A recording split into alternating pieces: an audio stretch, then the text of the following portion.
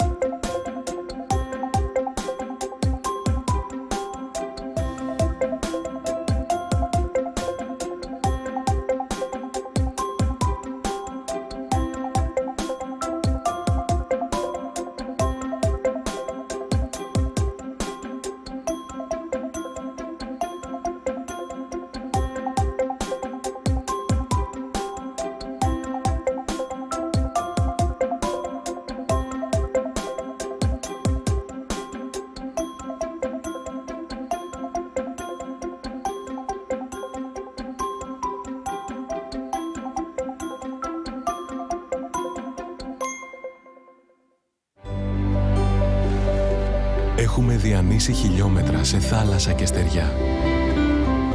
Δουλεύουμε σκληρά. Επενδύουμε. Μεγαλώνουμε. Για να σας φέρνουμε κάθε στιγμή την ενέργεια που χρειάζεστε.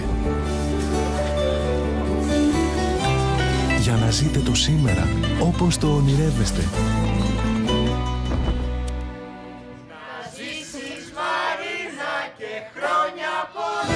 Για να σας φέρνουμε σήμερα ένα αύριο πιο σίγουρο, πιο πράσινο, πιο φωτεινό.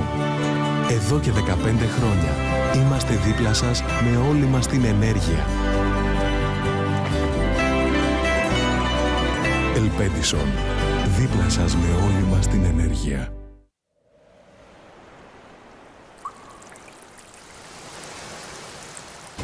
Our future depends on the choices that we make today about how we produce and use energy every day.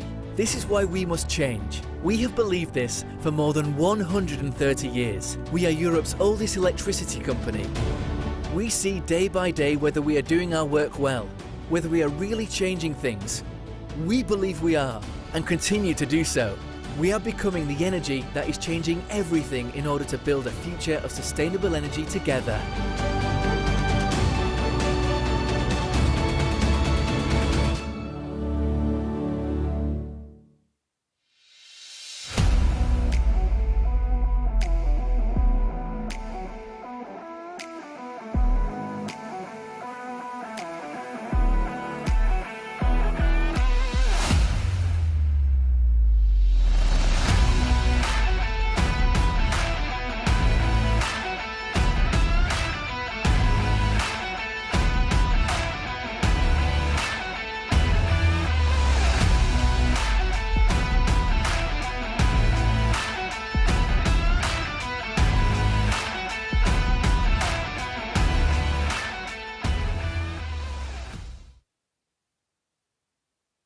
The wealthiest, the most successful people are generally international. The world is becoming an ever volatile, ever-changing place, changing much faster than it did before. There's a class of person out there now who's actually rapidly adapting to the changing environments. The world is moving to global citizens. Henley & Partners is a unique firm that is addressing the needs of this global citizen. Like so many times in life, you don't get aware of the need until you really ended up in a situation, and then it's too late. Or it's quite useful to have just options. Ultimately, quality of life, education, mobility, security, and tax. In this international and global world that we're in, these are the tools you want. Truly the ultimate symbol of freedom. Yes, being free. It's the ability to live where you want, travel where you want, raise your kids where you want, and not subject your family to the fate of where you happen to be born. You actually get to choose. I find that Henley & Partners are a professional company, but they're also very approachable. Very open communication. It's like you know somebody for 30 years. Always starts with an initial meeting where we really establish whether we are the right people to deal with and whether the client is right for us. Well, from the point of view of the clients, and I've heard this from so many of their clients, the word family just comes up over and over again. It doesn't feel so much like going and talking to a professional services firm. It feels like a family. And what we found is when we turn to Henley & Partners is we get the answers right away, and it's straightforward, and the timelines are condensed dramatically, and that gives us very much a sense of comfort that we're in good hands and we're with people who know what they're doing. It's a fantastic kind of all-encompassing service that you get when you come to Henley & Partners. They know what they're doing. They're professional, efficient, courteous. They are providing a true service to these global high net worth individuals that are concerned about taxes, concerned about their freedom, concerned about the safety of their family. And that's what Henley & Partners offers our clients, and that's what Henley & Partners helps create and construct for governments. The fact that they have so much experience actually working with governments to set up these investor schemes means, A, that they understand them back to front, because they've designed many of them themselves. I mean, they're there working with the governments to create them. Henley & Partners is really the firm that created this industry, pioneering many of these programs. I'm not aware of any other company that has the knowledge of both sides of the equation so deeply, so intimately, that they can really claim to be experts on both sides. That's what Henley & Partners does, and we do it very well.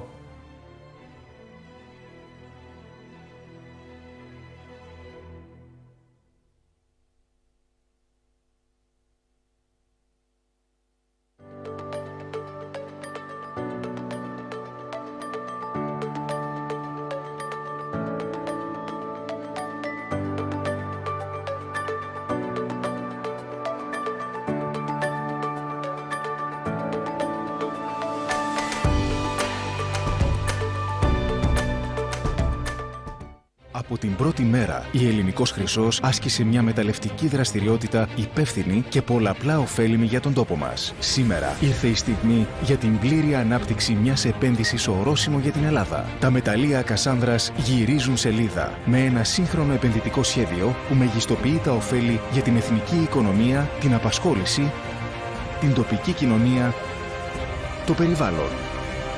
Με το νέο επενδυτικό σχέδιο της Ελληνικός Χρυσός, η υπεύθυνη αξιοποίηση του ορυκτού πλούτου γίνεται πηγή ευημερίας για όλους.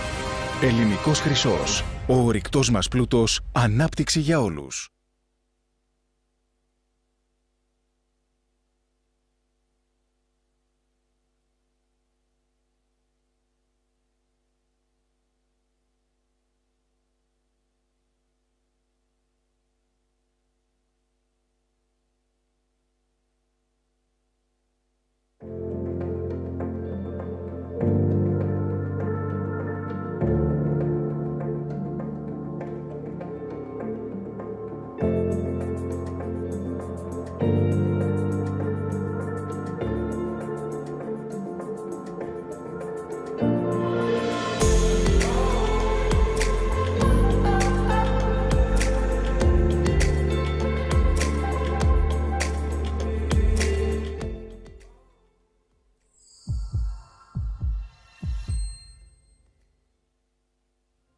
Successfully navigating digital transformation initiatives towards value creation is never a clear path. For many, the road ahead is often riddled with unexpected detours, speed bumps, and bottlenecks. The good news is Iron Mountain can help, regardless of where you are on your transformation journey.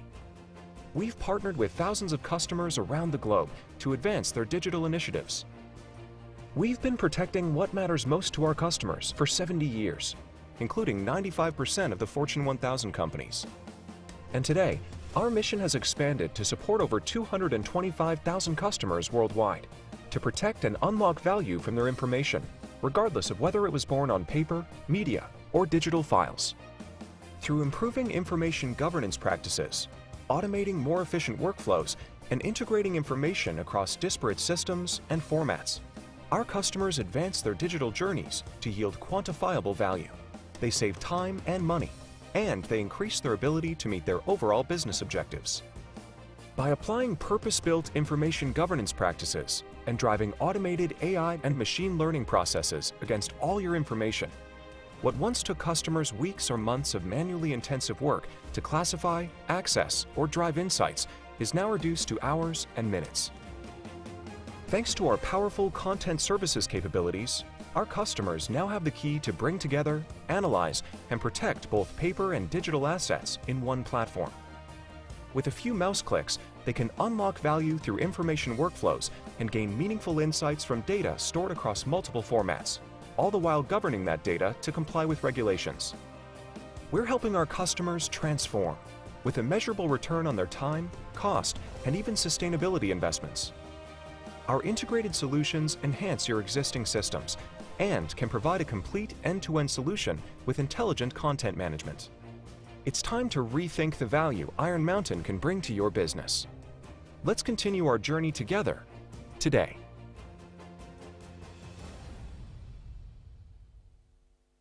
EcomBX boasts some of the best global tech gurus, experienced bankers, and finance specialists who created a platform to rule them all. Designed to provide solutions to meet your expectations, the platform provides you with access to your accounts, enabling you to execute instant and fast payments all over the world with the use of intelligence, giving you absolute control, freedom, and power to convert your money to multiple currencies and perform your transactions wherever you are, however you want. We believe in building trusting relationships that enable our customers to utilize our services to the maximum while working towards the future to enhance our offering with more trustworthy connections that provide safety and security. Our devotion to quality service and alignment with regulation enabled us to become a member of SWIFT and SEPA and helped us provide ideal and timeless solutions as well as enhanced protection for your funds. FinTech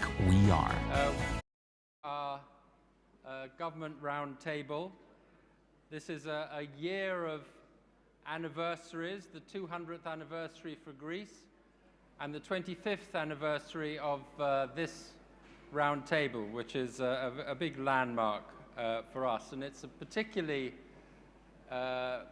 powerful occasion because we're meeting in person and we have a room that we are allowed to have a number of people in. We also have live streaming simultaneously, but this, for me anyway, is the first live event that I've been able to do for a very long time. So it's particularly a particular pleasure to be here and have a live event in Greece.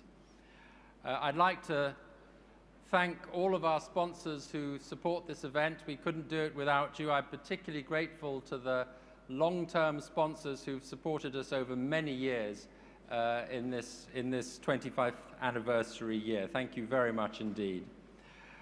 The theme for our roundtable is from social distancing to social solidarity. And of course, we're meeting at a time when we're all trying to puzzle out what it means to, we hope, move out of a pandemic and how we organize for the world beyond a pandemic and what comes next. And we're going to be grappling with those questions over the next 2 days with a wonderful cast of very informed speakers and panelists. I would just say by way of introduction that there are also 3 vital elements that form the backdrop to our conference. First of all, of course, the economy. I think we're at a critical stage of the world economy. I've just been in the United States for a few weeks, and frankly, there's a boom going on. You feel it all around you. You can see it in the numbers. And in America, really the big question is it too hot at the moment? Are we going to suffer from inflation and various shortages of supply as a result of an overheating American economy? It's really, really palpable in America. In Europe, of course, it's much less obvious that the recovery is really taking off. It's further behind in the cycle. And emerging markets, in many cases, have vulnerabilities to what happens in America, and vulnerabilities also to the second big element in the backdrop, which is, of course, the pandemic itself. The pandemic is far from over, not just here. I mean, we still have to wear masks, we still have to be careful, but the picture across the world is extremely uneven in terms of infections. It's also very uneven in terms of vaccinations, and that's a critical element to how quickly we recover. You know, last week, or in the current edition of The Economist, we published what we called a normalcy index, looking at various elements of how close we were in various countries and in the world as a whole to getting back to a normal level of activity and several measures: travel, commercial activity, leisure activity. And basically what that shows, these indexes are very rough, but at the lowest point, this index, if you take pre-pandemic levels as 100, it went down as far as 35, and now it's up at 66. So we've basically recovered across the world, globally, about half the level of activity across these areas that we had lost due to the pandemic. But there's still a very long way to go to be back to normal, and the picture is extremely varied depending on the country. A great deal of variety, and the future path is extremely uncertain. And then the third element that I would say forms the backdrop to our discussions is geopolitics. We have extremely fraught, tense and changing geopolitics. We have, of course, a new American administration, very importantly. I'm sure we'll discuss what the Biden administration means for us in Europe. But we also have high degree of ongoing tension, despite the change of administration, between the United States and China, perhaps the defining relationship for the coming decades in the world. And clearly we have a very poor relationship between the West and Russia, and arguments over what comes next in that. And then here in Europe, we have critical elections coming up. Again, we'll, I'm sure, be discussing that over the next couple of days. We have French presidential elections on the horizon. We have German election happening later this year. So the main leadership in Europe will be changing. So those are three big themes, and that's without even mentioning Greece, which is, of course, at the core of what we'll be discussing as well today with many ministers and with both the Prime Minister and the Leader of the Opposition speaking to us during the course of this event. So just to get you off, my co-chair, Joan Hoey from the Economist Intelligence Unit, we're going to have a bit of a conversation just to get a bit of a sense of the EIU's forecast in particular for Greece and the world economy to set the scene. Joan, perhaps you could say a few words, give us a few numbers perhaps of how the EIU sees the outlook for the world economy and for Europe and perhaps for Greece in particular as well. Okay, so we are forecasting a very strong rebound in global GDP this year of 5.3%. And that will actually bring global GDP back to its 2019 levels, real GDP, in late 2021. But the pace of the recovery is going to vary greatly across regions. So Asia and North America, particularly the US, the main driver there, will recover the fastest. And both those regions, we are forecasting growth of around 6%, 6.1%, and real GDP will be back to 2019 levels in those regions. China's obviously an exception because its success in containing the pandemic meant that it was the only country, G20 country, along with Turkey, that did not record a recession last year. And we're forecasting growth of 8.5%, real GDP growth in China this year. The recovery in Europe will take longer, and in Latin America, in the Middle East and North Africa region, and in sub-Saharan Africa. And that will stretch into 2022 to recover to 2019 levels. And as you said, Daniel, the rollout of the vaccines will really condition economic prospects this year and beyond. And production constraints mean that global immunization timelines will stretch into 2023 and beyond in many developing countries. And that really will weigh on the global recovery, the strength of the global recovery, and it will also create opportunities for variants to emerge that may prove resistant to current vaccines. Now, we haven't seen that yet to any serious degree, but that may happen. So that's the kind of global outlook, and we can dig a bit deeper into Europe and Greece if you like. Well, I'd like to do that, but first of all, I just want to ask you about, I mentioned inflation and the fact that in America in particular, things seem to be running very, very hot. You see it in everyday things everyday transactions, whether it be, the price of hiring people. Very difficult to find labor now in many sectors in America. You see it in simple things like hiring a car. There are even shortages of long delivery times for a lot of goods. The supply chain has not operating as smoothly as you typically expect it to happen in America. So all these are signs of inflationary pressures in the economy. What's the forecast for inflation, and what do you think the main, perhaps the most important price in the world, the Fed's interest rates? What are the chances that will create a shock sooner than expected, rippling around the world?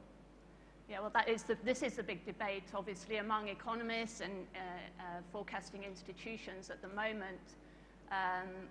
Is this a temporary spike in inflation, which is obviously going to run through this year, or could it be longer lasting?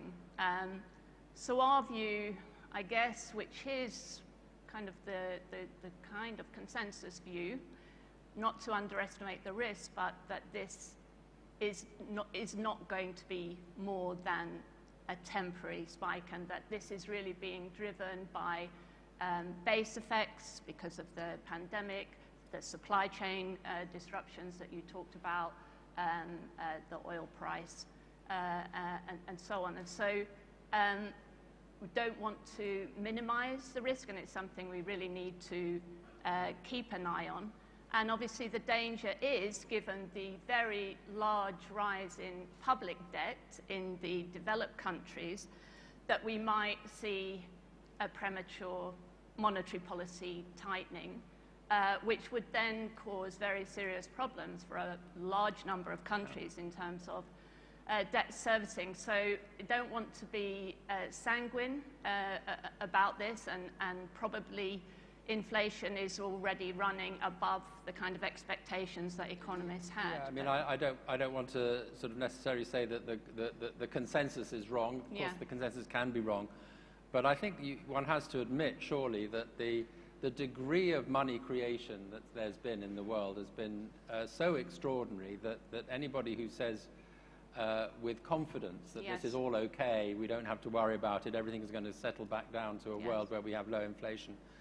Certainly people with grey hairs like me who remember inflation back in earlier periods have to be somewhat concerned that this could come back, and that we've simply forgotten what inflation is like when expectations really get unmoored and things start to get on a vicious cycle. So that, I don't know, as you say, it's a risk, but we have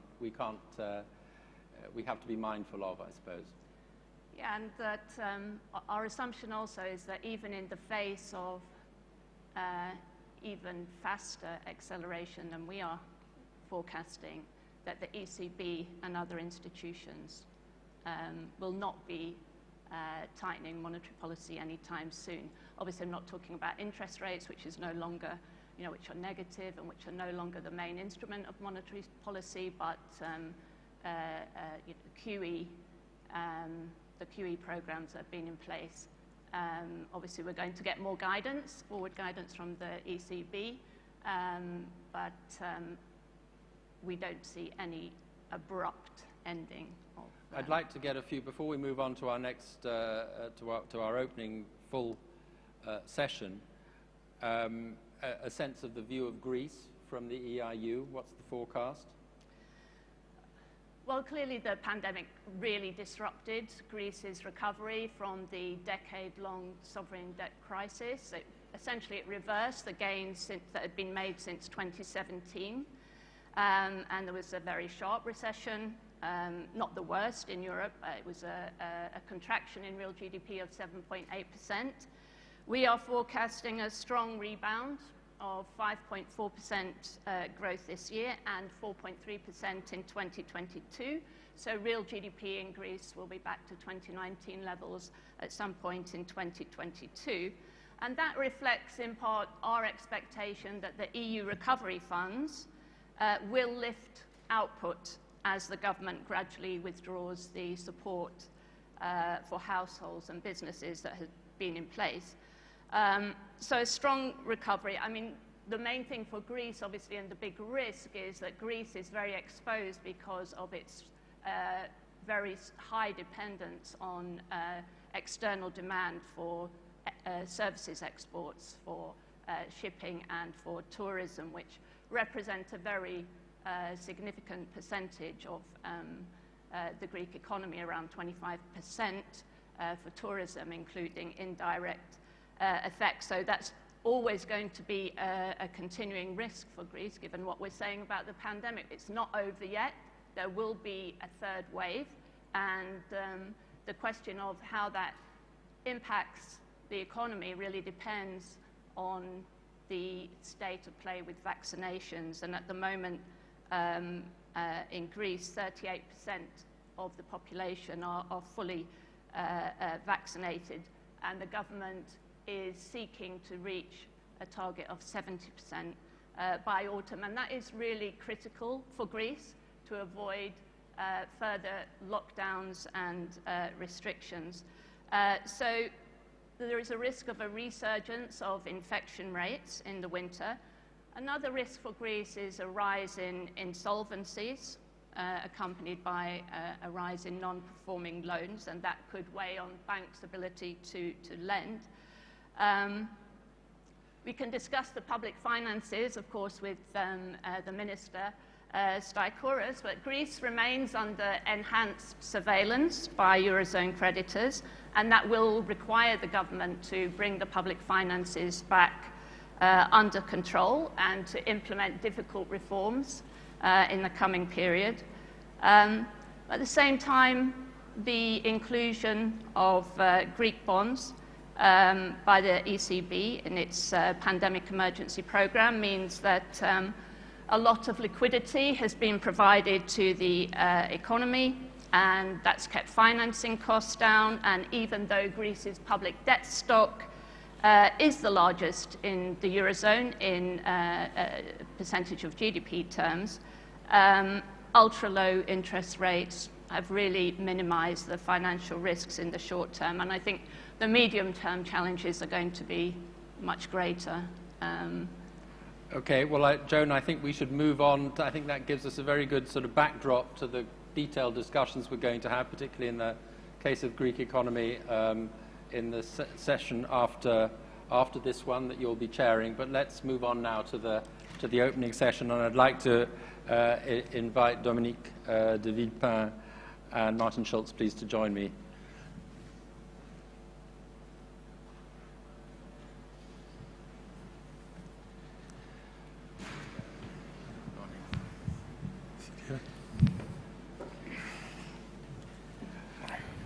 Well, it's a great privilege to be able to introduce two very distinguished figures from European politics to discuss Europe from social distancing to social solidarity. Dominique de Villepin, former Prime Minister, also former Foreign Minister of France, Martin Schulz, former President of the European Parliament and still a member of the Bundestag.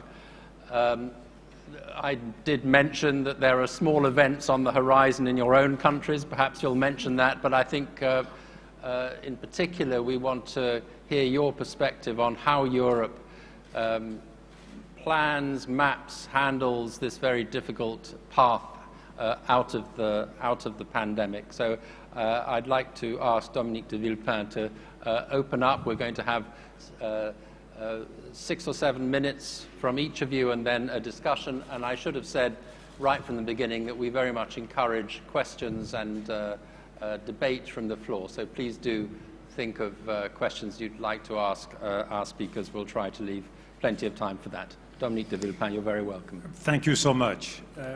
Europe is 7% of the world population, 22% of the world GDP, and Angela Merkel likes to remember it, 50% of the social spending.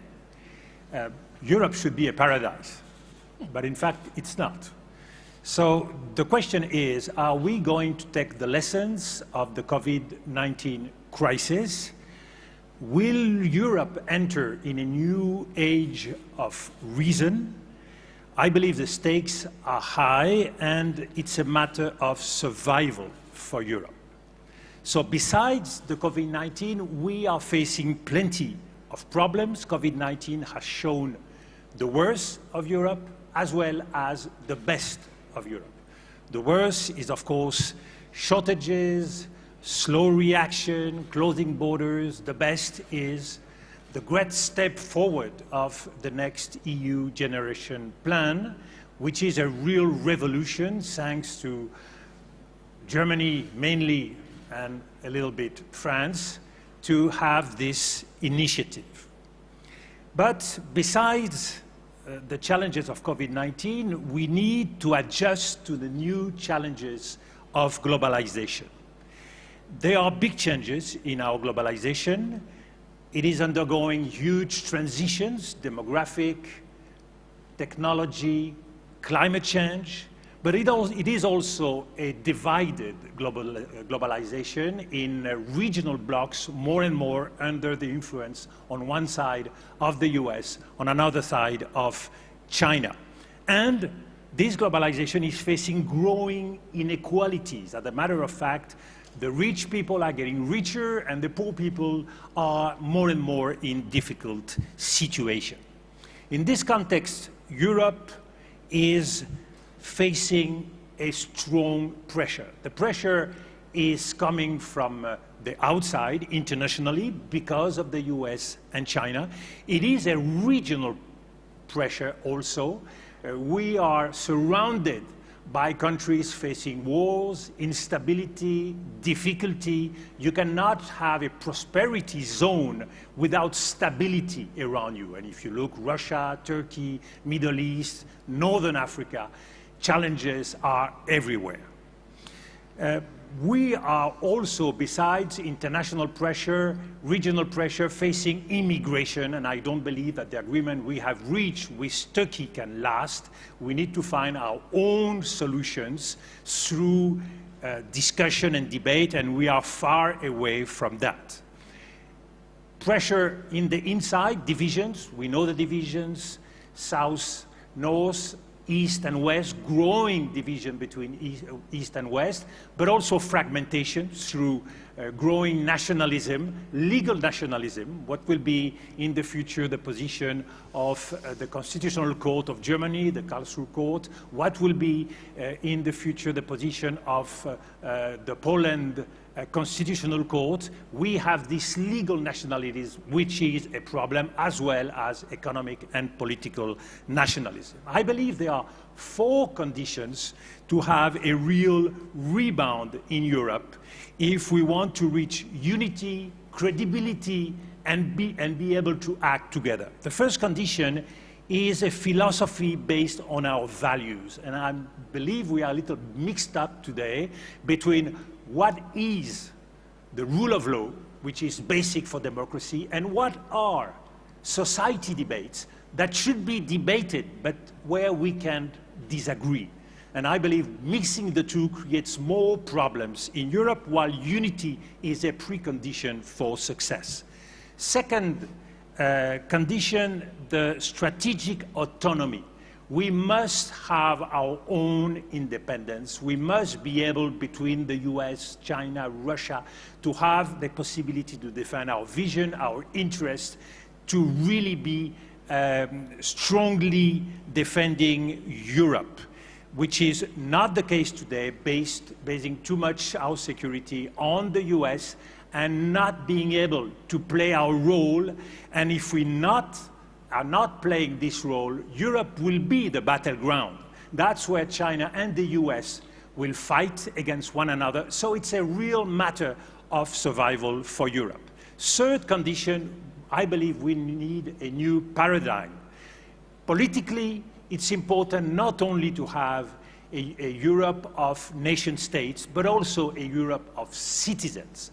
Citizens are the forgotten species in Europe, and we should put them at the center. And COVID-19 is a great occasion to have the citizen at the center of Europe.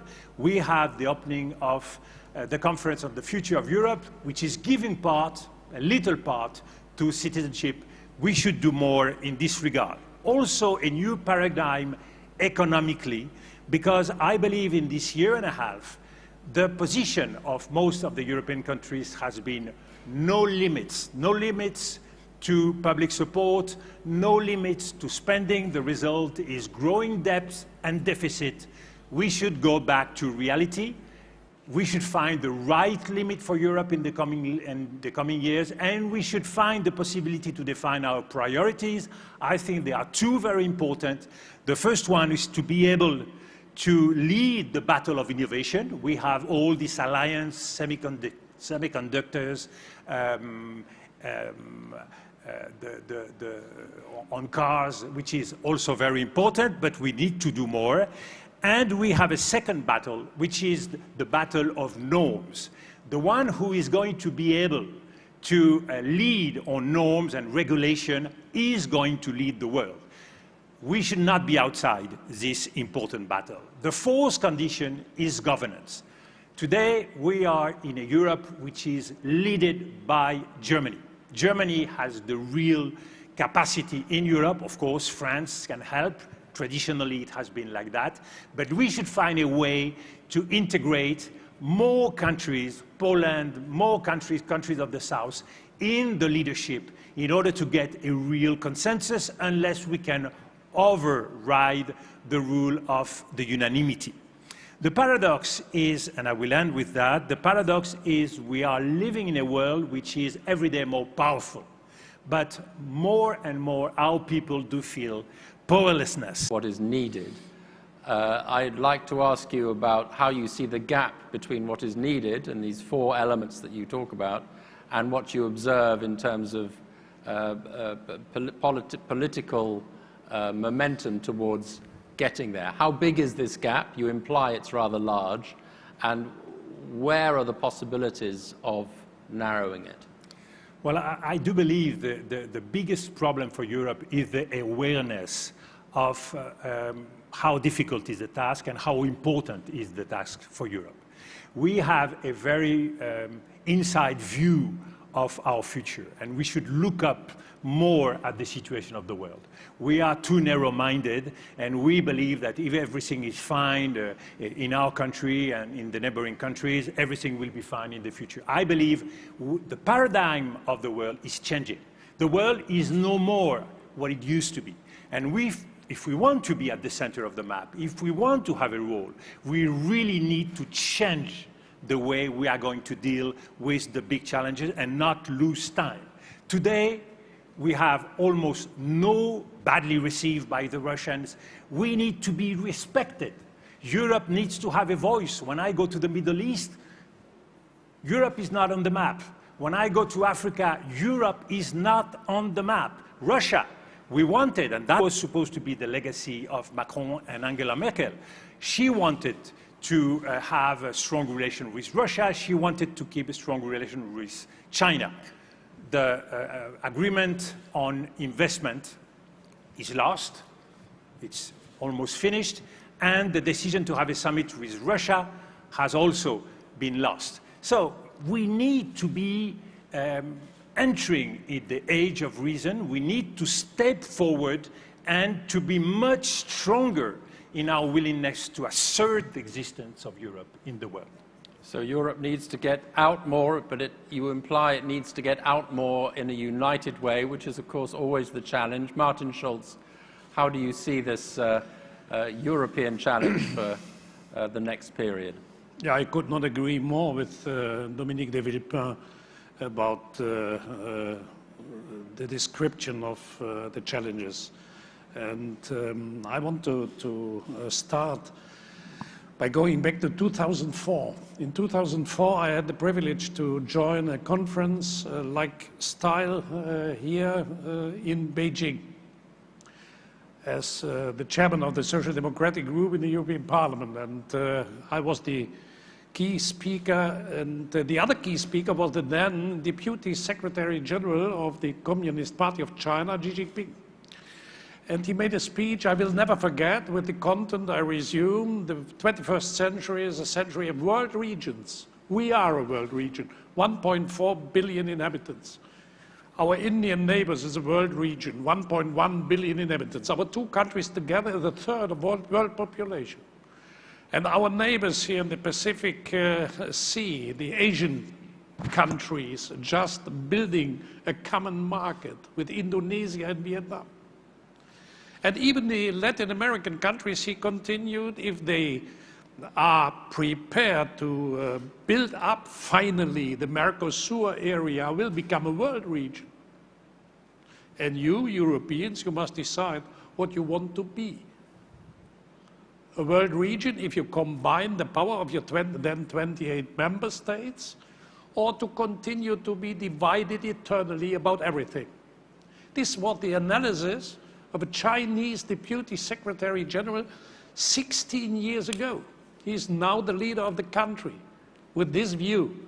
We are a world region, and let's be honest, today they are the leading world region. And in my stay in Beijing, so I had another meeting with this then president of the Central Bank of China, who told me in a conversation, I don't understand you Europeans. I said, why? What are we doing wrong? He said, you are not looking to the map. I said, why? Yeah, look, Greece. Greece is a problem country in Europe. And the harbor of Piraeus will become, sooner or later, a key point of world trade. And we will buy it. They bought it. So the problem of Europe is that the understanding, and I agree entirely with Dominic, about the role of Europe in the 21st century in relation to other world regions is completely underdeveloped. Europe is completely inward looking. And I agree also, and not only the European institutions, especially the governments and the member states of the European Union. If you allow, I add to what I just said a joke. Jean-Claude Juncker, when he was still Prime Minister of Luxembourg, used to make when we sat together. Once a year, he said, the Chinese president is coming to Luxembourg. I take him then, Hu Jintao, in that time, I take him then in my arm and I say, tell him then, look, you and I together, Luxembourg and China, we are world power. And that's true. Luxembourg and China together represent something. But Juncker continued, when he is back to Beijing, he is still a world power, and I am the Préfet de Luxembourg. This is the reality of a lot of member states of the European Union. The European Union is a group of small countries. And some of the member states who have not yet understood that they are small countries in relation to China or the United States or other parts of the world Indonesia, 200 million inhabitants, with an enormous potential of increasing economic power. So my conclusion is the European Union will fail if the member states of the Union continue to do two things: to be divided on everything and to destabilize the common institution, because the lack of respect you just rightly mentioned, with this example Borrell in Moscow or Ursula von der Leyen with the president of Turkey. This lack of respect is also existing in the capitals of the member states in relation to the European institutions. We create common institutions, but look how the action of the common institutions are putting in question in Budapest or in Warsaw and in some other capitals of member states of the European Union. We have common rules, but the moment the institutions responsible to apply the common rules, to stick to the common rules, to control that they are respected, from the internal market rules to the fundamental rights respect. The moment they interfere, the member states, and not only Hungary and Poland, also from time to time Germany and France, the reaction is they have not the right to interfere in our domestic politics.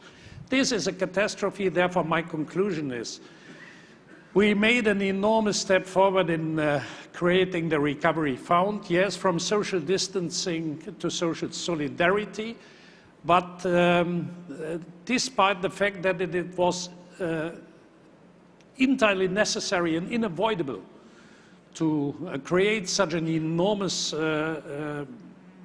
bulk of money to invest in our future, the big step forward was that for once in a key question, the European Union showed that it is able to act together.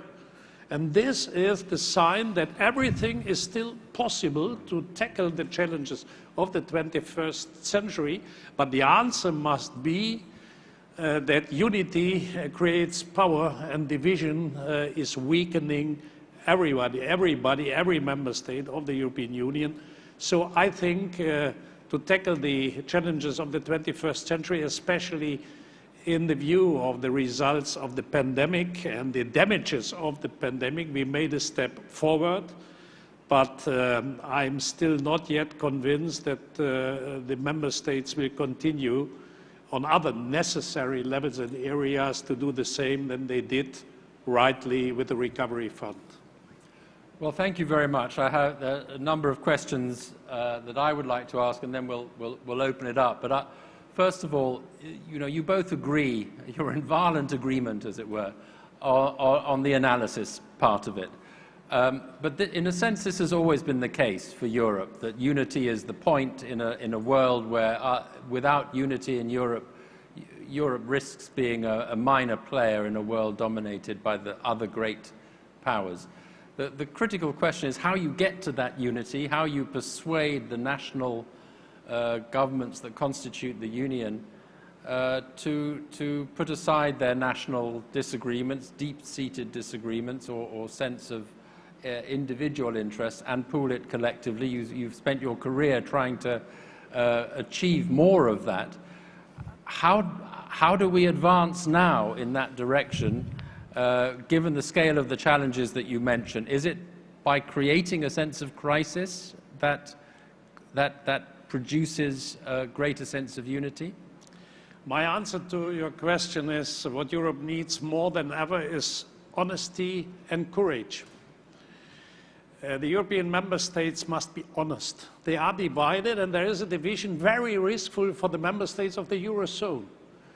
That countries who are not belonging to the Eurozone are blocking on a lot of very important, in the frame of very important items, the European Union as a whole. But the member states of the Eurozone, they have connected the faith, the future of the next generations. Germany, post-war Germany, gave up the Deutsche Mark. This was a giving up of an identity element of post-war Germany in favor of a common currency.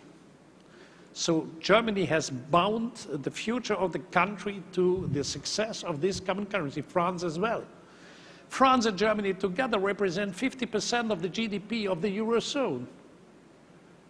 That means Germany and France have especially responsibility for the success of the currency.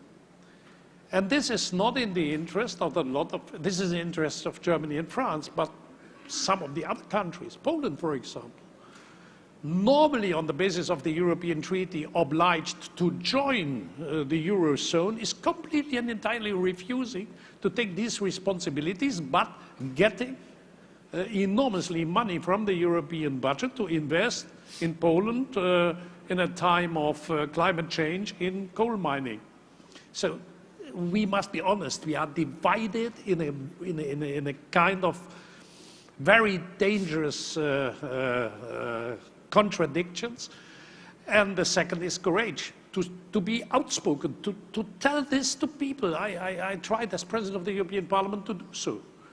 Was not increasing the popularity amongst the member states, but increasing the popularity to the citizens, who said, finally somebody who is courageous enough to say uncomfortable and unpleasant things. But isn't that the problem? That it doesn't always bring political rewards. I mean, the old saying, we know what we have to do, we just don't know how to get re-elected if we do it. I mean, honesty and courage don't always pay off in politics, as you know.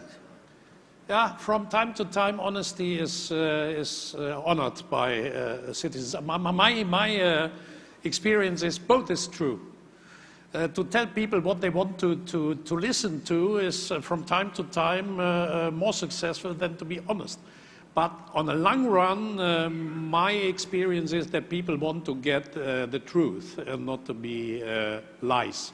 And therefore, I think, because we are discussing solutions, Dominique knows like me, we have a lack of leadership within the European Union. The German-French couple is not functioning as it should do. And secondly, this kind of people who are courageous enough to couple their own political future to the future success of Europe is inexisting. The generation of founding fathers and mothers of the European Union in the 50th of the last century were not very popular. French politicians who told to the French people we should integrate Germany in the European Union were not very popular. A French Prime Minister, Mendes France, failed in the National Assembly because of his reconciliation with Germany. But these people continued. They said to their people, don't vote for us, okay? But I'm deeply convinced that this is the right way. And honestly, I'm missing such people. Well, let's take a particular area which is critical in, this French-German axis. Defense. Dominique de Villepin, you talked about, the strategic autonomy that Europe needs vis-à-vis the other great powers. Critical to that would be French-German collaboration. It's been talked about for forever. But the practical progress so far has been fairly limited. How do you advance along this road, particularly where you have, not inconsiderable leadership even today in both Germany and France? You would think more progress ought to be possible. Well, I do believe the big question of method in this regard. Martin has been speaking about being honest and courageous. In the case of defense, it's quite interesting to see that we have chosen to be pragmatic and we have chosen to go step by step through a technical approach. So we are creating a fund, we are having some common project with Germany on fighters, on different type of vehicles. But I believe we are in a moment where that is not enough and we should put the big questions on the table. Why do we need a common defense? What is the future of the security in Europe? And in this regard, what we are doing today is not at the level of what we should. So I completely agree. There is a lack of speech, there is a lack of vision, there is a lack of reference for the European citizen to understand why we are doing all that. Some of these subjects, like defense, is confiscated by experts, by the institutions, and not enough on the table of our own democracies. It should be part of our internal debate. So I believe there is a lot to do in order to make everybody understand the consequences, the importance of these challenges. Today, they are very abstract challenges in France and Germany. You know, people in the army, people, experts or leaders in politics, they maybe care about it, but the common citizen has never the possibility to think about those issues and don't understand the importance of those issues. So I think in a democracy, we should care much more to have the citizen on board, which is not the case today. And as a matter of fact, there is a concern I have in this regard, which is the fact that the illiberal movement of democracies in Europe is growing everywhere, not only in the East, but also in the West. Through the COVID-19 crisis, we've seen more and more illiberal strategies and attitude, even in the Western countries of Europe. And we should be careful in defending what is our heritage as democracies, mainly concerning the rule of law. And that's, I believe, a strong issue for the next years. Martin Schulz? Yeah, I agree. This is worrying me as well, and there is too much people underestimating exactly the development that in the western part of the European Union, very riskful movements, you call them illiberal, I would prefer to say anti-democratic movements, are winning elections and are already in governments, and this is not without an impact on the development of the European Union. There is one surprising thing, looking to France and to Italy, Salvini and Le Pen, they don't continue to speak about leaving the European Union. After Brexit, it changed. They are now speaking to build a common group in the European Parliament with the aim, and it is the case, if they achieve to build this international of ultra-nationalist group, they would become the second group in the European Parliament, stronger than the socialist group in the European Parliament today. You should imagine what that represents. They block one of the triangle, they are able to block one of the triangle of the institutions in Brussels. So we are in a very dangerous development, and this is not as it was before leaving the Union, leaving the Euro. They have understood in the meantime that this is a disaster for themselves on a long run. But to transform the European Union from a community of democracies in a community of illiberal countries, this is their goal, and looking to polls in France, not excluding that Marine Le Pen could become the president of France, I'm really worried, and therefore for the victory of evil, it is enough that the good ones do nothing. So we are challenged than never before in defending our democracies within the European Union, and therefore we need a strong mobilization of the defenders of our democratic values. Well, I think you've been hearing a very powerful anti-complacency argument for Europe on multiple levels. I think that's the main message that you were warning shot from both of you. I'd like to invite you both to remain on the stage, and I'm going to invite now Kolinda Grabar-Kitarovic to join us. Very welcome. Former President of Croatia. Hello. Welcome. Hello. Hi. Nice to We're see also you. going to have a message from Helena Dalli, Commissioner for Equality from the European Commission, a video message. So if we're able to play the message now, that would be helpful. When the COVID-19 pandemic hit, we soon saw the first consequences for women. During lockdowns, incidences of domestic violence increased sharply.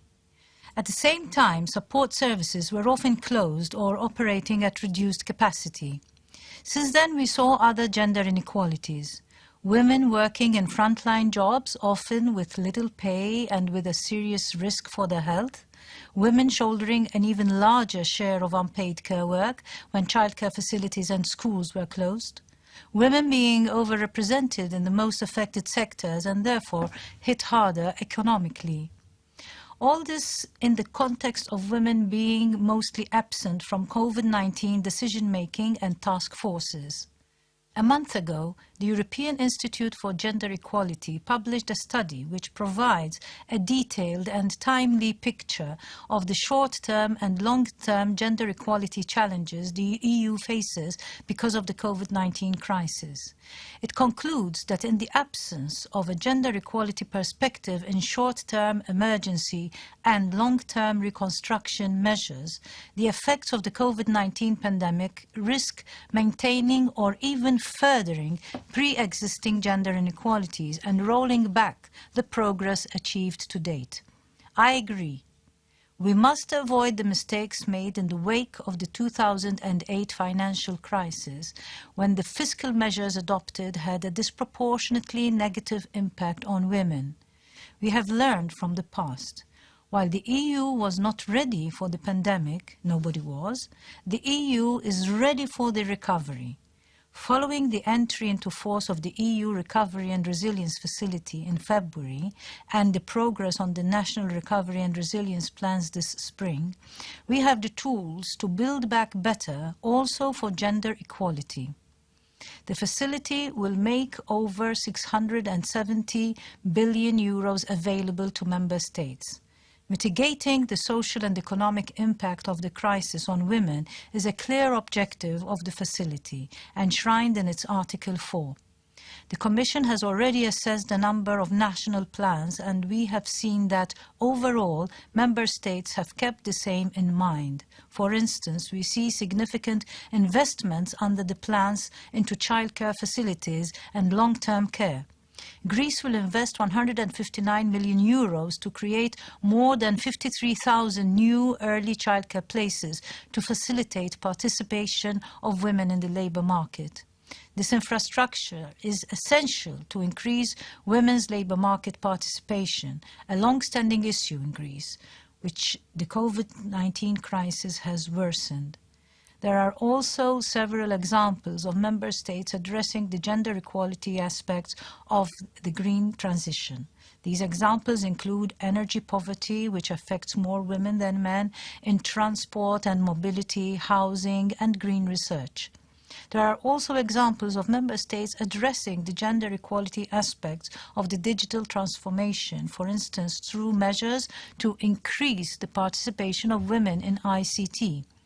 The Recovery and Resilience Facility is an opportunity to make a leap towards a gender-equal Europe. But this will only succeed if national recovery plans and all of our collective efforts put gender equality at the heart, not at the margins of the recovery. Well, Kolinda Grabar-Katarovic, you heard another crucial aspect of social solidarity, another, if you like, warning against complacency. How do you see this, this element playing into the social solidarity in Europe over the coming years? Well, good morning, everyone, first of all, and thank you for having me here.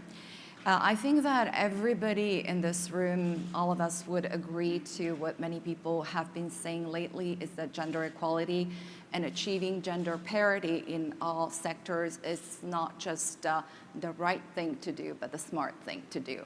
And those who are not still convinced with the fact that women's rights are human rights should look at the hard data with respect to economy and the social sector. By not getting even close to gender parity, as some countries do, such as Sweden, for instance, we're losing trillions of dollars in GDP growth in many countries, the United States most notably, but also in European countries, and of course in those countries with a low and medium level income. So this is just a hard fact. And in the next few minutes, I just want to briefly touch upon three aspects. First, the way that women have been hit by the COVID pandemic. Secondly, the response of female leaders to the COVID pandemic. And the third aspect is what needs to be done. And the title of this short presentation or a short event is why do we need female leadership during COVID-19 crisis and post-crisis? I would say why do we need it more than ever? Because we've always needed it. So we all know that COVID-19 has disproportionately affected women, and Madam Commissioner has named a few facts. First of all, women have been the first responders. If you look at the job selection, or where women work most, as first healthcare responders and community responders, they're always in the forefront. There's about 70% women working in the health sector, but they're mostly nurses, technicians, and primary caregivers, whereas the leaders of the health sector are still men. So they have been affected by exposure to COVID, to all the perils that a disease with it brings. Secondly, because of lockdowns, we have had several negative trends. First of all, an increase in domestic violence. Under those circumstances of lockdown, in addition to the usual stressors that violators have, there are additional stressors of being confined to a very small environment, lack or availability of certain drugs that induce aggressive behavior, and additional stressors such as uncertainty about economic future of the family, the fact that many women, actually, I think twice as many women as men, had to give up on their full-time job and in order to be able to care for the family. Even before the pandemic, women globally spent 3 times as much as men in that informal sector by taking care of family members or being caretakers in other families where they were not protected by appropriate institutional mechanisms, from Social Security to health insurance and everything else. And in that kind of sector, you can't isolate yourself, so you are exposed again to all the perils of the disease.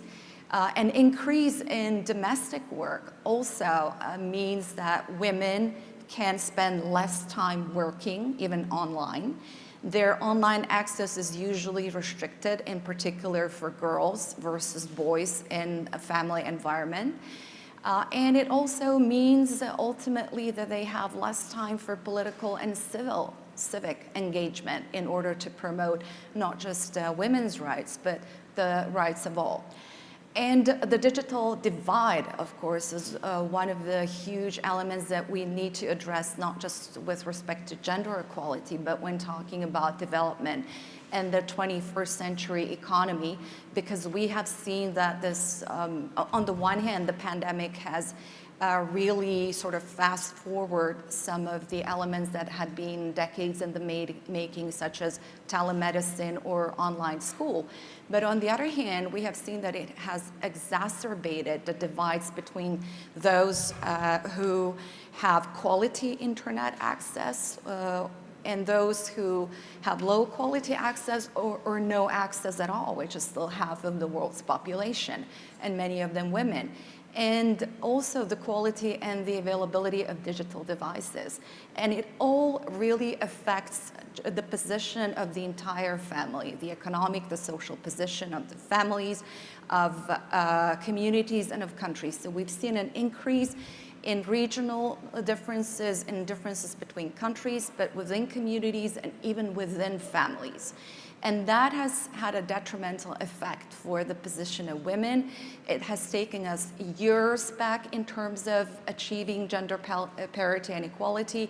And in the next few years, we will have to really speed up all of our activities if we want to achieve our goals, in particular the United Nations Sustainable Development Agenda, not just goal number 5, but all of the other aspects of the SDGs that are relevant where gender equality comes as a cross-cutting issue. Secondly, female leadership. We've seen a lot of talk about how countries who have female leaders are doing overall better than other countries in terms of dealing with the pandemic. Now, I would say that the sample is really too small to make any general conclusions, but we do need to monitor the trends. There have been 2 aspects that actually have come out of the whole crisis when you compare female leaders and male leaders.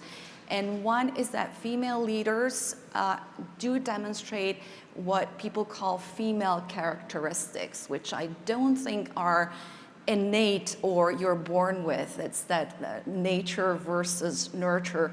I think it's mostly product of nurture, of the fact that women have been through a very tough process of selection, and through that process they have become more prone to understand the value of inclusion, empathy for other human beings, so they tend to focus on programs of social equality and investment into education, into social services that we will need badly in order to recover from the COVID pandemic results, not just economic, but social and mental consequences that will affect also the productivity of the workforce. And secondly is the risk assessment. Some behavioral analysis will say that women are less prone to risk-taking. I would say that it's not entirely true, but that they evaluated a type of risk that they were facing. On the one hand, it was the loss of human life and all of those social consequences, and on the other hand, it was economic consequences. And it seems that female leaders have mostly focused on the dimension of empathy towards other human beings and looking at the preservation of human life and health as the primary concern, and being aware of economic circumstances, but still secondary to the value of human life. Why do we need more female leadership? Precisely for these reasons. Now, if we want to recover, if we want to speed up the process of getting where we were and actually advancing towards achieving the goals of gender equality and gender parity, we need to include a lot more female persons on the decision-making bodies, including the national committees who decide on how to deal with the pandemic and how to deal with the repercussions of the pandemic, and in that sense, with respect to the European Recovery and Resilience Facility, how that will be distributed. Because so far we have seen that as a rule, we have about 1/4 of women represented on these panels and in decision-making bodies. And if you look at statistical data in environments where women are leaders, they tend to include more women, they tend to look at the needs of women, And they tend to look at more at needs of those isolated communities who had been experiencing structural problems even before the pandemic. So women are needed in order to give that perspective, because without full parity, again, we're not going to achieve the full potential of any society. Secondly, looking at the recovery and resilience programs. Resilience should not ultimately become just an empty denominator that we all talk about, and we don't really know what it represents. So it should be a process of lessons learned and what we're going to do in case of the next crisis, which unfortunately in today's world is bound to come. So distributing the resources in a way that you put more focus on those who had been disadvantaged during the pandemic to begin with. So socially isolated minorities, people living in slums, people who did not, like women, did not have access to finance as men did. So to look at mechanisms, how to encourage them to take that risk of getting back into business and to start, again, to provide the financial means, not just for themselves, but for their families, for the local communities, for the nations, regions, and globally. And finally, in all that perspective, we need to think about long-term issues, such as gender stereotypes, biases, and cognitive biases, which have existed. And today, most of us will deny, and rarely do you ever see, at least in developed societies, explicit gender bias or gender stereotypes. But unfortunately, there's still a lot of implicit gender stereotypes that even we're not aware of. And sometimes we need to get tested, take some tests to see whether we are nurturing some type of behavior that's actually discouraging women. Because the danger of stereotype is the so-called stereotype effect, when people start to believe that they are those representatives of a minority, either women or any other minority, who through their work will prove the point that the stereotype is true. So when you condition women with gender stereotype, they will perform more poorly on math tests, on STEM sciences, even in leadership. And women tend to be a lot more self-critical and hold themselves to higher standards. But the whole of society also tends to hold women to higher standards. So looking at these issues by accepting that there are some gender specific characteristics, first and foremost some biological ones, but that skills are not conditioned by biology, but what we do, the effort that we put in, by education and by social support. That is the key to going forward and the key to inclusion of all the strata of society, which ultimately will benefit not just society and the equality and the high standards of human and civil rights, but economic development and social benefits as well. Thank you very much. And if I could tie what you've been stressing with the theme of the challenges facing Europe that we were hearing about earlier from Martin Schulz and Dominique de Villepin, what are the chances that this area, for all the shortcomings that you mentioned and the Commissioner mentioned as well, that Europe can actually stand up in the world and be a leader in this area of gender parity? I mean, the situation as you describe it is very far from ideal. You're describing also a kind of anti-complacency message on this front too. But is this an area where Europe can show leadership? Because one has the sense that some of the other areas, some of the other parts of the world are even further behind than you're describing Europe to be. It's true that some of the areas are further behind, but some of the areas are also ahead of us. So we need to look at the best practices, and I think this is really an opportunity when we talk about the new normal and not going back to the old normal, but an improved normal. Is working on female leadership and women's leadership as one of the priorities, and realizing the benefits that it brings not just to women but to society as a whole. And the EU can really set an example. Looking at how we've been doing it, and having worked in mostly in the diplomatic and state service as an elected official in international organizations and institutions, I've encountered a lot of these stereotypes and barriers, and the best thing to do is always to take them as they are, but not let them discourage you. Do not get under that feeling of that gender stereotype working for you as well, but pursue. But in order to do that, we need networking. We need formal and informal networks. I'm glad that the EU is setting up mechanisms to promote networking, but we need to work a lot more with... Do you mean, just to be clear on networking, do you mean networking among women or with women and women, other... but men as well. I mean, Okay. Men are crucial in this process, because men are those who they are predominant in that culture.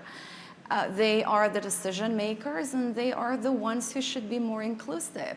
I'll give you, a stereotype example. When I was elected to parliament and we were forming the government, the usual process of what the prime minister or the president, whoever forms the government, thinks is, they look at these potential candidates for ministerial or other positions, and there's always men. And then they look at the list and they say, okay, we need more women on this list. And it is only then that we talk about women. The quota issue is very controversial. Some are for it, others are against it.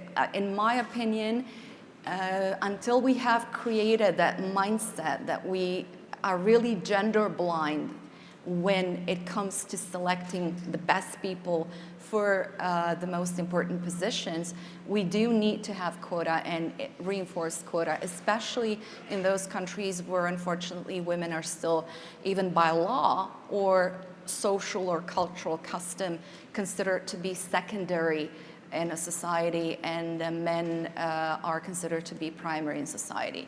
And last but not least is also the role models. We need to promote positive stories and role models. And it's very difficult, an interesting fact, if you look at the Fortune 500 companies, there are fewer women as CEOs than CEOs who are called John as the CEOs on the Fortune 500. Somebody mentioned the 2008 financial crisis. Looking back on the crisis, it was actually, the banks who had more women on their boards, and the countries who had more women in their financial institutions performed better. So one of the results of that crisis was an increased number of women, whether intentionally or unintentionally, on financial, banking, fiscal, and other institutions throughout the world. And it was Christine Lagarde who famously said then, had Lehman Brothers been Lehman sisters, this crisis would have turned out in a completely different way, something like that. I don't remember the exact quote, but it's just an anecdote that points to, I think the fact, again, I'm going to go back to nurture rather than nature, that through climbing and encountering so many obstacles and having to prove ourselves, first to our parents, to our families, to our local communities, then to domestic and international audiences, will go through a much stricter process, which builds not just leadership qualities, but all of these emotional intelligence and interpersonal skills that are so important in pandemics, where you don't look just at hard data, but try to be an authentic leader by proving that you're communicating honestly with your people in order to continue to keep trust in institutions, which unfortunately distrust in institutions and the so-called traditional political elites has become a staple of the modern age, in, not just in Europe, but across the world. So I feel we've only just scratched the surface of these things. We must move on, I think, to the next session and to focus on Greece and the Greek economy. But I'd like to thank all our opening speakers really for giving us for getting us out of our comfort zones, perhaps lifting our minds up to the big questions, the big world that we live in, the big themes that we're grappling with. And I think that that will be tremendously helpful for the discussions over the coming 2 days. So please join me in thanking all of our opening speakers for getting us off to such a good start. Thank you very much. Thank you so much. Thank you.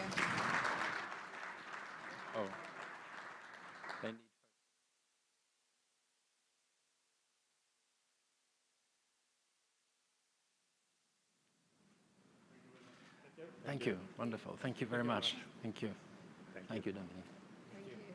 Thank you. That's great. Joan, do you want to come up and take the next session?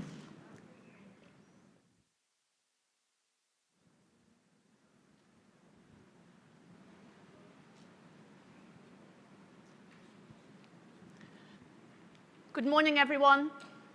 I hope you enjoyed the session so far. Now we're going to focus on Greece and the outlook for the Greek economy, the long-standing challenges, and the post-COVID roadmap. And we've got 4 speakers this morning, and I'd like to welcome those of you who are with us today to the stage. And that's first of all Christos Staikouras, the Minister of Finance of Greece, Piers Steinbrück, former Federal Minister of Finance of Germany, and Pavlos Mylonas, CEO of the National Bank of Greece. Welcome. And we're also joined by video by Klaus Regling, the Managing Director of the ESM. Hello. Good morning. Hello. How are you? Nice to meet you. Nice to meet you. Okay, we're going to have we got the video link already with Mr. Regling, who will be joining us for the duration of the session as well. Our speakers have, I think, agreed that they'll speak for up to 6 minutes with some opening remarks. So we're going to take all of them in turn. And if we stick to that timetable, we will have plenty of time for questions and discussion. So let's get going, and I'm going to hand over to Mr. Staikouras, the Minister of Finance. Welcome, and thank you. Thank you very much.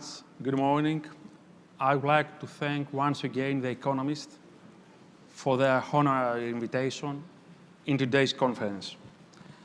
I think that we all agree that Greece has tackled the health crisis and its consequences on the economic field on a satisfactory manner, as it has been acknowledged both inside and outside the country. Our economy has depicted remarkable resilience, and we have managed to pave the way for a shift and strong recovery and for high and sustainable growth.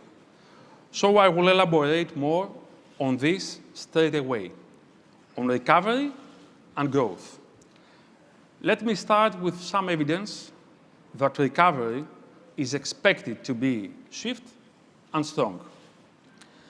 The economic recession has been contained. Unemployment has not risen. Industrial production is steadily increasing for 6 consecutive months. Manufacturing expectations, PMI, are strengthening. Economic sentiment, ESI, is improving significantly. Deposits continue to rise. Non-performing loans are decreasing. Cost of borrowing in the money markets remain negative. Cost of borrowing in capital markets is in record low rates. the spread of the Greek government bonds is constantly shrinking, the competitiveness of the Greek economy is improving, and finally, the Greek economy is being upgraded despite the pandemic crisis. So I think that there is enough evidence that Greece can achieve a 3.6% growth in 2021, as it is forecasted in the medium-term fiscal strategy framework. Is this forecast realistic? The answer is yes. It was only yesterday that the European Commission announced its summer forecast, according to which Greece will achieve 4.3% growth in 2021, while many other banks like NBG, institutions, agencies set the barrier even higher at a consensus of around 5%. Thus, our estimate is conservative and safe, taking into account the uncertainty in the health sector field. However, is this recovery enough? The answer is definitely no. Achieving medium and long-term realistic objectives is what we have in front of us. We have set 6 targets, 6 objectives. First of all, achieving high and sustainable growth rates in the near future. When? Recovery in 2021, not growth, recovery in 2021, and sustainable growth rates from 2022 onwards. Second priority, improving the quality of GDP components, through significant increase of investments and exports. When? From 2021 onwards. Third priority, exiting the enhanced surveillance mechanism. When? In 2022. Fourth priority, achieving a single-digit rate of non-performing loans. When? In 2022.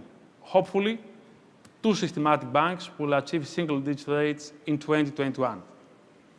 Fifth priority, achieving fiscal balance in 2022 and realistic primary surpluses from 2023 onwards. And finally, the last objective, obtaining the investment grade directly linked to the previous 5 objectives. When? By the first semester of 2023. How we will achieve these targets, these objectives?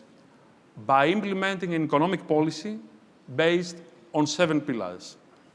First pillar, targeted support for households and enterprises with a gradual transition to measures for an economic restart. Second priority, the implementation of a prudent fiscal policy in the direction of further reduction of tax rates and social contributions. The third priority, the maintenance of strong cash reserves through the implementation of a consistent, smart, and insightful ensuing strategy. Fourth priority, achieving sustainable credit expansion through further strengthening of the banking sector by implementing the insolvency law, by taking advantage of loans coming up from the envelope of the RRF, and by extending the Hercules scheme by next week. Fifth priority, the implementation of structural reforms and privatizations. Sixth priority, the rational use of available European funds. And finally, seventh pillar, the creation of a more flexible European fiscal framework. We are already implementing policies based on these 7 pillars, thus creating the preconditions for strong and sustainable growth. Not recovery now, but growth. The forecast of the European Commission for a 6% growth in 2022 is a proof, since the increase in Greece's GDP is expected to be much higher than the Euro average, which is 4.5%. The expected much higher increase in exports in Greece compared to the EU average is one more proof, plus 8% in 2022 compared with 0 in the Euro area, according to the European Commission forecast. But even more important is the much higher rise in investment in Greece than the European Commission, improving the investment gap we faced in the last decade. We expect, the European Commission expects, an increase of 15% in Greece in 2022, compared with an average 5% for Europe. Consequently, Greece feels the requirements for a shift and strong recovery and a high and sustainable growth. Thank you very much. Thank you very much, Minister. That's lots of food for discussion afterwards, but let me turn now and introduce Klaus Regling, who's joining us by video connection. Mr. Regling's been with us over many years, has had a very long-standing dialogue with Greece, and indeed with Mr. Staikouras. So welcome, Mr. Regling. Looking forward to hearing your viewpoint. Yes, good morning. Thank you very much for inviting me. And I regret not being able to join you in person in Nagonissi today. I'm sure the weather is much better than here in Luxembourg. But I promise to come back next year if you invite me again. We will indeed. Over the past decade, Greece undertook a comprehensive and painful but necessary adjustment of its economy. In the process, Greece regained competitiveness and market access, eliminated huge fiscal and current account deficits, and achieved healthy growth until COVID hit us all.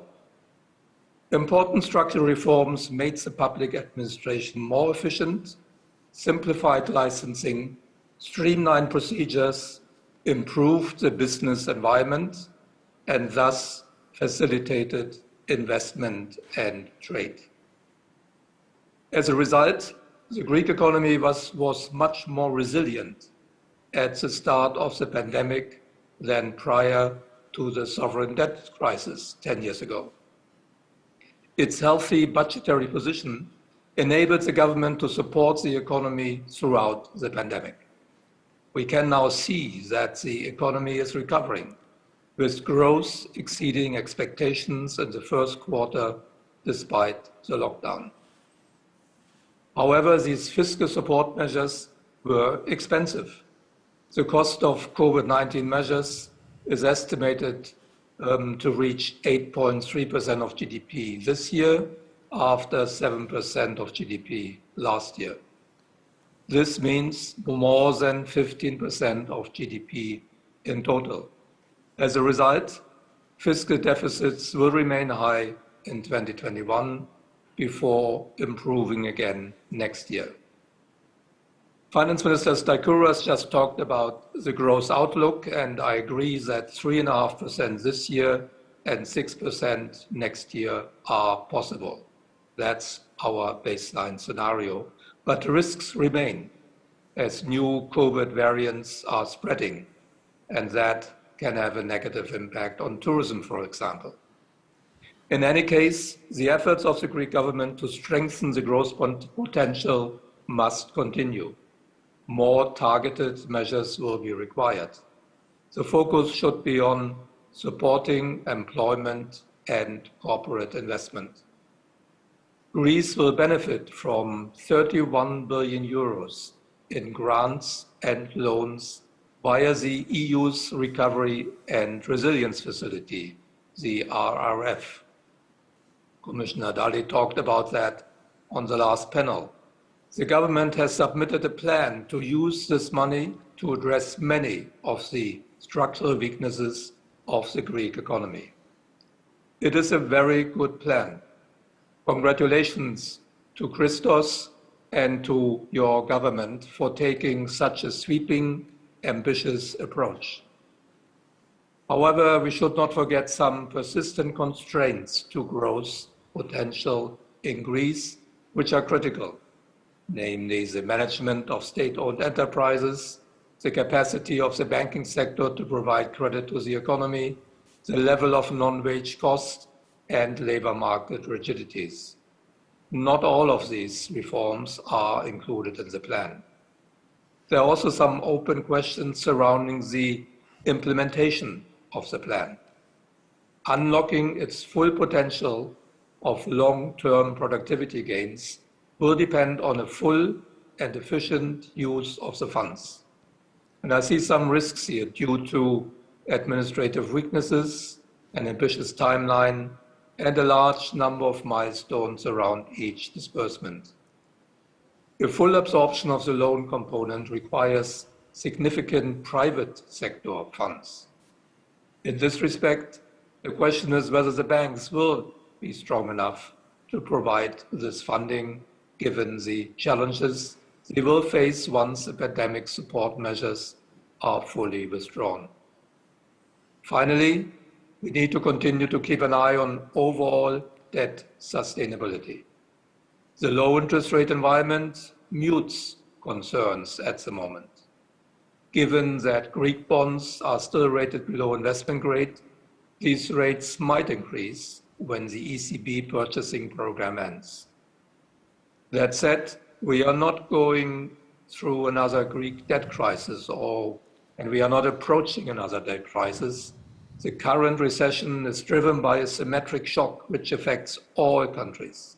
It is very different from the financial crisis. Nevertheless, the financial burden of the pandemic has raised Greek debt levels and increased long-term vulnerabilities. Once the recovery stabilizes, Greece should find a credible fiscal path towards the budgetary objectives that were agreed with the euro area partners. If combined with a long-term commitment to reforms that strengthen the growth potential, Greek debt can remain sustainable. Thank you very much. Thank you very much, Mr. Regling. I've got lots of questions in response to that, but I'm going to keep them for the discussion. So we're very lucky to have with us in this very important year for Germany, Peer Steinbrück, former Federal Minister of Finance of Germany, to hopefully give us some perspective from Germany on the pandemic and its aftermath, and also on Greece. Yes, thank you. I was asked to raise some remarks on three topics. First of all, you might be interested in the outcome of the German elections at the end of September and the potential impact for Europe. The second point is, well, my viewpoint on the current situation in Europe. And the last point is, with all necessary restraint for a foreigner, what are my views on Greece, and are there any hints for Greece to climb further up the ladder? To start with the first point, I think it is very likely that the Christian Democratic Party in Germany will enter the Chancellery federal Chancellery again in September. Namely Mr. Laschet. He's running as the candidate for the Christian Democrats and his sister party in Bavaria. As far as I see it, I think a broad segment of the voters is very much in favor of continuance and reliability. Perhaps they know that Germany has to undertake stronger achievements to reform and to undertake reform steps, but nevertheless they don't want to be disturbed. And this continuance and this reliability is mostly associated with the Christian Democrats. The only open question is what kind of coalition is at the end of the road or at the end of the day negotiated. There are three possibilities: a so-called black-green coalition, An alternative could be a black, green, yellow coalition whenever the Greens, the Green Party and the Christian Democratic Party wouldn't have the majority in the parliament. And a last opportunity is a black, red, yellow coalition, which would include the Social Democratic Party, but I think a very strong wing of the SPD is not very much in favor to enter a coalition again headed by the Christian Democrats. On the domestic level, I think the next government is compelled to a far extent to undertake some reforms, as I already mentioned. Despite the attitude of the electorate, I think they have to invest more in education, in infrastructure, in digitalization. They have to serve for a better health and care system. And not at least, I think a big topic in Germany is to serve for a demography-firm pension system. On the international and respectively the European stage, I think Germany will remain a very reliable partner for its neighbors and friends in Europe. I think it will be headed by a Christian Democratic Chancellor, will be very much interested in holding close ties with the UK after the Brexit, and a restored transatlantic relation after the intermezzo with former President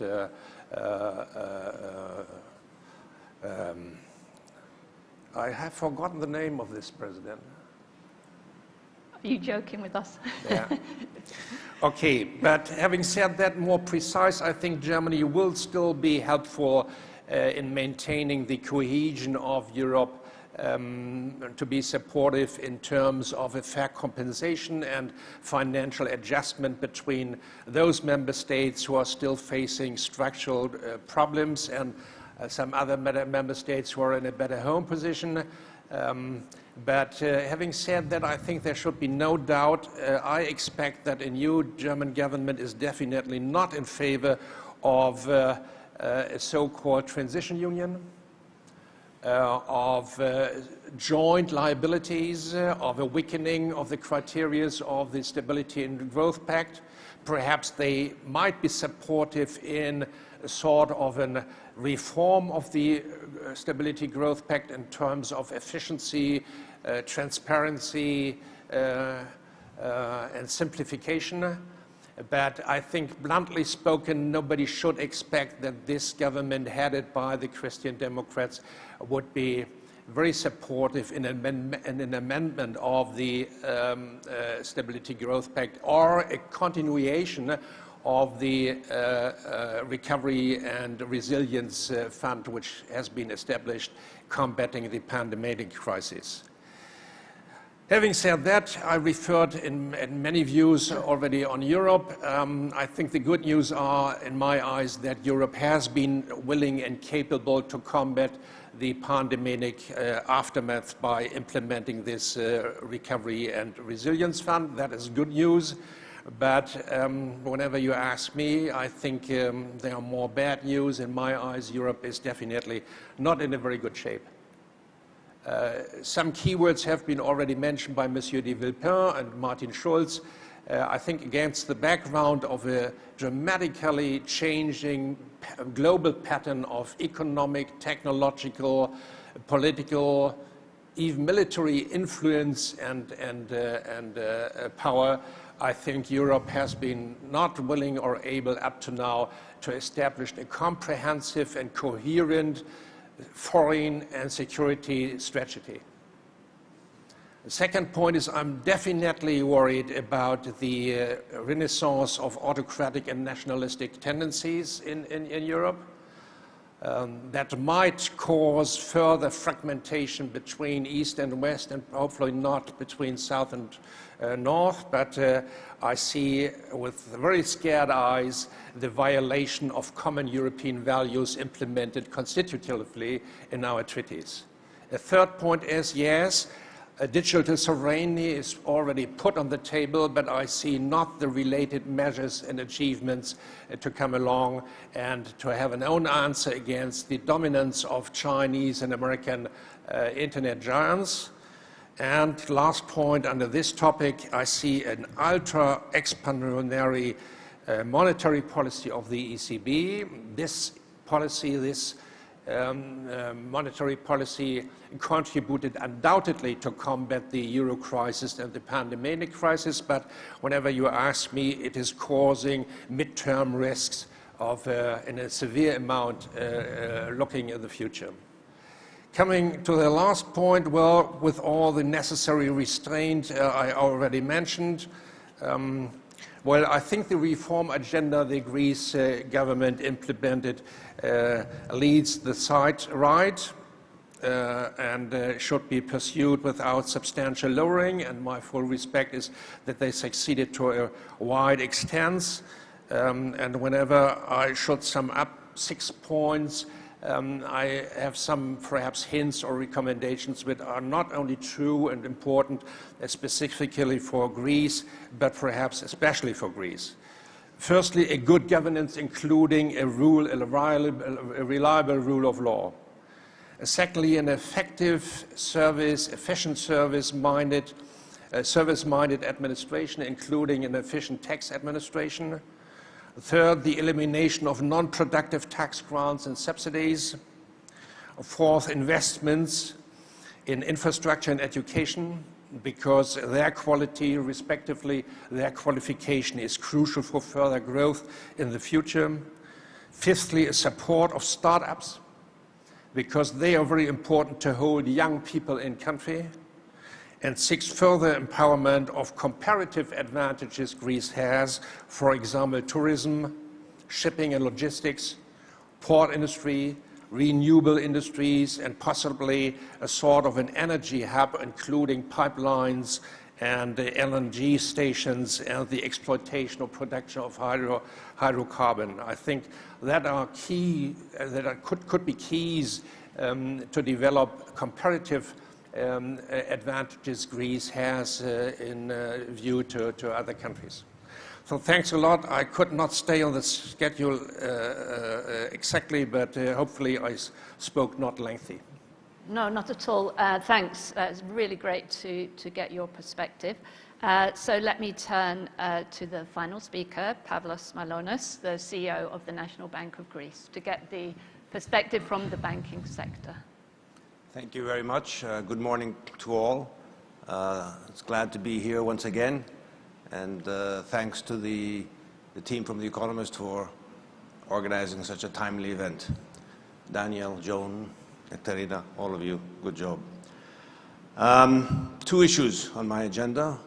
One, I want to talk about the progress in the reduction of NPEs, the yoke around the neck of Greek banks. And second, and more optimistically, talking about the role and the prospects of bank lending, and more importantly, the role rather than the prospects. So let's begin with the asset quality.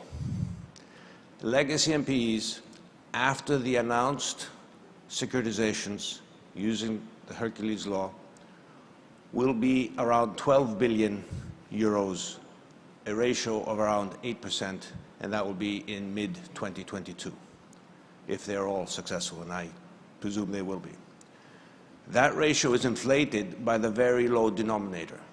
Loans to GDP in Greece are only 60%. Now, this amount of NPEs, which is small in a nominal amount, has over 50% cash coverage of provisions, and there's a significant amount of restructured loans which are in their 12-month EBA-defined curing period. So we're near the end. Not there, but very close. There was fear that COVID would create a new wave of NPEs. That seems not to be the case. Approximately 20 billion of loans entered into installment moratoria, which mostly expired at the end of 2020. And we have great results after 6 months. And our current estimates after the announcements of the Q1 results from the 4 systemic banks is around 20% of banks of these loans will have payment difficulties. If you do the arithmetic, that's around 4 billion. Combined with the curing, the imminent curing that I mentioned, this does not seem to pose a problem for the bank's balance sheet or their capital ratios. So I think it's safe to say that any uncertainty around the bank's capital position has receded, if not disappeared. That brings me to my second point.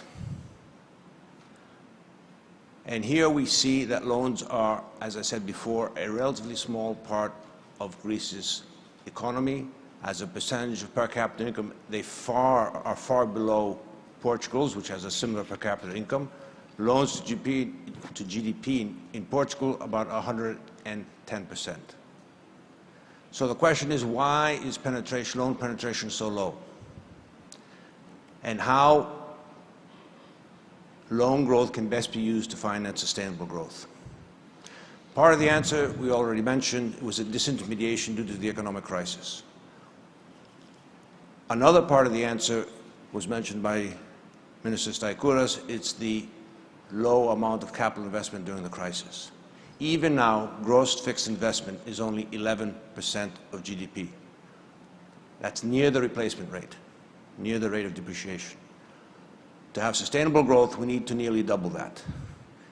The math there comes out to around 15 billion per year additional investment on average increase over the next 5 years.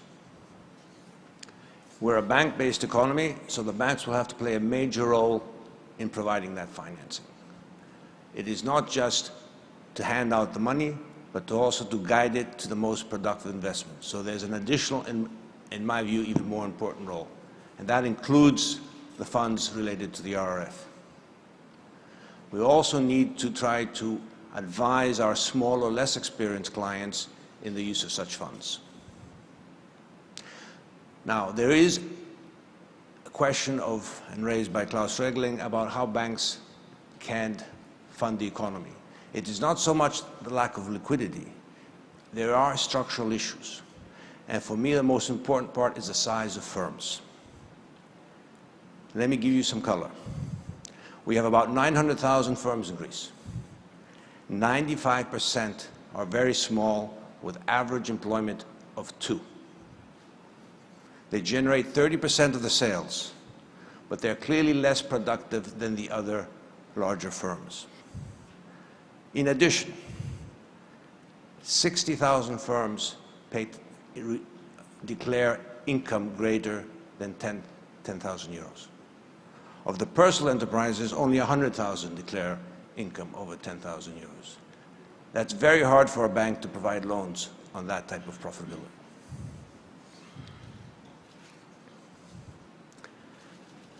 So this explains why small firms are underrepresented in lending. They only have, in terms of performing loans, they're only about 10 billion, and that's only about 15% of total corporate loans outstanding. Now, this year, loan growth with support of government programs, government guaranteed programs, co-financing programs, was almost in high single digits. The government's returnable tax advance program also supported programs. It also provided a substitute for bank financing for non-bankable firms.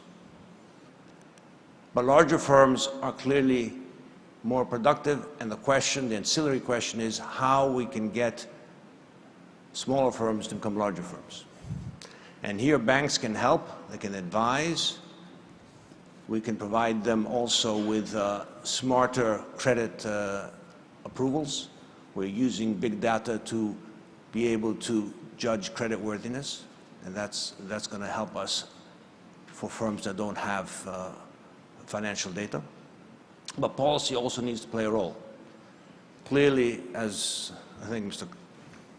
Minister mentioned, rules of the game, paying taxes, will definitely be there. The government's pushing digital transactions is also very important. The more that we use banks rather than cash will help. But there needs to be a carrot, and here we can provide incentives to become larger by providing limits to who can use RF funds, who can use government guarantee programs. There has to be a carrot and a stick approach, and in general there has to be incentives to make firms larger, more bankable, and therefore more productive, more efficient, and more competitive. To conclude, Greece is at a very rare economic conjuncture. We've seen it, I think, twice in my memory in the past 40 years. the fall of the junta and the entry into EMU. The stars are aligned. We have great opportunities. We need to use the RFNs wisely. We also need to do the structural changes to make the economy more competitive. Thank you. Thank you very much indeed. So I think, I've got about 25 minutes for discussion. We're going to run over about 10 minutes because we started about 10 minutes late, if that's possible. Nectaria will tell me if that's not the case. And I want to take some questions from the floor.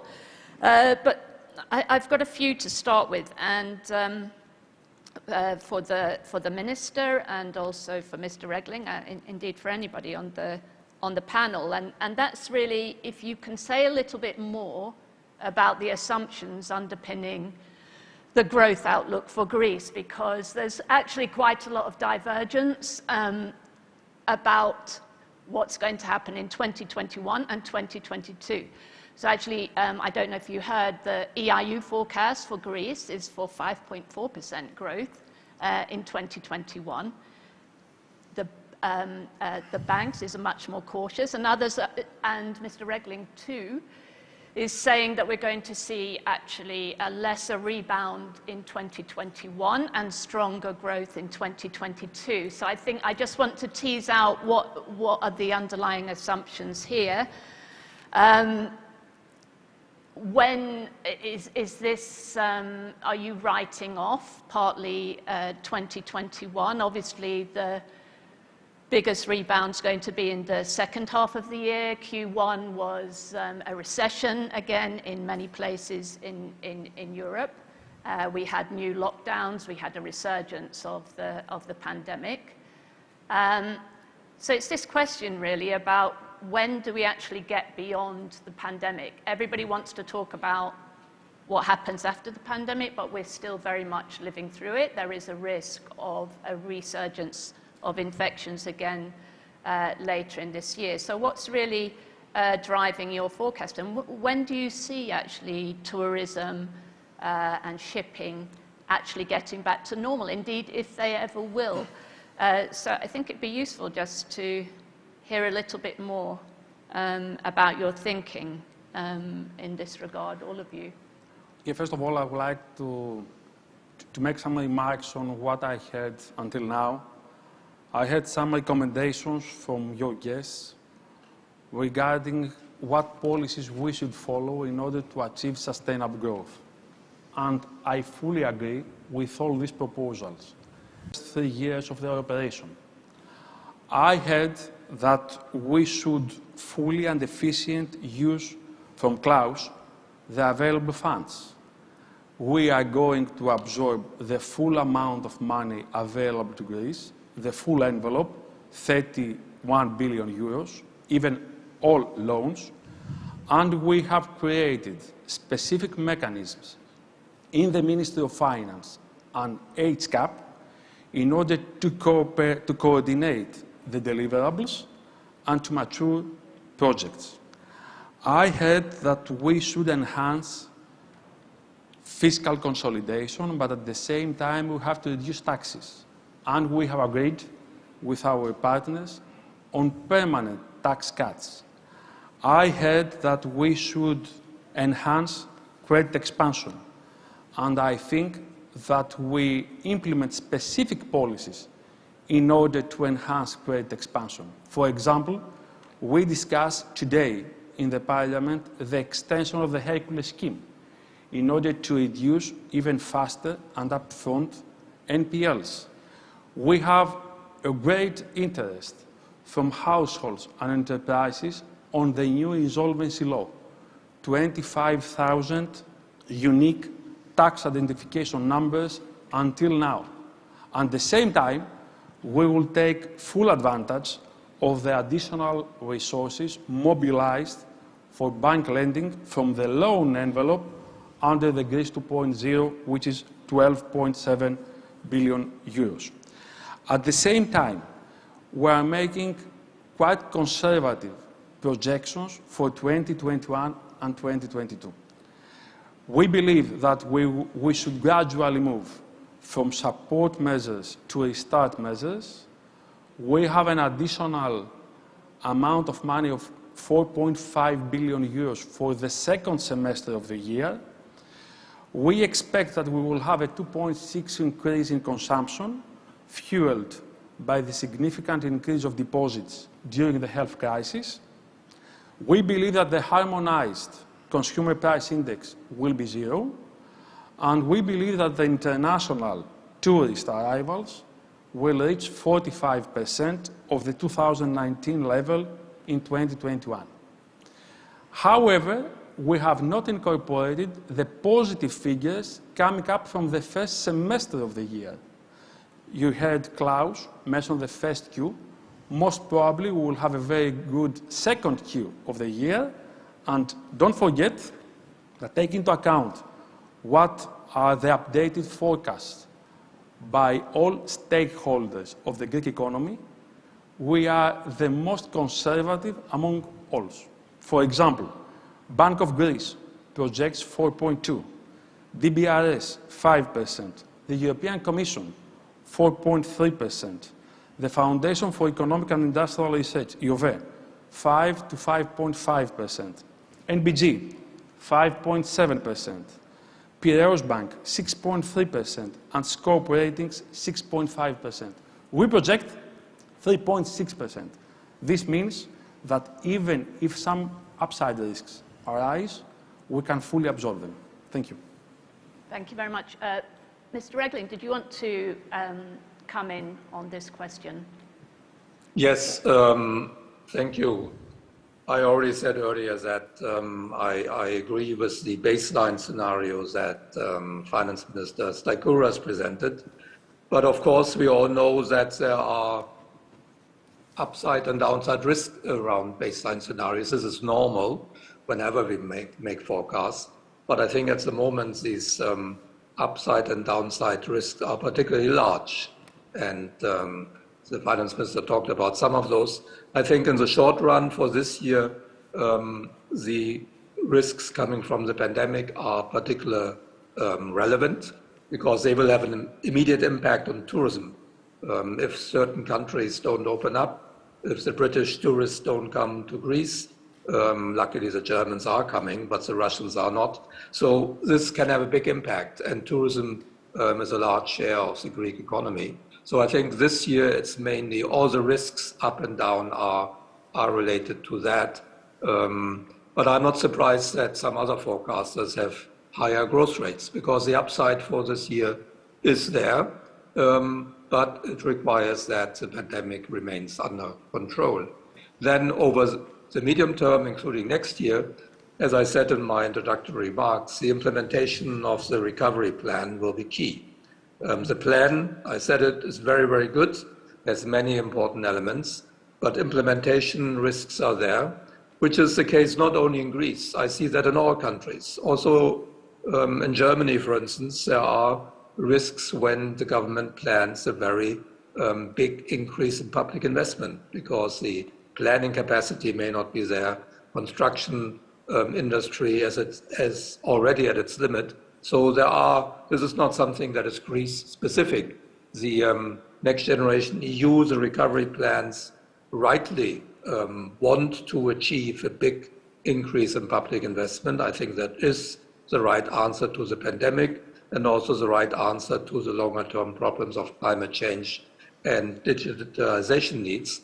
But there are implementation questions everywhere. And depending on how that evolves, growth can be higher or lower. And the third important part is, of course, the banking system. I think what Pavlos told us is encouraging, the continued reduction in NPLs that is expected, and also the fact that many of them are provisioned. That's good. Also, the capital increase of Piraeus Bank and Alpha Bank that went well is encouraging. But still, he also pointed to the problems, the low share of bank credit in the economy and the reasons for that, which cannot be changed overnight.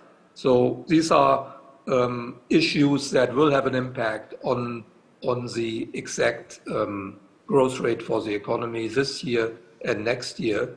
And one shouldn't be surprised that the possible dispersion is quite large. Thank you. Anybody else who wants to jump in, just indicate.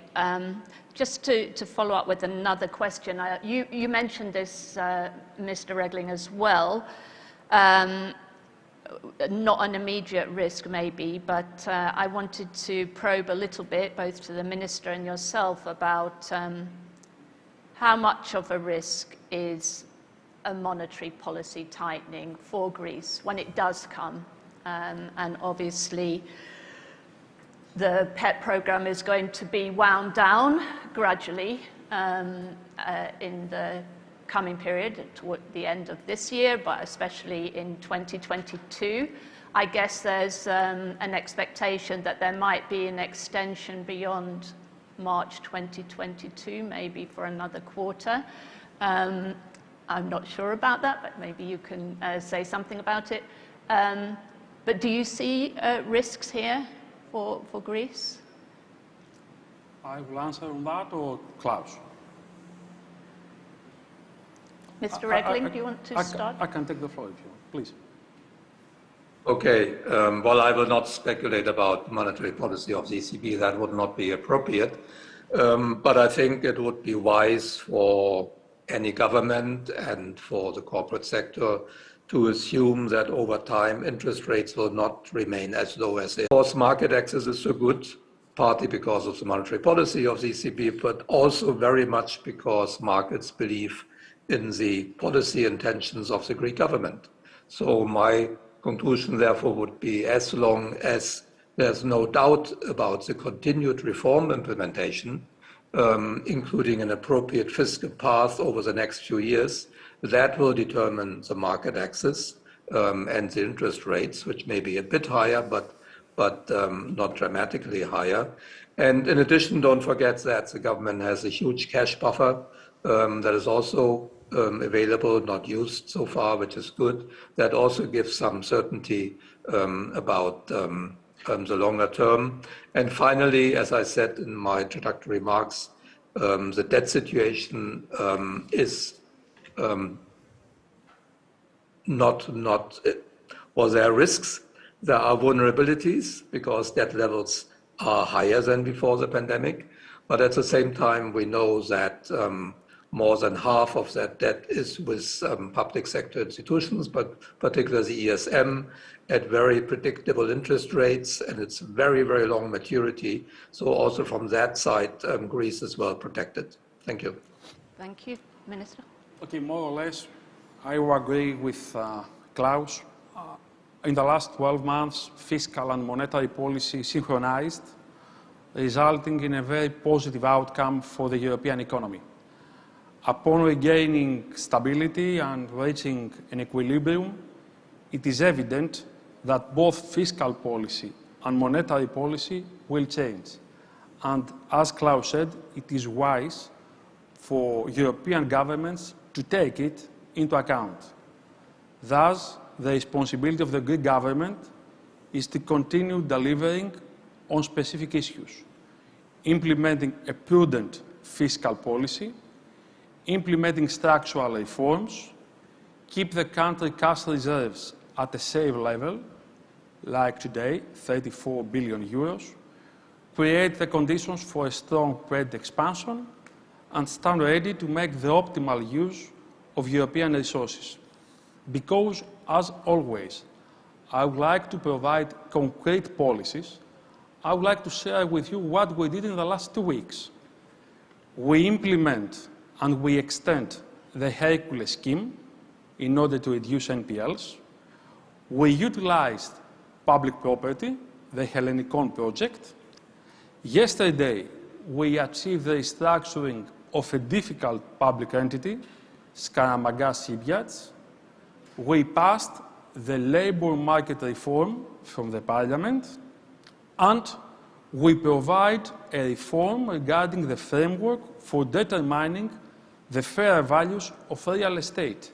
5 concrete structural reforms in the last couple of weeks. And moreover, 2 specific comments. We follow the right path.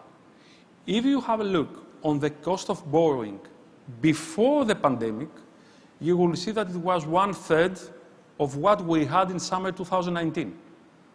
This means that we delivered on our commitments and on structural reforms before the pandemic. And if you have a look on the Greek spread, compared not only with Germany, but also with 3 Southern European countries, you will see that it has been decreased significantly. This means that we have enhanced the credibility of Greece. Thank you.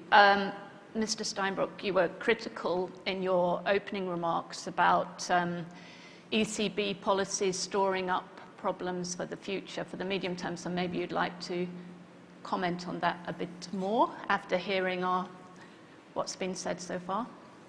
Yes, don't blame me, but I'm obviously a little bit more concerned about a possible inflation development in Europe. I think we have not to neglect the possibility that the inflation rate will come over 4%, 4.5%, very much driven by the high amount of liquidity which has been pumped into the markets.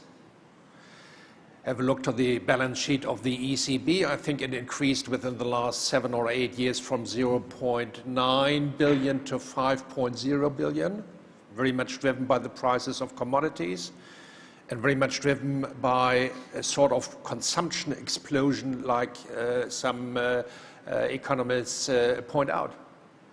And the crucial point is what is undertaking the ECB when we are facing an inflation rate of 4.5 or something %. Because the only and one mandate of the ECB is to serve for price stability.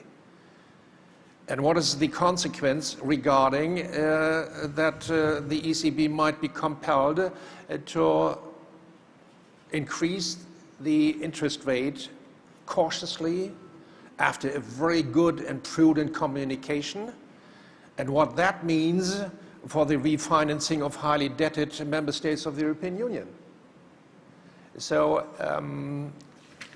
I don't share the very the view that we are not facing any risks, in particular concerning or including possible reactions of the Fed in the United States at the end of the year, perhaps to combat an overheating of the US economy. And what are the revolving consequences for the interest rate policy of the ECB? It's an open question in my eyes. So the inflation risk is not to under neglect in my eyes, because on the other side, whenever our people, the electorate, is confronted by higher prices or a loss of their purchase power, they might be disturbed in their confidence and trust concerning European institutions. And this is not, or would support, anti-European and anti-democratic movements we are facing in many member states of the European Union, as Monsieur de Villepin and Martin Schulz already mentioned. Thank you very much. I'm going to turn to the floor to see if there's a question, but before I do, Mr. Melonis, just wanted to ask you a little bit more. We've talked about it, about the situation with non-performing loans, and I think it's around 30%, is it now? Is it of total loans? So this is a very ambitious target that that's been set, and obviously the strategy has been very successful so far. We haven't seen a new NPEs thus far, but what happens when government support is gradually withdrawn from firms and households? Are you worried at all that there could be a wave of insolvencies and a rise in non-performing loans, or do you discount that really as a risk? The support from the government came at a time of crisis. COVID hit in the first quarter of 2020, the economy froze, and the government very correctly came in to support in various forms. Government guaranteed loans, the tax refunds, employment support schemes, etc. That was necessary, and it is logical that it will be withdrawn. The deficit this year will remain large, the primary deficit, But from next year, I think there's an agreement that it will start to normalize. So a gradual normalization is expected. The economy will pick up and balance the reduction of fiscal support along with the inflow and the impact of the RFN. So there has to be a nice, smooth, one type of support offsetting the other. I think that the timing is right, so there will not be an impact on households. Yeah. And I see them spending. I see them. They're not constrained in the income they have, and therefore suggesting they would not be able to pay their loans. Quite the opposite. Okay. Yeah, and of course, Greece is in the good position that the plan was approved very early on, and the expectation is that funds will be forthcoming already in July and again by the end of the year? Yeah, the pre-financing and the first tranche of the envelope are expected to be disbursed in the second semester of the year, summing up to somewhere around 7.5 billion euros. But you know very well that the effect on growth will have a time lag. So we expect a positive effect in 2021, but a much more significant effect of around 2% of GDP in 2022. Okay, that's good. So we have to finish, I am told. So I'm just going to give an opportunity if there's some urgent question that you would like to put to any of our speakers from the floor. Can I see a hand? No urgent questions. If not, I'm just going to ask Mr. Steinbrück just a final question, just to press you on your own forecast, personal forecast for the outcome of the German federal elections, because you talked about the possible coalitions. Our forecast is also actually that the CDU will be back in the Chancellery with Mr. Laschet, most likely as the Chancellor. But the question is whether it will be sufficient to govern with the Greens, or whether we might see the FDP in government as well. So do you want to make your personal forecast, just to press you what you think the outcome is likely to be? That's the 1,000 euro question, isn't it? It is, yes. Okay. Well, whenever you have a look to the current polls, there might be a majority for a black-green coalition, because, well, I see the Christian Democrats a little bit above 30%. And as I already mentioned, I think many people will be in favor of continuance and reliability, and I think they associate that mostly, as I already said, with the Christian Democrats. And the Green Party, they are suffering after they were absolutely high, and there was a hype in the polls. But in the meantime, the polls decreased remarkably, some below 20%.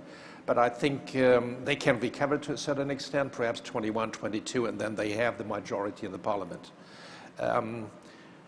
Frankly spoken, I think Mr. Laschet might be more interested in so-called black, red, yellow coalition.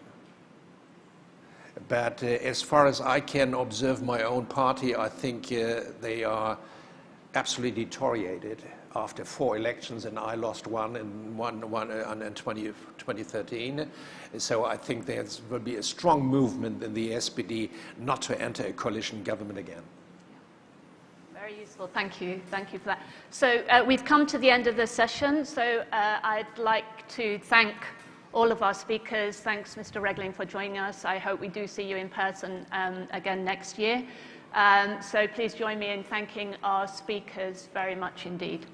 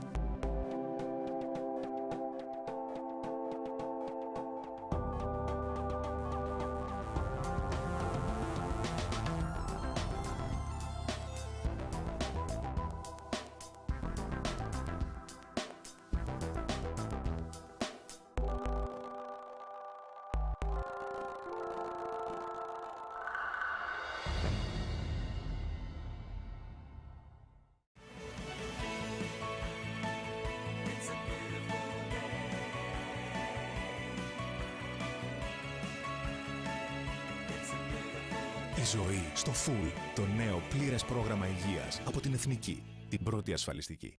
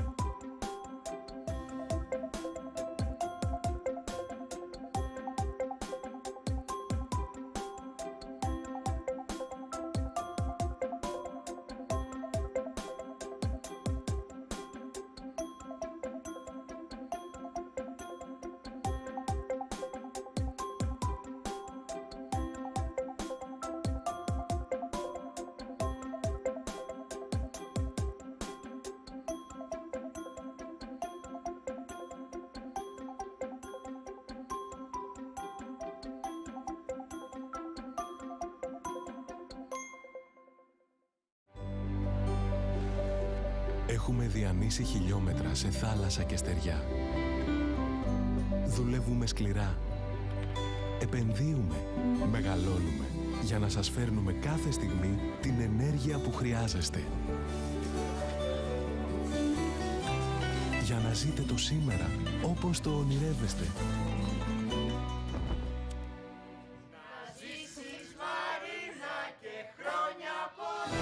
Για να σας φέρνουμε σήμερα ένα αύριο πιο σίγουρο, πιο πράσινο, πιο φωτεινό. Εδώ και 15 χρόνια είμαστε δίπλα σας με όλη μας την ενέργεια. Ελπέντισον, δίπλα σας με όλη μας την ενέργεια.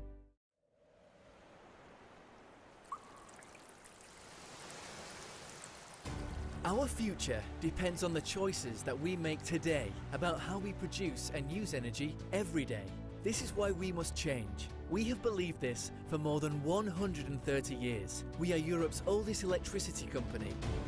We see day by day whether we are doing our work well, whether we are really changing things.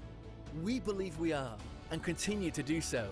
We are becoming the energy that is changing everything in order to build a future of sustainable energy together.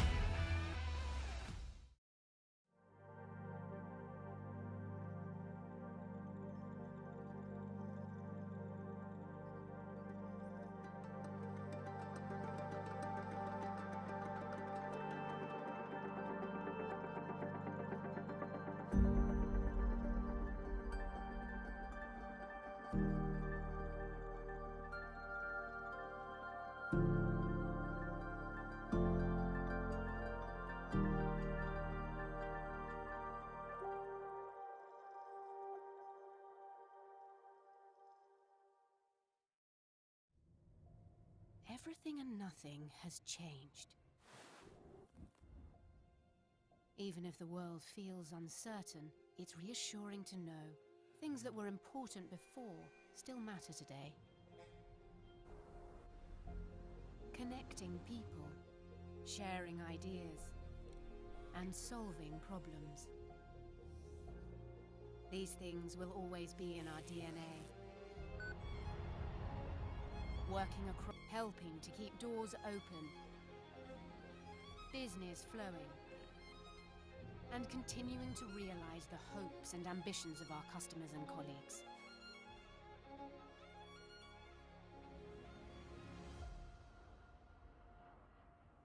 When you think about it like that, thankfully, not quite everything has changed.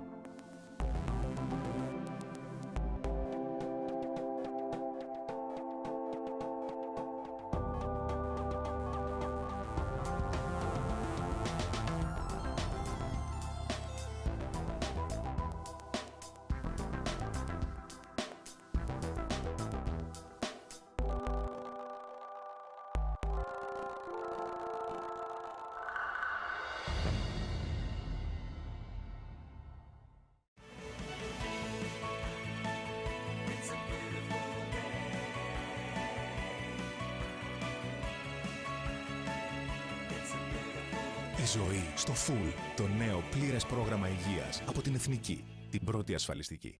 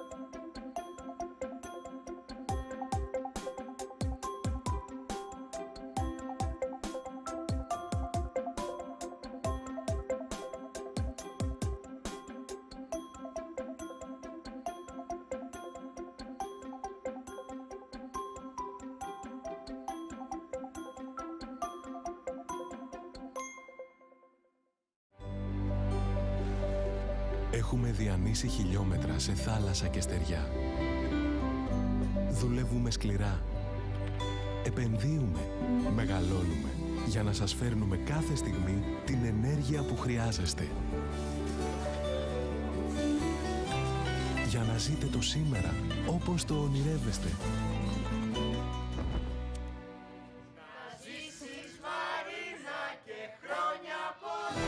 Για να σας φέρνουμε σήμερα ένα αύριο πιο σίγουρο, πιο πράσινο, πιο φωτεινό. Εδώ και 15 χρόνια είμαστε δίπλα σας με όλη μας την ενέργεια. Ελπέντισον, δίπλα σας με όλη μας την ενέργεια.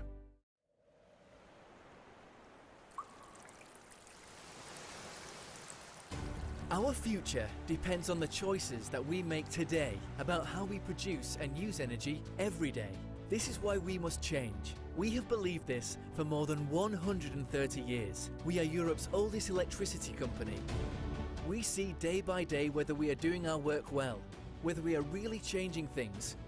We believe we are, and continue to do so.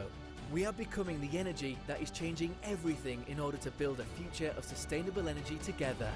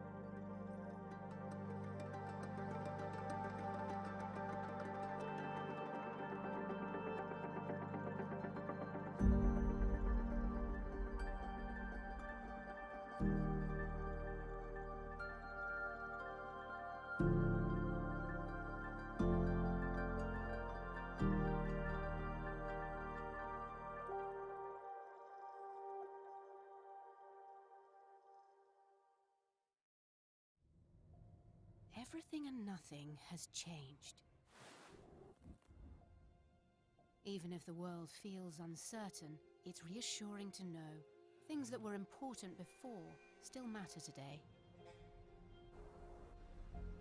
Connecting people, sharing ideas, and solving problems. These things will always be in our DNA.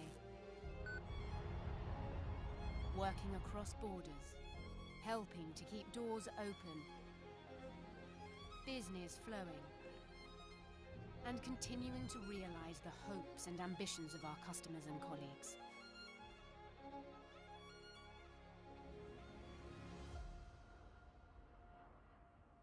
When you think about it like that, thankfully, not quite everything has changed.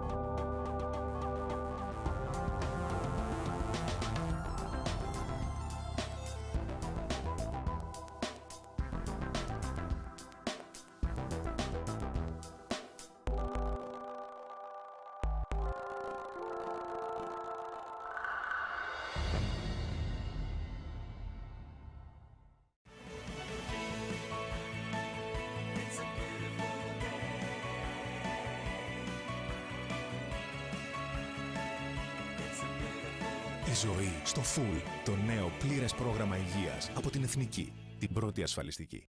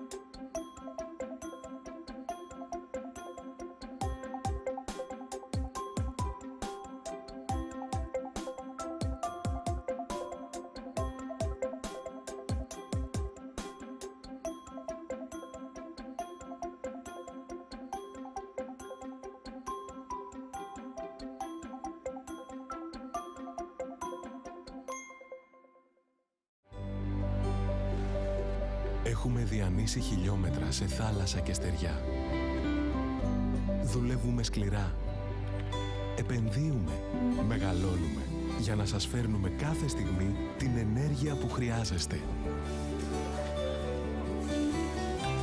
Για να ζείτε το σήμερα όπως το ονειρεύεστε.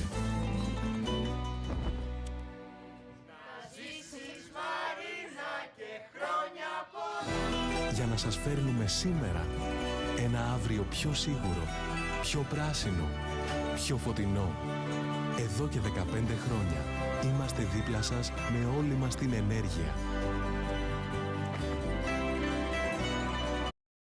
Agenda, but this next session is particularly interesting one on how COVID-19 will affect global cooperation. We have on our panel Margarita Skinas, Vice President for Promoting Our European Way of Life for the European Commission, Francis Fukuyama, Senior Fellow at the Center on Democracy, Development and the Rule of Law at Stanford University, and of course has written many influential books, I think most recently, if I'm up to date, on identity politics. And then joining us remotely, Wolfgang Schäuble, President of the Bundestag, and of course former German Finance Minister as well. Mr. Schäuble, very welcome. I hope you can hear us and that this connection is working well. We see you very clearly. Welcome to our event. So we're going to start. Thank you. We're going to start with Commissioner Skinas. We're going to have 6 to 7 minutes each, and I'm sure a very lively conversation around the issues facing Europe in particular and facing the future of democracy. Commissioner Skinas. Thank you so much for this opportunity. It's a pleasure to be in the country I know best to discuss issues I know relatively well. Let me first start by saying that Europe has gone through a scenario for the last 15, 16 months, which is, in essence, a science fiction scenario. No one was prepared for the kind of reality that we had to face as policymakers when we started in this commission the 1st of December 2019. And we were in good company in Europe because I think nobody else around the world was prepared for this policy context. I think, and I'm saying this with a mix of modesty and pride, that Europe faced up to this challenge. We took historic, unprecedented decisions. We had to navigate very difficult waters, troubled waters. We had to overcome many types of resistance, both in the capitals and in the markets. But I think there were two Rubicon moments for the European response to the pandemic that in a way shape also the future of things to come.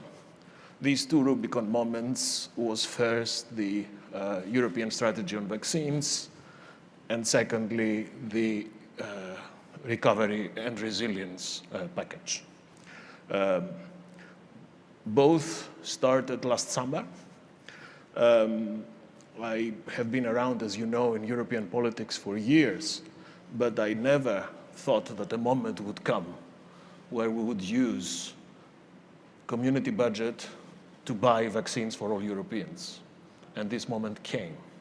And it was a leap of faith last July when we presented this idea, because the only thing we knew is that we only had 3 billion euros from the community budget. All the rest was up in the air. It was a sea of uncertainty. We didn't know whether science would produce the vaccine. We didn't know which companies would be able to market it. We didn't know whom to buy from.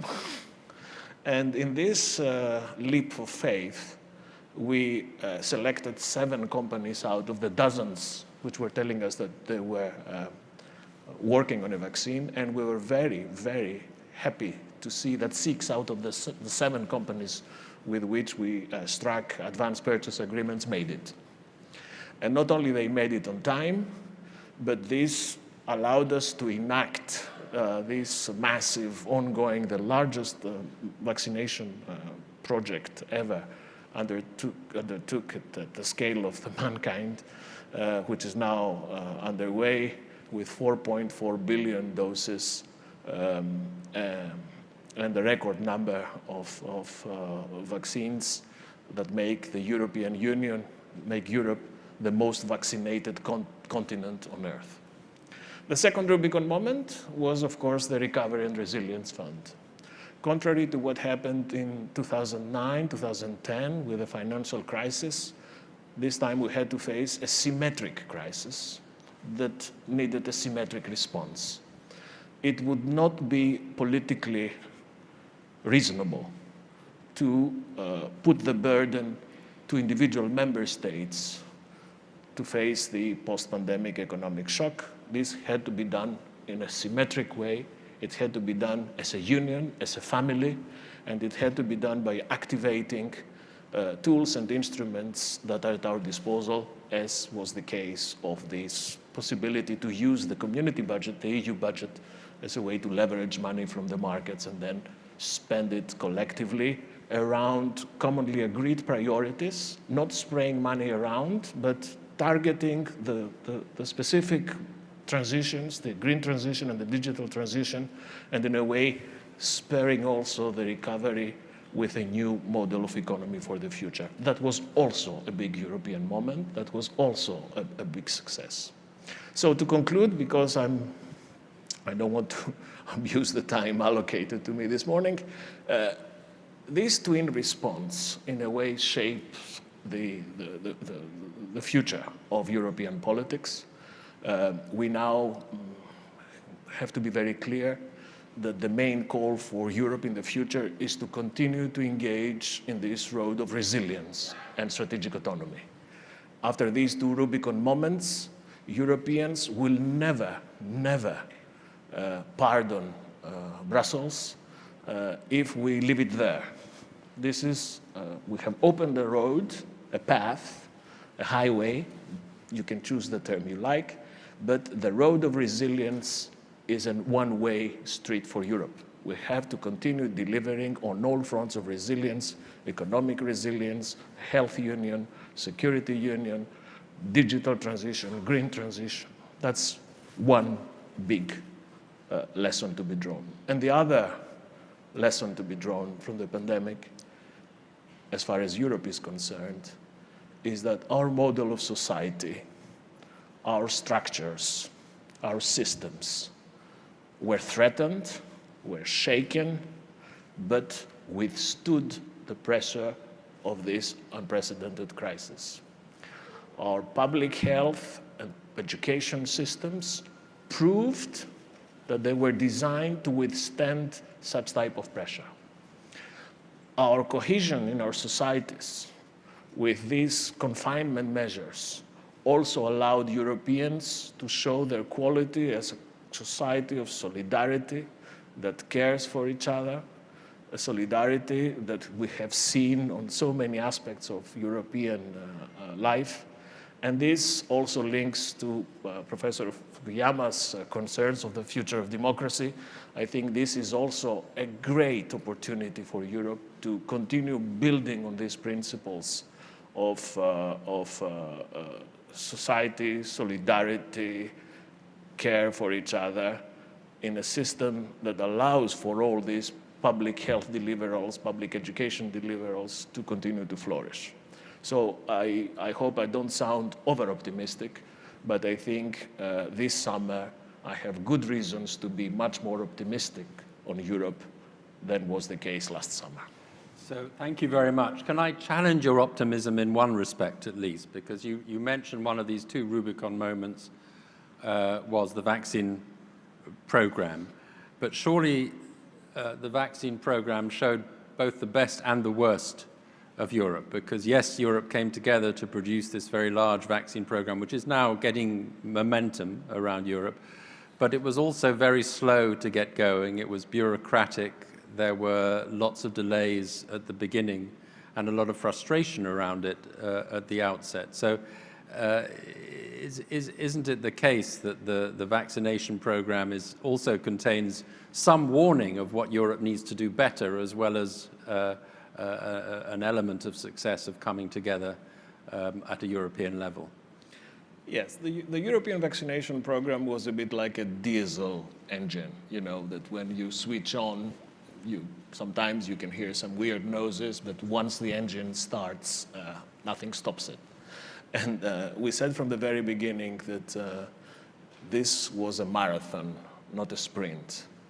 And some of the problems you mentioned were also created by the fact that we allowed the perception, especially in the first weeks of this year, the perception to shape that, in a way, all Europeans will be vaccinated in few weeks with the same jab. Whereas we failed to explain that we had a portfolio from 6 different vaccines that would come into the market in sequence, depending on the authorization of the European medical agents. And at the end of the day, the sequence and the timing would depend on issues that cannot align to what Bild Zeitung in Germany or the tabloid press in the UK would like people to believe. And, you know, I have a past in communication. I fully assume the responsibility on behalf of the Commission that we were very slow in countering these narratives in the first weeks. And I also, with some regret, need to say that in these first weeks of the vaccination programs, we felt very alone in Brussels.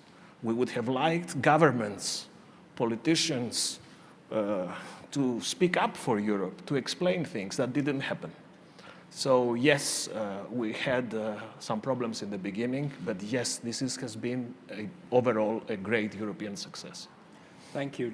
Francis Fukuyama, I'm particularly pleased that you're with us because you bring an outside perspective a perspective from across the Atlantic, which is particularly valuable, looking at Europe from outside, but also giving I hope the perspective of the very intense period of US politics that we have been living through and continue to live through, I think, and the challenges to democracy that we've seen in America and which could be very real in Europe as well. These trends are global, but they're very intense, very visible in America. So I'm very curious to hear your view of the world today as we sort of start to emerge from this pandemic. Okay, thank you. I'm really pleased to be invited back by The Economist to this forum in Greece. I wrote an article a year ago in Foreign Affairs about what countries did well and what countries did poorly dealing with the pandemic. And if I wrote it today, I would have to come up with completely different conclusions, which has taught me to be very cautious in making predictions, especially, as Yogi Berra once said, predictions about the future. So I'm going to flip a little bit between pessimistic and optimistic scenarios. So if you take a big view of the world and of global politics, we have been in a democratic recession for the last 15 years. The organization Freedom House in New York rates global democracy every year, and there's been 15 years of decline, and 2020 was one of the sharpest declines. And in fact, two very big, important democracies, India and the United States, actually became only partial democracies as a result of things that had happened. And international cooperation, which is the subject of this panel, has been affected by that because some of the biggest challenges from authoritarian and populist opponents of democracy don't want to cooperate. They want to compete. And so there's been a lot of competition. You would think that a global crisis, a global health crisis, would create new institutions for future cooperation, but in fact, the vaccine and the response became weaponized, and so it became an element of competition between Russia, China, and the West as to who could respond better. And then obviously domestically, there were a lot of governments around the world, in Hungary and El Salvador and Uganda, Philippines, many other places that used the crisis as an excuse to expand executive powers. Hungarian parliament, one of the first things they did when the crisis hit was to grant Viktor Orban emergency powers, and of course the first thing he used it for was to clamp down on the LGBTQ movement. So, you know, that's some of the negative developments. On the other hand, there's been this very interesting phenomenon that there are a number of populists around the world who really failed, they failed miserably in responding to the pandemic, and in a way they've condemned themselves to, you know, a kind of political limbo as a result of that. I would put Jair Bolsonaro in Brazil in that category, Andrés López Obrador in Mexico, Prime Minister Modi in India. All of these politicians were leading populist movements. Mr. Janša, who's now your EU president, you know, fall in that category. They screwed up their response, and I think the reason that they didn't become more overtly authoritarian was that, you know, as populists, they don't want to do things that are unpopular. They don't want to force people to wear masks or to social distance, and as a result, all of their countries faced a big health crisis. And of course, the one populist politician that suffered the most from this was Donald Trump. Donald Trump, before the pandemic hit, I think would have, you know, was on track to be reelected for a second term, which would have been an absolute disaster for the United States and for the world. But because of his mishandling of COVID, he lost the election. All right, and that has then transformed global politics because U.S.-European relations have been put back on a you know, much more traditional footing by President Biden. I think that everybody in Europe breathed this big sigh of relief after the G7 and the NATO summits that were held last month. He said all the right things about restoring democracy as a central core of shared values, you know, between the U.S. And Europe. But again, to turn a little bit pessimistic, I would say that there are several outstanding flies in that ointment. The first is that, you know, the superficial agreement at those summits I do think masks some really deep disagreements on strategy. I think there are too many Europeans who continue to believe that Europe can somehow float as an independent power between the United States and China and Russia and maintain an independent policy that balances between all of these different forces. I think this is a total illusion. I think that in terms of basic values, China and Russia really have nothing in common with the values that have created and underlaying the European Union. And although I very much appreciate and support the desire of Europeans to be strategically more self-sufficient, you know, every American has been hectoring Europe to spend more on its own defense for decades now. I think that's a very good thing. The idea that somehow politically you can maneuver between these big blocs, I think, is an illusion, because the values that are represented by a country like China, which has turned, I think, from an authoritarian country, a kind of ordinary authoritarian country, in a totalitarian direction, is really the biggest challenge that global politics faces. The final issue really is about the United States, and I think that no American ally is under any illusion that the alliance is out of the woods because of Joe Biden's election. 1/3 of Americans believe that that election was stolen by Joe Biden, that President Trump was reelected, there was massive fraud, and that we are now ruled by an illegitimate, Democrat. And I think if you don't live in the United States, you may not appreciate how crazy American politics has gotten. I mean, something like 1/3 of Republicans believe the QAnon conspiracy theory that the Democrats are actually pedophiles that meet in secret tunnels under Washington, D.C. to eat children. You know, I mean... Are you saying that's not the case? I mean, well, I've not seen credible evidence that this is really what's driving the Democrats.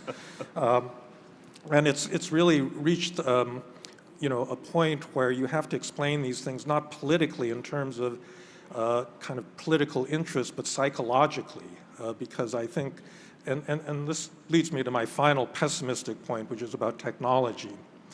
I don't think that this could have happened, let's say, 30 years ago, when we had 3 major television networks in the United States, all basically supporting a basic consensus about what the truth was about, let's say, a big epidemic.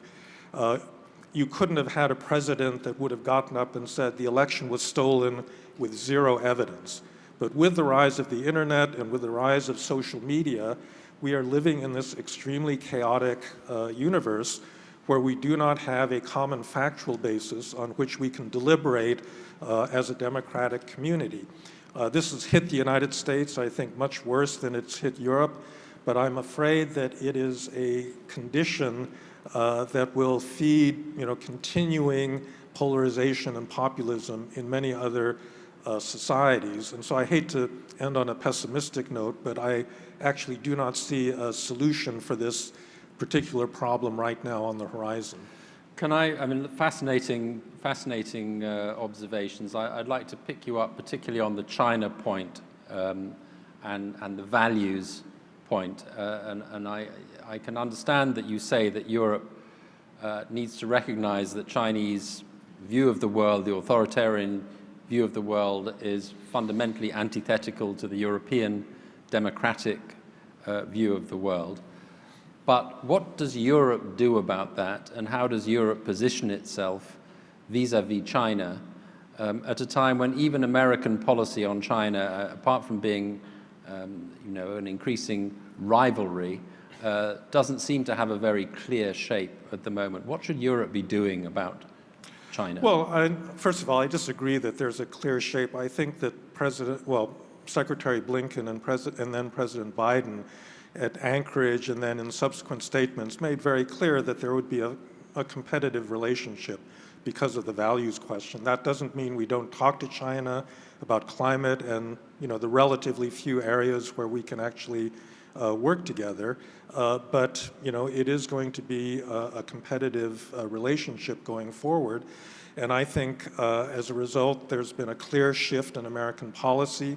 the supply chain review that is going on. I mean, this started under Donald Trump, obviously. It's not. It's a under bipartisan Donald Trump, thing. and there's a bipartisan agreement. The Democrats largely, I mean, this is the one area of Trump's policy where there's very substantial agreement between the two parties, and quite frankly, I think it's completely justified.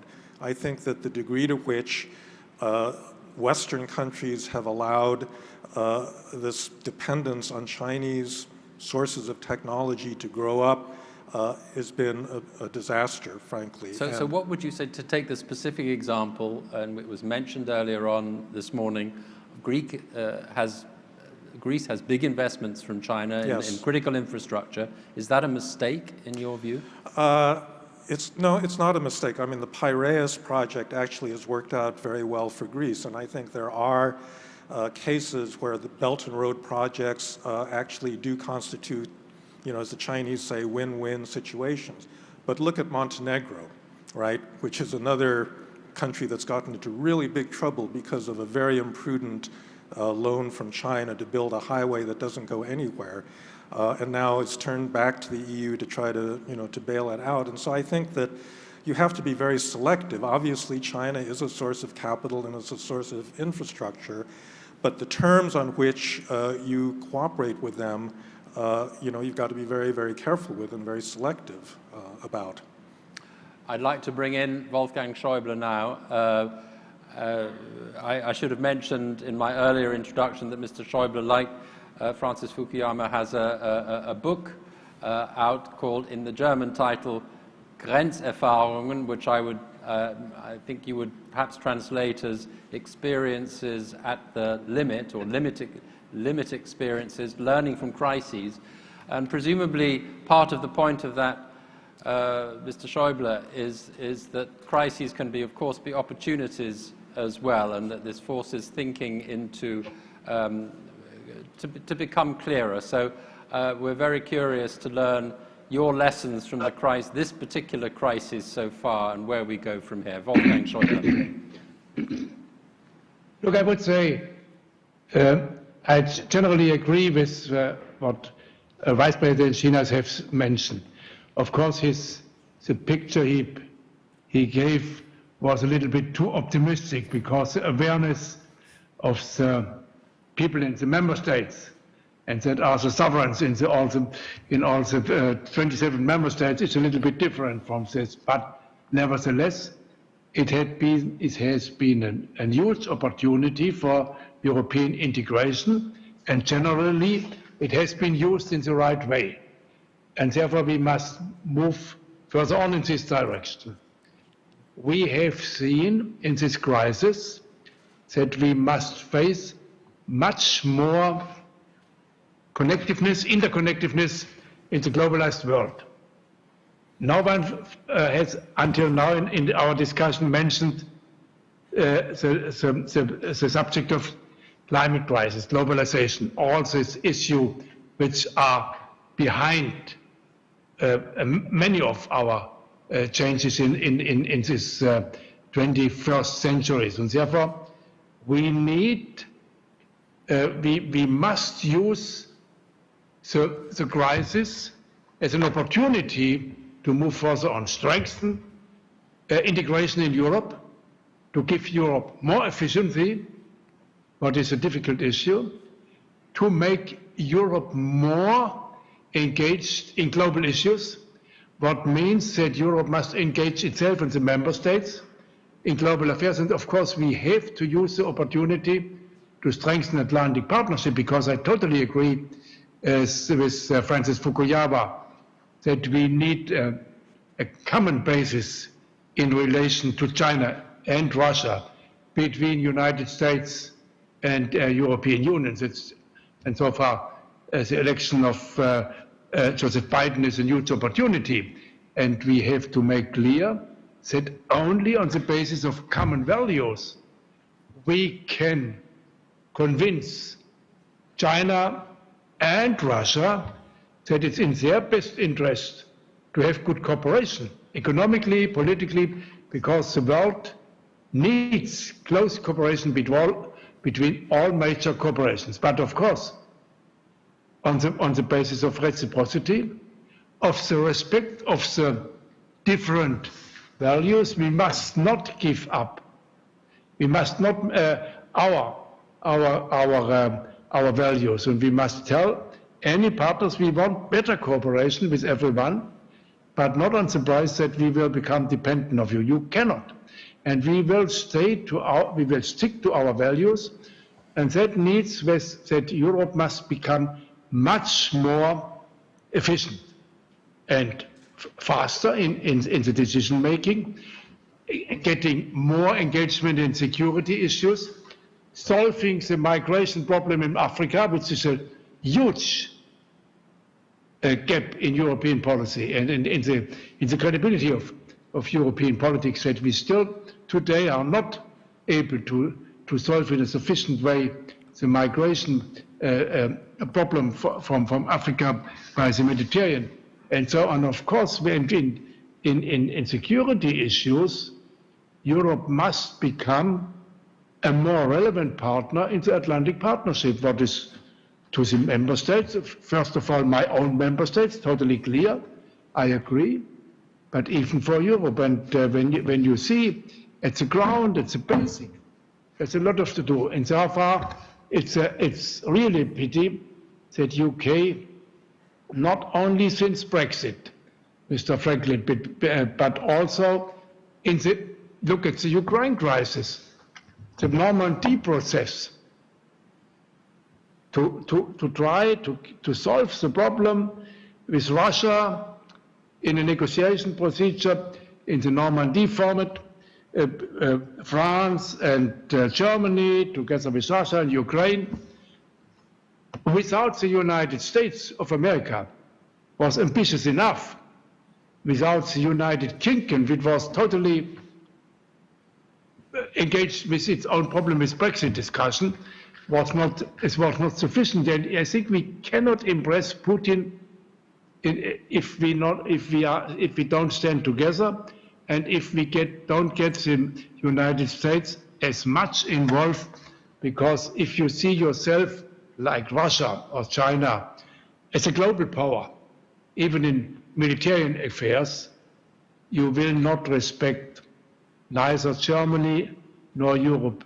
And therefore we must work in this direction. We need a common foreign policy and security policy.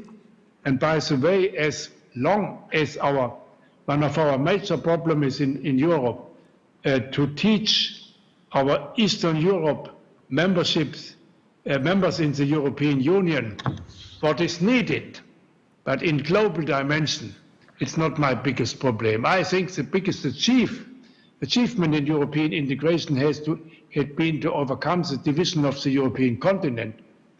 If we would get a new division in European continent, for whatever reasons, it would be a major defeat. Therefore, I would be a little bit more generous with the neighbors of Russia in the European Union, and I would do whatever is possible to make Europe much more relevant in global affairs, even including security affairs.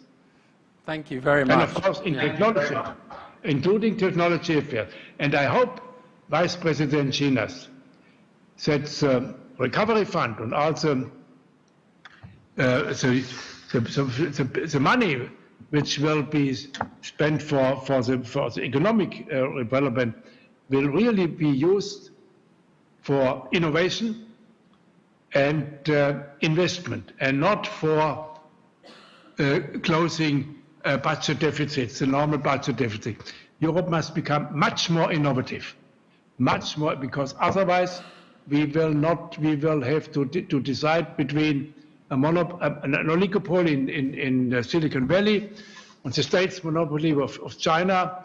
And I think there should be a better European way, but this requests more European efficiency in this regard.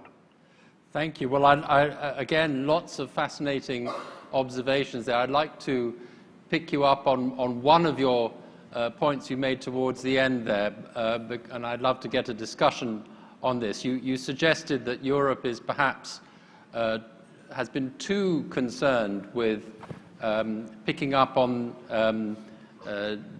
differences between its own members, particularly in the East, and should be more concentrated on the big picture of European unity and facing up to the outside world with a united front. So this question of how you deal with a Hungary that, as Francis Fukuyama said, uses emergency powers to crack down on opponents. What is the appropriate attitude towards the slippage in democracy within Europe itself? Could you elaborate on that, first of all, Mr. Schäuble, and then I'd be curious to hear Francis Fukuyama's views on this question too. Look, we have in Germany, we have the special expertise what has been in the divided Germany until 1990. And even 30 years ago, again, after German reunification, members in the former GDR feel not totally respected on equal level by the former federal republics, the so-called Bonn Republic. Therefore, what we must do in the relation with our member states and our friends in Eastern Europe, either they are member in the European Union, either they want to become member of the European Union, like the states of the former Yugoslavia, we must tell them, we respect you on equal level. But, of course, our basic values are not to be negotiated. Therefore, we must also be clear in our language, but we must avoid to be seen as arrogant. Maybe it's not easy to get the right balance, but I think we are too much occupied with this issue, and we should tell them, come on, let's discuss how we can together we can cooperate together to solve the major problems. In security issues, in transatlantic partnership, you have in Poland a more reliable partner than by some other European member states by far. Even with Hungary, you can cope. Czech Republic is a close and a reliable partner of Atlantic Partnership. We can do more to solve the problems in our partnership with Africa. And Africa is the demand and the challenge for Europe. I remember very well that one of the founders of the European integration, Robert Schuman, in the early 50s already said, Europe has the responsibility to care on Africa. If Europe cares only on its own problems, we will never be successful. Therefore, we must say, no, we have so huge challenges in future. Come on, let's do it together. And not, of course, we cannot accept that the rule of law and the basic values in Europe will not respected by someone. And therefore, it must be clear if the European Court, for example, has decided in last instance that must be respected on European legislation or European also the interpretation of European law. Francis Fukuyama and Mr. Skinas as well. What is your view on the appropriate dealings with awkward countries like Hungary and Poland at the moment? Well, as a non-European, I hesitate to comment on this issue, but since you asked me, I would say the current problem is that you are either in the EU or you're not. So it's like heaven and hell. You know, if you're in the EU, you go to heaven, and if you're not, you're consigned to hell. And I've always thought that there needs to be something like purgatory in between, right, where you can be on the road to being in Europe, and if you prove that you're not a sinner, then you can graduate. But there also has to be an exit mechanism where you can be consigned to a different status if, like Hungary, you violate fundamental European rules. And you know, that was never baked into the design of Europe, but I think that that's a mechanism that, you know, is really needed at this point. Commissioner, do you think, I mean, there's an implied criticism, I think, from Wolfgang Schäuble that the European institutions have perhaps been too hectoring, too lecturing to Hungary and Poland. What do you think the balance, the correct balance is? I would start this discussion by going back to 2004, which was the Big Bang enlargement of the European Union. This was another big European moment. Another Rubicon. This was another Rubicon, yeah. Indeed. And this was the moment where Europe was able to reconcile its history with its geography. So looking back at this Big Bang process, 2004, it's only 17 years old. So this is an ongoing process where still we have to fight lots of prejudices, lots of illiberal practices. The weight of the past is something still very present. There are so many cleavages in these countries. But I would bet money that in 10 years, this discussion would be a relic of the past. New generations of Europeans in these countries are moving towards the mainstream European values and principles, our model of society. They benefit from the incredible opportunities of mobility across Europe. They fertilize with new thinking these old school ideas. And yes, the European Union is not a market. It is a big powerhouse of ideas, of values, of way of life, of model of society. So sometimes I understand our American friends and others that they demand lots from Europe and soon. But yes, we are not a federal state. We are not a state. We are a unique constellation of sovereign states, and we are converging. We're converging fast. And I repeat, I'm sure that in few years, these discussions would be something that academic researchers and PhD researchers would do work on, but things would be different in society. We're on the 25th roundtable with Greece. At the 50th roundtable, we'll come back and we'll see how you... I'd like to pick up the point about Africa as well. Wolfgang Schäuble emphasized the importance of Africa. Is Europe doing enough to focus on Africa and to help ensure that Africa doesn't become a big challenge to the European way of life, which is your portfolio? No, I think the answer is pretty obvious. No, we're not doing enough. And I would also be relatively self-critical about Europe. The model of development aid that we worked on with Africa did not work out. Let's assume this. I mean, let's be generous in our assessment of what did not go wrong. We are the biggest donors of development aid in the world, member states and the European Union. But in the past, most of this money was money that was spent on highways linking the presidential palace to the airports, few ministries, public works, mainly constructed by European companies that would somehow benefit from the European money. This requires a change of paradigm. We need to do things differently. And we're all very good in diagnostics. Let's go on action now. And we need a paradigm shift on Africa. There are 20 million people, especially in North Africa, that haven't worked in tourism due to the pandemic, and we need to care for them. There is a demographic boom in sub-Saharan Africa, which is ongoing. So we need to be able to offer to these countries not simply public works and highways. We need comprehensive win-win partnerships that mobilize everything that we have as Europe in our disposal. Of course, money, investments, trade preferences, visas, Erasmus scholarships, people-to-people opportunities. This is how it's going to work with Africa. And we are very determined to do that. We are at the beginning of a new budgetary cycle in Europe, which always helps. So I'm here too. I'm more optimistic on the future, but I'm very critical of the past.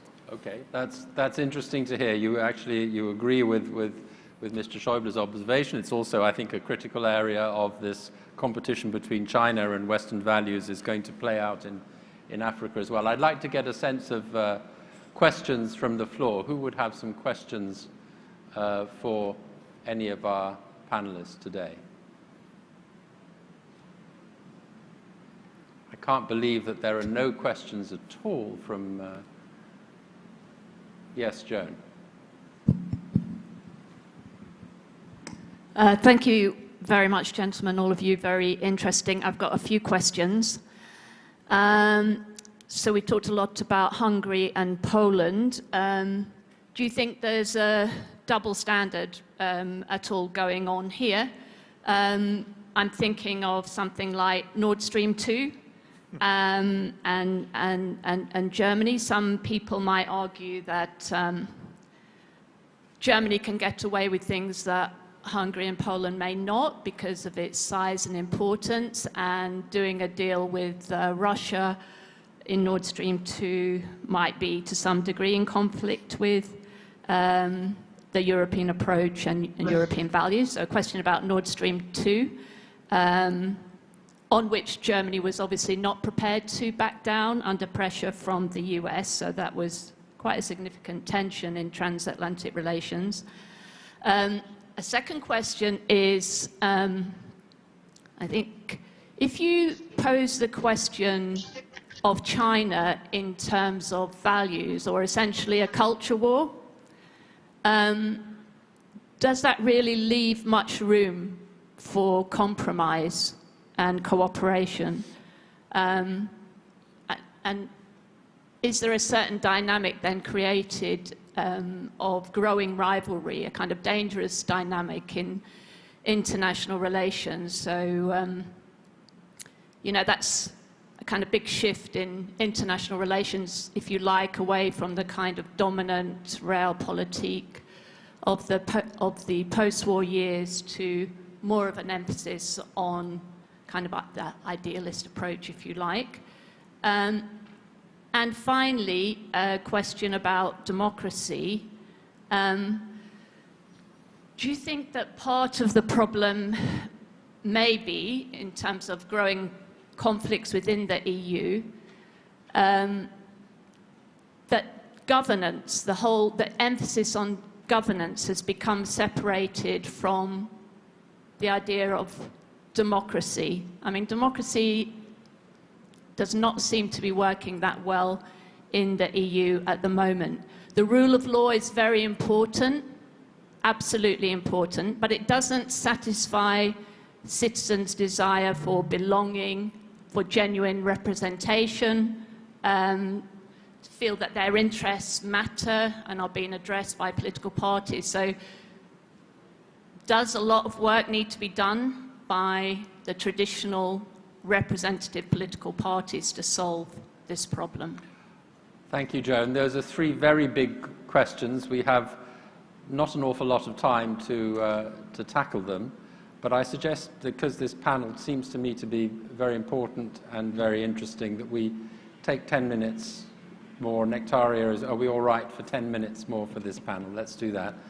And perhaps, Mr. Schäuble, I could go to you first on the question of Nord Stream 2, because obviously that's a matter you had to deal with in government as well as now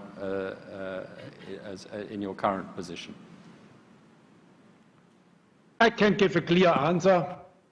Even in times when I have been member of government in Germany until 2017, you may know that I have been finance minister for some years. I was not very favorite in Nord Stream 2, the German position, the position of German government. But now I think we must find a way for a common European-American solution for this problem. But having said that, I have always been very, very critical against this position. But I would like to add one issue as well. Since we are discussing on Eastern Europe and so on, and how can we rule of law and the European values? We discuss a lot of the problems of respecting the fundamental basis values of European democracy, of human dignity, rule of law. But why don't we discuss in the same way the situation in the migration camps in Southern Europe, in which the rule of law and human dignity are not realized? And it would be really a peanut for Europe to solve this problem. I think it's a major problem for any member state concerned. I will not criticize a Greece or Italian or the Malta government, but I cannot accept that European institutions don't care in the way to say we will not only care on respecting the European law and the European values in Hungary. That must be done. But as long as we don't discuss the same problem, that European values are not respected in treating refugees in Southern Europe coming over the Mediterranean, we have no credibility. That is our problem, and that could be solved by European institutions. I am totally secure that would be relatively easy to be done, and we must be credible in any regard. And once again, I think it was not right. We should always come to common European positions, and for this, every member state has even to be ready to accept compromises to pave the way to a common European position. But sometimes it's not easy. But if Europe wants to play a major role, and Europe must be playing a major role in the global politics, we must become more efficient. And therefore we must care on the major global challenges. Can I ask you to pick up this question of the migration? This is part of your migration is part of your portfolio. So yes, it's one of the few times I beg to differ with Dr. Schäuble, because we cannot have this discussion on migration and the situation in the camps in a political vacuum or in a sterilized environment. Why are we having all this? It is because we do not have a European migration and asylum policy. Why we do not have one? Because member states systematically block our proposals to get to one. And they do that because deep down at the heart of national sovereignty in the capitals, there is this perception that migration is somebody else's problem. So we have to navigate, actually we've been doing it for the last 5-6 years, through these red lines to create a landing zone where everybody can meet.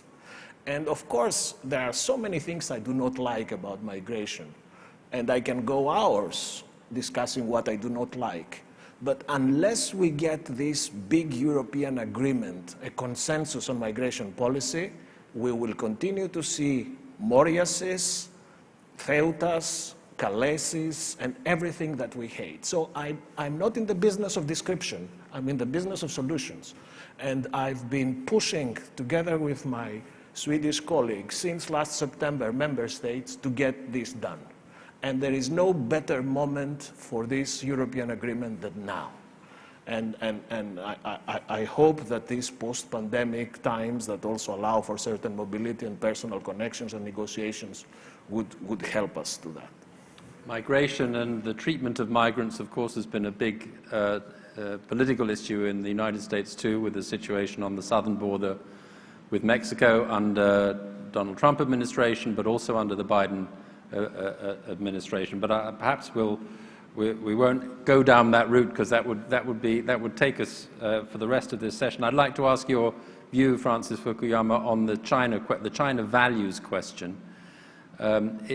Joan's question that if you cast this in values, you condemn this relationship into a sort of downward spiral with no real possibility for meeting of minds. Is that correct? Or if we stick to values, is it still possible to separate that off and say, right, there are areas, perhaps climate, perhaps arms control and various other areas where we can and indeed must collaborate while agreeing to disagree on values? Yeah. What do you think? If you don't mind, I'd actually like to answer all three questions. Go but ahead. I'll start with, I don't want to I'll start with restrain that you, one. but briefly. Yes, briefly. No, I mean, in a way, if you if you're honest about the difference in values, I think it's easier to negotiate on some of the self-interested kinds of issues and on things like climate than if you sort of pretend that we're all agreed, on the same basic human values when we're really not. I think what's important is not to artificially elevate the level of rhetoric and hostility, and that's really what the Trump administration did. On Nord Stream, I think that it's a huge geopolitical policy mistake because I think Ukraine is the front line of a battle between corrupt authoritarian government and democracy.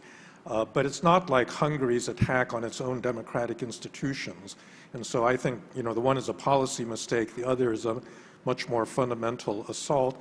And then finally, on the question of democracy, I do think that a lot of the world has been run by elites for their own benefit. And a lot of what's now called the neoliberal period that really began in the 1980s was very much tilted towards the interest of big corporations and capital, and it was not representative, I think, of the interest of a lot of ordinary voters. And so I do think that there was a disconnect, and that populism, in a way, is a perfectly understandable reaction to that. Okay, well, that was admirably succinct. Thank you. We shortly come to the end, but I don't want to finish without taking the opportunity to ask Wolfgang Schäuble one question about Greece specifically, because you've been very well known in this country for your views on the euro through the euro crisis. So it would be interesting, I'm sure, for this audience to know whether you think Greece is now on the right track. Was it yes. Good that Greece remained in the euro after all? At times that wasn't obvious, and at times you even sort of had a path for it to go out of the euro. So how do you see the situation today? No, the answer is totally clear. And it has always been clear. As any member state, even Greece, had to solve the problem to regain competitiveness, to regain innovation and to regain the basic for growth. And that must be done on behalf of the European law that is lifts the responsibility for this is to the member states of the European Union. Personally, I have always been in favor of a common fiscal and economic union, but we didn't get it until now. I hope we will get it after the pandemic crisis. But and so far, Greece did the needed reforms. The population has to pay a hard price, that's true, but actually Greece is doing very well. And so far, I think it was the right way to convince Greece to do the reforms to regain competitiveness. Well, thank you very much. We have to end this session because of time constraints, but I have to say we could have gone on for a lot longer because that was completely fascinating. Thank you all very much for your insights today. That was a terrific discussion, and we hope that we'll have a chance to pick it up again in future, if not in 25 years, perhaps even sooner. Thank you very much indeed. Thank you. Thank you.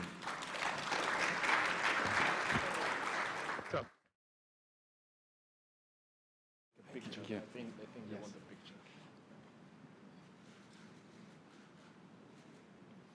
Excellent. Thank you very much. Thank you so much.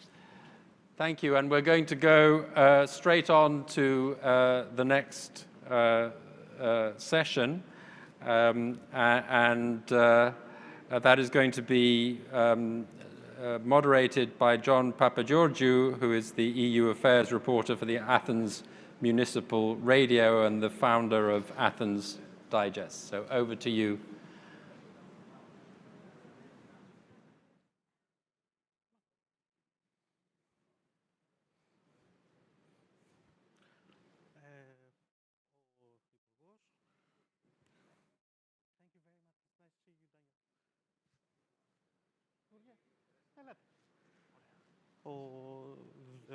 Δίπλα εσείς, ο κύριος Χαρής και ο κύριος Τρίχων.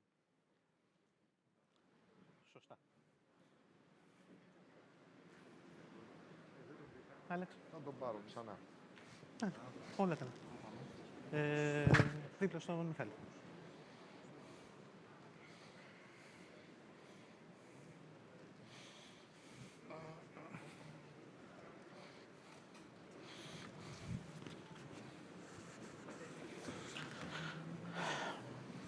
So thank you for being with us.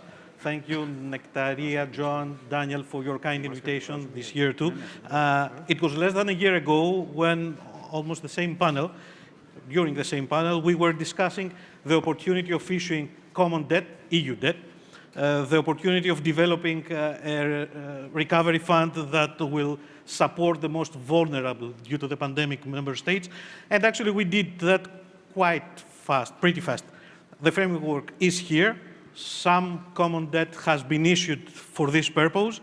The ECOFIN in a couple of days is going to approve the first 12 national plans, particularly for Greece.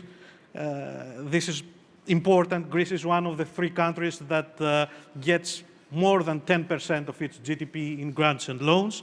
So where do we stand now? What do we expect? And let me read out the agenda topic, the EU's economic and financial landscape, the crucial role of the RRF, Recovery and Resilience Facility. And let me introduce you our distinguished speakers, the alternate Minister of Finance in Greece, Mr. Theodoros Kyllakakis, and via connection, I think we have Thomas Saranheimo, the President of the Euro Working Group, and actually the President of the EFC, because it is the ECOFIN we are referring to right now. Declan Costello is the Deputy Director General for ECFIN at the DG ECFIN. Michael Argyroux is Greece's representative at the EWG and EFC, the Chairman at the Council of Economic Advisors here in Greece, and Mr. Theodore Trifon, the President of the Pan-Hellenic Union of Pharmaceutical Industries, the Greek pharma industry, will comment on our issue. Please, I would like to kindly ask you to be as short as it gets, even more, less than 5 minutes, in order to have the opportunity to kickstart at least one round of questions. Mr. Skylakakis, the alternate minister, the floor is yours. Thank you. Discussing the Recovery and Resilience Fund and how we are going to move forward with... Excuse me, allow me. I forgot Mr. Alex Haritsis because I have the wrong program. Alexis Haritsis is with us, is the former Minister of Development, and apologies, Alexis, for this. That's okay. Okay, so let's get back to what I started to say. The Recovery and Resilience Fund is a great opportunity for Greece and for Europe. For Europe, it's a great opportunity because it's a totally new instrument, an instrument that uses the experience of the last decade, especially the experience of doing reforms within the various, to try to have something that is a lot more economically efficient and in its implementation a lot more flexible than other European programs. And also, major thing, it is funded by common debt, which is a one-time effort for the moment, but if it succeeds and it delivers not only the investments but also the reforms, and it delivers good economic performance, we could see if we learn from this experience and fears that some European countries have on how we spend European money will be a lot less than before.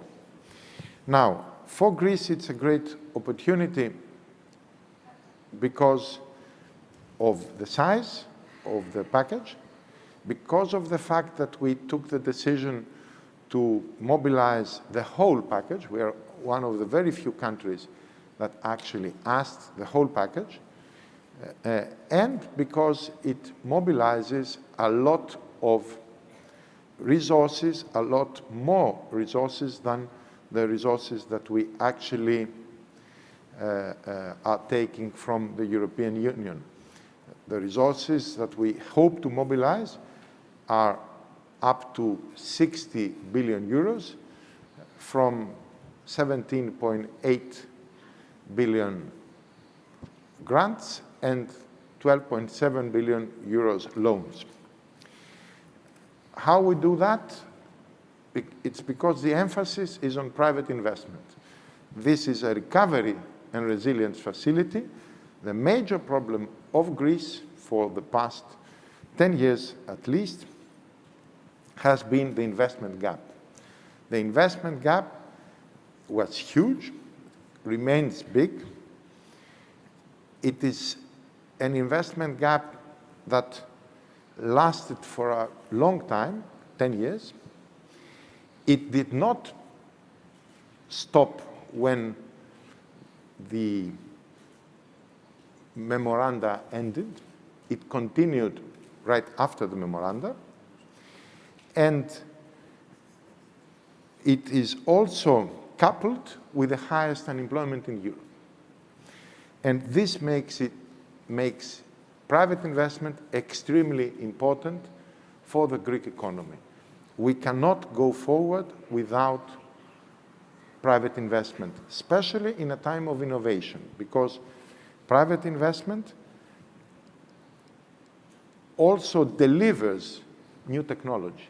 In a country where you have the half of the private investment compared to its competitors, in a time of great innovation, the country says back every year that passes. Its production possibility frontier is diminished. You can produce less and you can compete less. And this is the real problem that the economy is facing, and this is the real problem that the RRF will try to resolve. Thank you, Minister. And let's go directly to Brussels and to welcome Thomas Saranheimo, the EWG and TFC President. I think we can see him. Mr. Saranheimo, there is a lot of workload there, I assume. We are about to approve 12 national plans, I mean, at the ECOFIN. So the floor is yours. Thank you very much, John. Indeed, I chair the Economic and Financial Committee, which is a council body that has a fairly sizable role in governing the RRF. And on this panel, both Declan and Michael are part of this committee. So there's a lot of broad involvement there. So I will say a few words on how things look from our viewpoint right now. And so just to give the facts, the EFC will discuss every RRP, every plan at this approval stage in an informal way before the plan goes into the formal council process that then culminates in the approval of the council implementing decision on the plan. So far, we have discussed 12 plans, and there's more to come next week.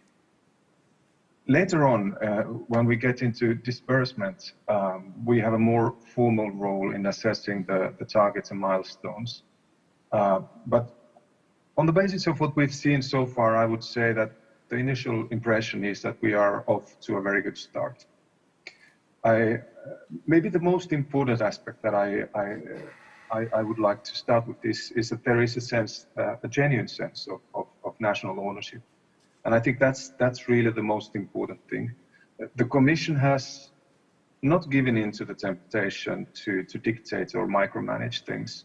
At some point, there were some concerns that this exercise would start looking like 27 macroeconomic adjustment programs, money against conditionality, And right now, it does not look like that at all. That risk, I think, has been well avoided. So kudos for the Commission for managing this very well. Regarding the level of ambition, I think it's quite good so far in most cases. So to some extent, we will only know over time how it turns out. Clearly, the depth and scope of the plans vary between the countries, which is understandable given that there is a very large difference in size between countries. For some countries, the plan is 15% of GDP or more, and in others, it can be 0.2% or in that ballpark. So you cannot expect the same level of delivery in those two cases. But in general, countries have taken the challenge very seriously. And it looks like the whole setup of this facility, the European angle, the peer pressure, the publicity and focus, all have sort of combined to create a positive atmosphere and commitment to reform. There are obvious challenges in preparation. The model of the RRF has not always been easy to integrate into national procedures. And here I would say that Greece was probably better equipped to do so than many others, given its recent experiences. But these are massive and complex plans, and involvement of the Union is an added complication to the normal national political and stakeholder processes. So, and this is particularly challenging in federal structures where the decision-making processes are complex to start with. So this has in many times resulted in a heavy process, which has put a lot of stress both on national administrations and on the Commission. And Declan may say more about that. I don't know.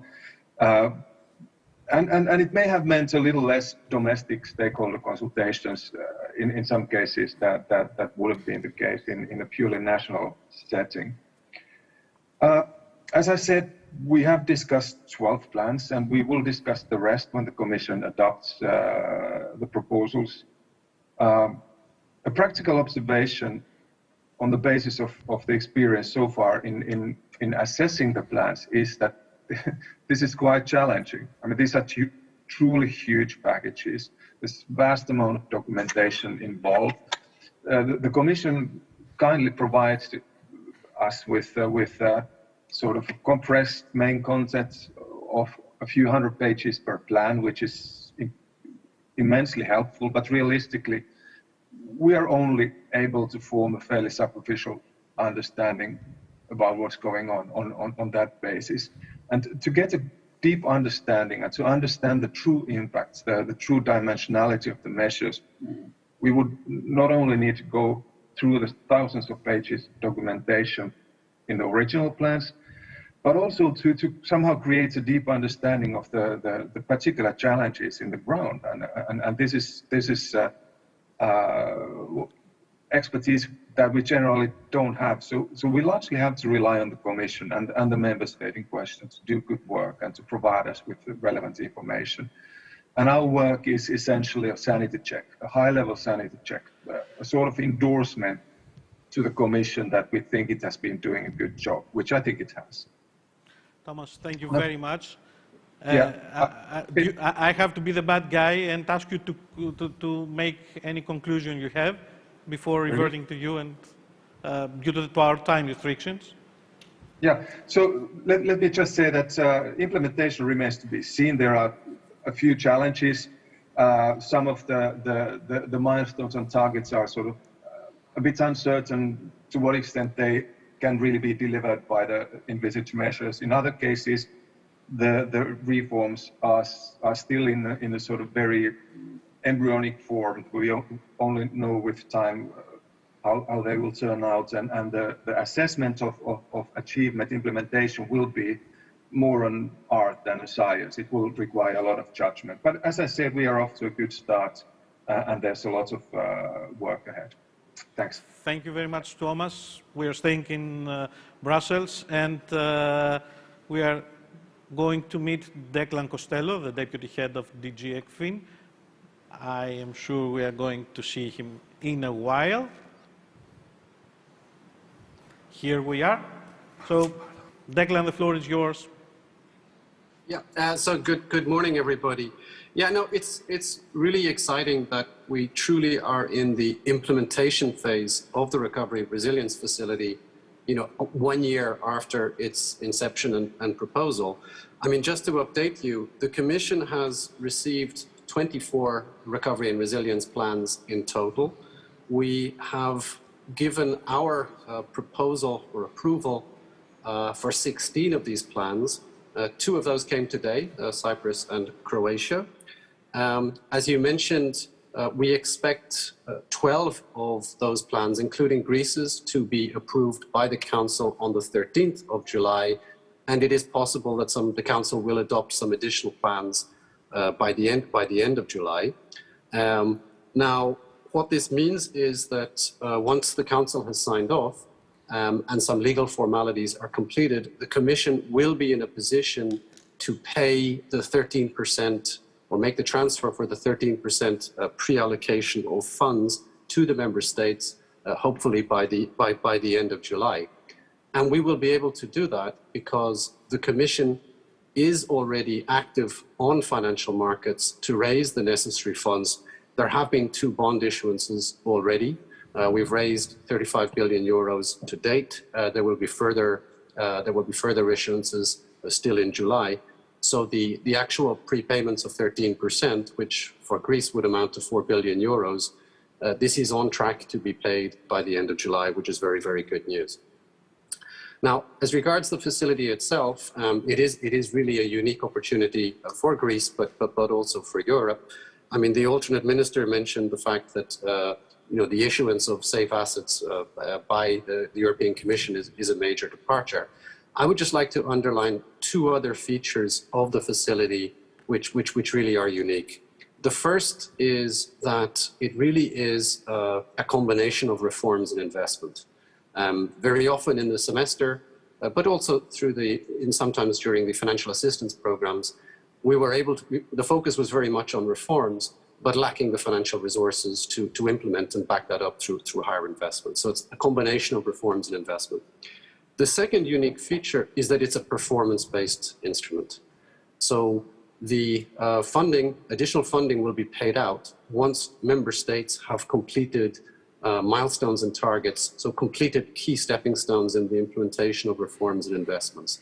Now, this is very, very different from what many people are used to in the structural funds when the Commission reimburses member states once they provide us with the documentation on the costs they have incurred. It's really about performance and delivery. And this potentially could be much lighter, could be more efficient in terms of really pushing forward with reform agendas, and again, combining reforms with the necessary investments. If you allow me a couple of words on the Greek plan, and just to underline, first of all, congratulations to the Greek authorities on the plan. It really is a huge plan. In total, Greece stands to benefit from grants and loans of just over 30 billion euros, more than 15 percentage points of GDP. Used properly, this can be, resources of this scale can be absolutely transformational. Now, just a couple of elements about the plan that I think are particularly strong and which were appreciated by the Commission and I think also the member states. The first is the fact that it's a very, very comprehensive plan, and it's really well anchored in a well thought out growth strategy. So it's based, of course, on the report of Professor Pissarides, 67 reforms, 108 investments. But I think fundamentally, we very much agree with the diagnosis on which what are the key structural challenges facing Greece, the need to close the investment gap mentioned by the alternate minister, the need to change the growth model or move the growth model towards more export-led growth. I think fundamentally we agree with the strategy on which it is based. The second key element on the climate change and the digital transition, I'm not going to go into detail, but I think when you look at the reforms, when you look at the investments in there, it's clear that this can make a decisive shift in Greece towards, for example, in shifting towards, the share of renewable in the energy mix, something where Greece clearly has a comparative advantage in some areas. And also in terms of the digital transition, where Greece does score badly when it comes to the digital scoreboard index, but a very, very well thought out strategy, which is not only based upon investments in high-speed networks, but is also really backed up with critical measures to digitize the public administration, and also a focus upon digital skills and digital literacy. And that, I think, will stand Greece well. One of the most promising, interesting, maybe even exciting elements of the plan is the focus on business investment. Now here, the entire loan facility, so 12.7 billion euros, will be used to co-finance and support on lending to the corporate sector, which has been a major bottleneck or holding back growth considerably. I think there really is a lot of interest in this scheme. What's proposed is unique. We do think it can be helpful given the challenges facing Greece. I think this is something that really is something to pay close attention to. Maybe just a final point is on governance. The actual drafting of the plan has been extremely smooth. But what's very, very encouraging is that we welcome that there is a strong governance framework set up for the implementation phase, which will be key around the coordination agency.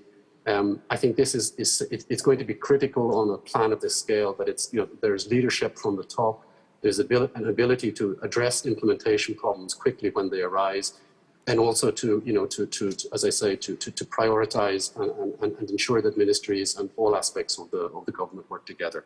So thank you very much. Thank you very much, Declan. And coming back here in Athens, and coming back to the WG and the EFC, to Greece's representative, Mr. Michael Argyru, the floor is yours. Thank you. Thank you very much, Yanis. And indeed, I will start by sharing the assessment that the RRF is indeed a great opportunity for Greece and Europe. And because it has been agreed a year ago, we have kind of forgotten how important for this step, for the decision for this step was. I see the RRF in a sequence of 3 steps. First, the decision to introduce it, then to prepare the national recovery and resilience plans, and then to implement them.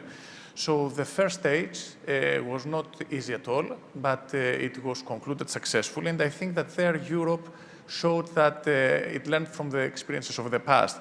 The RRF was the right policy choice. The pandemic has been, of course, an unprecedented shock. It created a massive recession everywhere. And in periods of recession, what you need is supporting economic activity. So it is a fiscal stimulus, which is complementing the monetary response.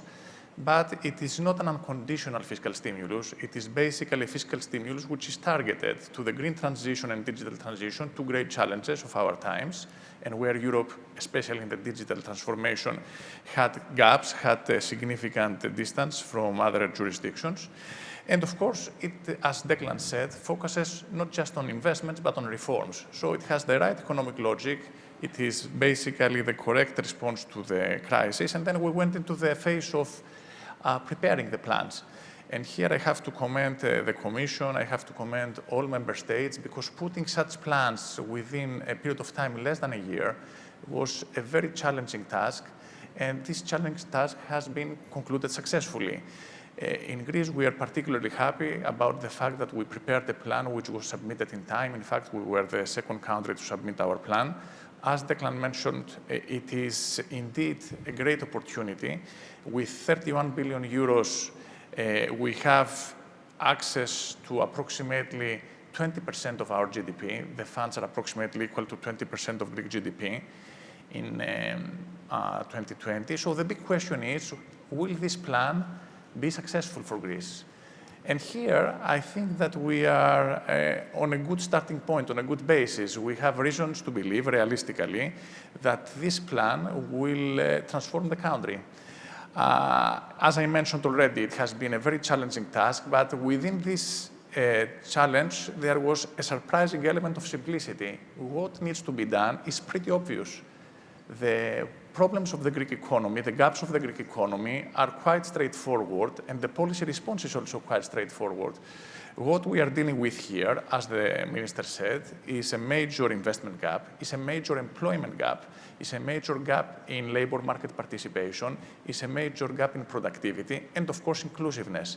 So what has been included in this plan is basically reforms and investments that reinforce each other, designed precisely to address these gaps, leaving no one behind. It is a plan which has been constructed in a holistic, strategic manner. It includes things that have been done elsewhere and they have been successful, and it does not include things that have been done here and elsewhere and have not been successful. It is by no means rooted in ideology. It is a plan which is rooted in sound economics, mainstream economics, international experience, and it is very pragmatic. So we have very good reasons to believe that we are starting from a very good basis. And of course, the big question is the implementation, which is the third stage I talked about. We think that the governance structure that we have put in place, and this is also the verdict of our European peers, is fit for the purpose, is fit for the task. So we are basically expecting that this plan will increase long-term growth in a sustainable way. It will also create new jobs, approximately 200,000 extra jobs, additional to those that we would have from the recovery in the absence of the RRP. It will change the composition of Greek economic activity. It will make the Greek economy more investment-oriented and exports-oriented and less consumption-oriented. And very importantly, it includes significant investments and reforms in the area of social services, which means that this is designed so that all Greeks from all walks of life will be benefiting from, including the next generation and vulnerable groups such as women, the youth, etc.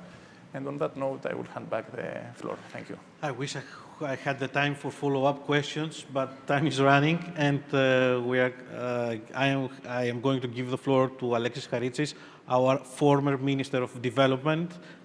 Alexis, the floor is yours, and apologies again for the initial mistake. That's all right. Thank you very much. Let me start by saying a few words about the European context. I think the good news is that RRF actually exists.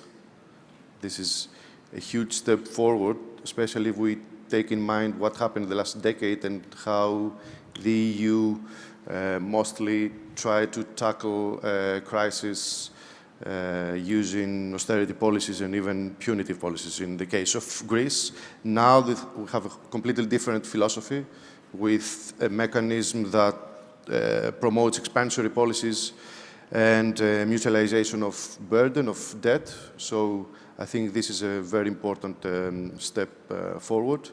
The important thing here is that this mechanism becomes permanent, that this is not just a one-off thing and then we go back to the failed policies of last decade. So this is something that the EU should take into account, and of course success of this program will play a very important role in terms of making this a permanent tool for the EU. Now, going to the RRF itself, and especially the Greek case, first let me start by saying that we have studied the proposals from different countries, and we've seen that some of them follow a pattern that we think that is very interesting. They choose to present a plan with not just absorption of funding in mind, but also with an ambitious strategic target of transforming their own production model. I think this is crucial. The main element here is added domestic value at the core of their plan for green transition, for digitalization. It's not just about increasing our imports. This is something that we have seen in the past, and I think it has failed. It would be a wasted opportunity. It would not benefit the whole of the economy if we insisted in such a model. Critical element, in my opinion, is tackling inequalities, as it has become very, very evident with this current crisis, and that actually, at the moment, many Western countries have realized that, and governments from all different parts of the political spectrum have realized that tackling inequalities is a major step towards achieving sustainable growth. Let's see what's happening at the other end of the pond, for example, in the United States at the moment. So I would have expected the Greek government to present a proposal like the one I very, very briefly described. I don't think that this is the case. The Greek government apparently insists on a model of trickle-down economics. I think this is a model, as President Biden said very, very recently, that it has never worked. I heard the minister, Mr. Schilakakis, mentioning the funding gap, and rightly so. This is an issue that should be tackled, but the real question here is, how do you tackle it, and to the benefit of whom? So in that respect, I think that recycling funding to those who already have access to funding sources is not the right way forward. I think what should be done is to have a plan which would broaden the production base, which would have very clear sectoral objectives and targets, like, for example, for industrial policy or for agricultural policy, with regional specialization, as we see in the plan from France, for example, with an emphasis on SMEs, as we see in the plan from Spain, for example. Apparently, the current government has chosen the former model of recycling funding to those companies that already have access to funding, and we propose the latter. One very key issue here, of course, is the monitoring of implementation. Our proposal, a formal proposal, is to create a parliamentary committee with the participation also of different stakeholders from civic society, from business community, in order to monitor implementation. Key concept in my view, and drawing from my experience in the government for 4 years, is the issue of lack of continuity and of institutional memory in the Greek public administration. Using this program in order to address this issue, this structural problem, I think would be key. Unfortunately, the opportunity is more probably going to be lost, since the government chose to manage the whole program through an ad hoc task force at the Ministry of Finance, which will cease to exist upon completion of this program. Last word, I think RRF is very, very important in terms of funding, but it's also very, very important in terms of planning. We would expect to see more strategic planning in terms of how we transform our production model. This is something that we didn't have the chance to discuss in public consultation in the last few months. Even in the Parliament, the whole discussion only lasted a few hours for such an important issue. Hopefully, through the implementation phase, and if our proposal for such a committee is approved and it is created, we will have to discuss in the process of how we use this funding in order not just to create headlines in the paper about absorbing funds, but also about tackling the real structural issues of the Greek economy and transforming our production model. Thank you very much. Thank you, Mr. Haritsis. And the comment by our pharma industry, the Greek pharma industry. Mr. Trifon. Thank you very much. I will comment on behalf of the whole industrial sector, also as member of SEV. What we have noted is that all speakers have pointed out, rightly so, the unprecedented opportunity that Greece has now to recover fast, not only from the aftermath of the COVID crisis and its financial implications, but also to find the right track after 10 difficult years of economic crisis. This is mainly due, of course, to the size of this package and other funds available from national programs like ESPA, like the new investment law, programs like Horizon. Also, Greek bonds are being financed by the ECB, and the cost of money is, of course, very, very cheap, so this drives investments. We have ongoing significant investment plans, even in this very difficult period, like the shipyards was announced yesterday, Hellinikon, but also many other industrial projects that are ongoing in energy, in projects in construction, and also the pharma industry has more than 50 projects going on in Greece. We have, I believe, we start to have a positive investment psychology, and this has been addressed also by many banks and financial institutions from abroad for the growth of GDP projection. We have tax incentives, which is very, very important, both for the decrease of corporate tax and also of decrease of labor costs and social contributions.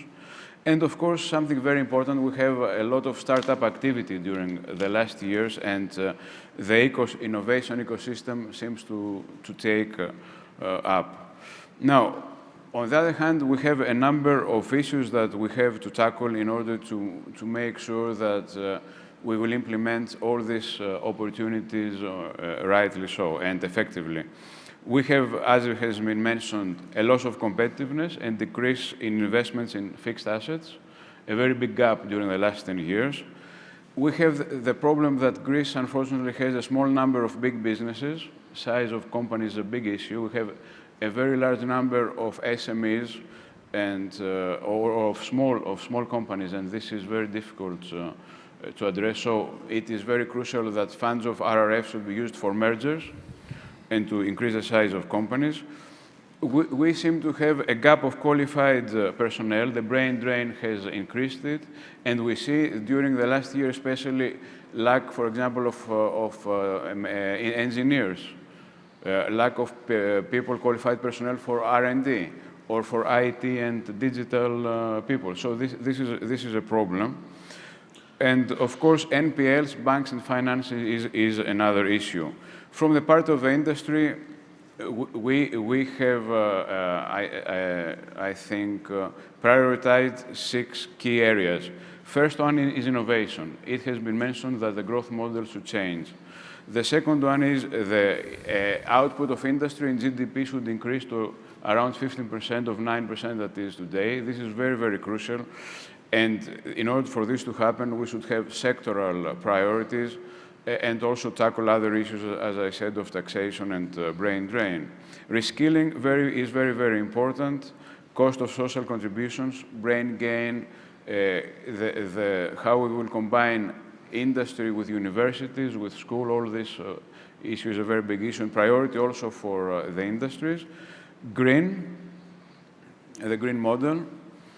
And of course, the green and digital transformation, which is a big part of RRF. For us, it is also an opportunity to use the funds to compete.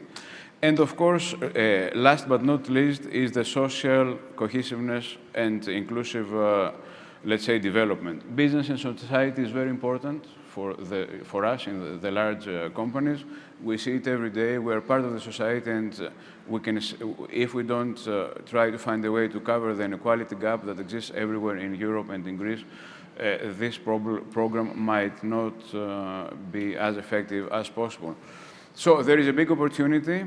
We have to be flexible. We have to adapt fast as businesses and as society, and of course as public sector to the key challenges ahead of us, and trying to do fast what we have not done in the last decades. Not easy, but there are, as I mentioned before, some ways or areas that we can do and we can achieve. Thank you, Mr. Trifon. Actually, I am strictly pressed to go to the next panel, but before that, I have 1 minute and a huge topic, implementation, the risks. So 1 minute each, if possible, in order to close this panel. Alex, Mr. Haritsis, going the other way. The other way, okay. I think I already mentioned that for us implementation is key, and our proposal is to have a very formal way of monitoring implementation. What we are lacking at the moment in this country is institutions, is structures, is functions in order to monitor such huge programs. So in that respect, I have to restate that this is a huge opportunity. We cannot resort to ad hoc solutions as the one that is now presented by the government with this unit in the Ministry of Finance.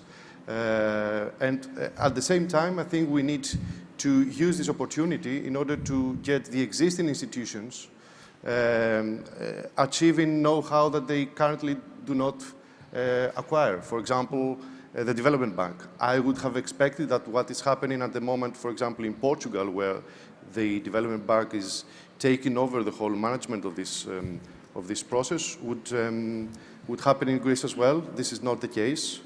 The vast majority of the funding goes to the systemic banks, so the Development Bank plays, I would say, more secondary role.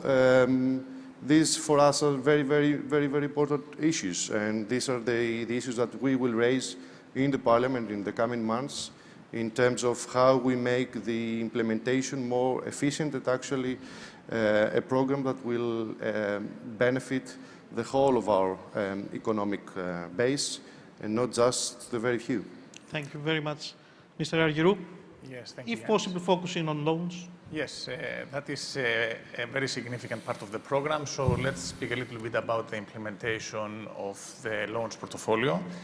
The main idea that we decided to channel money from the RRF into the business sector through the loans compartment was the fact that in Greece, as a result of the legacy of the previous crisis, there is a problem in the supply of funds. And that is because our banks, although over the last couple of years NPLs have been declining substantially, still have to be very careful, and that basically makes them risk-averse rather than risk-neutral. So the major mechanism through which banks help the economic growth of the country is compromised.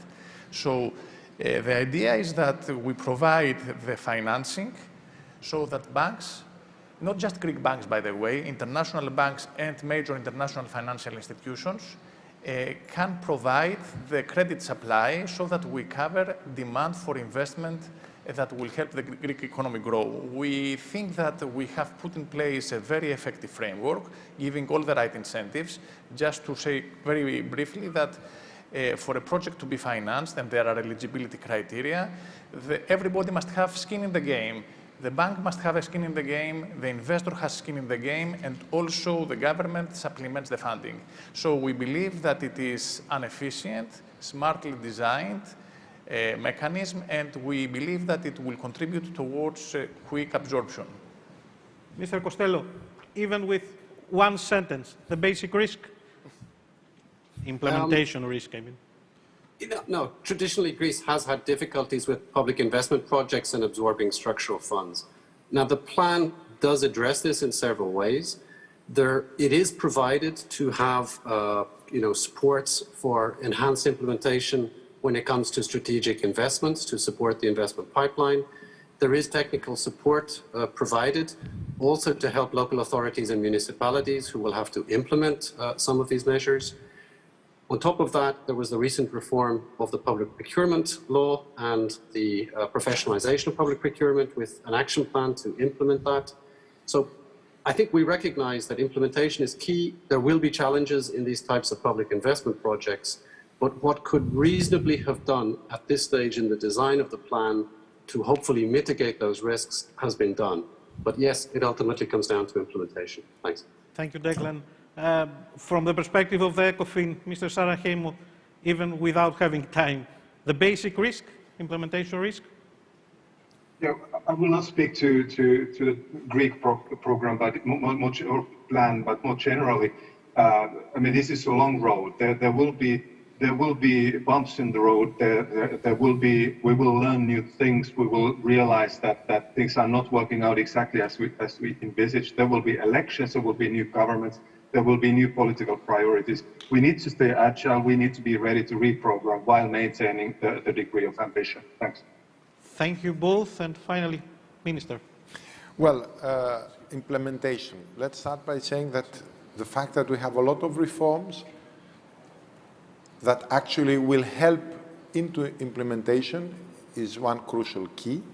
The second thing is that we didn't build a big new agency, but we intend to use everybody in the Greek public administration, within the ministries, within the development bank, etc., so that they will gain experience learning by doing, and with less cost, of course, and with a more flexible central way of doing things. We have a lot of new things that we will use, but I can't tell them in 1 minute. But I would say there are two things that will help into implementation. The first is that we intend to give money for investment to those that want to invest and not those that want to take the money. That's a big difference from the past, because in the past we have seen this priority. People were taking the money, putting it into what we call the good life, then maybe they did something in investment, and maybe it succeeded. Now, the difference is that everybody has to have skin in the game. And that's why we didn't put the development bank as the decision maker for investments, because the development bank puts our skin in the game, the taxpayers' skin in the game, while the private banks will put their skin in the game, not ours. Also, we want the investors to put also skin in the game, because if you don't put money when you invest, and you invest with other people's money, the problem is that the incentive is to take the money and run. Thank you very much, Minister. Thank you all for your attention.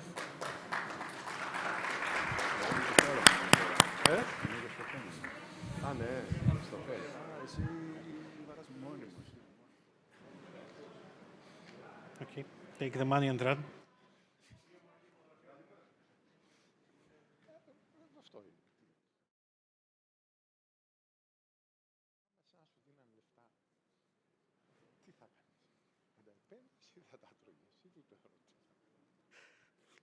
Εγώ θα το επένδυα, δεν είναι χαρακτηριστικό παράδειγμα.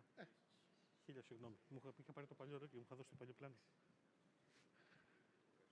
Εγώ. Μιλάω με τον Άδωνη,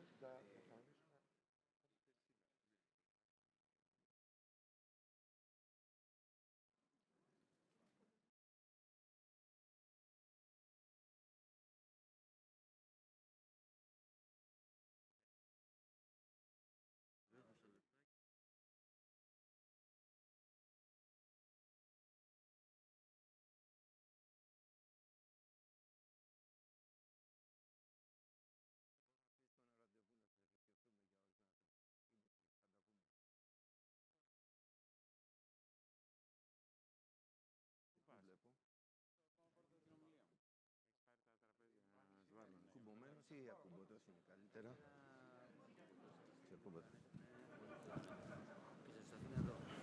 Οκ.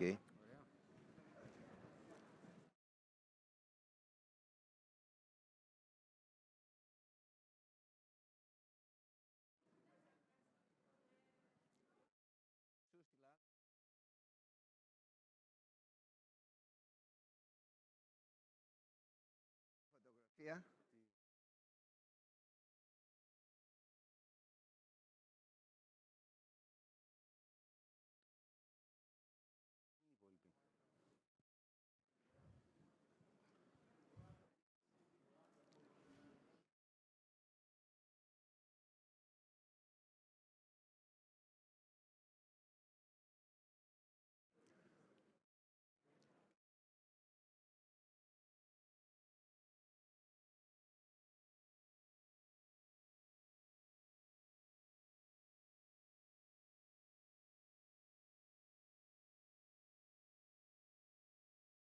Okay. Microphone. No. Okay. Thank you. Technical support. Thank you very much indeed. A very warm welcome to this afternoon session. The theme of our discussion is about probing the pandemic.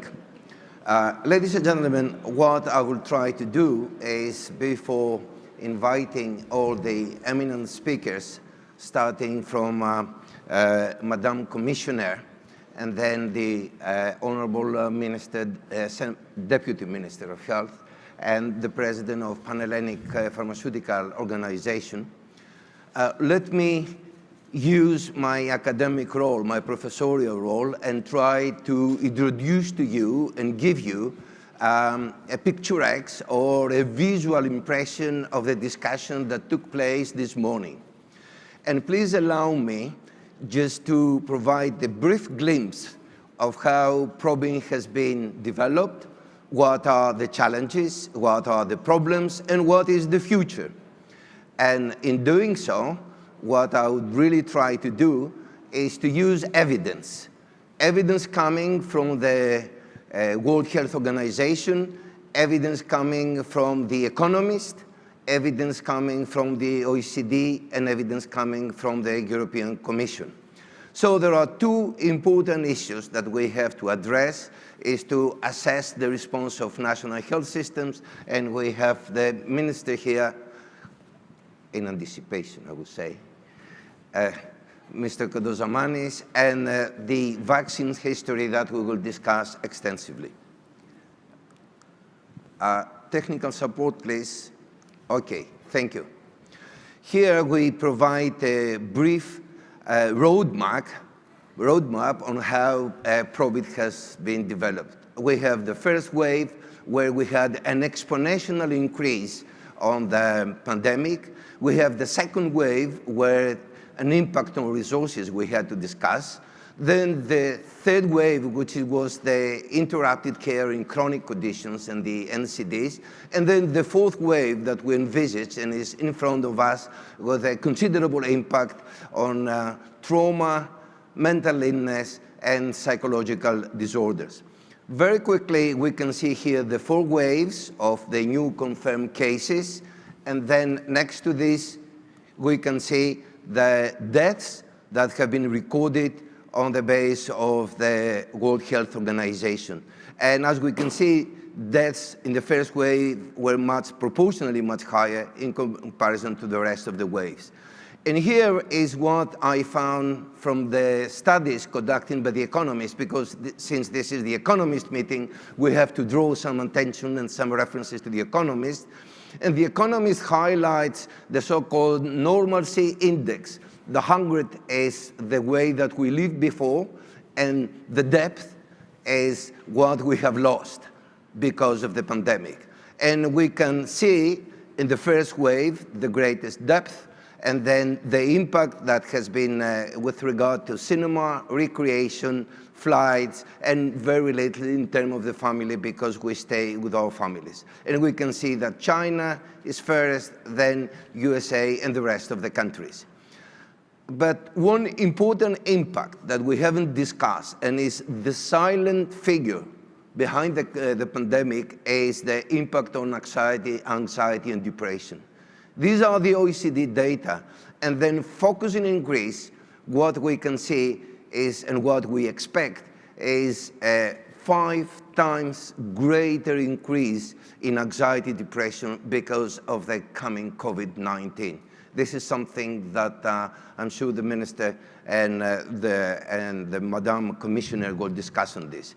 And then here we have what we can summarize from all these morning discussions, the evolution of GDP in Greece before the crisis, during the crisis, the economic crisis, and during the COVID period. And we can say that in terms of the COVID period, the quarterly data highlights a 17% reduction on our GDP. And comparing COVID with the economic crisis, we haven't envisaged that much, such a decline in our economic growth. But luckily, as Theodoros Kyriakakis, the minister, mentioned before, there is a roundabout, and then is something is coming up that we're going to achieve a better economic growth. And drawing some criteria from this morning discussion, we analyzed 3 major components, three major criteria with regard to the crisis. The first is the duration of the crisis. We had the 10-year crisis, which no other country across Europe and the rest of the world envisaged. And now, all of a sudden, we confront another COVID crisis. Then the second component and the second criteria is the depth of the crisis, is to what extent we lose the floor under our foot.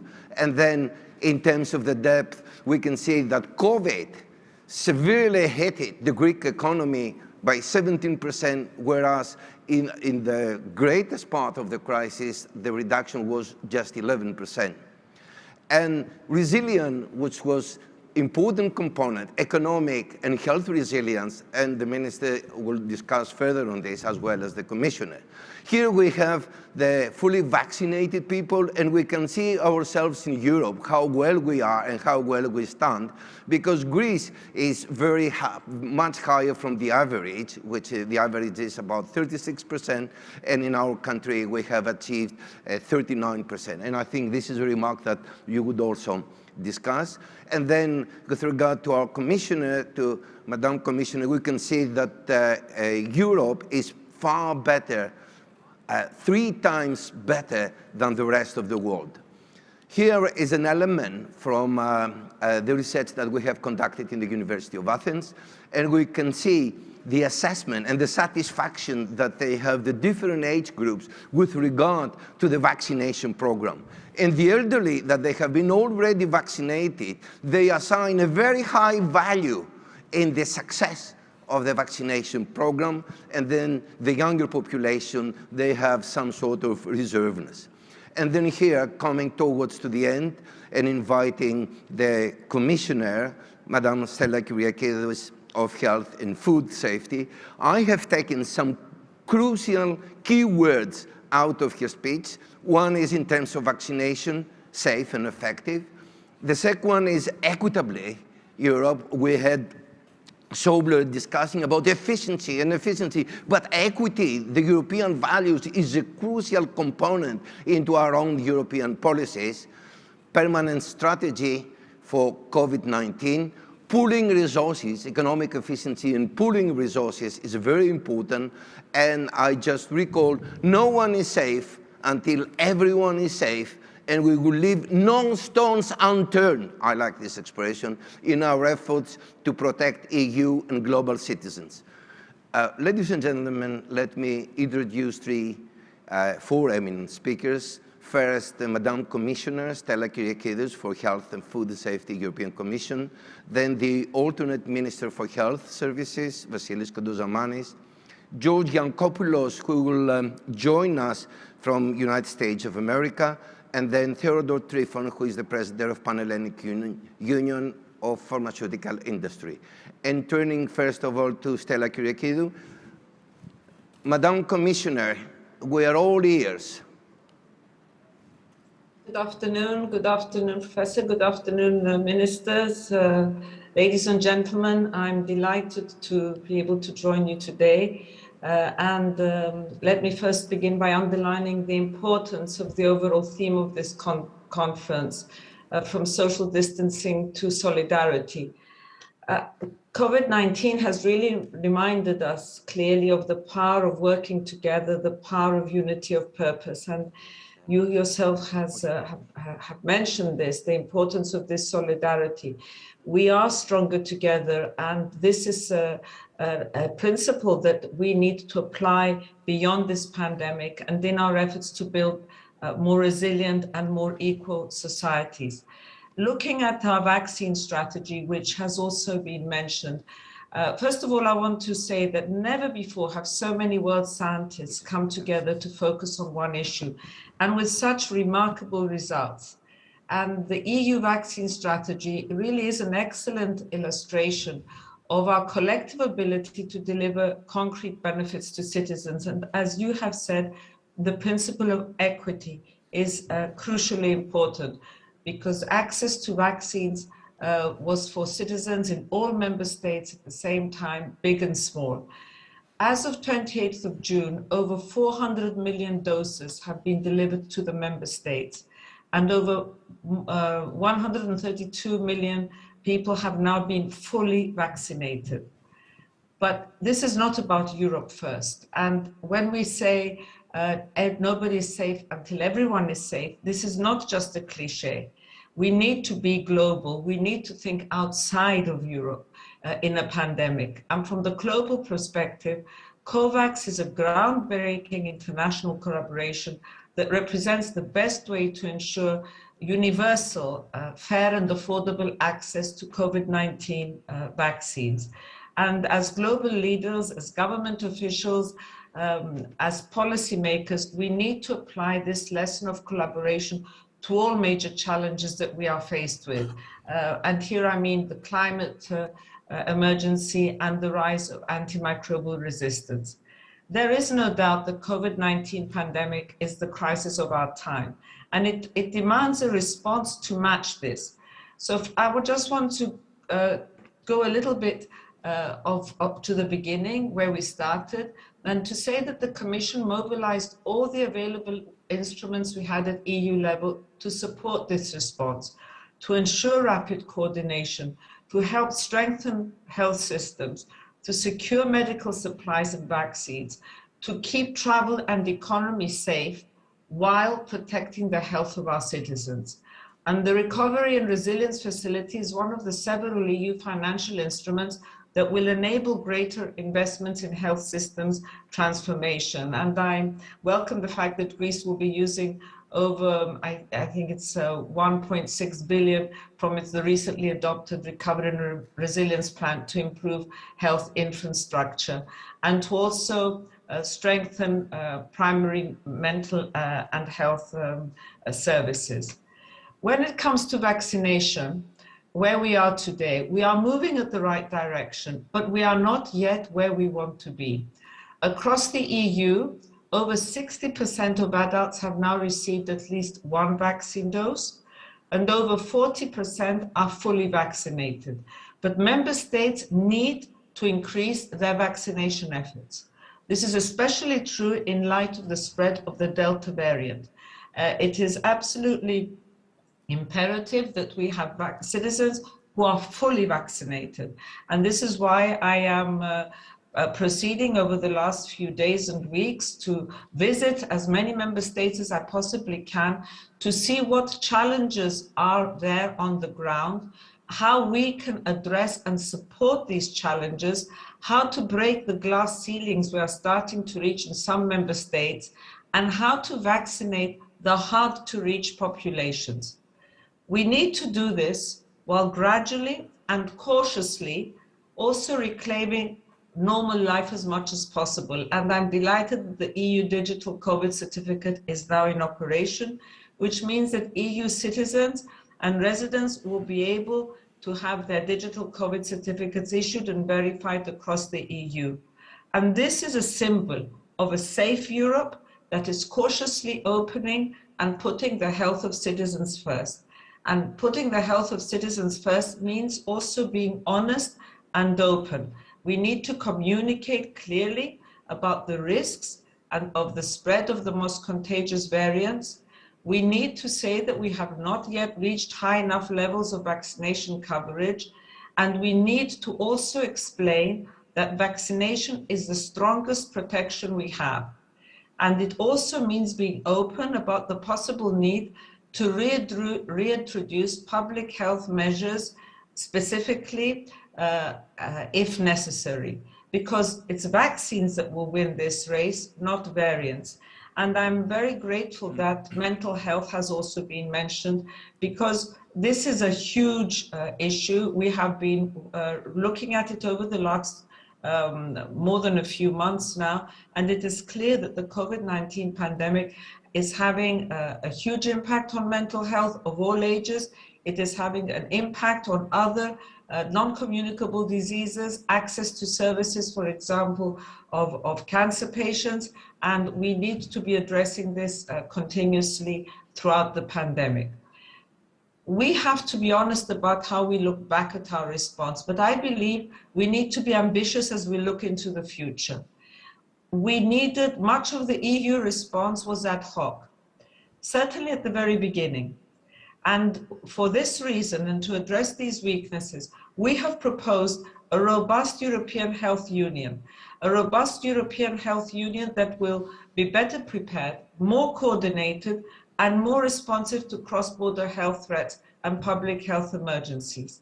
We are proposing stronger mandates for our health agencies, the European Centre for Disease Prevention and Control and the European Medicines Agency, and we are proposing a new EU Health Emergency Preparedness Response Authority called HERA. These are all structures that need to be in place for the European Union to be able to respond more quickly, more effectively, and to deliver what citizens expect from us in the areas of health.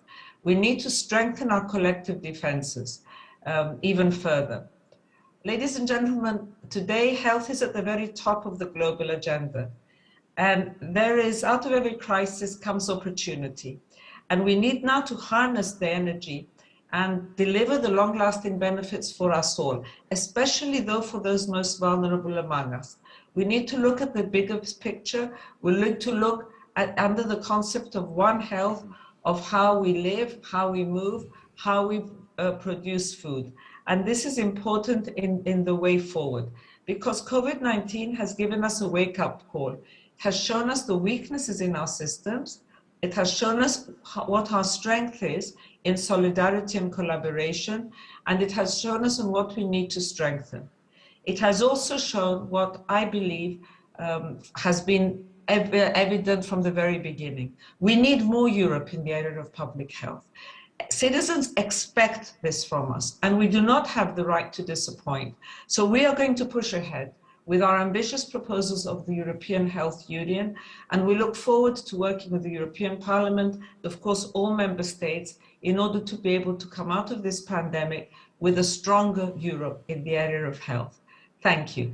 Thank you very much indeed, Madam Commissioner. It has been a greatest pleasure for all of us, and we know that you're very busy, and we very much appreciate your time and effort to share it with us. And now we move immediately, because there are some signals in terms of shortage of time, to you, sir. Thank you. The word is to alternate Minister of Health. Thank you, John. Thank you for the invitation. Please allow me to address you in Greek. Yes. Το είπε η Επίτροπος στο τέλος της παρέμβασή της ότι η Ευρώπη χρειάζεται μια ενιαία υγεία, χρειάζεται περισσότερη δημόσια υγεία και νομίζω ότι αυτή είναι η ουσία και προς αυτή την κατεύθυνση πρέπει να κινηθούμε και κινούμαστε. Ο τίτλος του συνεδρίου που αναφέρεται στην κοινωνική αλληλεγγύη νομίζω ότι συνδέεται άμεσα με τη διαχείριση της πανδημίας, γιατί η κοινωνική αλληλεγγύη έχει να κάνει με πολιτικές που αφορούν τον άνθρωπο και στη διαχείριση της πανδημίας αυτό ακριβώς κάναμε. Δώσαμε προτεραιότητα στην προστασία της ανθρώπινης ζωής και ήταν η πρόταγμά μας η ανεφόρον προστασία της δημόσιας υγείας, χωρίς να υποχωρήσουμε ούτε χιλιοστό από τη στρατηγική μας αυτή. Και αυτή η στρατηγική είναι που έφερε τα αποτελέσματα τα οποία βλέπουμε σήμερα. Πρέπει να συμφωνήσουμε. Κύριε καθηγητά, στο χώρο της υγείας μιλάμε πάρα πολλές φορές για το λεγόμενο evidence-based medicine. Νομίζω ότι πρέπει να υπάρχει και evidence-based policy και politics. Έτσι. Και πρέπει να συμφωνήσουμε ότι η διαχείριση της πανδημίας είναι ένας μαραθώνιος και δεν πρέπει μια φωτογραφία της στιγμής με μια φωτογραφία της στιγμής να χάνουμε τη μεγάλη εικόνα, που η μεγάλη εικόνα είναι η επιτυχής διαχείριση της πανδημίας στη χώρα μας. Γιατί είδαμε και μεγαλύτερα, πιο πλούσια κράτη, πιο οργανωμένα να καταραίουν, ενώ η Ελλάδα άντεξε. Και μιλάω για evidence-based policy, γιατί πρέπει να συμφωνήσουμε επιτέλους στη χώρα αυτή ότι η γλώσσα της τεκμηρίωσης είναι ο μοναδικός τρόπος και δημοκρατικός, θα έλεγα, για να μπορέσουμε να συνυπάρξουμε και να συνεννοούμαστε. Λογικό είναι να υπάρχουν πολιτικές διαφωνίες ή κριτική σε επίπεδο βουλής και πολιτικής ζωής, αλλά εφόσον ακολουθήσουμε τον δρόμο της τεκμηρίωσης, νομίζω ότι θα μπορέσουμε να συνεννοηθούμε. Και αυτό έγινε και στη διαχείριση της πανδημίας. Καταφέραμε να πλαισιώσουμε την επιστημονική γνώση με ορθολογικό σχεδιασμό και βεβαίως με διαρκή επισκόπηση των δεδομένων που είχαμε στη διάθεσή μας. Επιτρέψτε μου να πω δύο πολύ σημαντικά πράγματα που έρχονται ως εμπειρία από τη διαχείριση της πανδημίας. Μας έδωσε τη δυνατότητα να καταρρίψουμε το μύθο του λεγόμενου πολιτικού κόστους. Η κυβέρνηση πήρε σκληρές αποφάσεις και βλέπουμε ότι ακόμα και σήμερα, 2 χρόνια ακριβώς μετά την ανάληψη διακυβέρνησης και 17 μήνες μετά την έναρξη της πανδημίας, η κυβέρνηση απολαμβάνει της εμπιστοσύνης του ελληνικού λαού. Ο Πρωθυπουργός πήρε σκληρές αποφάσεις. Ο Σωτήρης ο Τσιόδρας, με τον Νίκο το Χαρδαλιά στις συνεντεύξεις που είμαστε, ανακοινώνανε θανάτους και ανακοινώνανε σκληρά μέτρα και ο κόσμος πειθάρχησε στις αποφάσεις αυτές και είχαμε τα αποτελέσματα. Όλοι μαζί τα καταφέραμε. Και θέλω να πω και κάτι, ότι κάτι πολύ σημαντικό. Δεν κρύψαμε ποτέ την αλήθεια, δεν κρύψαμε ούτε ένα στοιχείο. Και αυτό είναι ένα ακόμα όπλο που μας έδωσε τη δυνατότητα να αποτυπώσουμε και να δώσουμε στον κόσμο την ακριβή εικόνα και να μπορέσουμε να έχουμε αυτή την σωστή διαχείριση. Τι κάναμε σε όλη τη διάρκεια της πανδημίας? Δημιουργήσαμε πραγματικά μία παρακαταθήκη σε πολύ σύντομο χρονικό διάστημα. Είδαμε άλματα να γίνονται και κυρίως στο κομμάτι της ψηφιακής υγείας, πράγματα τα οποία τα είχαμε σχεδιάσει κατά τη διάρκεια της τετραετίας να τα κάνουμε και τα κάναμε πάρα πολύ σύντομα και με αποδοχή μέσα σε αυτούς τους μήνες.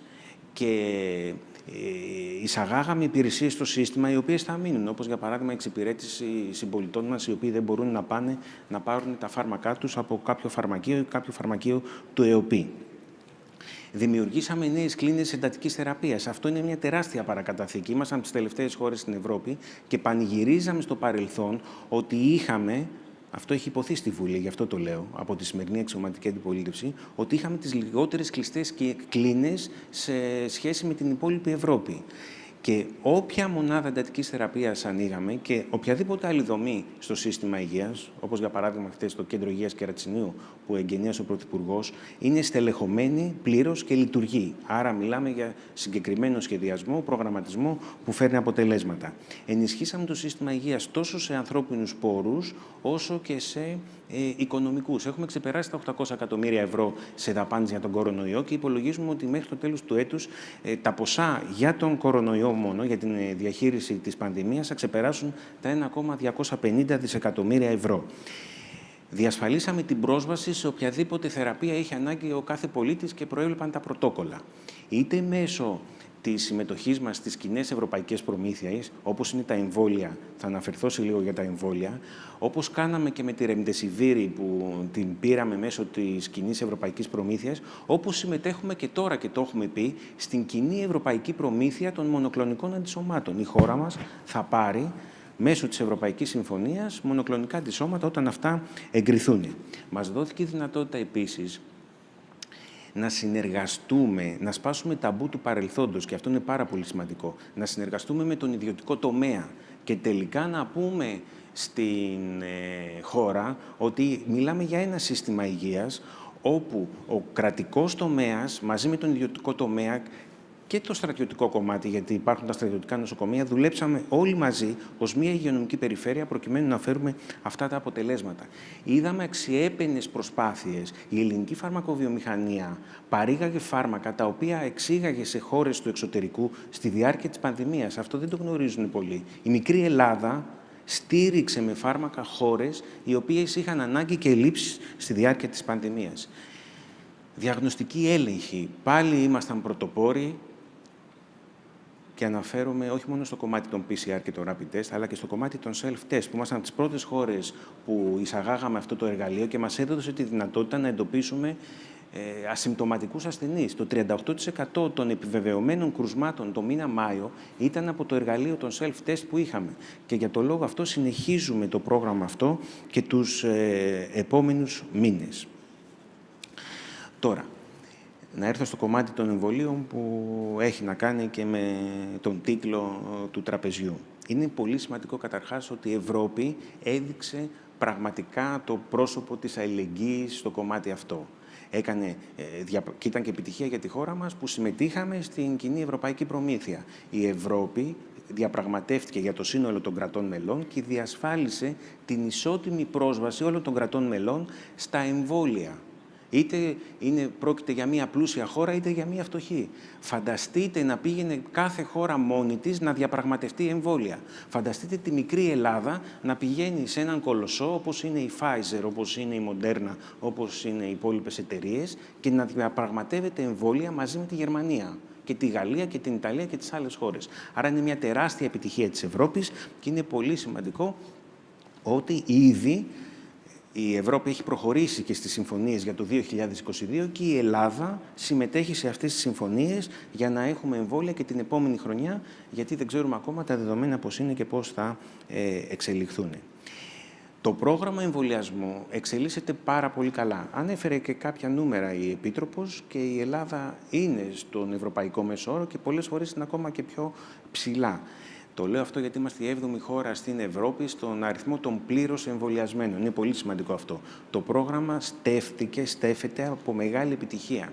Αλλά έχουμε δρόμο ακόμα. Και ενώ λέγαμε στην αρχή ότι το 70% τείχος ανοσίας θα μας έδινε τη δυνατότητα να ξεπεράσουμε την κρίση αυτή, βλέπουμε τώρα ότι και λόγω των μεταλλάξεων χρειαζόμαστε ένα μεγαλύτερο τείχος ανοσίας να χτίσουμε και γι' αυτό το λόγο πρέπει να πείσουμε και τον τελευταίο συμπολίτη. Η χώρα μας έχει διασφαλίσει εμβόλια για το σύνολο του πληθυσμού και είναι πολύ σημαντικό αυτό. Θέλω να πω κάτι, ότι το εμβόλιο διαφέρει από τα φάρμακα. Το γνωρίζετε και εσείς, κύριε Φαντόπουλα, από τα οικονομικά της υγείας και ο κύριος Τρίφωνας βεβαίως. Το εμβόλιο, καταρχάς, αποτελεί τη μεγαλύτερη παρέμβαση στον τομέα της δημόσιας υγείας, στην ιστορία της δημόσιας υγείας, και οι εμβολιασμοί παράγουν ένα δημόσιο αγαθό και μάλιστα διαρκές δημόσιο αγαθό που λέτε εσείς τις σημειώσεις σας. Και το δημόσιο αυτό αγαθό είναι η συλλογική ανοσία που αυτή πρέπει να χτίσουμε. Και μάλιστα τα εμβόλια εκεί διαφέρουν από τα φάρμακα, γιατί το εμβόλιο υπερβαίνει το ατομικό επίπεδο και έχει θετικές επιπτώσεις, έχει επίδραση σε όλα τα μέλη της κοινωνίας, στο κοινωνικό σύνολο. Παράγει εξωτερικότητες, πάλι που λένε, externalities. Τι σημαίνει αυτό? Ότι μειώνει και καταρχάς μειώνει τις κοινωνικές ανισότητες, διότι έχει πρόσβαση όλος ο πληθυσμός ανεξαρτήτως της οικονομικής του κατάστασης. Διασφαλίζει την κοινωνική συνοχή, διασφαλίζει την λειτουργία της οικονομικής και κοινωνικής δραστηριότητας, βελτιώνει την παραγωγικότητα και βεβαίως διασφαλίζει και αυτό που είπε και η Επίτροπος, το One Health, την ενιαία υγεία. Άρα πρέπει, έχουμε δρόμο, πρέπει να πείσουμε και τον τελευταίο συμπολίτη μας να εμβολιαστεί και νομίζω ότι το εμβόλιο, που είναι το μεγαλύτερο όπλο που έχουμε στα χέρια μας, μαζί με την τήρηση των μέτρων, μην τα ξεχνάμε αυτά, είναι τα δύο μεγαλύτερα όπλα που έχουμε προκειμένου να ξεπεράσουμε την κρίση αυτή οριστικά. Και κάτι τελευταίο, επειδή μιλάμε για εμβόλια και είναι ένα θέμα των ημερών. Η παραγωγή των εμβολίων και ειδικά η παραγωγή των εμβολίων στην χώρα. Τα εμβόλια δεν παράγονται με μαγικό τρόπο, ούτε σε σύντομο χρονικό διάστημα. Ούτε πατάς ένα κουμπί όπως παράγεις ένα χάπι και βγαίνουν τα χάπια. Τα εμβόλια καταρχάς απαιτούν προετοιμασία, μεταφορά τεχνογνωσίας και βεβαίως παραχώρηση πατέντας. Και φοβάμαι ότι μπερδεύουμε στη χώρα, γι' αυτό και γίνεται η κουβέντα αυτή, τις πατέντες με την παραγωγή των εμβολίων. Βεβαίως και στηρίζουμε προσπάθειες προκειμένου να έρθει παραγωγή εμβολίων στη χώρα. Αυτό δεν γίνεται από τη μία μέρα στην άλλη. Και σήμερα να είχαμε ένα εργοστάσιο, δεν θα είχαμε αύριο εμβόλια. Έτσι, γιατί είναι πάρα πολλοί παράγοντες οι οποίοι, όπως είπα, η μεταφορά τεχνογνωσίας καταρχάς και να έχουμε την παραχώρηση της πατέντας. Ούτε μία χώρα από μόνη της μπορεί να πει ναι, βάζω ως στρατηγικό στόχο στην υγεία να παράξω εμβόλια. Διότι τα εμβόλια δεν τα παράζει για τη χώρα, γιατί τα παράζει για όλον τον πλανήτη. Γιατί τη μία χρονιά τα χρειάζεσαι, την επόμενη χρονιά δεν τα χρειάζεσαι. Εξαιρετικά.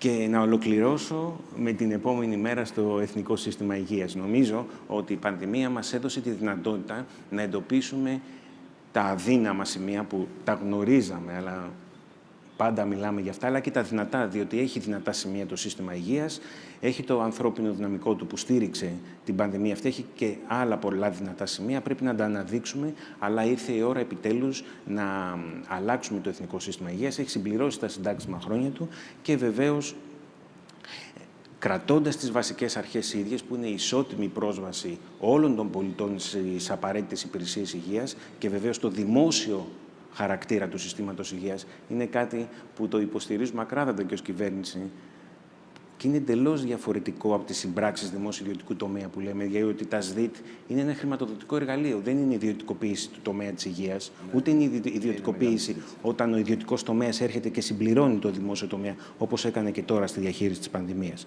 Και μιλάμε, τα υποδείγματα παροχής υπηρεσιών υγείας αλλάζουν παγκοσμίως, πρέπει να αλλάξουμε κι εμείς και μιλάμε για ένα σύστημα το οποίο θα χαρακτηρίζεται από συντονισμό συνέχεια, διαλειτουργικότητα και διασύνδεση. Οι αλλαγές λοιπόν είναι μονόδρομος. Όχι μόνο στην πρωτοβάθμια φροντίδα υγείας, πρέπει να διασυνδέσουμε όλες τις βαθμίδες φροντίδας, την πρωτοβάθμια, τη δευτεροβάθμια, τη μετανοσοκομιακή. Δυστυχώς, μέχρι σήμερα η φροντίδα της υγείας ξεκινούσε από την πόρτα του νοσοκομείου και τελείωνε στην έξοδο του νοσοκομείου. Και η μετανοσοκομιακή φροντίδα είναι ένα κομμάτι το οποίο το έχουμε αφήσει εντελώς. Και μάλιστα τώρα, με την πανδημία, έχουμε να διαχειριστούμε και το long COVID, όπως λένε, τι γίνεται μετά το εξιτήριο κάποιου ασθενή από το νοσοκομείο. Υπόθηκε και πρέπει να το δούμε και το κοιτάζουμε. Άρα, έχουμε ένα εργαλείο το οποίο νομοθετήσαμε πέρσι, που είναι ο Οργανισμός για Ασφάλιση Ποιότητας Υπηρεσίας Υγείας. Έλειπε από τη χώρα κάτι τέτοιο. Εξορθολογίζουμε τις προμήθειες στον χώρο της υγείας, με ένα νομοσχέδιο το οποίο βγαίνει τις επόμενες ημέρες στη διαβούλευση και έχει εγκριθεί από το Υπουργικό Συμβούλιο.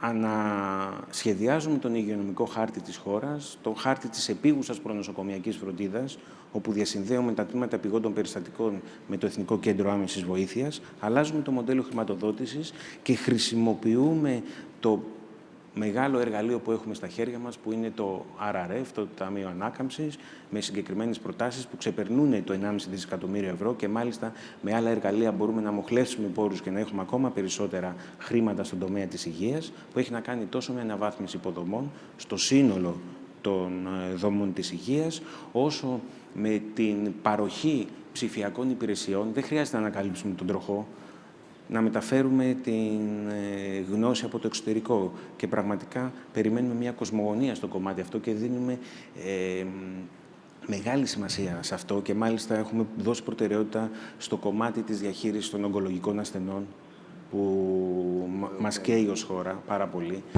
και πρέπει να χρησιμοποιήσουμε όλα τα εργαλεία που έχουμε στη διάθεσή μας, υποδομές με εμβληματικές νέες υποδομές οι οποίες θα χτιστούν, όπως είναι το Κέντρο Γονιδιακών Θεραπείων στη Θεσσαλονίκη και ένα κέντρο ακτινοθεραπείας στην Αθήνα στο νοσοκομείο Σωτηρίας και βεβαίως μεγάλο κομμάτι αφορά τη δημόσια υγεία και αυτό που επικρατεί σε παγκόσμιο επίπεδο, η λεγόμενη ιδέα, η λεγόμενη νέα δημόσια υγεία, New Public Health, όπου η δημόσια υγεία συναντάται με την πρωτοβάθμια φροντίδα υγείας. Επιμένω, επαναλαμβάνω, δεν χρειάζεται να ανακαλύψουμε τον τροχό. Ξέρουμε τι πρέπει να κάνουμε, πώς θα το κάνουμε και θα το κάνουμε και χρησιμοποιήσατε, σας άρεσε η έκφραση της Επιτρόπου ότι θα σηκώσουμε οποιαδήποτε πέτρα προκειμένου να τα καταφέρουμε. Να πω εγώ με τη σειρά μου ότι δεν θα αφήσουμε κανέναν συμπολίτη μας πίσω. Ευχαριστώ πολύ. Πάρα πολύ, κύριε Υπουργέ. Καλή επιτυχία στο έργο σας και στις μεταρρυθμίσεις σας. And then we turn immediately to George Yakopoulos from America. George, a very warm welcome. Please, you have the floor, George. Thank you for joining us. Thank you. Can you hear me? Yes, wildly clear. Great. Thank you for having me. As you heard, I'm Yorios Damidos Yagopoulos. I am co-founder, president, and chief scientific officer of the biotechnology company Regeneron, which, as you heard, is based in the United States. But like many of us in biotech in America, my roots are in Greece, with both my parents coming from the town of Kastoria in northern Greece. For those of you who don't know much about Regeneron, we started the company over 30 years ago with a dream to use human genetics and to develop turnkey antibody-based technologies. This has led us to becoming the leading human sequencing company in the world, having sequenced about half of all humans who have been sequenced. And most consider us the leader in antibody technologies and medicines. Unlike most companies, all of our medicines come from our own laboratories. They're all antibodies or antibody-like medicines, and our efforts have led to some of the world's leading medicines to fight diseases such as blindness, heart disease, asthma and atopic dermatitis or eczema, cancer, and many other diseases, including now infectious diseases from Ebola to COVID-19. When the SARS-CoV-2 virus began spreading, we were ready to help immediately, with the added benefit of our recent experiences from a similar effort that helped defeat the Ebola outbreak in West Africa. We already successfully used our technologies to discover and develop an antibody cocktail treatment against the Ebola virus, winning U.S. FDA approval in 2020 as the first successful treatment for Ebola. As we all know, the key to fighting COVID-19 is for the body to make antibodies against the virus, either via a vaccine or by naturally fighting the infection itself. But we had the ability to manufacture just such antibodies outside of the body and give them to the individuals who had not yet made their own antibodies. Our team, led by another Greek, Christos Kyratsous, who is from Kozani, right near my hometown of Kastoria, rapidly generated an antibody cocktail, which we call Regen-CoV, to bind and neutralize the SARS-CoV-2 virus. We knew from the start that we must take a multi-antibody approach, just as we had done for Ebola, because the virus would mutate and create variants. By using a cocktail of antibodies, the virus would have to mutate in multiple locations to evade both our antibodies. Indeed, other single antibody approaches that were authorized by the FDA have since lost efficacy to emerging variants and have been withdrawn by the FDA, while our Regen-CoV remains effective against all major variants of concerns, including the recent Delta and Delta Plus variants.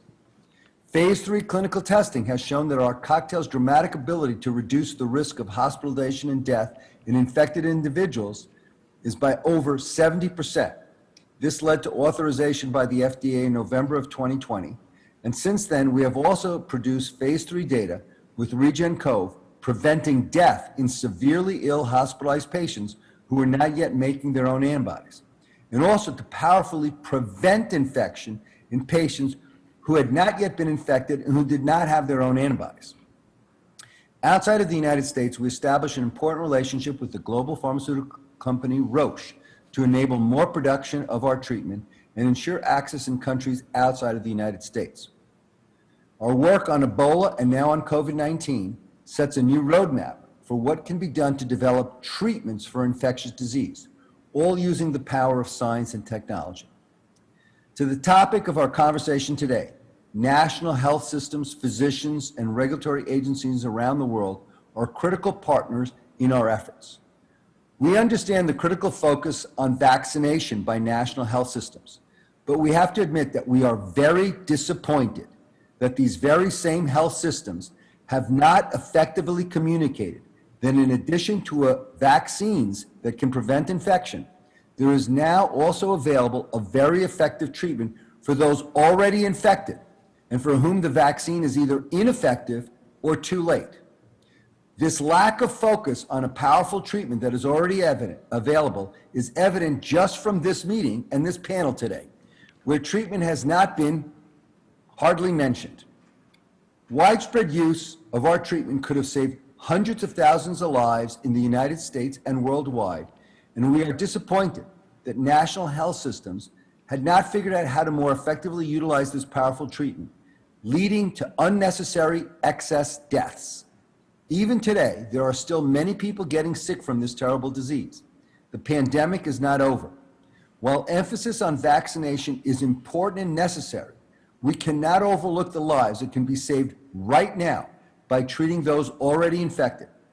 And treating these individuals will also contain further spread, especially of variants, since Regen-CoV rapidly lowers viral production in those who are treated.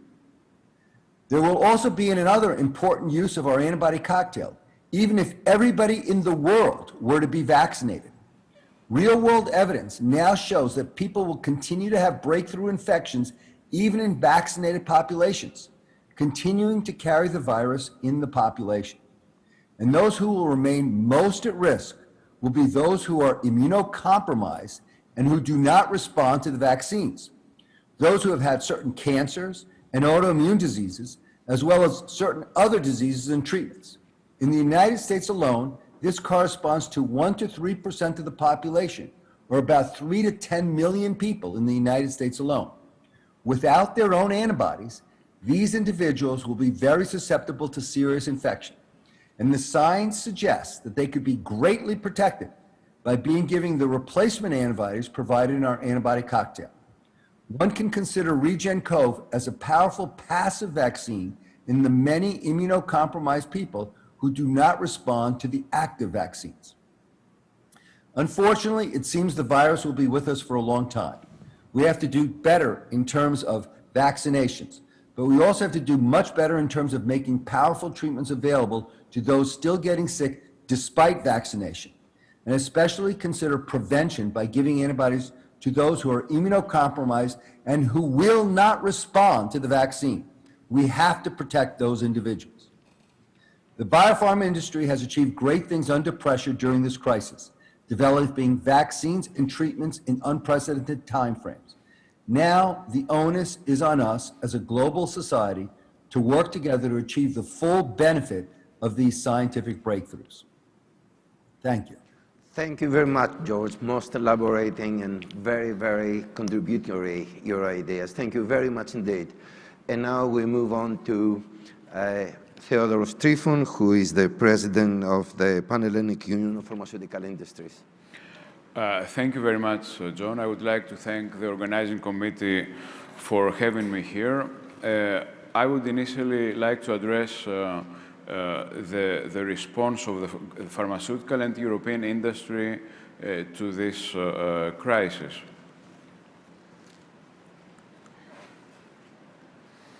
How did the European pharmaceutical industry react to the COVID-19 crisis? It is very important to say that considering the fact that this crisis developed very, very fast and actually was very different from what we already knew, I believe that the response also of the industry was quite efficient. The European Medicines Manufacturing Association, Medicines for Europe, which represent around 70% of the medicines that are produced and cover about 70% of the population, actually coordinated more than 40 European manufacturers in order to cover the demand for ICU medicines on an EU level. The EU manufacturing industry increased its production to safeguard supply and avoid shortages in many critical diseases, both in hospital and out of hospital for chronic patients and also for oncology patients, for example.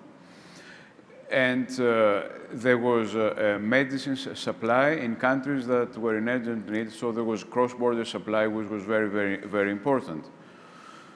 Now, for chronic medicines, the EU manufacturing industry increased its production in order to properly respond to the demand, search for specific products.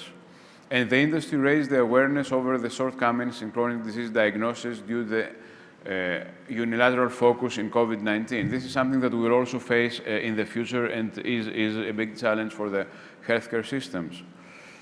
In terms of COVID therapies, of course, the European industry tries to be in the forefront of development, and there was a full supply of emergency use medicines, conduction of clinical trials to investigate repurposed uses of already approved medicines, and planning for manufacturing of future therapies.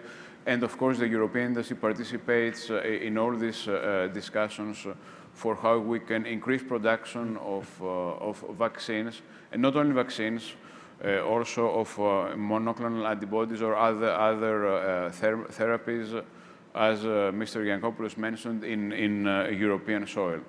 I would like to make a footnote and say that in Greece, also the Greek pharmaceutical industry responded fast and effectively. And this is I think, needs to be mentioned, because we must not forget that during the last 10 years, there was a very big underfinancing of public healthcare in Greece. And while the financing of the rest of the EU had increased the average during the last 10 years of 17%, we had around 5 to 7% decrease increase of the public financing of the healthcare system. And of course, this resulted to a very big loss of investment capital for Greek pharmaceutical industries, and which has left us back in innovation for new technologies, for new products. We believe that the RRF also provides an opportunity to cover this gap, and covering this gap not only in Greece, but also in other countries of Europe will definitely result in European patients having access to medicines in a much more direct way, and also, of course, increase investment, employment, jobs, research in European soil, and try and bring back, as I said, investments in Europe from other parts of the world. This is a discussion that has started. Commissioner Kyriakidou is very well aware of that in terms of resilience and supply and autonomy of Europe for some very important and critical services or products, especially in the healthcare.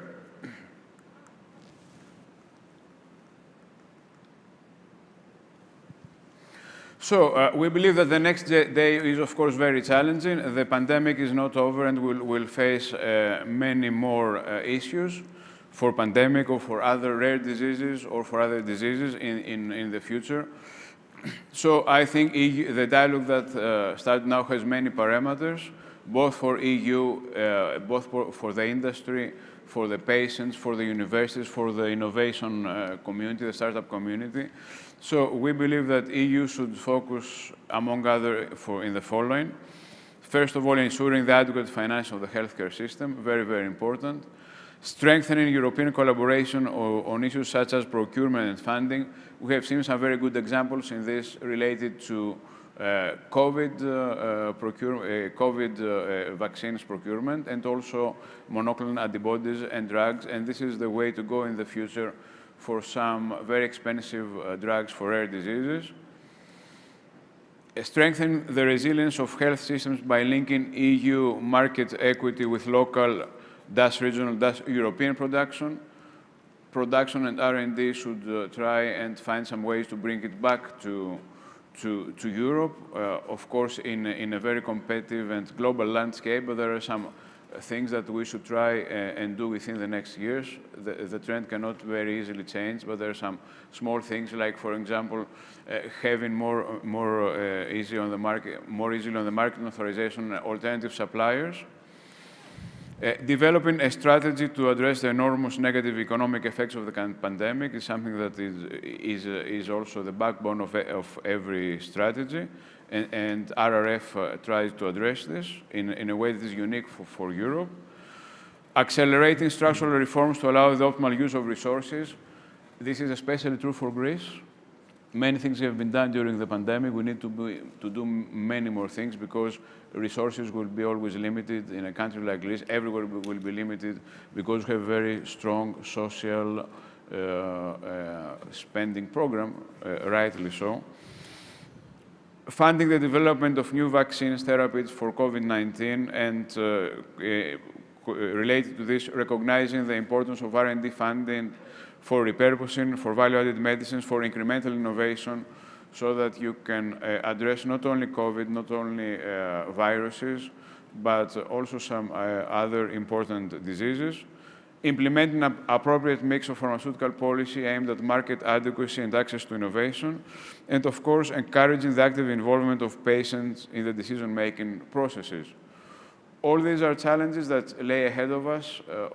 The very big question is how fast and in what direction and with what priorities we can implement these challenges.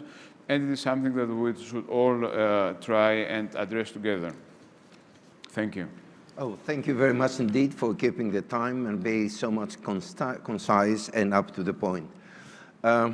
Ladies and gentlemen, we heard the voice of EU, the voice of our national government, the voice of the industry, and the voice of the Regeneron Pharmaceuticals from United States of America.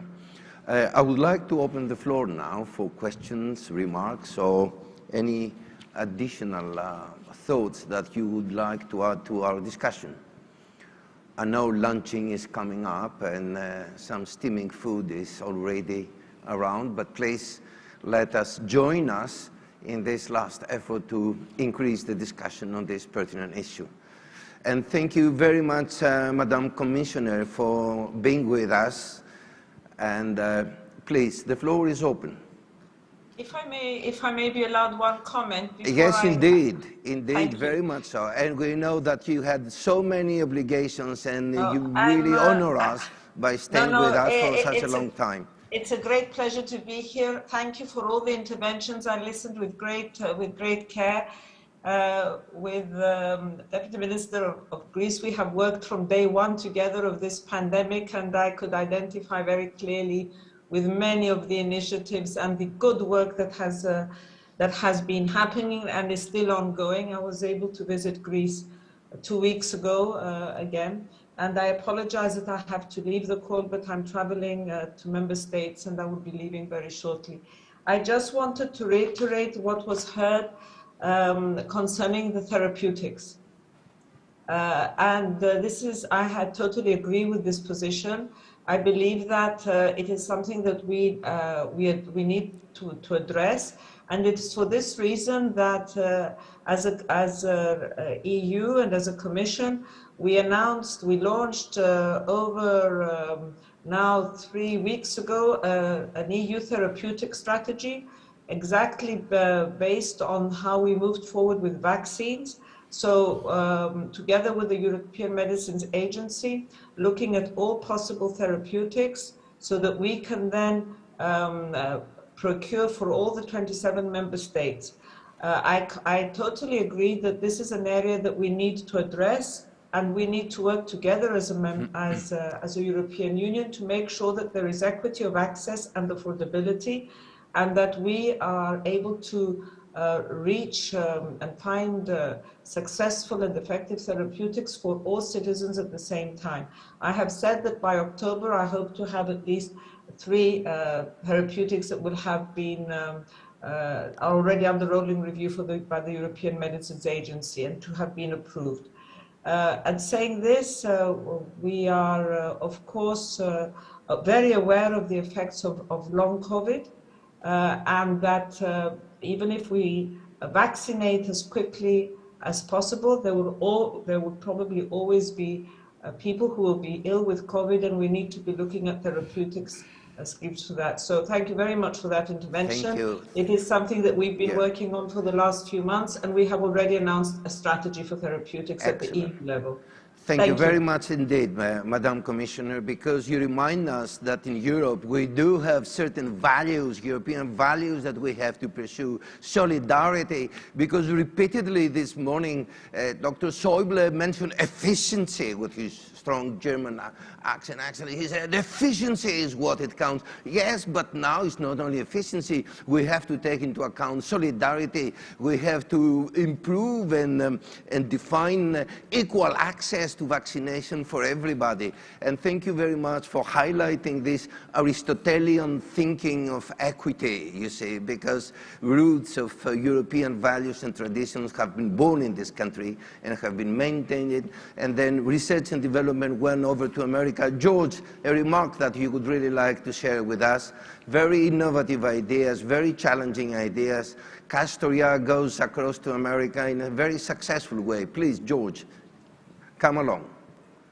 Well, I was very happy to hear from the Commissioner about this renewed focus on utilizing therapeutics. Obviously, it's hard to do everything all at the same time in the setting of an emergency, but I think that it can really do a lot of good. There are still people, unfortunately, getting infected, getting sick, and there will always be, as the Commissioner said, no matter what, there will be breakthrough infections, and immunocompromised people who don't make their own antibodies and don't respond to vaccines will probably be, in the long term, some of those at greatest risk. So I'm very bowed to hear that this is becoming a renewed focus, because I really think it's something that we have to now take on. So I appreciate that. Thank you very much indeed for your remarks and your ideas, George.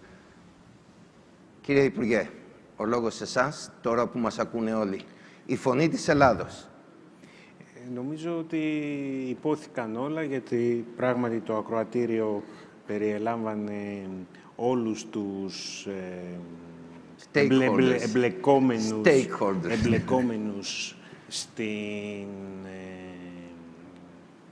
συζήτηση. Είναι πολύ σημαντικό για μία ακόμη φορά να πούμε ότι Η ομαδική δουλειά, η συνεργασία, η συνέργεια είναι αυτή που φέρνει αποτελέσματα, είναι αυτή που έφερε αποτελέσματα. Στη διάρκεια της πανδημίας, θέλω να το επαναλάβω, αυτό έγινε πράξη. Ένα σύστημα υγείας, όλοι μαζί, βιομηχανία, δημόσιο σύστημα υγείας, ιδιωτικός τομέας, φαρμακοβιομηχανία, εταιρείες, η Ευρωπαϊκή Ένωση Αλληλέγγυα, δώσαμε τη μάχη, τη δίνουμε νικηφόρα και πιστεύω ότι θα τα καταφέρουμε και αυτή τη στιγμή. Και είναι μεγάλη ευκαιρία και για την Ευρώπη, διότι έδειξε το πρόσωπο της αλληλεγγύης με τις συμφωνίες, όχι μόνο στα εμβόλια, αλλά και με τις θεραπείες, οι οποίες είναι διαθέσιμες ή θα είναι σε λίγο σε επόμενο χρονικό διάστημα, ότι η Ευρώπη με την αλληλεγγύη της πραγματικά δείχνει το αληθινό της πρόσωπο, που είναι αυτό που έχει να κάνει με το solidarity που είπατε και όχι με το efficiency. Εξαιρετικά. And now, last but not least, the President... Thank you. This crisis can present an opportunity for Greece to become an innovation hub. Seeing Dr. Yankopoulos, we must always remember what he said, that there is a very large number of Greek origin scientists in biotech and pharma in the United States, which indicates the level of Greek scientists abroad. I believe that we have also very competent scientists in Greece. What they lack are a number of things, of course, funds, the ecosystem. But now is an opportunity to try and develop and target for the next 5 years, as I said, to become an innovation fund. We should channel the RRF funds accordingly. We should try to change the model for Greece and try to become more technology-oriented, more export-oriented. And of course, we should try and be more proactive in encouraging cooperation between academia, industry, academic institutions, and scientists from abroad and commerce from abroad. If we do that, I believe that Greece in the next 5 or 10 years can be able to also contribute to tackling diseases like COVID much more actively. Thank you very much, Mr. President. It has been a unique opportunity, and as you mentioned, despite the underfunding of the healthcare system and the efforts, the pharmaceutical industry has managed to improve innovation and ensure exports not only to Greece but to many other countries. We covered 30% of Greek patients during the crisis, with production did not stop even for 1 day. And we exported more than 10 European countries. So this is significant for us.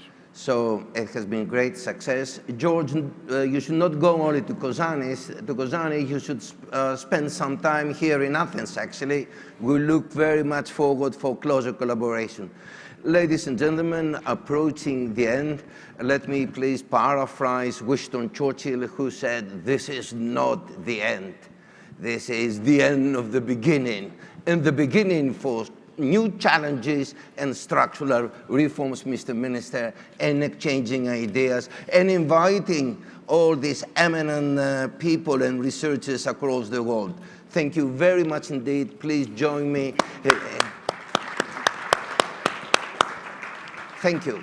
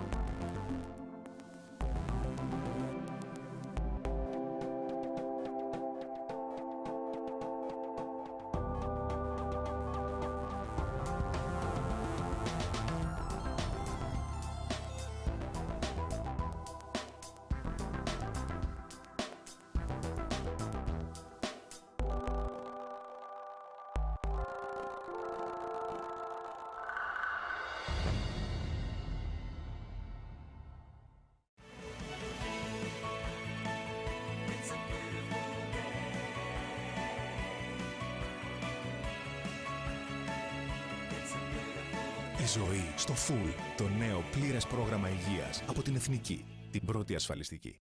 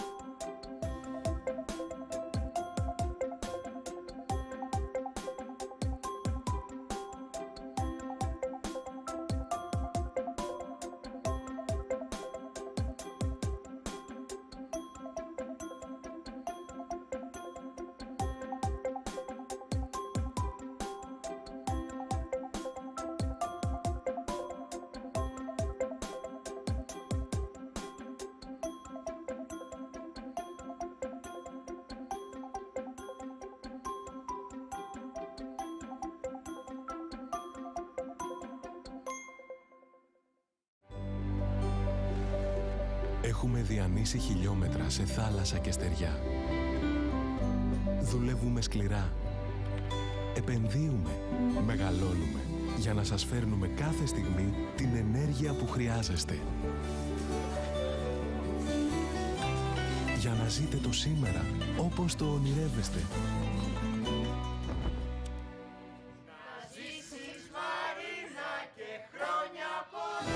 Για να σας φέρνουμε σήμερα ένα αύριο πιο σίγουρο, πιο πράσινο, πιο φωτεινό. Εδώ και 15 χρόνια είμαστε δίπλα σας με όλη μας την ενέργεια. Ελπέντισον, δίπλα σας με όλη μας την ενέργεια.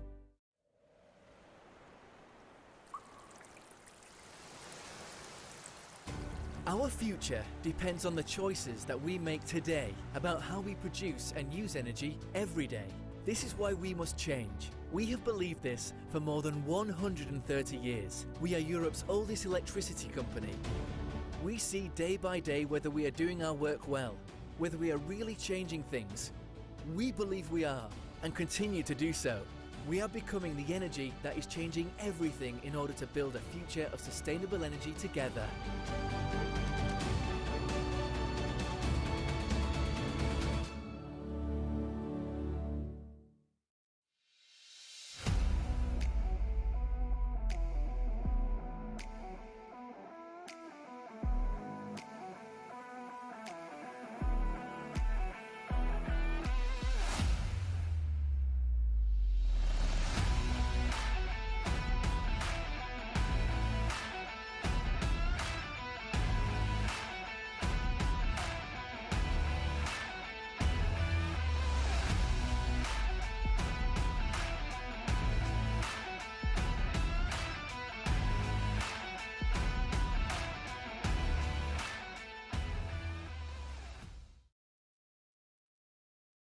The wealthiest, the most successful people are generally international. The world is becoming an ever volatile, ever-changing place, changing much faster than it did before.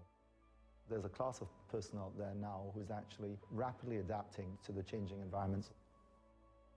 The world is moving to global citizens. Henley & Partners is a unique firm that is addressing the needs of this global citizen. Like so many times in life, you don't get aware of the world that we're in. These are the tools you want. Truly the ultimate symbol of freedom. Yes, being free. It's the ability to live where you want, travel where you want, raise your kids where you want, and not subject your family to the fate of where you happen to be born. You actually get to choose. I find that Henley & Partners are a professional company, but they're also very approachable. Very open communication. It's like you know somebody for 30 years. Always starts with an initial meeting where we really establish whether we are the right people to deal with and whether the client is right for us. Well, from the point of view of the clients, and I've heard this from so many of their clients, the word family just comes up over and over again. It doesn't feel so much like going and talking to a professional services firm. It feels like a family. And what we found is when we turn to Henley & Partners is we get the answers right away, and it's straightforward, and the timelines are condensed dramatically, and that gives us very much a sense of comfort that we're in good hands and we're with people who know what they're doing. It's a fantastic kind of all-encompassing service that you get when you come to Henley & Partners. They know what they're doing. They're professional, efficient, courteous. They are providing a true service to these global high net worth individuals that are concerned about taxes, concerned about their freedom, concerned about the safety of their family. And that's what Henley & Partners offers our clients, and that's what Henley & Partners helps create and construct for governments. The fact that they have so much experience actually working with governments to set up these investor schemes means, A, that they understand them back to front, because they've designed many of them themselves. I mean, they're there working with the governments to create them. Henley & Partners is really the firm that created this industry, pioneering many of these programs. I'm not aware of any other company that has the knowledge of both sides of the equation so deeply, so intimately, that they can really claim to be experts on both sides. That's what Henley & Partners does, and we do it very well.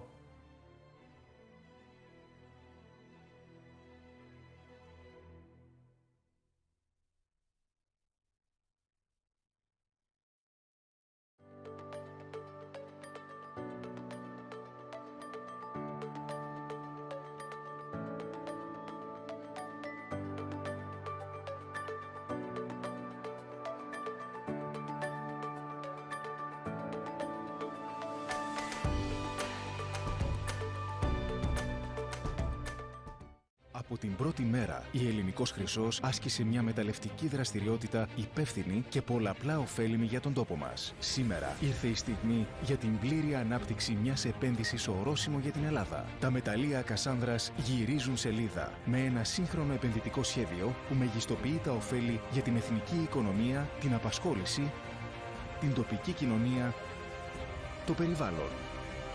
Με το νέο επενδυτικό σχέδιο της Ελληνικός Χρυσός, η υπεύθυνη αξιοποίηση του ορυκτού πλούτου γίνεται πηγή ευημερίας για όλους.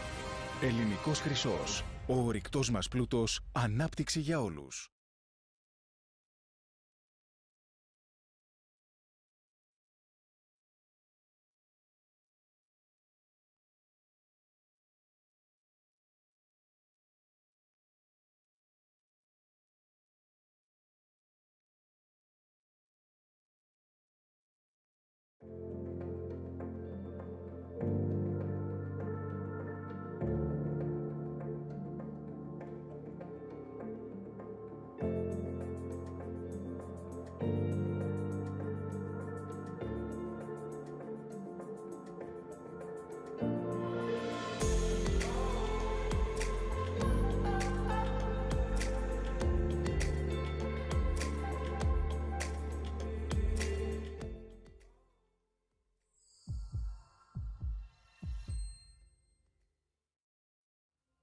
Successfully navigating digital transformation initiatives towards value creation is never a clear path.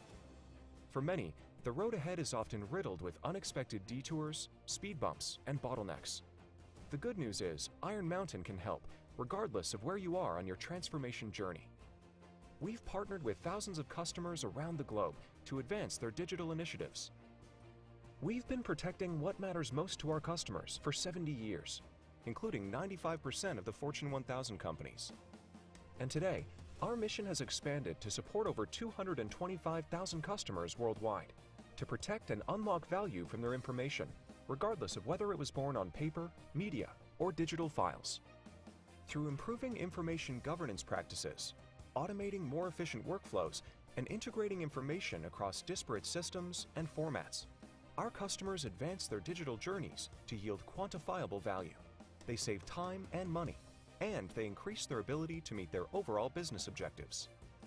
By applying purpose-built information governance practices and driving automated AI and machine learning processes against all your information, what once took customers weeks or months of manually intensive work to classify, access, or drive insights is now reduced to hours and minutes. Thanks to our powerful content services capabilities, our customers now have the key to bring together, analyze, and protect both paper and digital assets in one platform. With a few mouse clicks, they can unlock value through information workflows and gain meaningful insights from data stored across multiple formats, all the while governing that data to comply with regulations. We're helping our customers transform, with a measurable return on their time, cost, and even sustainability investments. Our integrated solutions enhance your existing systems and can provide a complete end-to-end solution with intelligent content management. It's time to rethink the value Iron Mountain can bring to your business. Let's continue our journey together today.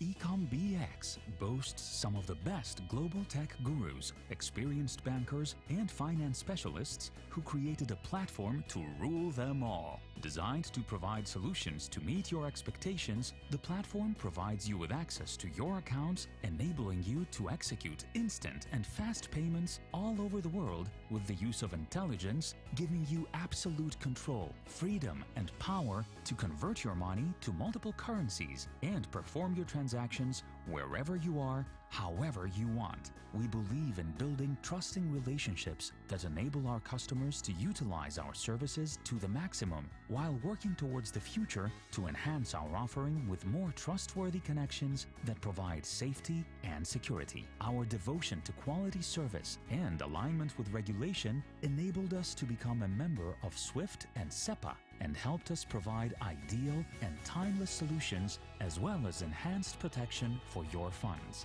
FinTech we are. Οραματιστήκαμε ένα από τα μεγαλύτερα έργα ανάπλασης στην Ευρώπη. Εμπνευστήκαμε ένα από τα μεγαλύτερα παράκτια πάρκα στον κόσμο. Η Lambda Development ξεκινάει το ελληνικό. Το σύμβολο της επόμενης ημέρας για τη χώρα. Ένα έργο εθνικής σημασίας γίνεται πραγματικότητα. Το ελληνικό ξεκινάει.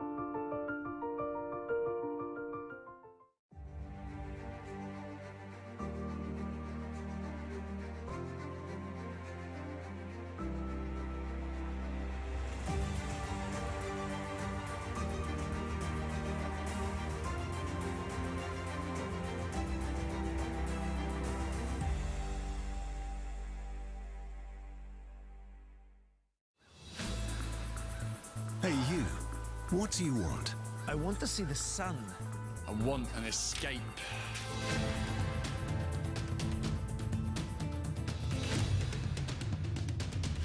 You there? An office with a beach view. I want a natural town.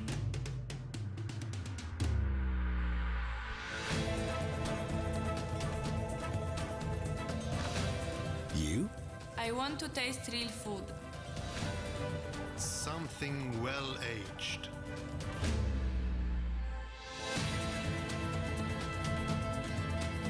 And you? I want to relax. I want peace.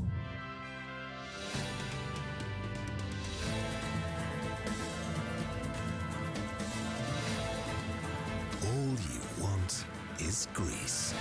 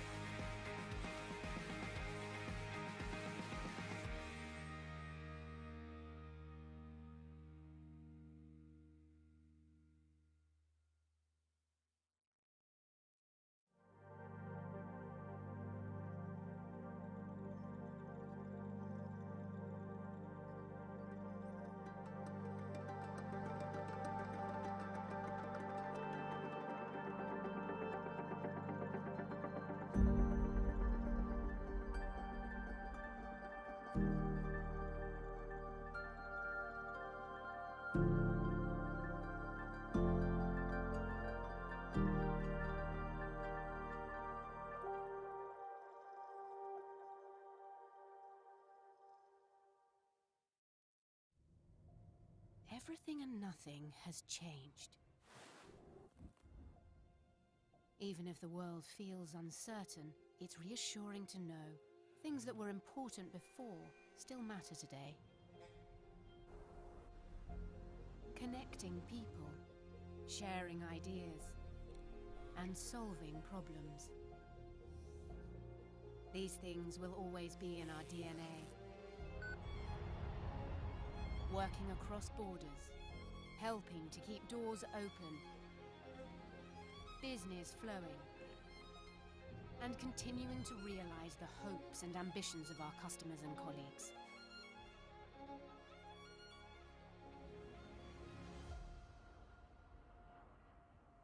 When you think about it like that, thankfully, not quite everything has changed.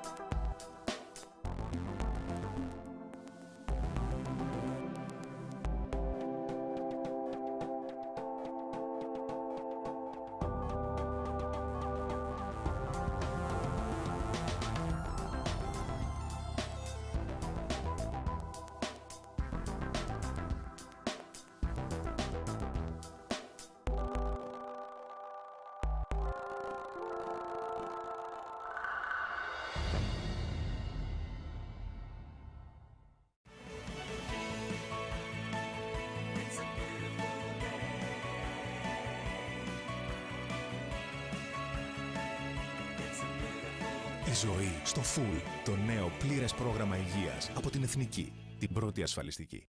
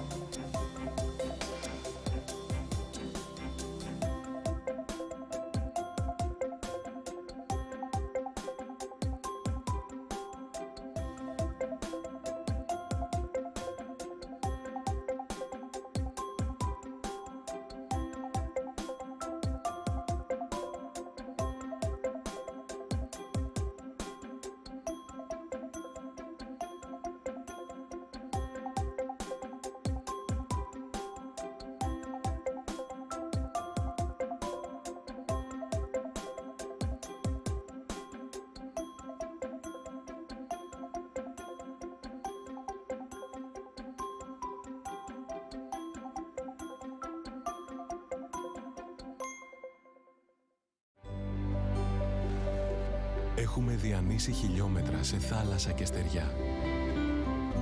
Δουλεύουμε σκληρά. Επενδύουμε. Μεγαλώνουμε. Για να σας φέρνουμε κάθε στιγμή την ενέργεια που χρειάζεστε. Για να ζείτε το σήμερα όπως το ονειρεύεστε.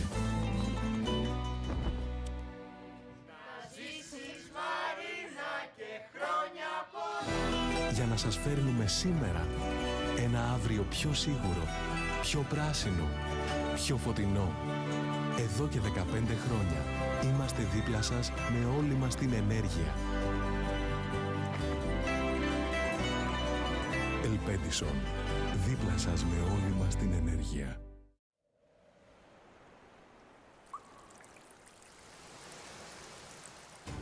Our future depends on the choices that we make today about how we produce and use energy every day. This is why we must change. We have believed this for more than 130 years. We are Europe's oldest electricity company. We see day by day whether we are doing our work well, whether we are really changing things. We believe we are, and continue to do so. We are becoming the energy that is changing everything in order to build a future of sustainable energy together.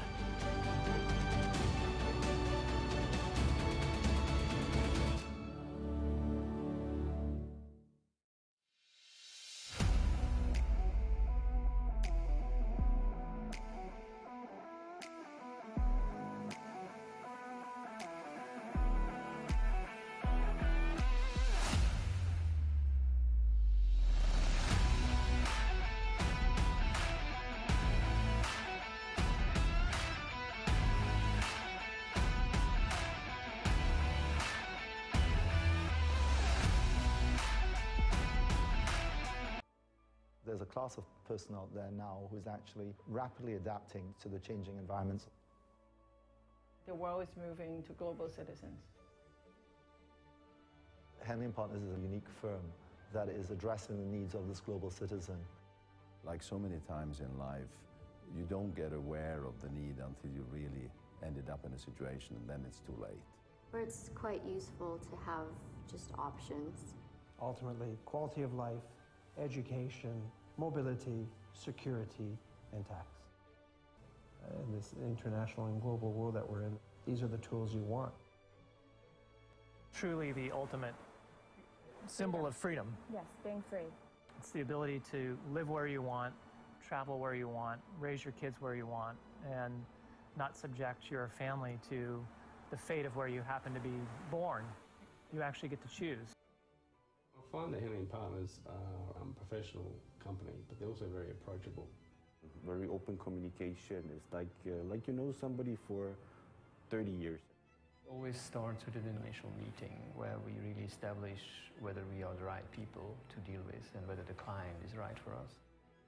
Well, from the point of view of the clients, and I've heard this from so many of their clients, the word family just comes up over and over again. It doesn't feel so much like going and talking to a professional services firm. It feels like a family.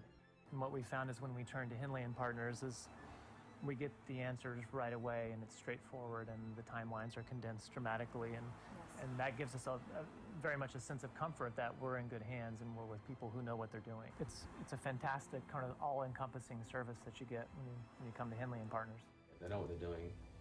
They're professional, efficient, courteous. They are providing a true service to these global high net worth individuals that are concerned about taxes, concerned about their freedom, concerned about the safety of their families. And that's what Henley & Partners offers our clients, and that's what Henley & Partners helps create and construct for governments.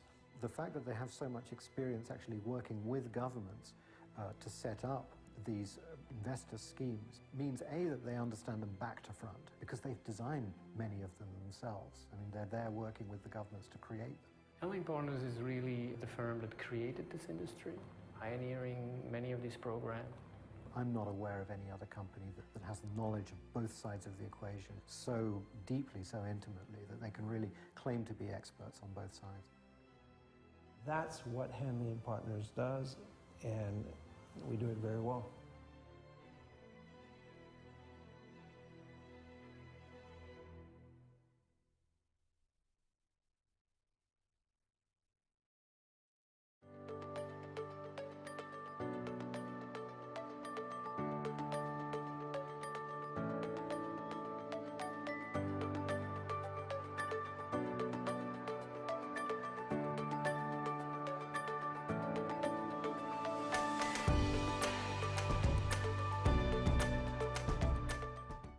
Από την πρώτη μέρα, η Ελληνικός Χρυσός άσκησε μια μεταλλευτική δραστηριότητα υπεύθυνη και πολλαπλά ωφέλιμη για τον τόπο μας. Σήμερα ήρθε η στιγμή για την πλήρη ανάπτυξη μιας επένδυσης ορόσημο για την Ελλάδα. Τα μεταλλεία Κασάνδρας γυρίζουν σελίδα με ένα σύγχρονο επενδυτικό σχέδιο που μεγιστοποιεί τα ωφέλη για την εθνική οικονομία, την απασχόληση, την τοπική κοινωνία, το περιβάλλον.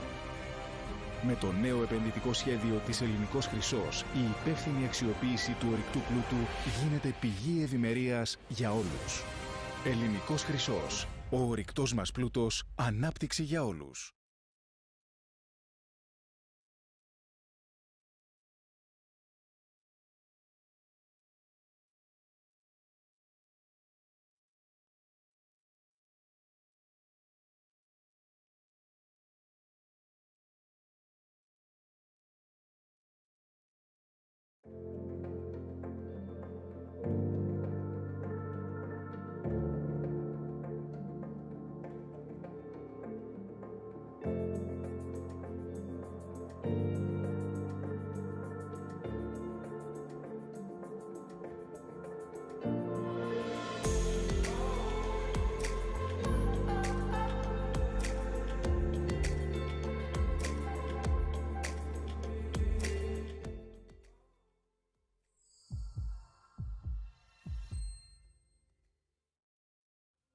Successfully navigating digital transformation initiatives towards value creation is never a clear path.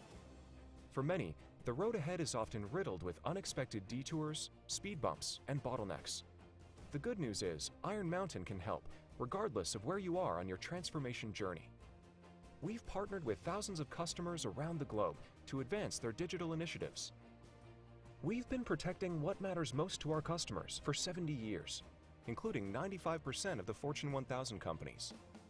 And today, our mission has expanded to support over 225,000 customers worldwide, to protect and unlock value from their information, regardless of whether it was born on paper, media, or digital files. Through improving information governance practices, automating more efficient workflows, and integrating information across disparate systems and formats, our customers advance their digital journeys to yield quantifiable value. They save time and money, and they increase their ability to meet their overall business objectives. By applying purpose-built information governance practices and driving automated AI and machine learning processes against all your information, what once took customers weeks or months of manually intensive work to classify, access, or drive insights is now reduced to hours and minutes. Thanks to our powerful content services capabilities, our customers now have the key to bring together, analyze, and protect both paper and digital assets in one platform. With a few mouse clicks, they can unlock value through information workflows and gain meaningful insights from data stored across multiple formats, all the while governing that data to comply with regulations. We're helping our customers transform, with a measurable return on their time, cost, and even sustainability investments. Our integrated solutions enhance your existing systems and can provide a complete end-to-end solution with intelligent content management. It's time to rethink the value Iron Mountain can bring to your business. Let's continue our journey together today.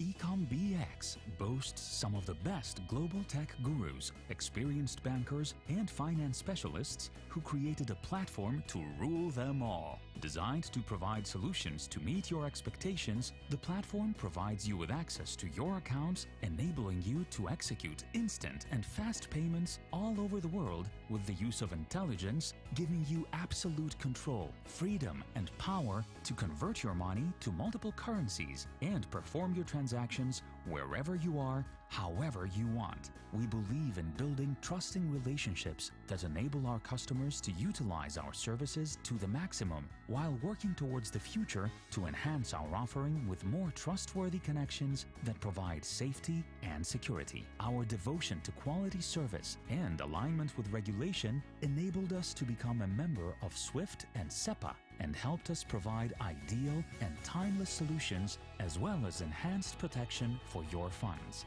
FinTech we are. Οραματίζεσαι Πειραματιστήκαμε ένα από τα μεγαλύτερα έργα ανάπλασης στην Ευρώπη. Εμπνευστήκαμε ένα από τα μεγαλύτερα παράκτια πάρκα στον κόσμο. Η Lambda Development ξεκινάει το ελληνικό. Το σύμβολο της επόμενης ημέρας για τη χώρα. Ένα έργο εθνικής σημασίας γίνεται πραγματικότητα. Το ελληνικό ξεκινάει.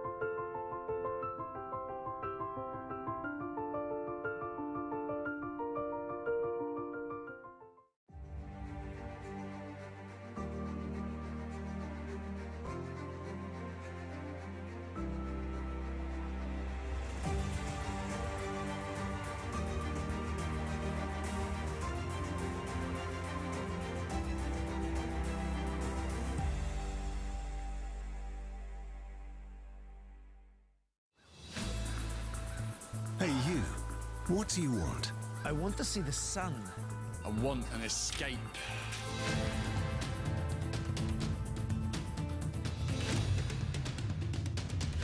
You there? An office with a beach view. I want a natural town.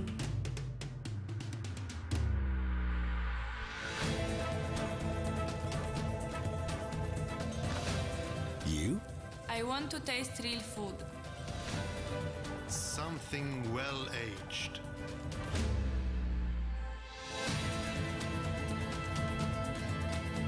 And you? I want to relax.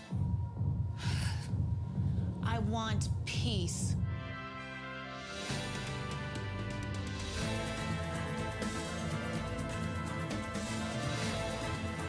All you want is Greece.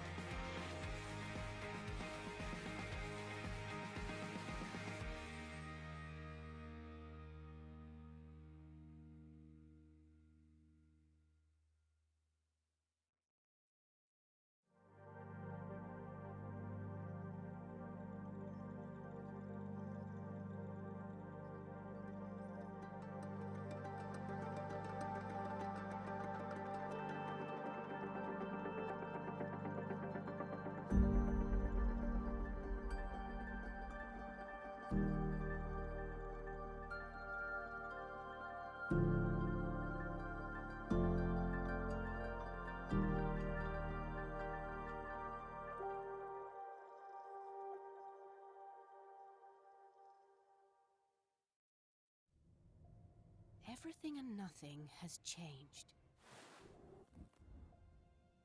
Even if the world feels uncertain, it's reassuring to know things that were important before still matter today.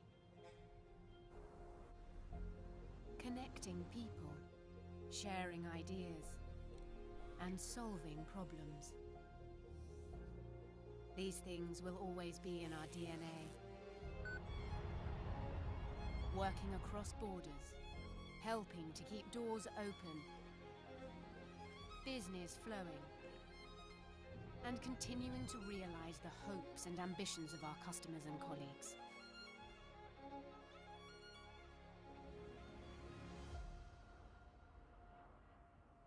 When you think about it like that, thankfully, not quite everything has changed.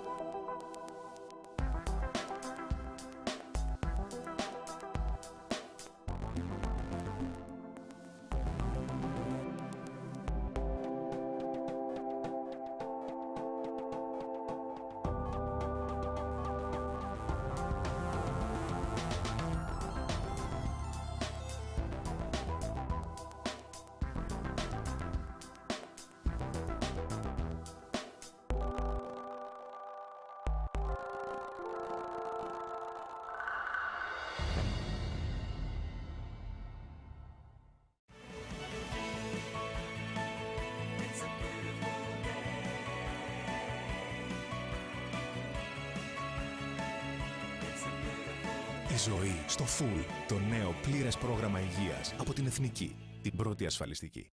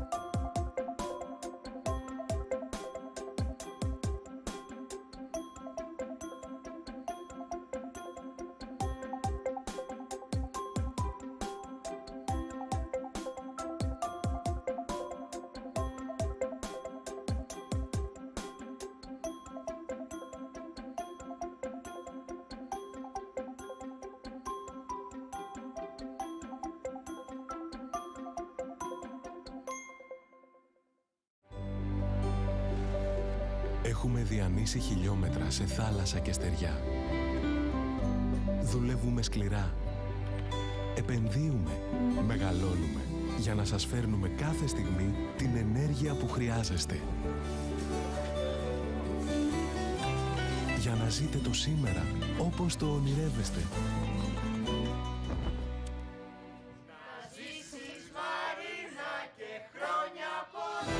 Για να σας φέρνουμε σήμερα ένα αύριο πιο σίγουρο, πιο πράσινο, πιο φωτεινό.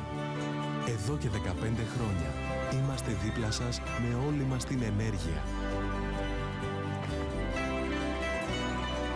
Ελπέντισον, δίπλα σας με όλη μας την ενέργεια.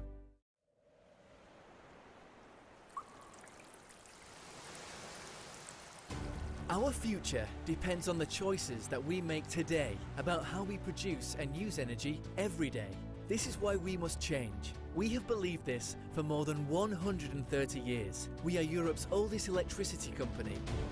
We see day by day whether we are doing our work well, whether we are really changing things.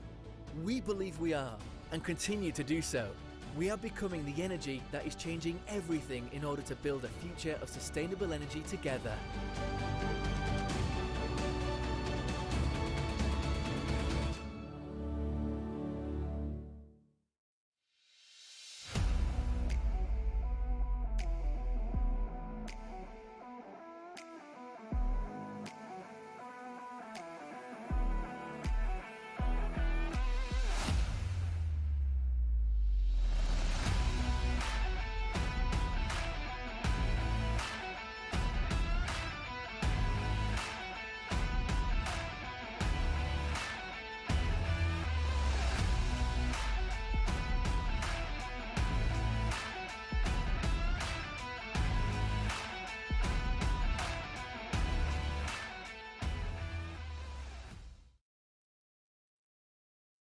The wealthiest, the most successful people are generally international. The world is becoming an ever volatile, ever-changing place, changing much faster than it did before.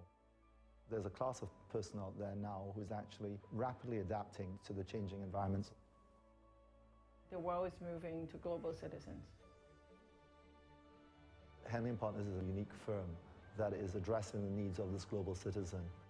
Like so many times in life, you don't get aware of the need until you really ended up in a situation, and then it's too late. Or it's quite useful to have just options. Ultimately, quality of life, education, mobility, security, and tax.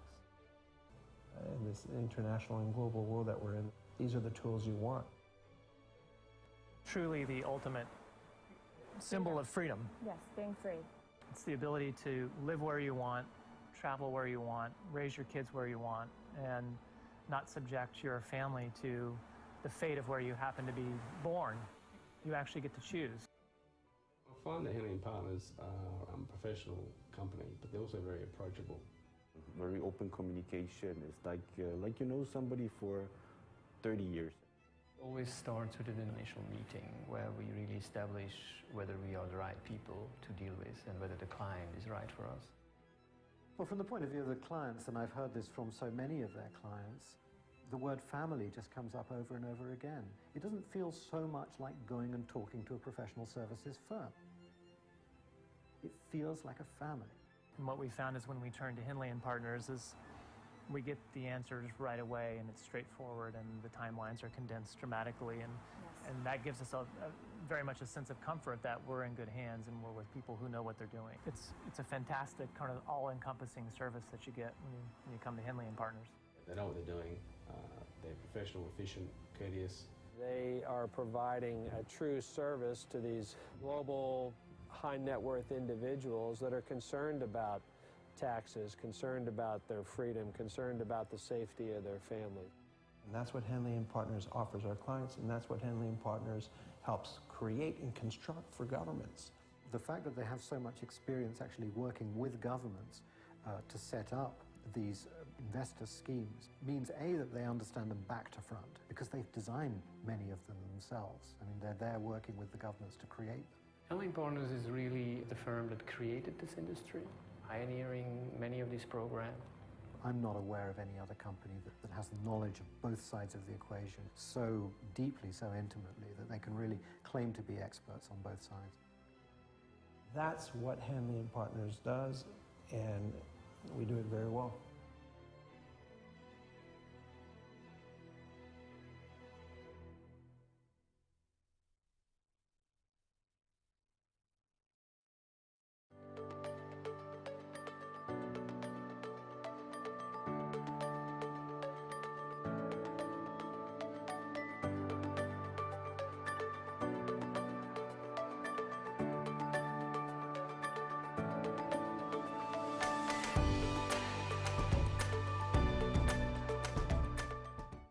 Από την πρώτη μέρα, η Ελληνικός Χρυσός άσκησε μια μεταλλευτική δραστηριότητα υπεύθυνη και πολλαπλά ωφέλιμη για τον τόπο μας. Σήμερα ήρθε η στιγμή για την πλήρη ανάπτυξη μιας επένδυσης ορόσημο για την Ελλάδα. Τα μεταλλεία Κασάνδρας γυρίζουν σελίδα με ένα σύγχρονο επενδυτικό σχέδιο που μεγιστοποιεί τα ωφέλη για την εθνική οικονομία, την απασχόληση, την τοπική κοινωνία, το περιβάλλον.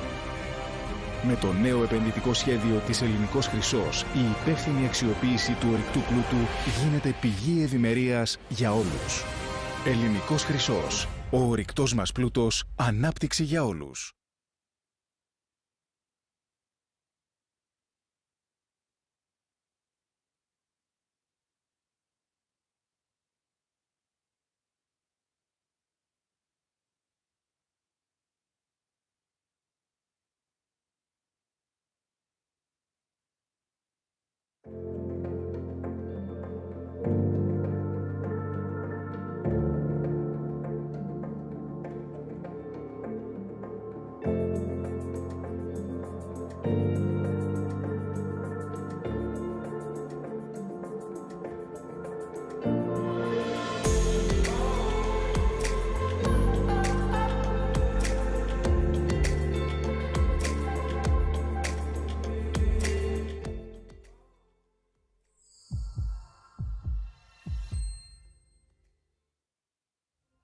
Successfully navigating digital transformation initiatives towards value creation is never a clear path. For many, the road ahead is often riddled with unexpected detours, speed bumps, and bottlenecks. The good news is, Iron Mountain can help, regardless of where you are on your transformation journey. We've partnered with thousands of customers around the globe to advance their digital initiatives. We've been protecting what matters most to our customers for 70 years, including 95% of the Fortune 1000 companies. And today, our mission has expanded to support over 225,000 customers worldwide to protect and unlock value from their information, regardless of whether it was born on paper, media, or digital files.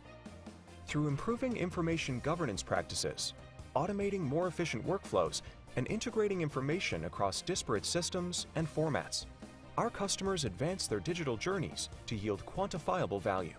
They save time and money, and they increase their ability to meet their overall business objectives.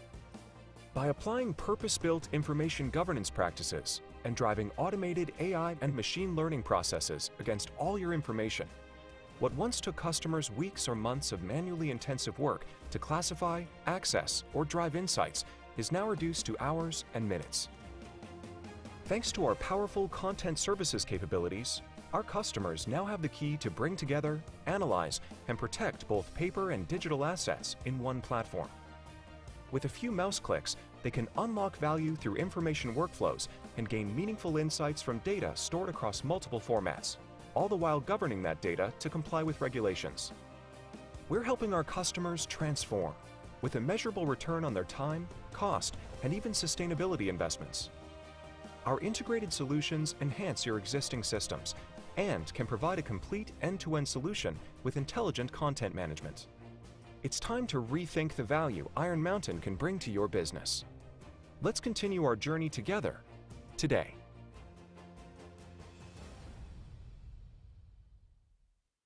EcomBX boasts some of the best global tech gurus, experienced bankers, and finance specialists who created a platform to rule them all. Designed to provide solutions to meet your expectations, the platform provides you with access to your accounts, enabling you to execute instant and fast payments all over the world with the use of intelligence, giving you absolute control, freedom, and power to convert your money to multiple currencies and perform your transactions wherever you are, however you want. We believe in building trusting relationships that enable our customers to utilize our services to the maximum while working towards the future to enhance our offering with more trustworthy connections that provide safety and security. Our devotion to quality service and alignment with regulation enabled us to become a member of SWIFT and SEPA and helped us provide ideal and timeless solutions as well as enhanced protection for your funds. FinTech we are. Οραματιστήκαμε ένα από τα μεγαλύτερα έργα ανάπλασης στην Ευρώπη. Εμπνευστήκαμε ένα από τα μεγαλύτερα παράκτια πάρκα στον κόσμο. Η Lambda Development ξεκινάει το ελληνικό. Το σύμβολο της επόμενης ημέρας για τη χώρα.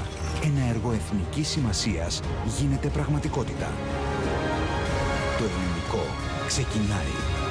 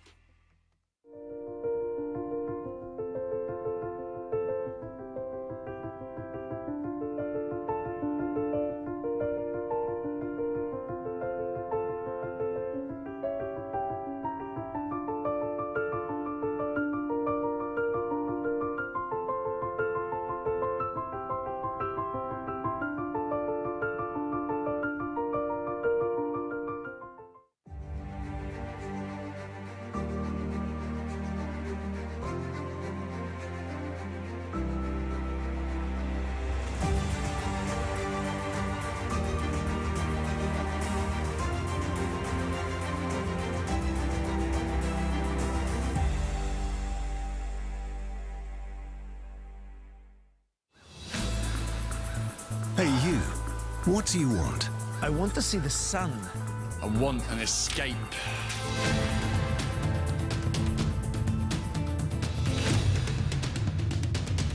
You there? An office with a beach view. I want a natural town.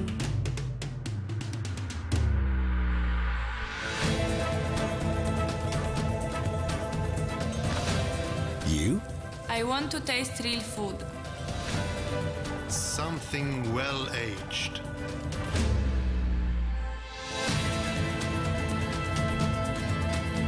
And you? I want to relax. I want peace.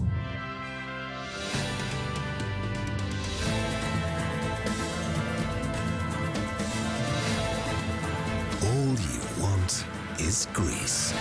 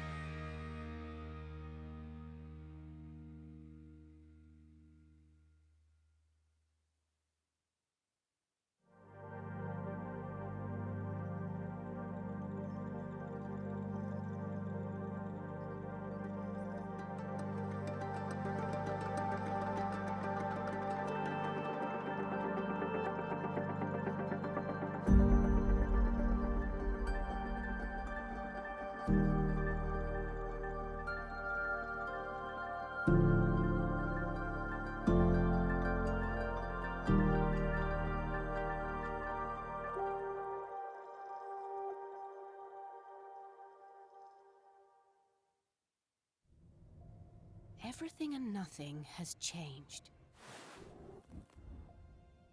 Even if the world feels uncertain, it's reassuring to know things that were important before still matter today. Connecting people, sharing ideas, and solving problems. These things will always be in our DNA. Working across borders, helping to keep doors open, business flowing, and continuing to realize the hopes and ambitions of our customers and colleagues.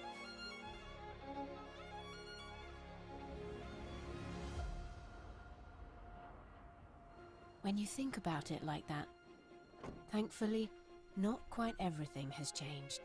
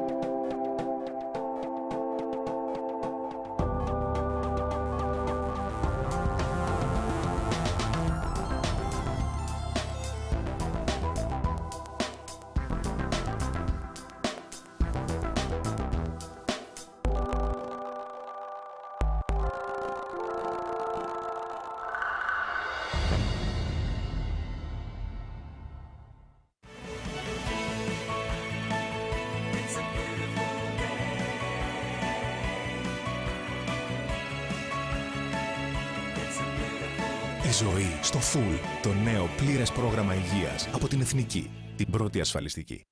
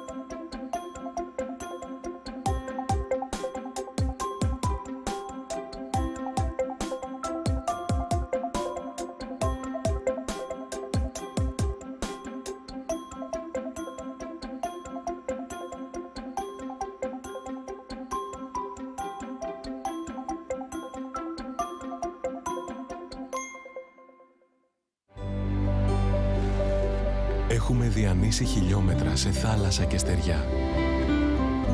Δουλεύουμε σκληρά. Επενδύουμε. Μεγαλώνουμε. Για να σας φέρνουμε κάθε στιγμή την ενέργεια που χρειάζεστε. Για να ζείτε το σήμερα όπως το ονειρεύεστε.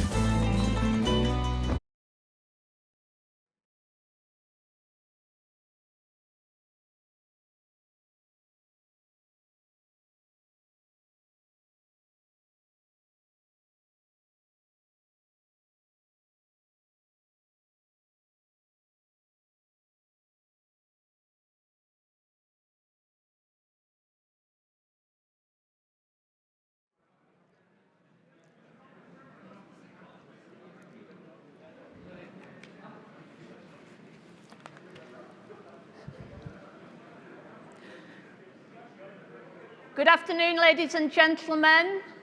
This is when everybody has to wake up after their lunch, and we're going to start our afternoon sessions. And we're starting with the financial markets and the banking sector in the vortex of COVID-19.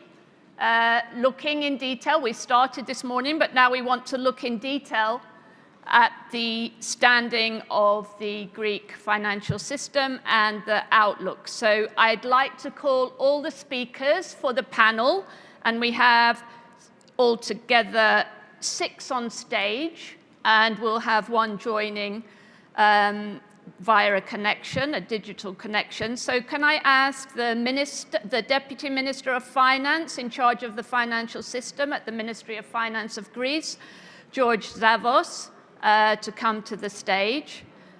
Paolo Fioretti, the mission chief for Greece at the ESM, will be joining by video connection. Can I ask Julia Lendvai, the mission chief for Greece at the European Commission, to join me on the stage also? And Martin Bistabosh, mission chief for Greece at the European Central Bank. And providing the banking perspective, Kostas Mikalidis, the chairman of the board of the National Bank of Greece. And the business perspective, we'll be hearing from Notis Sardellas, managing partner at Sardellas Petsa law firm, and Ioannis Yeoyoulas, non-executive director at ETSCOM BX. I think people are just getting mic'd up, so please come and join me when you're all ready on the stage, and take your seats in the order that I announced. Hi. So,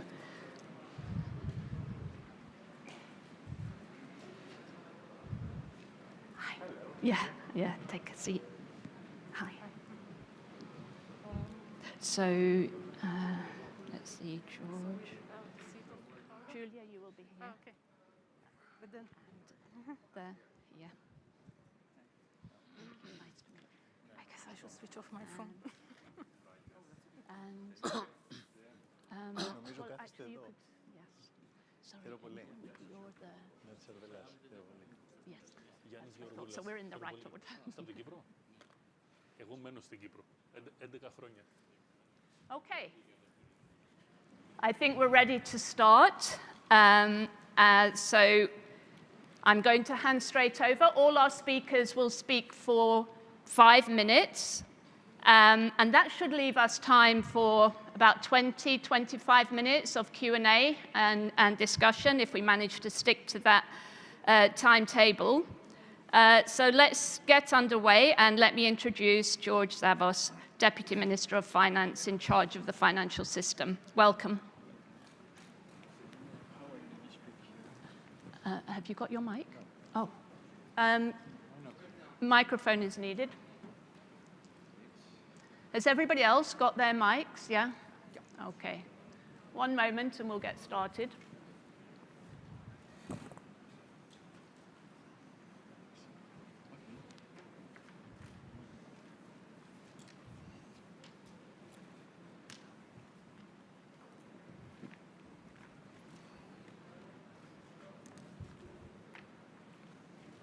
Okay, over to you.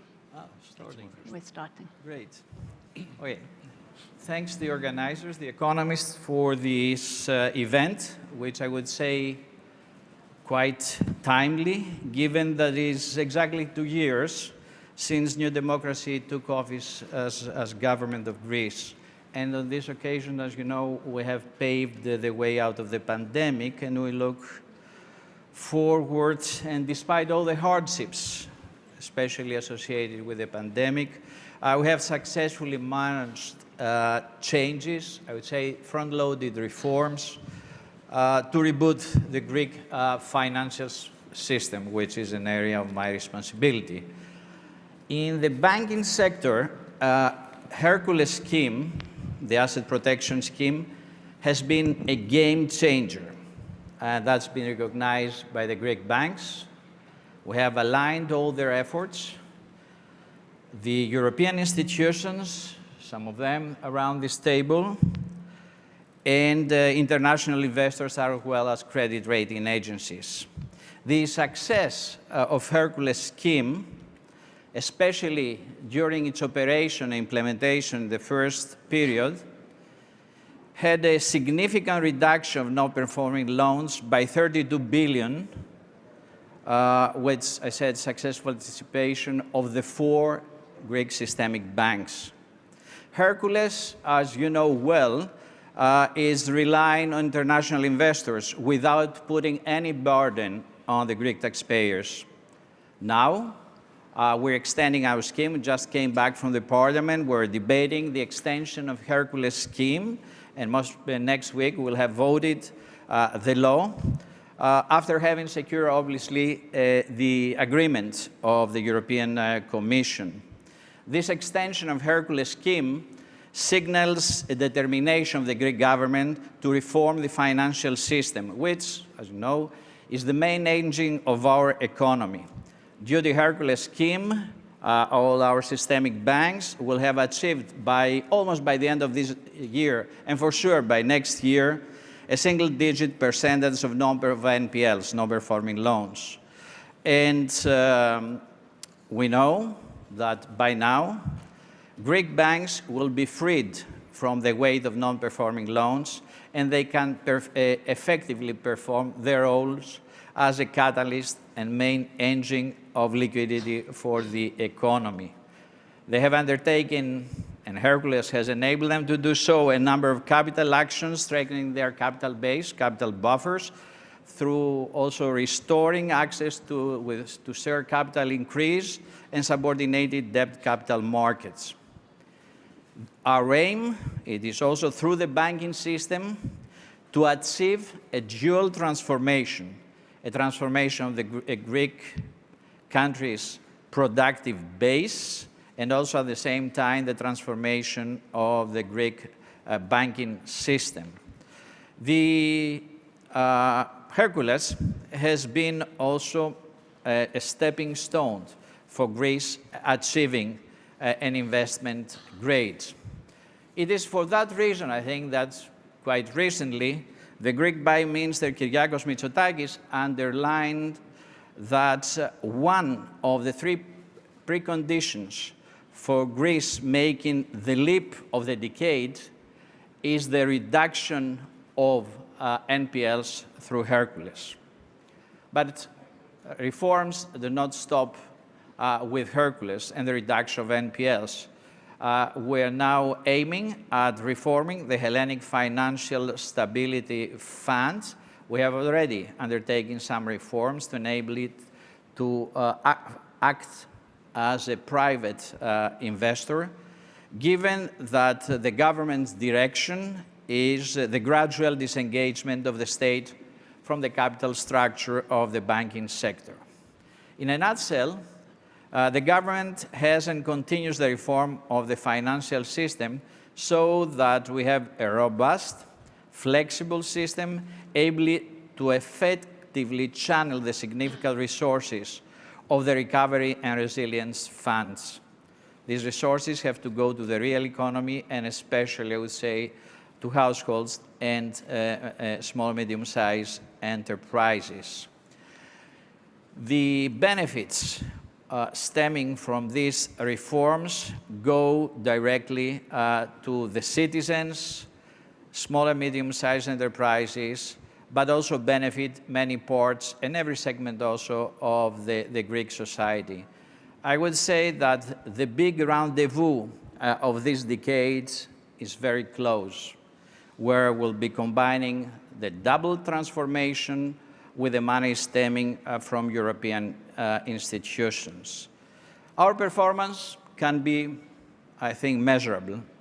The transformation of the economy can be judged even in 5 years' time, when we hope that young people will be back. The ones who have left already to find jobs elsewhere will be returning. We have really to reverse the brain drain.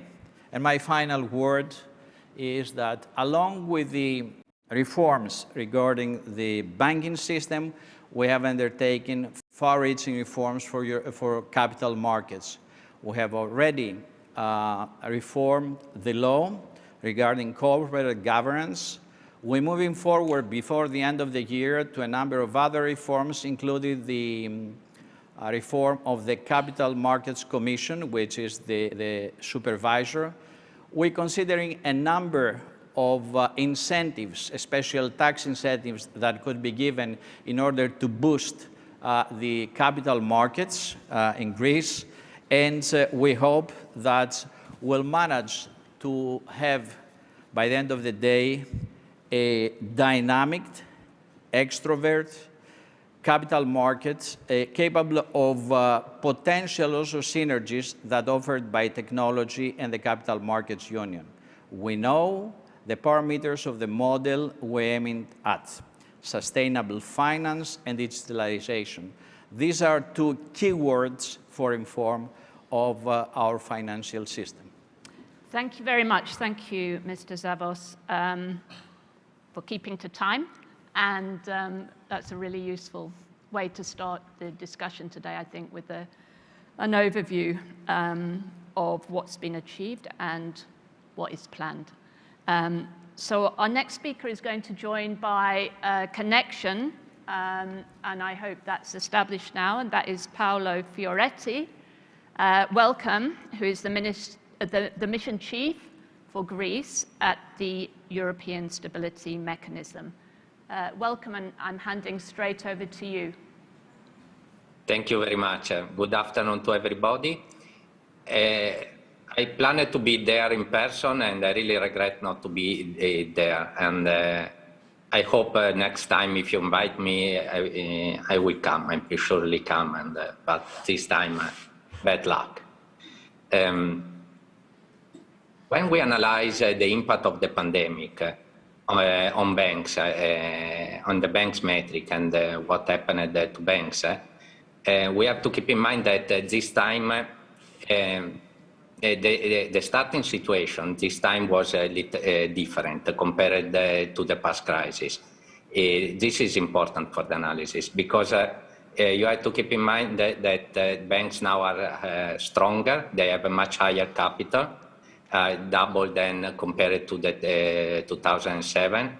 The regulatory and supervisory framework has been strengthened considerably, and we have learned from the past.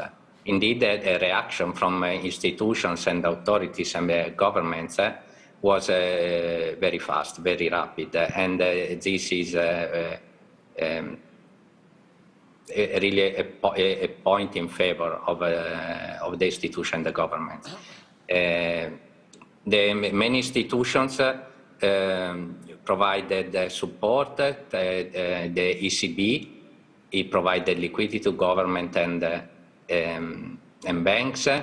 The supervisor provided the regulatory forbearance, and the Commission launched the RRP, was approved very rapidly, and this was a game changer in the perception from investors, and it was a very important step. And the governments in all the countries approved measures to support the economy, but also to support the households and the companies.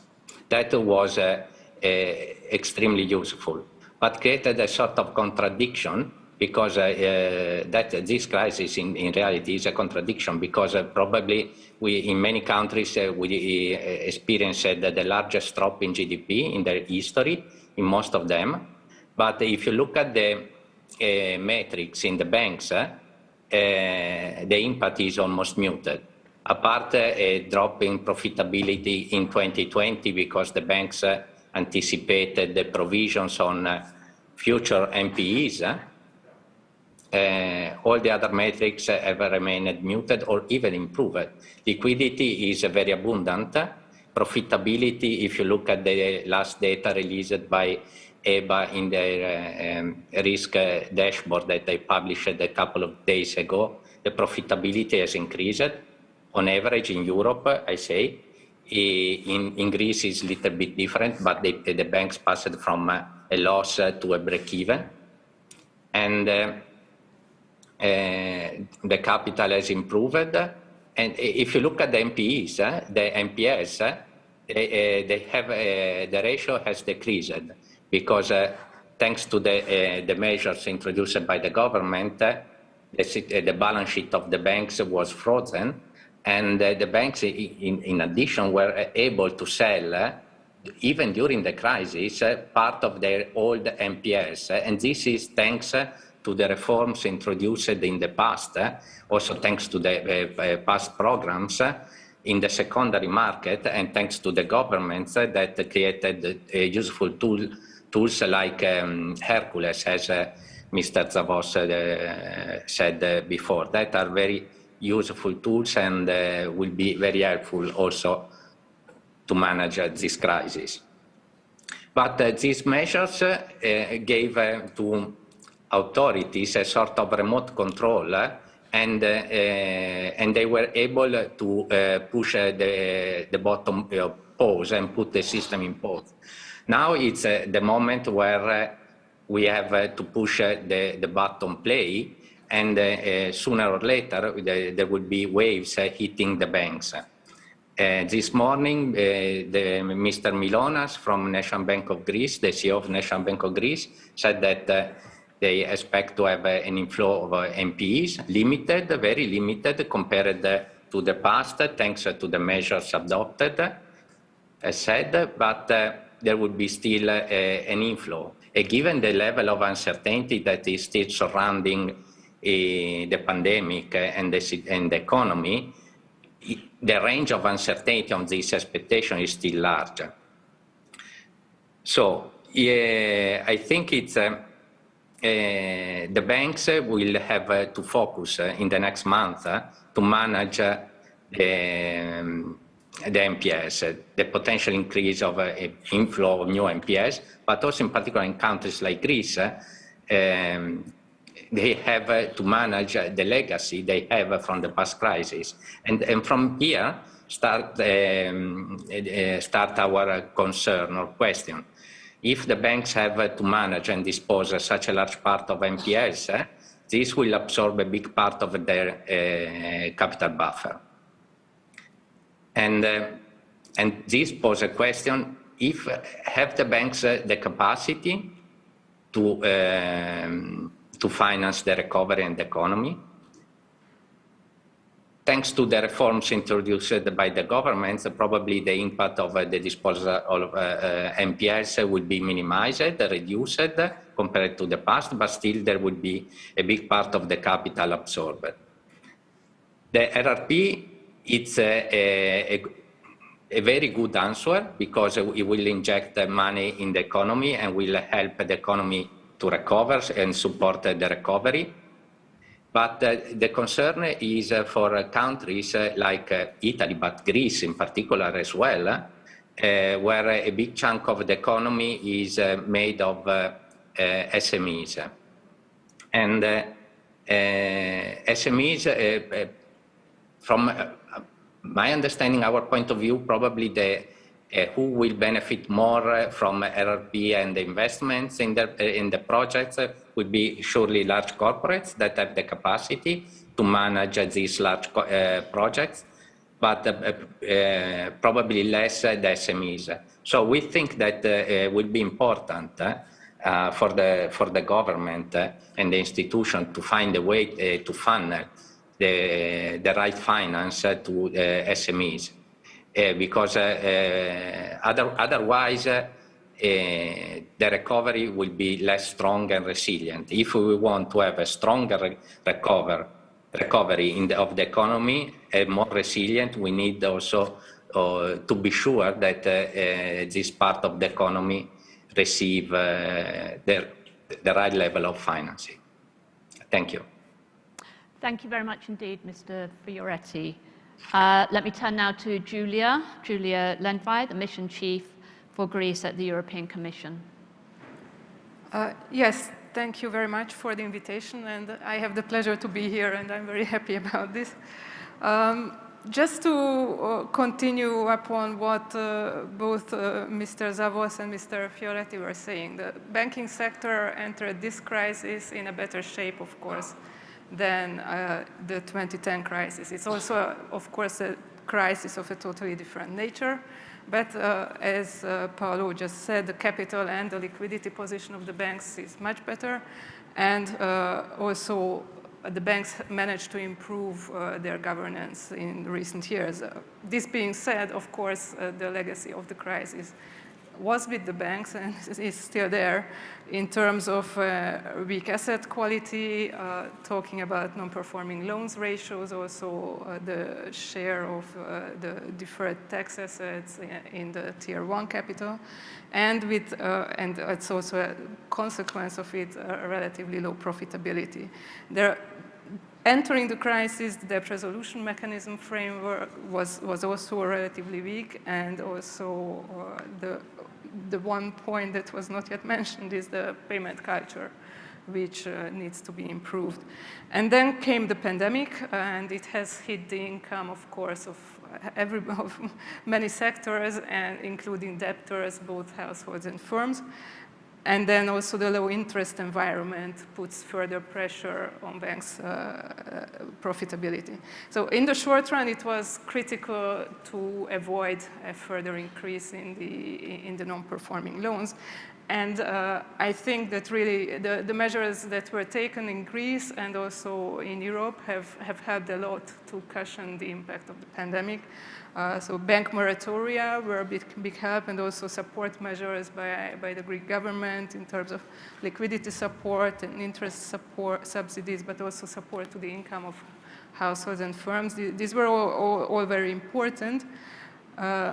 And also, of course, the ECB funding, which has not only provided liquidity, but also allowed to keep the funding costs low.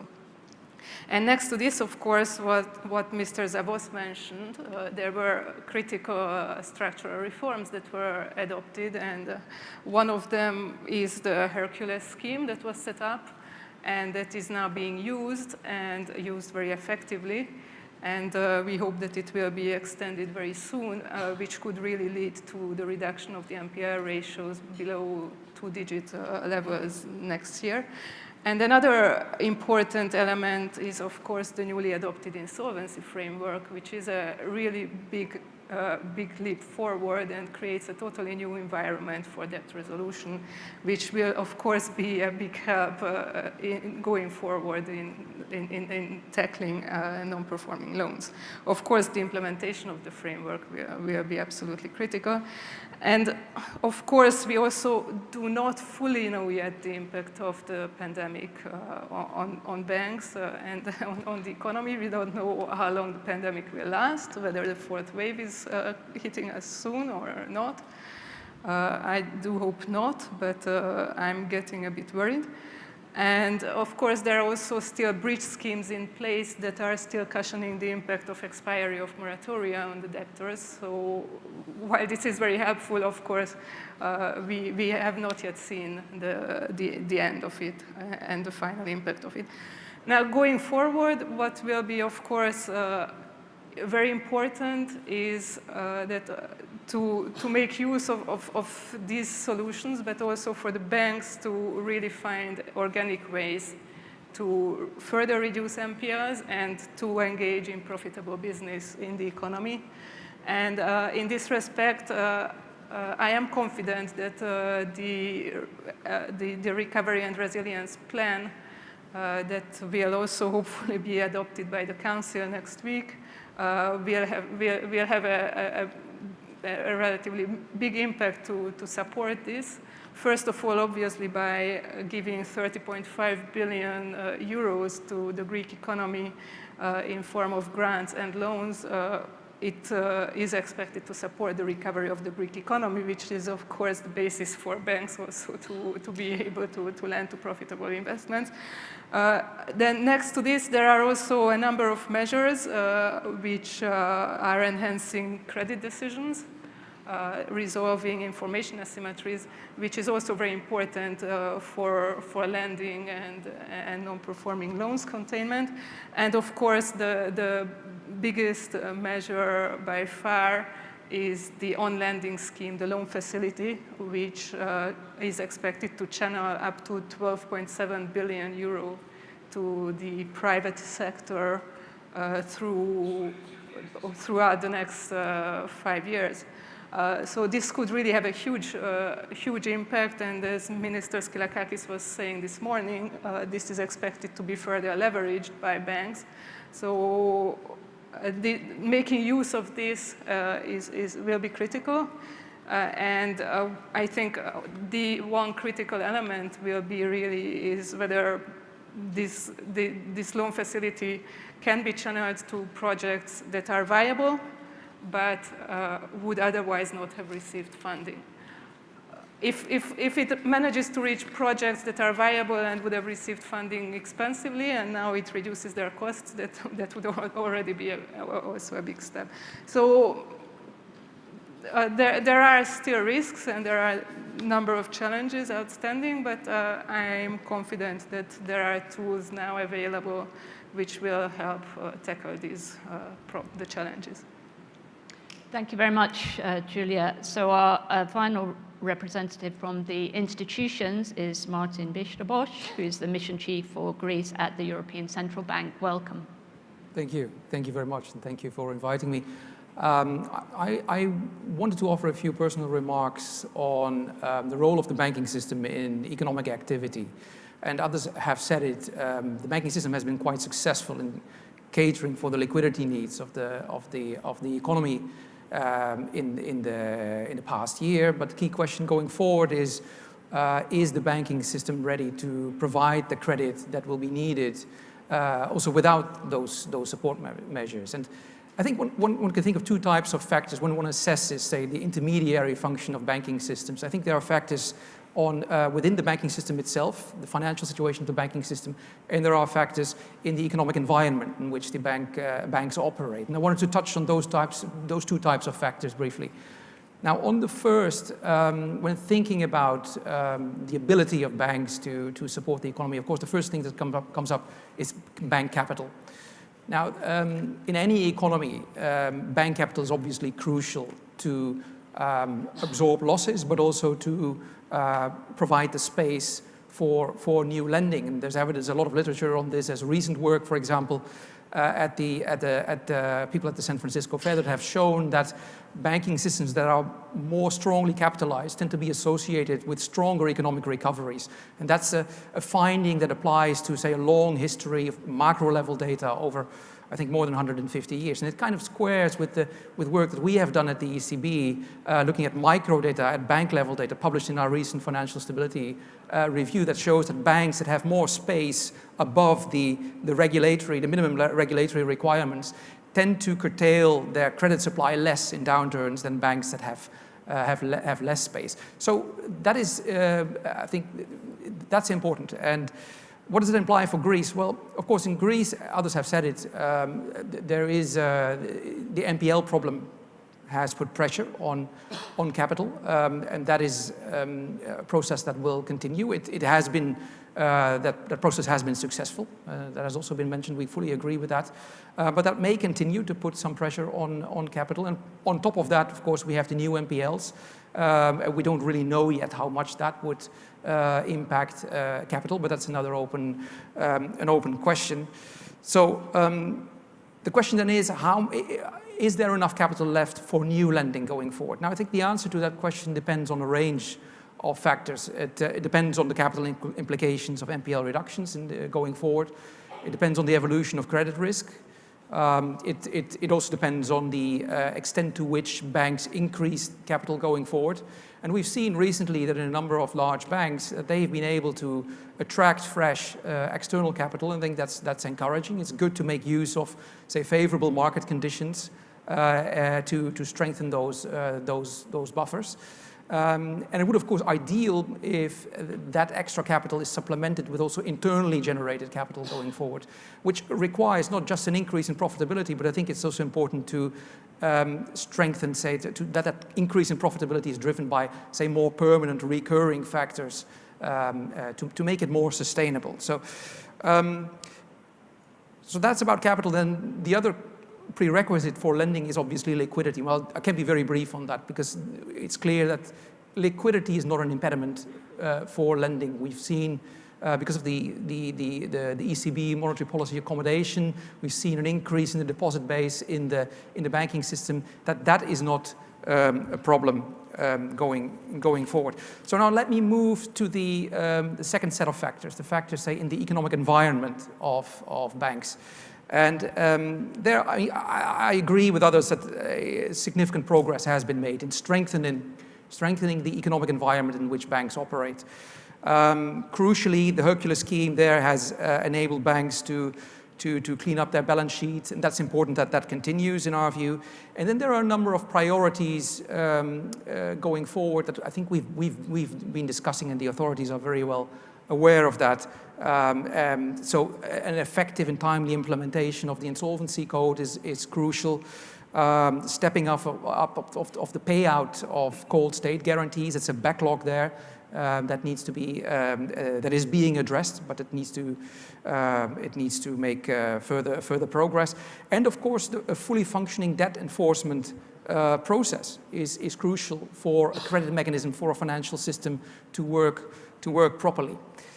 Now let me mention one specific area in the economic environment that I think is important, and Paolo also referred to it, which is the SME sector. I think we still see signs of difficulties in access to finance among small and medium-sized companies.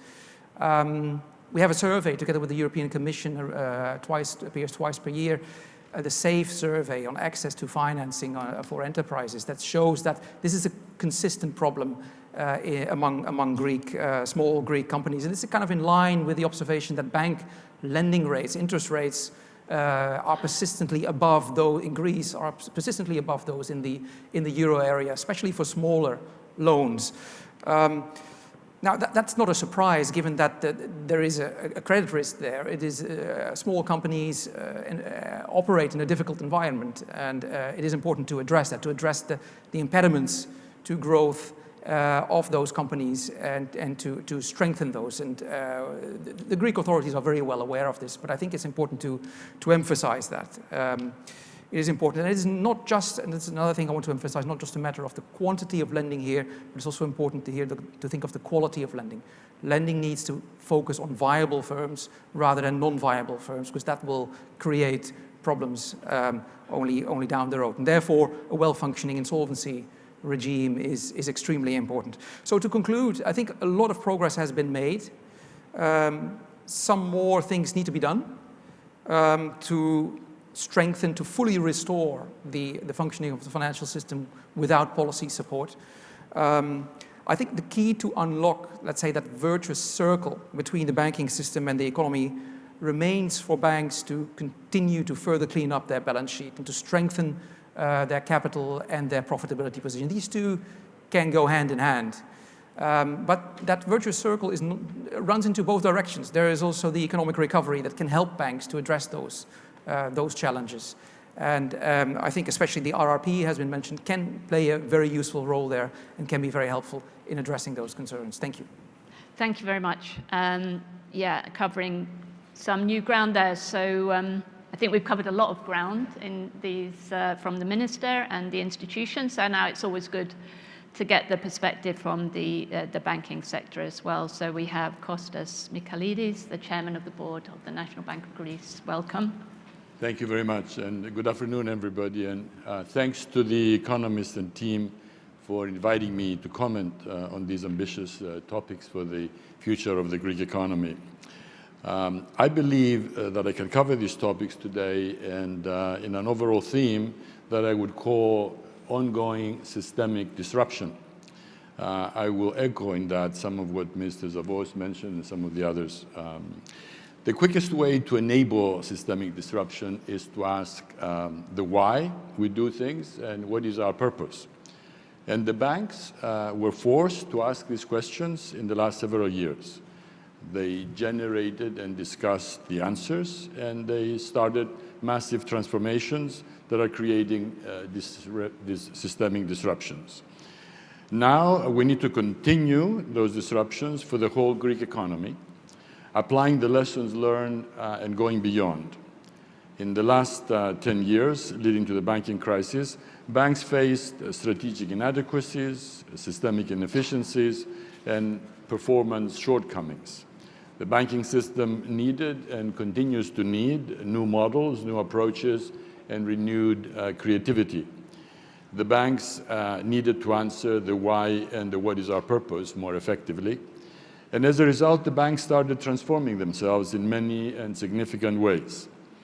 The disruption progresses and needs to continue and become wider and deeper to respond to the remaining challenges of the banking model until the remaining and existing local and global challenges are met, stronger collaboration between state and banks within renewed principles and discussions for more successful co-creation, and the creation of effective and constructive approach in Greece to the impending arrival of the Recovery and Resilience Facility.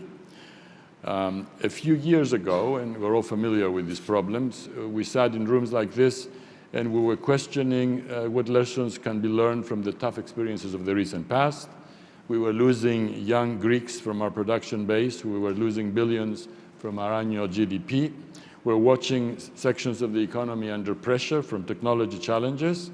And we're witnessing a country wounded and in search of a new strategic direction. The banks responded, and some more quickly than others, with massive and ambitious transformation programs to update their operating and business models.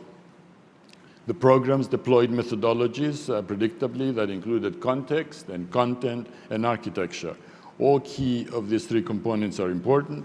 Context to inspire the vision and mission, what we Greeks call the orama and the apostoli, to empower fully the way to transform. We have updated leadership models, culture, values, and purpose that acted as enablers to the transformation that we were going through. The content is important. It designs the many parts of the work to be done, ensures delivery, risk management, quality assurance, and architecture to ensure that there is an alignment between strategy and execution, and culture and values and governance that impact the whole system. These efforts have created a new and solid institutional machinery inside the banks to support continuous engagement in transformation to face all unexpected challenges, including COVID. All institutions and organizations grow from crises as they meet them and address them successfully. The Greek banking sector, as was mentioned already, is increasingly more agile. There is balance sheet cleanup, and it's advancing. Business models have been transformed. Human capital is upgraded. Capital positions are improved. Single digits of non-performing loans are within reasonable reach, according to the plans in place now. And we have productivity improvements focusing on our clients. Corporate governance also continues to upgrade and meet stringent standards. So there is a growing prospect that banks will be able to join forces behind the shared strategic agenda with the state, and also the Hellenic Bankers Association is doing its bit to transform itself and become a key player in the economy more so than it has been before. The firm implementation of this ambitious restructuring and transformation for the Greek banks helped with COVID, and also the sizable fiscal stimulus and the activation of state guarantees was very helpful. And as Minister Zavos mentioned, Hercules was a very important part of that. We are ready to continue with the systemic disruption and to apply it to the whole of the Greek economy, benefiting from the lessons that the banks learned and going beyond to disrupt parts of the economy. Further cooperation of the state and banks is proposed ahead of the EU Recovery Fund. Banks are ready to capitalize on their most valuable asset, information on the Greek economy and the business sector, and use their improved institutional machinery in this direction, including SMEs in a better way and going beyond what we call conventional intermediation. The banks are ready to do their screening, transmission, validation, and amplification of the mechanism of the Recovery Fund. There is a strong strategic complementarity that emerges between the transformed banking system and Greece's ambitious targets, institutional and social transformation through the RRF. The key successes of the Recovery Fund is to use its transformation force to upgrade many parts of the economy. This confluence of purpose in the sizable investment and the structural reforms of the bank aims to increase the long-term growth potential and social prosperity, to use this opportunity to deepen our productive base, endogenize and internalize and enlarge our growth impact, increasing production of high-end products and services in the country, to reduce the risk that the economy is unable to absorb available capital because risk appetite, at least in the private sector, is lower than the capacity to absorb, and to participate in that process with the SMEs. And finally, to set the stage for reversing the brain drain and put in motion a virtuous circle of mutually reinforcing improvements in labor market and social conditions. From my experience in the country, we have the ORAMA and the new national operating and business model. We have a newly designed institutional machinery at the banks to process change and inspire creativity. We have the potential for a renewed dialogue between key components of our social and political structures, and we should take full advantage of that. And we have the ambition and the apostoli so that we are ready for the challenges of the journey ahead. Thank you very much. Thank you very much. It's really good to hear this emphasis on the intermediary role of the banks and this question, to what purpose are we doing all this? So we're finally going to hear the business perspective. So let me introduce Notis Sardellas, Managing Partner at Sardellas Petzer Law Firm. Thank you. Welcome. Thank you. Good afternoon.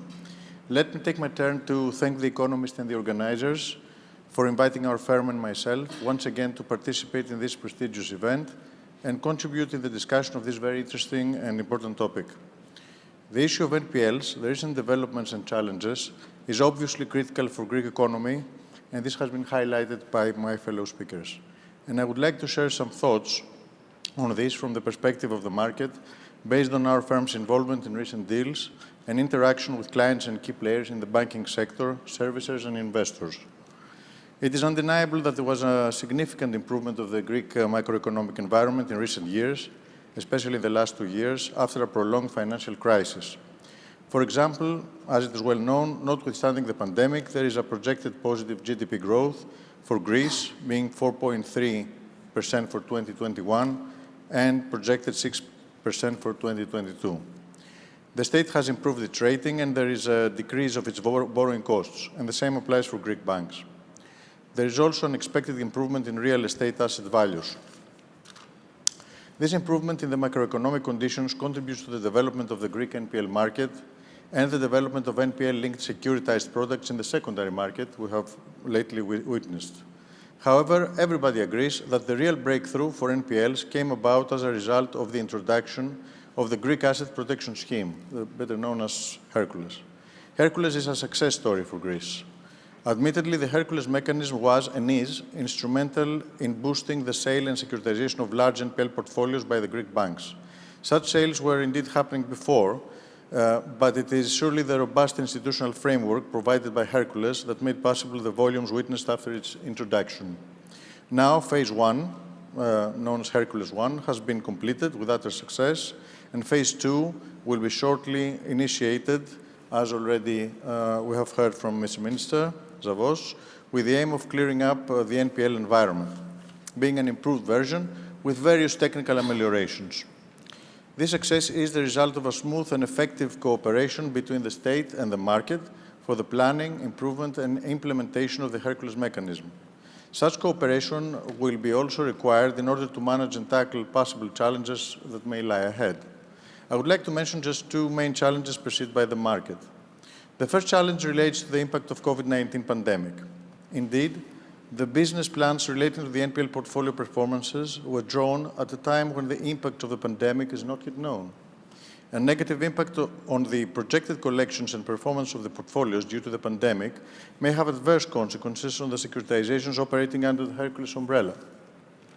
Nevertheless, it should be noted at this point that the Hercules framework does provide mechanisms, notably the grace period mechanism, that provide confidence in the market as a means to manage and diffuse such risk.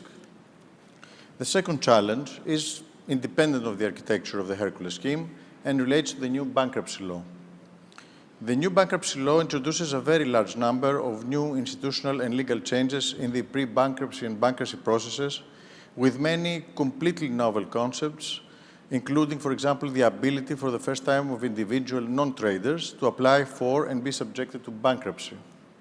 It is an elaborate legislative framework which requires for its application a significant number of secondary legislative measures. In fact, approximately 52 ministerial decisions have passed to make this operable. In view of this, there is a particular concern amongst market participants as to how such radical changes in the bankruptcy framework will be implemented, how they will work in practice, and whether any implementation issues may have a negative impact on the collection processes in a bankruptcy scenario and the performance of the NPL portfolios. Notably, the projected performances did not factor in any issues that may arise from the implementation of this new framework.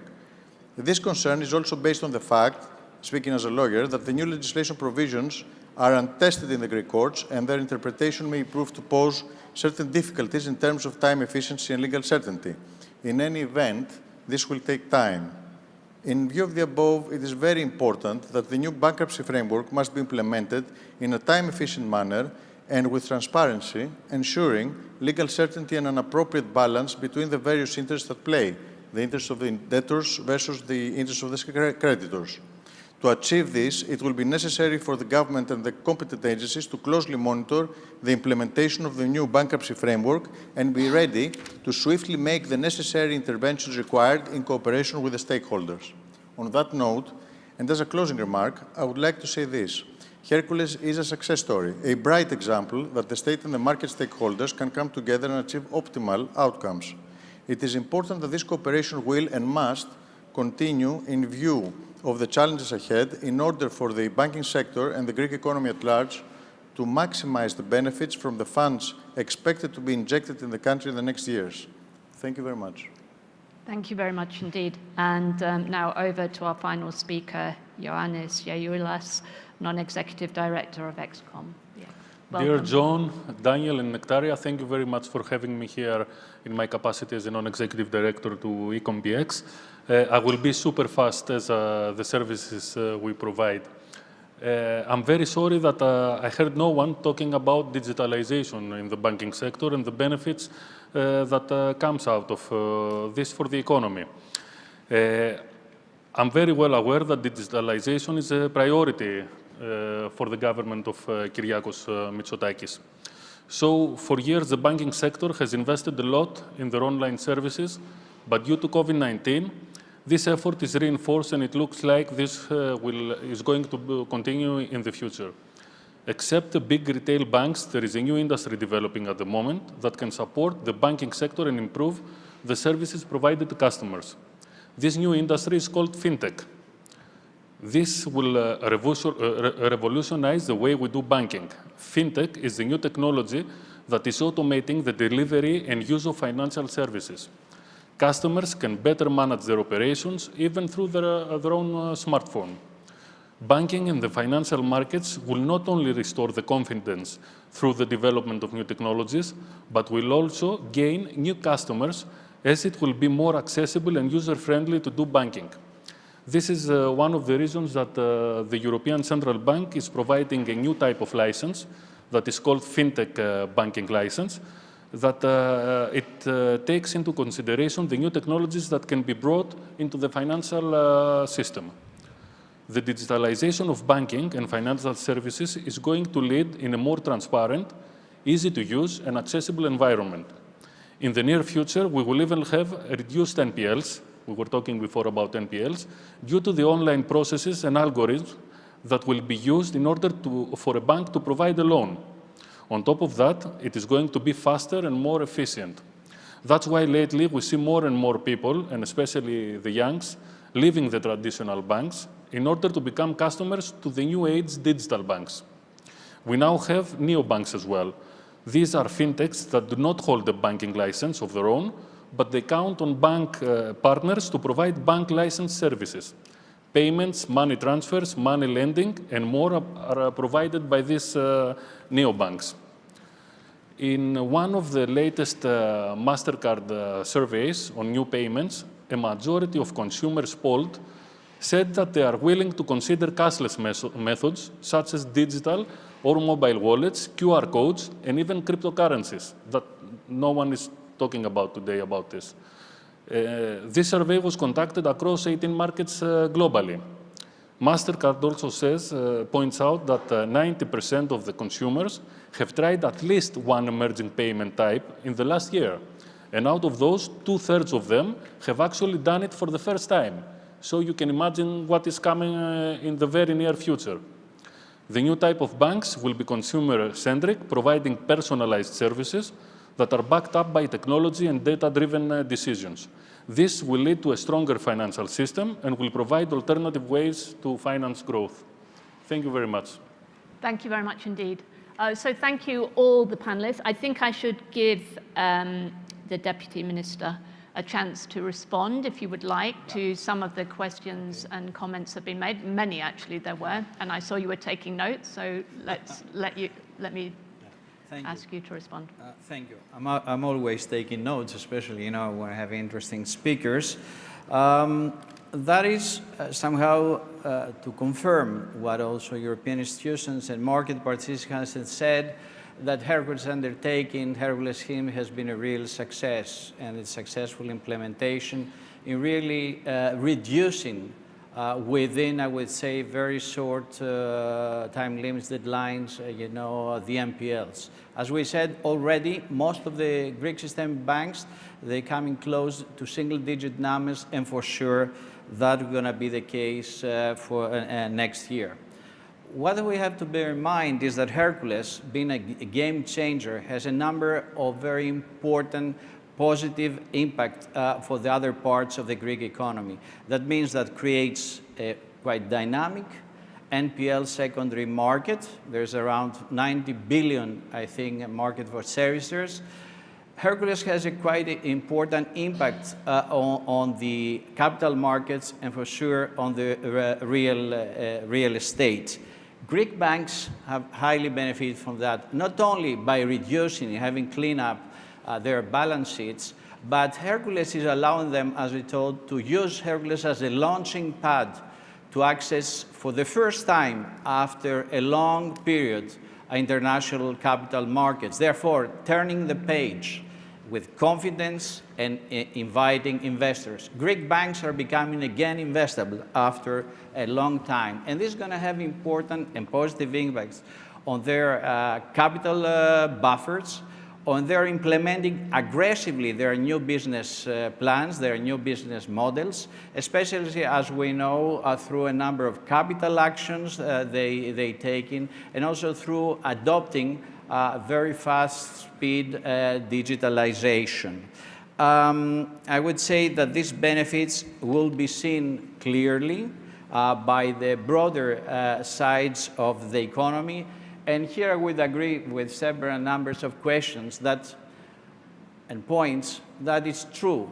After the government has done a number of important and successful reforms, enabling the banks to move forward, now it's high time for the Greek banking system to offer its and to play fully its role as a critical, as the catalyst for the transfer of liquidity, especially the one coming from the RRF and the European institutions. Obviously, Greek banks have to play a unique role, a role that they've got the know-how. They need probably better skills in some respects, sharpening their credit analysis and being able really to detect more effectively the viable enterprises that need financing. And there must be viable finances going beyond the circle of 30,000 small and medium-sized enterprises. As I said at my introduction, we're getting close to the most important rendezvous of this decade, which is the rendezvous between the European institution financing coming and the Greek banking system, aiming at the double transformation of the productive basis of Greek economy, where we know there are many small and medium-sized enterprises not yet reaching this, I would say, optimal size that allows them to be competitive, to be extrovert, and at the same time to be bankable. There lies the big challenge. There the government really is doing its utmost to enable again the banks to fully play their role. Thank you very much. Now, as always, we're up against time and running into the next session, and I see the Minister is here for the next session. So we've got probably about 5-7 minutes. I just wanted to give the opportunity to the floor, if there's any question to put to the Deputy Minister, or indeed any of the panelists. There's a hand over here. Have we got a microphone? Thank you. Thank you, Joan. Can you stand up and, say your yes. name and who you want to address the question to? Thank you. Hi, my name is Solon Molho. It's a question for the Deputy Minister. Could you briefly discuss with us the level of deferred tax credits still in the banking system and what the plan is to resolve that? Sorry, can you repeat the level of credit? Deferred tax credits. Deferred credits. Yes. How will you deal with deferred tax credits? Yeah? You mean the DTC, is that so? Yeah. Okay, the DTC is a well-known issue, well-known, I would say, around the Eurozone, meaning that at least 4 member states, they have adopted the system dating back in 2015. DTC currently counts as capital, as banks' capital. And Greek banks, I think, they are accommodating, their plans accordingly. This means that point one, the issue with DTC is that if ever a bank writes losses, and that cannot be replenished through resort to capital markets, then that triggers the DTC mechanism and the state becomes a shareholder. In order to avoid, obviously, this situation, this, I would say, extreme situation, at least the 4 Greek systemic banks have already adopted the so-called hive-down, therefore splitting within a holding company the NPLs, whereby keeping the DTC within the ongoing banking institution. And that has been proven quite an effective mechanism. But the real issue of addressing, I would say more drastically, the DTC challenge is what the Greek banks are doing currently. In other terms, they're advancing by aggressively implementing and reducing systematically their NPLs, and there they are assisted by the actions, therefore reinforcing their capital base that I mentioned before. There are a number of them. Point one, the share capital increase, AT1s, issue resort subordinate loans.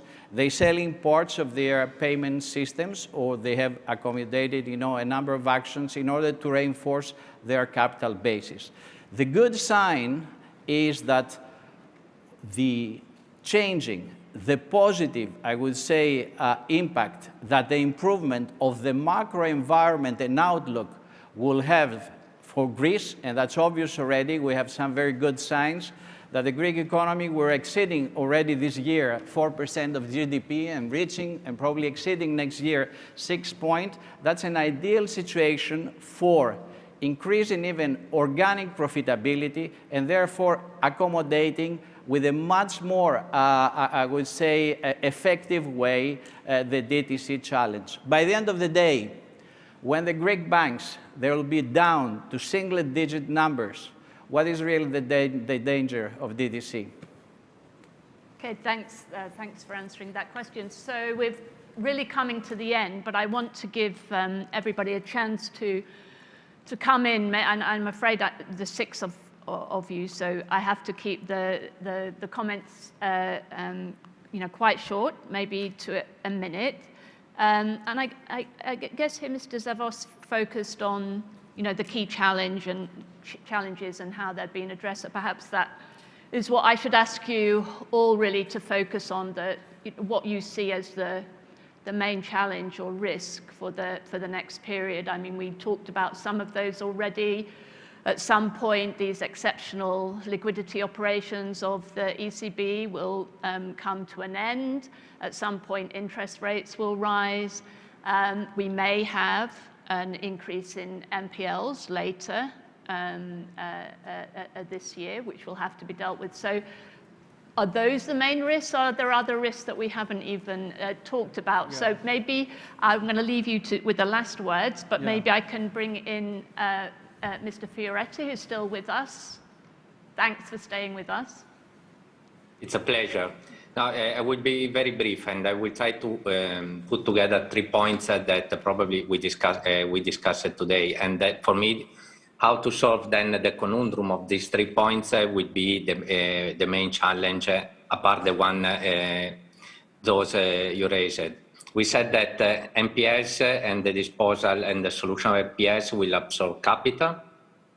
Then Martin said that one of the conditions of the banks to participate to the growth and recovery of the economy is to become again profitable, to generate internally capital. And the last panelist mentioned the fintech and the digitalization. That is a challenge for the bank, because for the banks in general. If they don't grow in that direction and develop more, not as a fintech, but digitalize more their services and change drastically also their business model, probably they will have a difficulty to develop sufficient profitability, to have sufficient capital to allow the growth of the bank and of the economy. Thank you. Thank you very much. Julia, did you want to come in? Yes, I can just follow up on what Paolo was just saying, actually, and going beyond NPL reduction tools and pandemic. I think this is really the big challenge, that while banks will have to cope with all these problems and clean up their balance sheets and make sure that they are well managing the liquidity and new funds coming in, they will have to face the new competition and indeed not miss the train and jump up on it and make use of the opportunity rather than losing it. Mm-hmm. Thank you. Martin. What I would emphasize is so provision of credit in order to finance investment. This morning we spoke about the investment gap, and I think that is really crucial, where the credit needs to finance those investment needs. So to take a long-term perspective also on by banks on their credit decisions, I think that's very important. And second is sound credit, I think is crucial. We've seen a misallocation of credit in the past. So the urging banks to provide credit should not lead to a misallocation of credit. It should be credit to viable firms. That's, I think, very crucial as well. And finally, sustainable profitability. There's a need to strengthen profitability, bank profitability in general in Europe, but certainly also in Greece, and that has to be driven by sustainable factors, by recurring factors. Thank you. Kostas. Yes, I agree with the things that were said already, and I call something the big risk is that we don't take advantage of what I call the confluence of purpose and what the minister called the rendezvous. When you put all these wonderful elements together, are we going to take full advantage of them? We're going to have the role of the government, the RRF is contributing, the reforms are happening, the banks are disrupting themselves for maybe more intelligent credit analysis, maybe more enlightened support of enterprises and in search of profitability again, mindful of credit. You put all that together and there's an optimal point and we need to reach it. And we need to disrupt a lot to get there, but it would be very important to see that happens. We're close to it. We understand it. We just have to make sure that the mindsets are changed and the transformation is there to see the possibilities and make them reality. Okay. That to me is a very big risk, but I think we can handle it as long as we work together. Thanks. Notice. Two quick comments. The first challenge that I see is how to streamline the processes that may have a negative impact on the positive momentum of NPLs clearing up. I mentioned the insolvency, the application in practice of the insolvency, new insolvency laws. And the second one, which is equally very big, is how the two pillars of the system that will be used for the dispersion of the funds to be injected in the country, the two pillars are the administration and the banking sector, will have a setup that will allow them, or the mentality or the setup or the incentives to allow them to disperse these funds to the real economy in a time-efficient manner. Thank you. Ioannis? Again, I will stick into the digitalization. In order to have profitability and have economic growth, we need to foster digitalization. ECB has taken steps forward in this effort, but I think the local central banks need to follow. I'm aware that there is let's say, kind of fear in order to do it, but only with the help of the local central banks, we will see a disruption in the market and more trust. This will lead into a better environment, profitable environment, and I think it will bring more customers into the system. Thank you. Mr. Zavos. Yes. Probably by closing, I will have two main points. One relates to what the previous speakers have mentioned about potential new NPLs that might disrupt the smooth functioning and implementation of Hercules. I would say from all the indications we dispose up to now, coming especially from the four systemic banks, even there's going to be a volume of new NPLs that wouldn't exceed 4 to 5 billion. Therefore, this is fully manageable within the current instrument Hercules scheme. Also, I would like to assure the audience that the Greek government is quite determined, in moving full implementation as it's done of the insolvency law, a very important part of the whole architecture, I would say, of NPL's market, and obviously for the new corporation that needs to be created. If you were asking me for the real big challenge, I would say, of the months and especially years ahead, I would say that the biggest challenge for the Greek banking system is the possibility to adjust speedily and efficiently to the green finance challenge. Why? Because on this will depend really the cost of capital. As everything moves right now in a high speed, given the determination and the goals of the European Union, given the full support and financing through the RRF, the possibility already to have specific projects financed, and most importantly, Greece will have fully financed by EU means the green transition.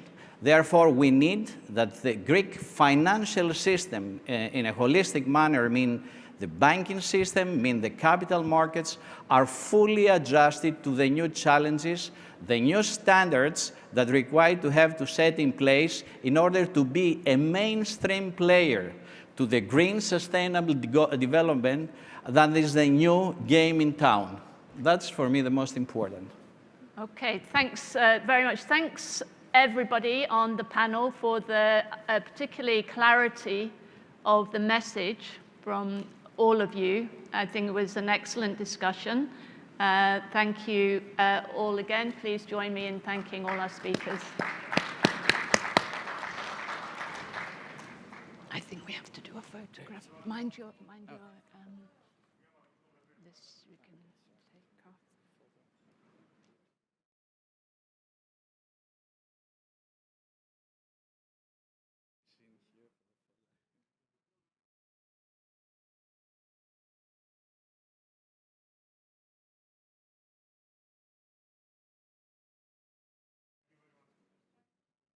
Thank you very much. It was excellent. Really great.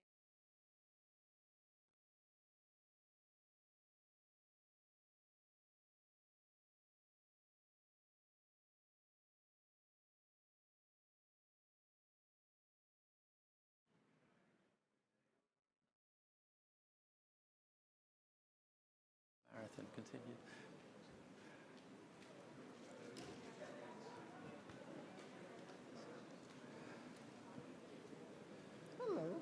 So we're going to move straight on to the next session. So I'd like to invite the Minister of Tourism, please, to join me, and also Peter Vlitas.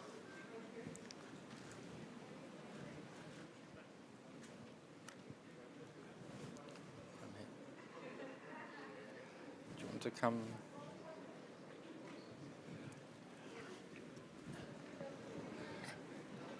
So we move from one crucial industry, finance, to another crucial industry for Greece, which is travel and tourism.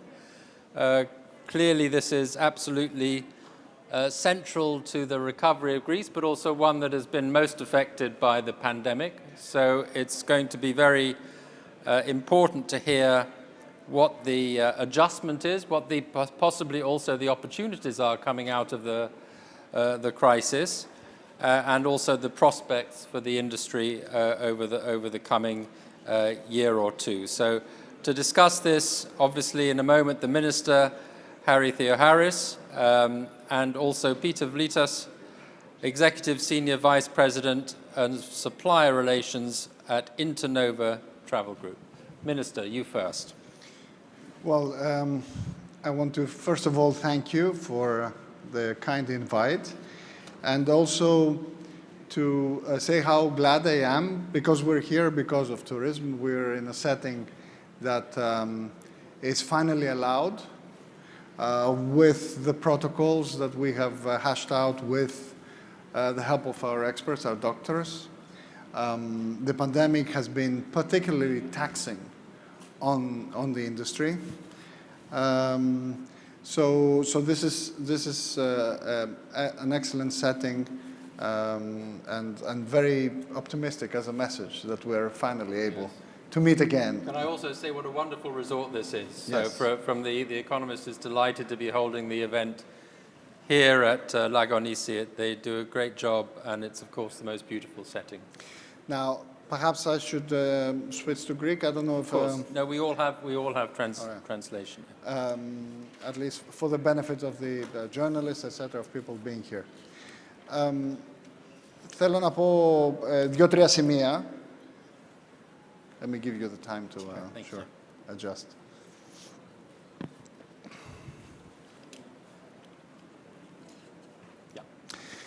Θέλω να πω δύο-τρία σημεία σε σχέση με την στρατηγική της κυβέρνησης για το άνοιγμα, για το πώς βρισκόμαστε εδώ, βέβαια, και μερικά λόγια για το μέλλον.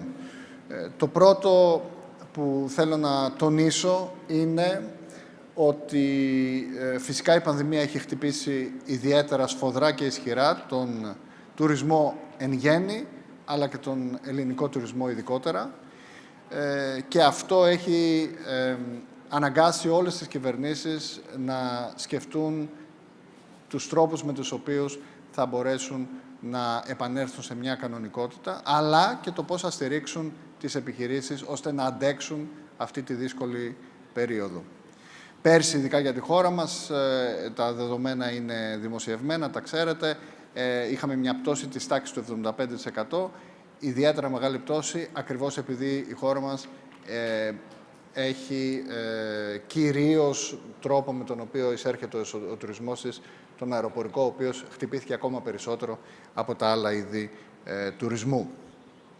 Φέτος είχαμε μια ξεκάθαρη στρατηγική για το άνοιγμα και ήταν μια στρατηγική η οποία βασιζόταν σε 3 πυλώνες. Ο πρώτος ήταν ότι πολύ νωρίς θα κάνουμε τις ενέργειες που πρέπει ώστε να φτιάξουμε ένα σύστημα το οποίο κατά τεκμήριο δεν θα χρειαζόταν να αλλάξει συχνά, ώστε να δημιουργήσουμε ένα περιβάλλον μειούμενης αβεβαιότητας.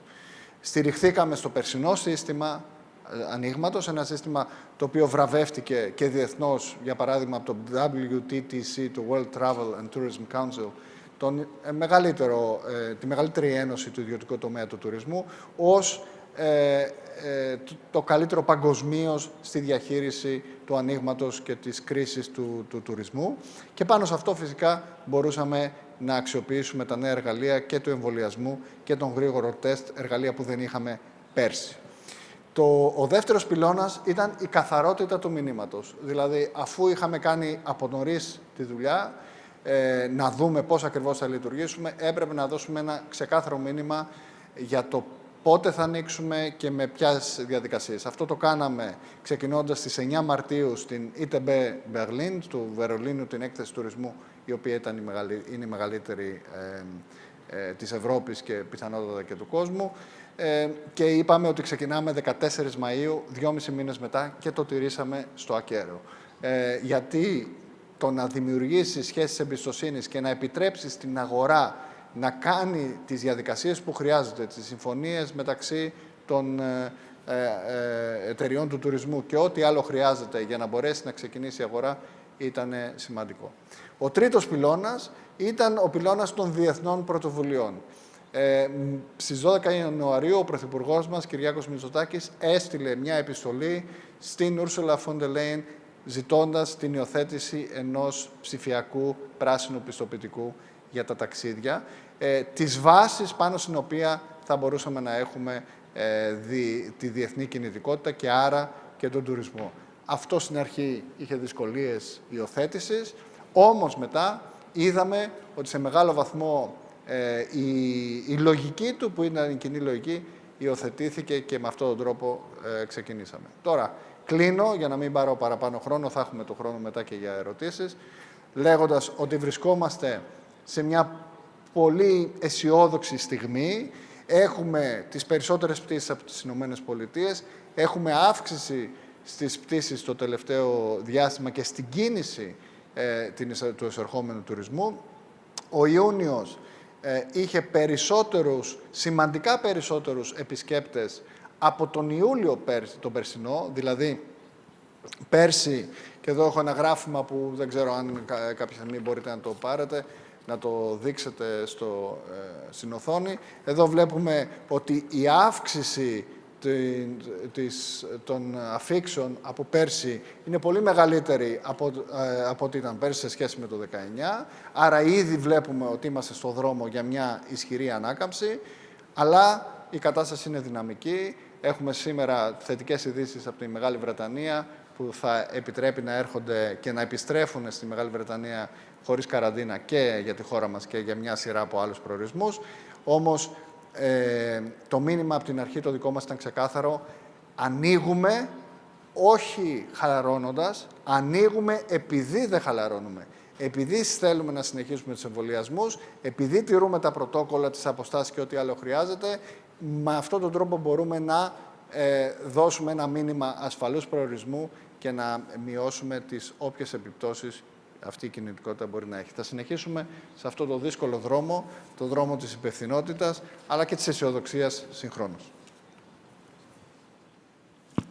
Thank you very much. Can I ask, you gave the figure for last year, 75% drop, very dramatic. Do you have a forecast for this year of what you expect the increase over last year will be? Presumably you're not going to get back fully that 75%, but where will you get to? Είναι πολύ δύσκολο να κάνει κανένας εκτιμήσεις οι οποίες να έχουν και κάποιο βαθμό αξιοπιστίας. Από την αρχή έχω πει, ακόμα και ultra late booking, μπορούμε να δούμε στις επόμενες 2 εβδομάδες, στις επόμενες 3 εβδομάδες, δεν μπορούμε να πάμε περαιτέρω. Και φυσικά έχουμε την δέλτα μετάλλαξη, η οποία αλλάζει κάπως τα δεδομένα, πρέπει να είμαστε από πάνω, άρα είναι δύσκολο να μιλήσει κανείς με αριθμούς. Κλείνω λέγοντας ότι δεν θέλω και προσωπικά να δώσω έμφαση στους αριθμούς, διότι πιστεύω ότι η ισχυροποίηση της εικόνας, του brand της χώρας μας, είναι ακριβώς τέτοια επειδή δεν δίνουμε έμφαση στους αριθμούς, αλλά στην ποιότητα. Είναι πολύ σημαντικό να μπορώ να σας κοιτάξω στα μάτια και να σας πω θα είστε ασφαλείς όταν έρθετε στη χώρα μας. Αυτό έχει σημασία. Αν προσπαθήσουμε να πιέσουμε για κάποιους αριθμούς παραπάνω, 1/2, 1/3, 1/5, μπορεί να βάλουμε νερό στο κρασί μας και δεν θέλω να το κάνουμε. Θέλω όλοι μας να τηρούμε και να δώσουμε το μήνυμα της ποιότητας παρά της ποσότητας. Perhaps just one more question before moving on to you alluded to the change today in the United Kingdom. Obviously, I welcome it. It means, for those of you who don't know, that you have to stay a few days. From the 19th of July. No, stay on for a couple of weeks. Yes, from the 19th of July, if you go back to London or to England, you no longer have to take minimum of 2 tests when you arrive, 3 if you want early release. You need to take only 1 test and you don't have to quarantine. So very simply put, if you were a family thinking of a holiday in Greece, until now this was more or less prohibitive. You faced a very big bill and you face a long period of quarantine for which many people makes it impossible. So now suddenly this is possible, but it illustrates how dependent you are on other people's decision. There's nothing you can do about this decision. This is a decision of the UK government. So what do you do to manage this risk? Have you been busily diversifying your marketing of Greece to other countries to make up for one or other countries that may suffer or may impose restrictions? I'll reply in English so that you don't. I think, of course, you need to diversify. You need to spread as much as you can. But at the same time, there's a marketing maxim that in times of crisis, stick to knitting. So you stick to the markets that know you. You cannot develop suddenly during the crisis new markets. Go suddenly to Africa and try to market yourself. So this is not something that you can do. But what you can do is try to mitigate the risks by going to all the markets. That's why we've been going through a world tour, if you like, in the past 2-3 months, visiting all the different countries that the markets are important, advocating for our system, how it is complete, professional, mature, and how it will keep their citizens safe, talking to my counterparts, but also talking to the market, explaining, showing them how it works, the kind of requirements that are there, because there are requirements, explaining that we will never forgo those requirements because we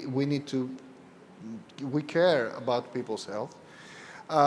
But also we perhaps put the germ of those decisions today. Because when I was in London, I talked to my counterparts and I said, it doesn't make sense for you to quarantine the people that you have vaccinated. It dilutes your message because you're telling them, please go get vaccinated to go back to normality, and at the same time, you're not allowing them to go back to normality. So it's counterproductive for your vaccination program to do that. And also, at the same time, of course, we try to create the channels and the data sharing that will make them feel comfortable in order to make those decisions. So that's what we have to do. And at the same time, as I said before, it's a dynamic situation. We have to exercise those channels, talk to them again and again and again and provide all the details so that they can make their own informed decisions as they are sober. So if you had any influence, or whatever level of influence on this decision, I have to thank you, because I think it was a much delayed and very necessary decision. Let's hear from the industry perspective. Obviously, it's been a dramatic time for you to manage the plan for the future.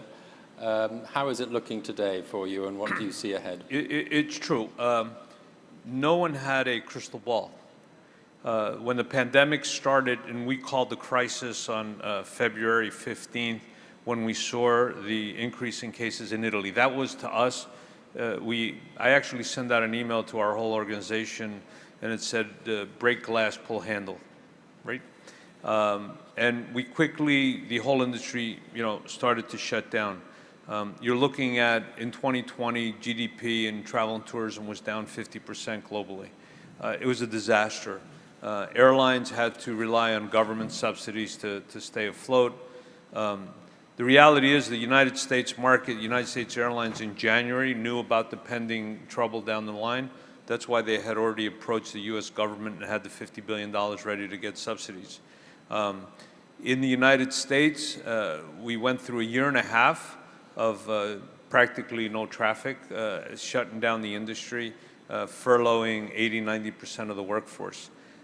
So as the virus expanded and morphed and we were trying to figure out where to go, we knew that at some point in time, to get out of the pandemic, we had to have destinations where our customers can go. When the CDC in the United States announced, and in other governments, that there's a vaccine and the vaccine has 98% efficacy, we knew right away that those who wanted to travel will travel. In today's demographics, especially in the American market, over 90% of the traveler, of the VIP traveler, or the high-value traveler has already been vaccinated, and the pent-up demand is massive.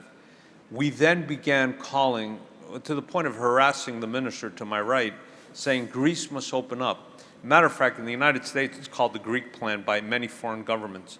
And the reason it succeeded is Greece was the first country to come out and say, we will open, and we will open on that day. Ήταν πολύ σημαντικό στην αγορά στην Αμερική ότι μια χώρα, παιδιά εντάξει, παρόν που είμαι πατριώτης, εμείς θέλαμε μια χώρα να ανοίξει, να πει ελάτε.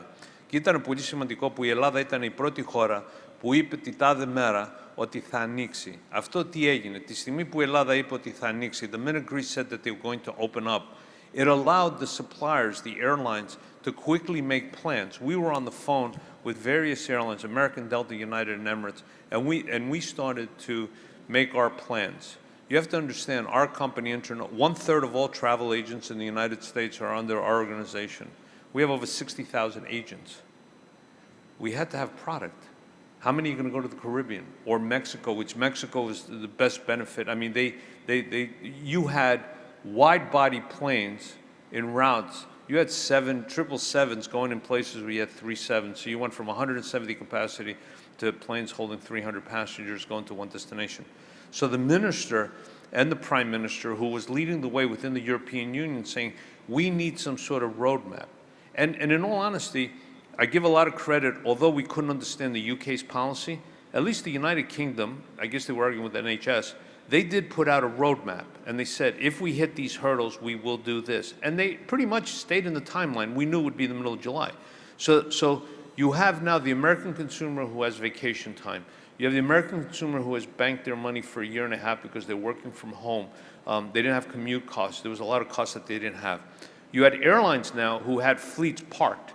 Where are we going to go?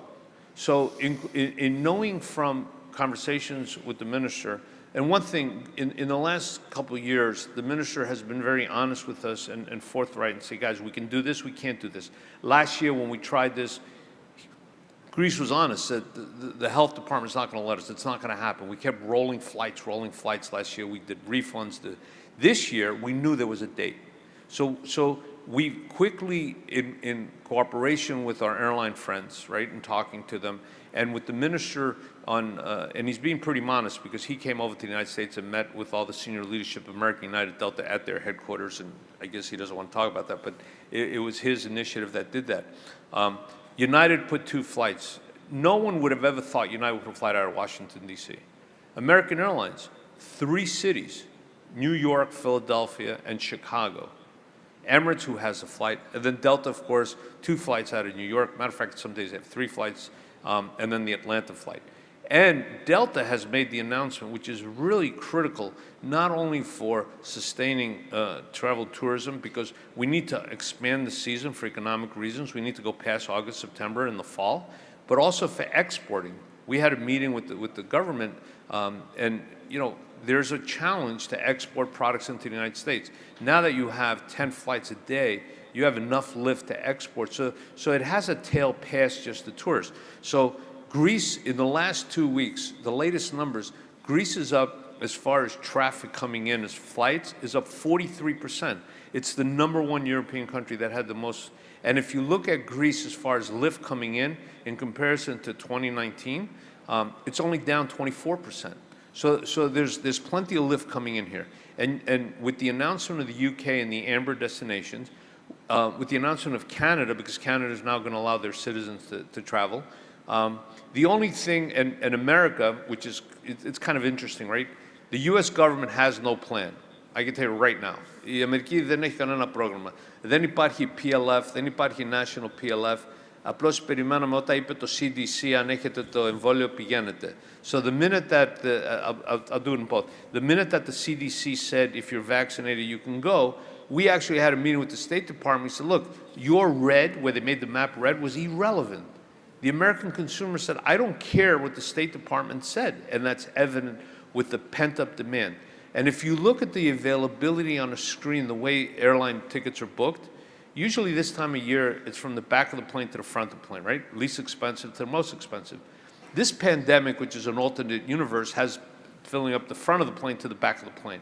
High-value customers. And let's be honest, every country that has opened up tourism, the #1 tourist in today's environment, the biggest market that's open is the American market. The American traveler, on average in Greece, spends 78% more than the next traveler. So we have successfully worked hand in hand with the Greek government, and the Greek government in staying steadfast, because it's kind of funny, when the minister made his announcement, within 48 hours, Spain, Italy, France made similar announcements. However, there was no date. There was no commitment. They just said, we're going to open up too.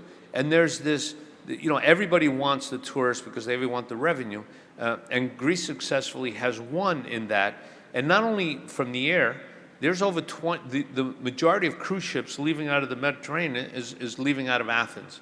You're talking a vessel that's going to show up that has 2,000 passengers who are going to be inbound passengers arriving into Athens and departing from Athens. So that is the reason why, if you walk around and you will see hotel occupancy is high. You know what's a great barometer here in Greece? Speak to the cab driver. They're the most opinionated cab drivers in the world. Οι ταξιτζίδες θα σου πούνε τη γνώμη τους αμέσως. Κάνουνε δουλειά, δεν έχουν κάνει και θα πούνε. Και τούτη τη φορά οι ταξιτζίδες ήταν χαρούμενοι, βλέπουνε το τουρίστες. So, to me, the Greek plan was a big success.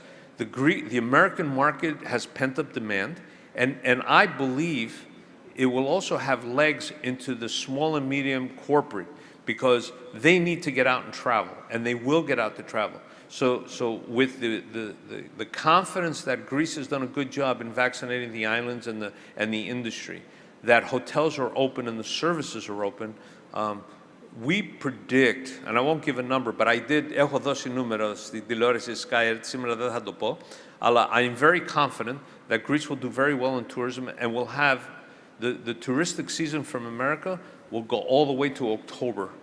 That's what we see.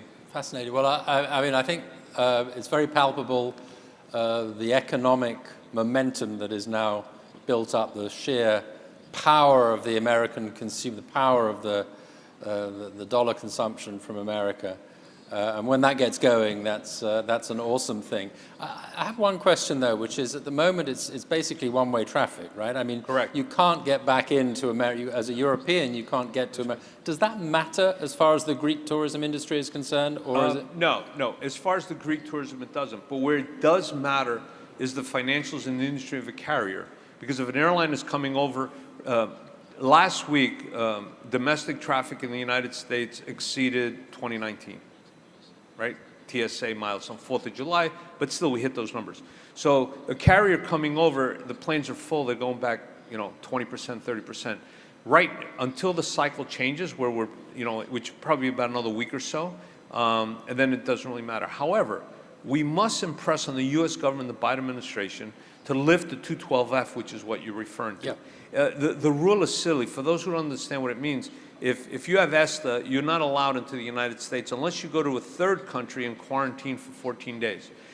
If you look at countries around Europe, they have extremely high COVID. So what is the U.S. government saying? Well, go to one of these countries that have extremely high COVID. Hopefully you won't catch it in 14 days, and especially now with the Delta variant, and then you can come. And when you come into the United States, you can show test results.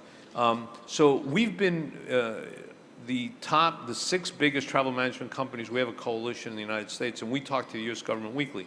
And our position is this.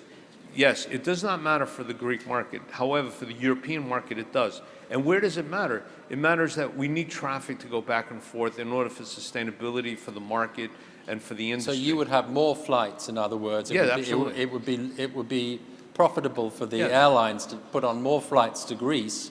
That's correct. If they could come back full. Right, because you're gonna have the cross-border traffic. You're gonna have people connecting in other places. You're gonna have people who say, "Let me go to Greece," and then go to somewhere else.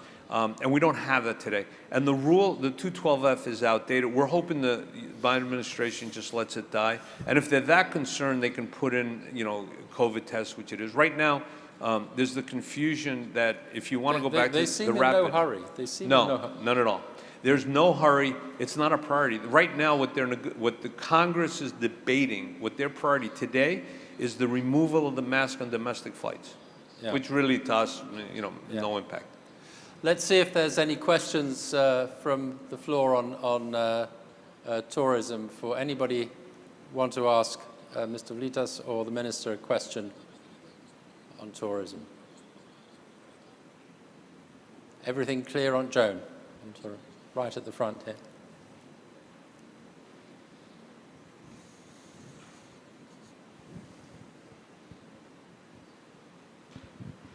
Thanks. Well, it's great to hear about the good news on Greece. And so Greece has proven itself to be a world leader, and you're pretty confident that things are going to go quite well. But what do you expect globally? Because I can't see the same thing happening overall. I mean, the expectation is that the tourism industry globally is not going to get back to any kind of pre-COVID normality for many years. I'd just be good to hear your perspective on that, both of you. Minister, do you want to go first? I mean, Yeah, you talked sure. to a lot of your peers in other countries, presumably. Yes.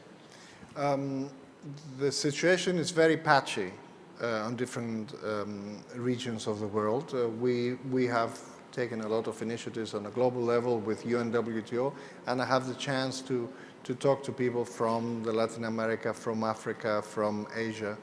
There's a lot of, and Middle East as well. There are loads of patchy efforts with corridors, with bubbles, with things that are good as substitutes, but could not effectively allow the full-blown tourism to recover quickly.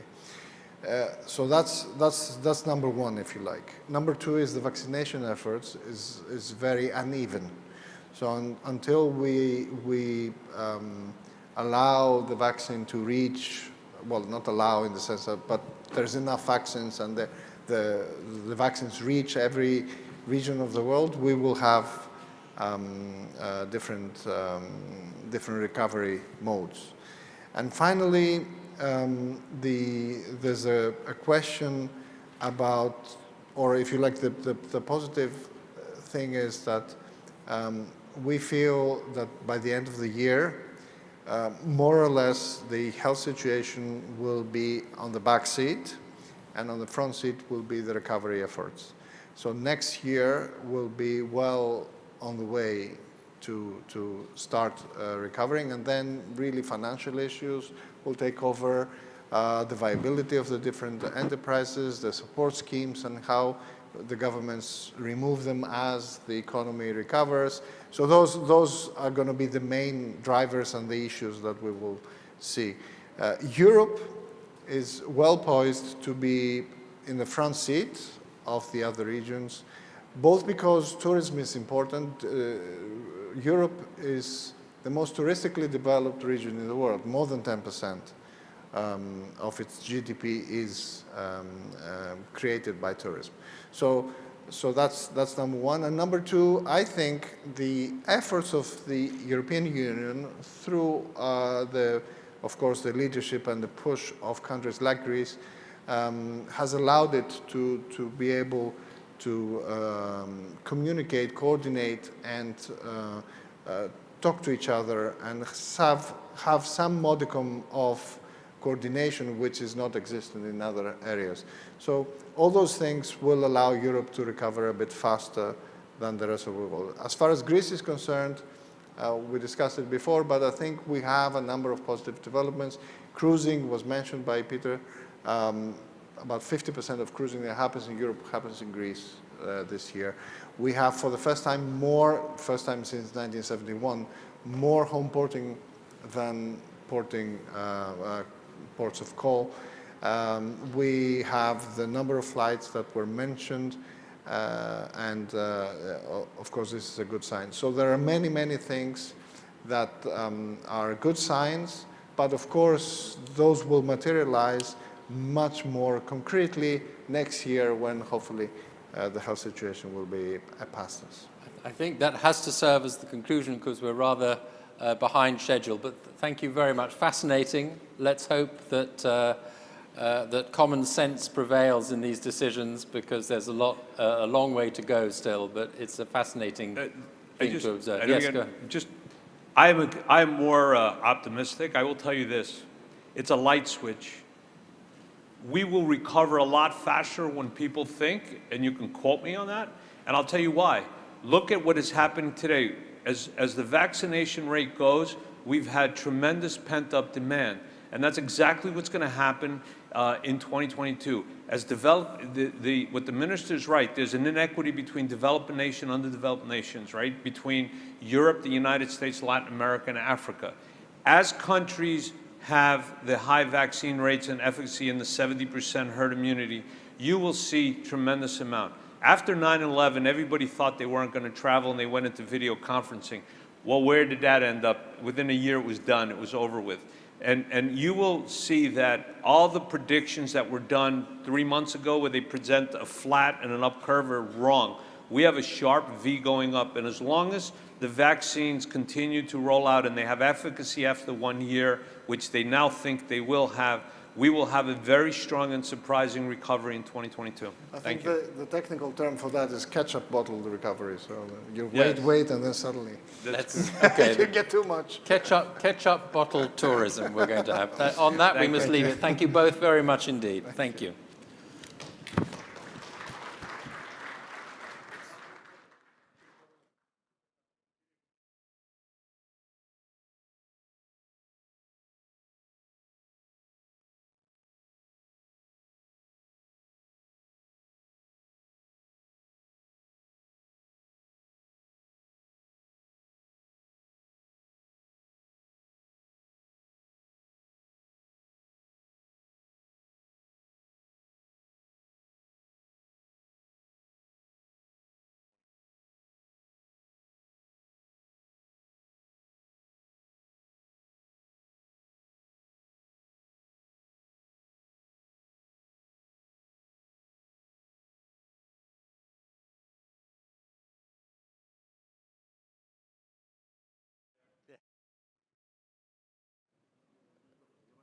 Mike, is okay. Join me here, please, including, of course, Minister Pierakakis and all the other people on the next panel, please join me here. So Mr. Christopoulos, Mr. Lakotripis, Mr. Azem, Jar, Papoulias, Brooks, Danielos. Do we have enough chairs? We have. So I think, hello.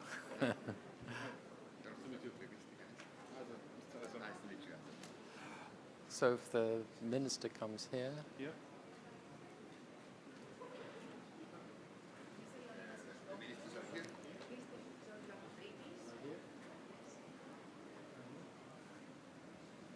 Oh.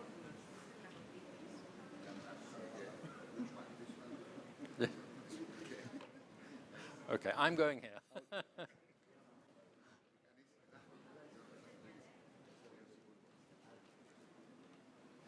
Hello. And you have to speak and then leave, is that right? Or you stay with us? No, you'll stay. Okay, thank you. Okay, so this panel we turn to the very important topic of technology, and the title has Techceleration and Innovation During and After the Panic. So techceleration was a word that I believe was coined by my colleague Tom Standage in last year's edition of the World in 2021 publication, which was a nice word referring to the way that the pandemic itself has accelerated the use of technology, video conferencing, and use of internet services of various sorts, so that what had previously been forecast to happen in 5 or 10 years has been compressed into 1 or 2 years and has really moved fast. So I think it's a really great concept to encapsulate this period of exceptional change. And then the question that this leaves us with is what happens beyond the pandemic? How does the world look? How much of this techceleration continues? How much of it sticks? So I'm hoping that these are the sorts of questions that we and what's necessary for Greece in particular to make the most of it in different areas. So we're joined by an enormous panel. In the interest of time, I'm going to go to you each in turn rather than introducing everybody. But let's start with the Minister of Digital Governance for Greece, Kyriakos Pierakakis, who's joining us via a connection. I hope you can hear me, Minister. Can you hear me? Yes, I can hear you. Yes, you can. Hello. Great. Well, you're very welcome. I gather you have to leave after you've given your presentation because you have other commitments, but we're very grateful to have you with us. And please give us your opening thoughts on this very important topic. Thank you so much. I'm delighted to be with you digitally. Let me start by addressing certain amongst the remarks that you just raised vis-à-vis COVID-19 acting as a digital accelerator. This is indeed the case. I mean, in our case, we had a very comprehensive strategy which was announced just after the election that took place in 2019 and this government coming into office. The strategy of the Prime Minister, Kyriakos Mitsotakis, was the creation effectively of a new organization which would be responsible for the horizontal implementation of this strategy across the state, the Ministry of Digital Governance. We had announced that we would pursue a strategy, a document which would codify the strategy, also with an application plan with the specific projects which we would be deploying in the next years, which we call the Digital Transformation Bible. And more or less what we had designed is exactly what we decided to pursue after COVID-19 hit. And in reality, we took an already existing strategy, that of simplifying and digitizing processes of the state, make the KPI effectively involved administrative burdens, making the lives of citizens and corporations easier in their interaction with the Greek state, along with addressing and making better infrastructure and investing in better infrastructure in Greece in many areas. So we took the strategy and we, in a sense, instrumentalized it also as a tool to battle the virus, because we knew that as we're eliminating interactions, we're also helping in this process. In this regard, it's actually, I think, quite timely that the beginning of the first lockdown of the pandemic last year, we launched gov.gr, which is the government platform, the single government portal, very much inspired by the UK experience, actually, by gov.uk. It started with 501 services in March 2020. Now we have almost reached 1,200 services, a bit more than a year later. And this manifests, I would say, both the speed and the commitment of this team to deliver better digital services.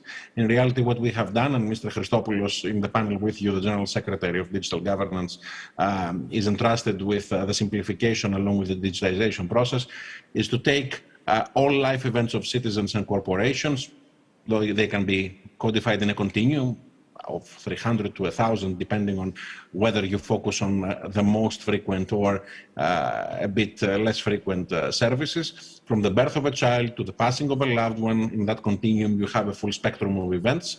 And we tried using simple digital technologies, but also regulatory and legal changes to simplify and digitize at the same time. And this in reality is manifested, as I mentioned, by the amount of services, by the volume of services provided by gov.gr, which is the key reform process. It's the new way in which we try to reconstruct the Greek state vis-a-vis its interaction with the citizens, and we also view it as a trust accelerator, because in reality the state in this manner, with this new facet that it has, this new face that it has, better serves citizens, especially in a very challenging period, that of the pandemic.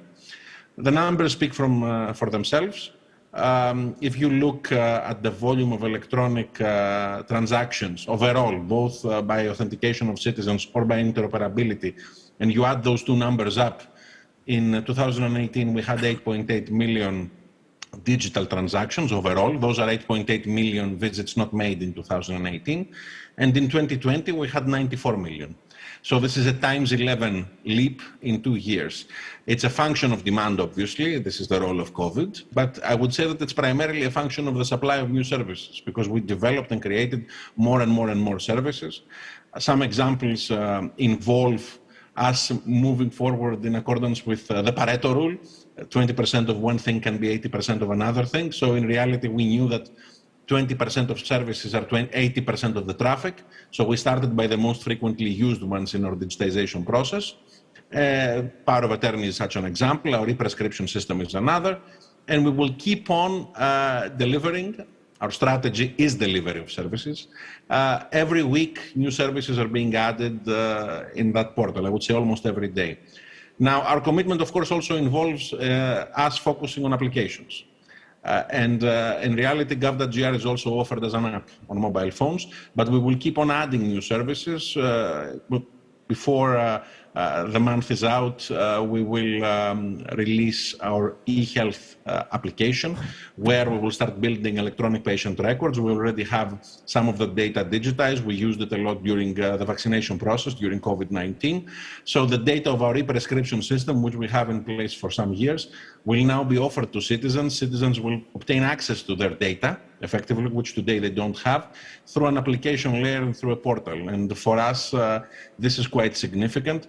The value of digital obviously was manifested also by the vaccination process itself. It was a service design exercise, effectively. And I would say that this is the core of the focus of this ministry. Service design. We're using digital in order to design better services, but we're also using a physical layer as well, because we have people without digital skills or without comprehensive digital skills. And if you look at our vaccination system, which I would claim is one of the best, certainly in the European Union, but perhaps also in the world, it's a multi-channel approach, a digital platform, which very much looks like an airline booking platform. An e-prescription system in parallel with that, where those already enrolled, more than 2 million Greeks, around 2.3 million Greeks, received proposed vaccination appointments by us, and all they had to do was confirm or deny. And physical channels, not call centers like in other places, which they didn't work, but making use of the citizen service centers and primarily of the pharmacy stores in Greece, where citizens who don't have digital skills, who couldn't use the platforms, could just go, show up and book their appointments there. What we claim is that this vaccination process it's about the vaccine, but it's not only about the vaccine. It's a message.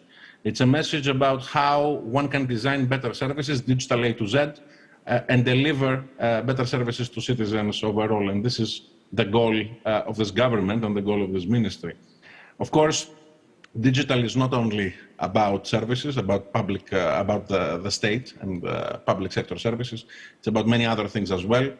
There was a study recently published by Deloitte overall for member states of the EU.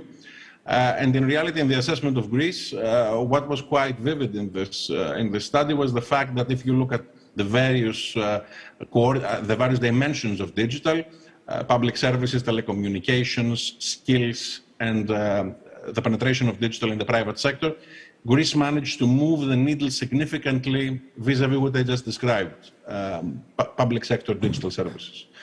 Telecommunication will play, we need a little bit more time because it involves procurement and infrastructural decisions that are being made right now or in the last 2 years. But there I would claim that as well, vis-à-vis our design of the 5G auction process, we also innovated. We managed to design not only a business-friendly 5G auction, but a very innovative 5G auction, one of the most innovative in the world, where 25% of the auction proceeds are endowing a venture capital fund, which will invest in the 5G ecosystem in Greece. I understand that this is considered throughout the EU as a case study and as a policy design mechanism to be emulated by other member states. I understand that France recently announced that they are also focusing on the vertical implications of 5G in all the vertical sectors of the economy, and they're trying to make similar investment decisions like the ones we did. And obviously the RRF, in conclusion, the overall financial opportunities that we will have to invest in digital and overall in the restructuring of the Greek economic model is a significant opportunity. It's a Marshall Plan for our times. Our digital strategy, which would have been, I would say, less aggressive, I would be less optimistic with the financial capabilities that we had in 2019. Back then, when we were developing the Digital Bible, we had to make very hard choices vis-à-vis the projects that we would finance, that we would select to invest at. Now this opportunity of the RRF is allowing us to finance 100% of our strategy, not only the outstanding issues of the past, not only what we still need to resolve vis-à-vis the third industrial revolution, digitization per se, but in reality, also a full spectrum of projects, apart from what I just mentioned, which involve building bridges with the future, the fourth industrial revolution, in a sense, all the things which would allow us to claim that very quickly Greece will be able to perform a full leapfrogging act in the digital sphere. I firmly believe that we're fully capable to do so. We have very talented engineers, very talented people who work in the digital sectors of the Greek economy. And as this strategy manifests itself, which it has during this very challenging period, it will become more vivid, more visible that we're able to perform this leap. Thank you so much. Thank you very much. Before you go, can I just have a couple of follow-up questions on that?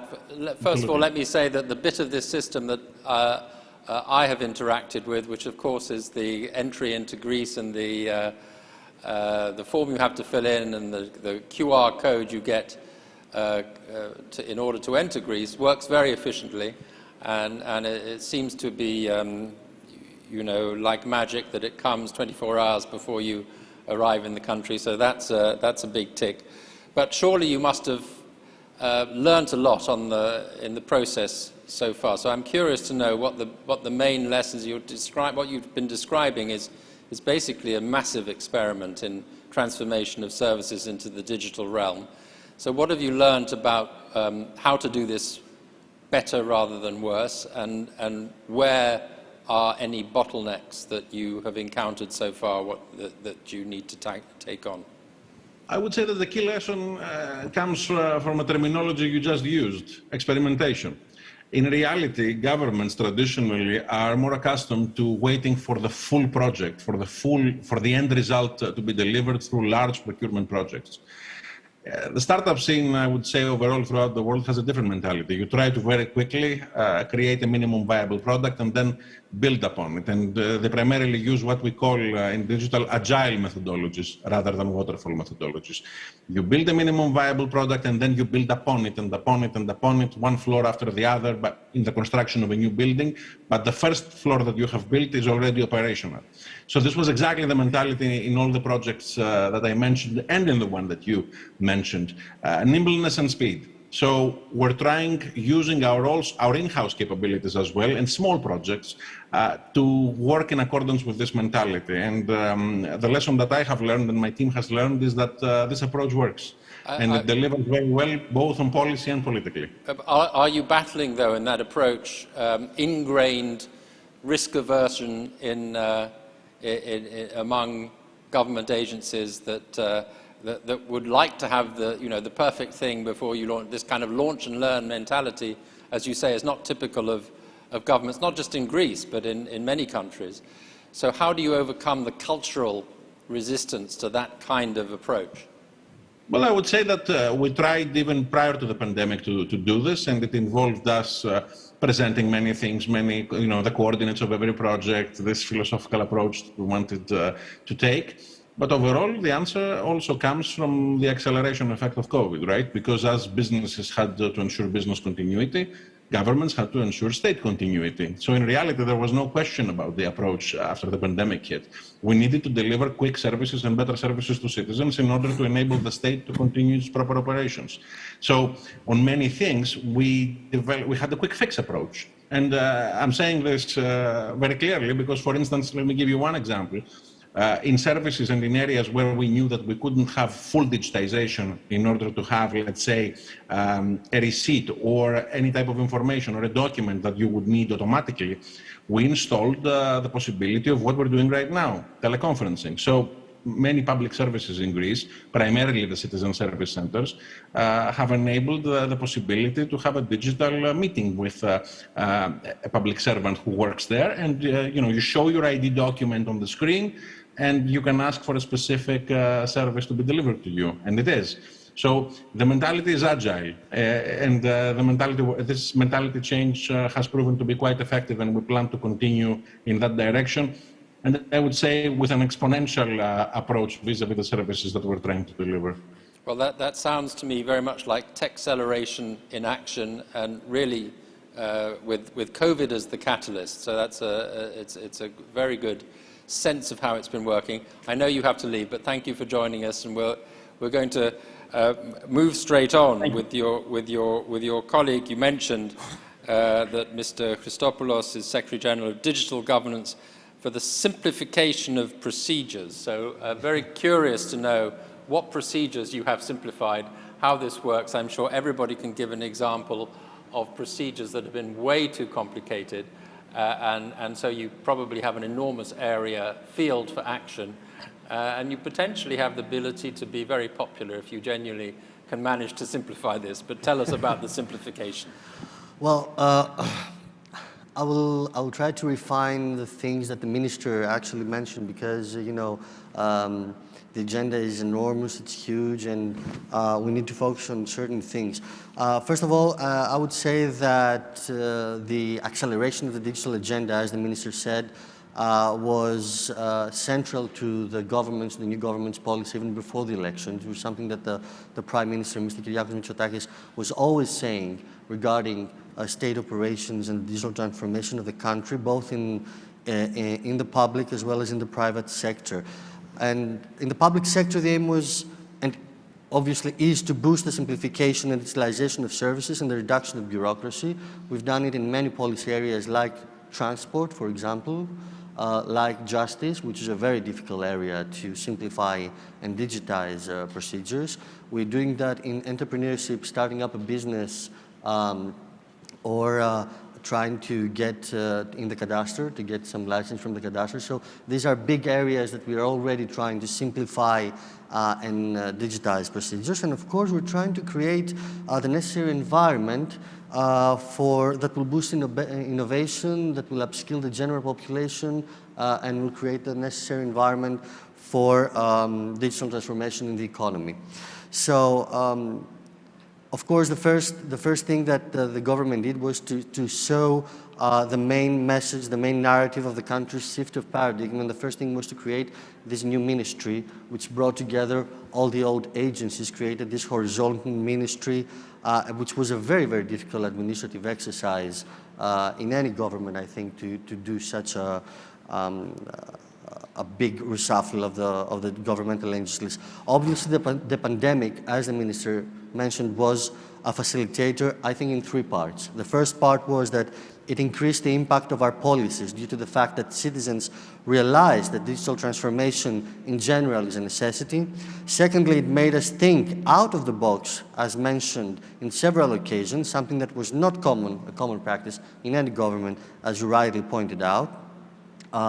We, in a sense, became administrative disruptors in the government.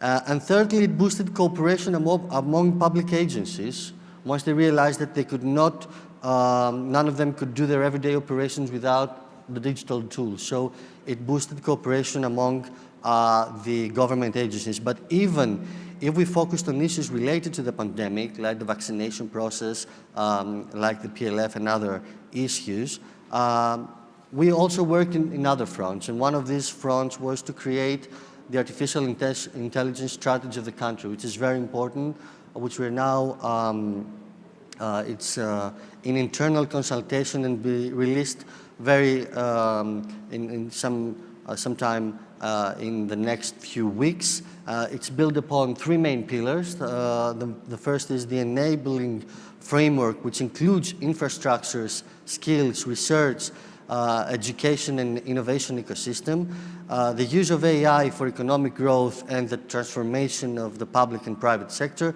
and the adoption of AI principles to create an ethical, trustworthy and democratic AI, an area in which Greece can become the leader worldwide. However, the strategy to be released is based upon several infrastructural pillars that are critical for its implementation. And mainly, we're talking about data infrastructures, we're talking about cloud infrastructures, we're talking about 5G networks. Now, in order to proceed faster with these pillars, we updated the regulatory framework of Greece's digital governance in early 2020, in the middle of 2020, where we codified and modernized all relevant regulations and included new ones that were deemed necessary for the AI strategy. Moreover, we adopted several national strategies in areas where they are needed. Just to name a few, through the new law of digital governance of 2020, we transposed the Open Data Directive of the new Open Data Directive of the European Union, and we institutionalized the cloud-first policy, which is a policy in other European countries as well, but we institutionalized it by law, making the usage of cloud technology obligatory for the Greek public sector, for the whole Greek public sector. And at the same time, we have created Greece's national open data portal. And in that respect, through the RRF and through the new co-funded cohesion programs, we estimate to dedicate almost €500 million for the next 5 to 6 years for the implementation of these policies. Through the same law, we transposed the 2018 Directive on Electronic Communications, and we enabled the 5G rollout and created the Festos Fund in order to develop and assist the companies that use this technology to produce innovative products and services and to do their testing in public sector entities. The whole connectivity strategy that will be implemented by my colleague, my fellow Secretary General, Mr. Stavridis, will have a public investment in the following years through the same financial tools of about €1 billion through the financial tools. Now, and as the Minister said, I won't stand up because I know we are running short of time, and just to say that we have our cybersecurity strategy in place in order to make everything safer, and of course, the Digital Bible, which includes more than 450 projects that will be funded through these financial tools. Ending, I would say that what we have gained through this 2-year period with the Minister and with all the people in the Ministry is that we have realized that in this new era, we need to have the ability to adapt, to a changing environment. It's not very easy always for the public administration, for the government, but we need to realize this feature, to have this feature in order to be able to give more to the Greek public sector and be one of the forerunners in the European Union and globally. That is all from me. Thank you very much. Thank you. Thank you. Well, agility is again the key to this. Can I just make one observation and then we'll move on to the next speakers, which is that textceleration on display here is 100% masculine textceleration, which shouldn't really reflect reality. So I'm hoping that future textceleration is a little bit more gender balanced, but that's perhaps for next year's conference. But I don't think I would say self-critically for The Economist, I don't think it's acceptable to have panels like this that are 100% masculine like this. So we should do better than that in future. So let's move on. George Lakotripis, a frequent attender of this conference, but previously as former Minister of Energy and Commerce for Cyprus, now involved in various consulting projects. Tell us about Thank you, Daniel. Textceleration from your perspective. Let me just pick on the last comment that you made about diversity and say that one of the big issues which AI, artificial intelligence today, needs to address is algorithmic bias. And I think this panel here is exactly that point. So if somebody's listening to us, maybe 2 or 3 years down the line, they will hear the points of views of a male panel in an algorithm, right? So yes, just like the minister said earlier, what the pandemic did, and it's not just the remote working that everybody has gotten accustomed to over the past year and a half. There has been a more fundamental shift, right? Because in essence, the customers moved to online. So their habits moved online. So companies had to evolve, they had to adapt. Supply chains had to follow them, right? And of course, operationally, companies needed to have continuity, and therefore you've seen one of the most vivid examples, of course, is having to work online. But we have also seen in this textceleration concept, we have seen some tremendous innovation, which would have, as you mentioned before, taken years to take hold. We have seen tremendous innovation in artificial intelligence in healthcare.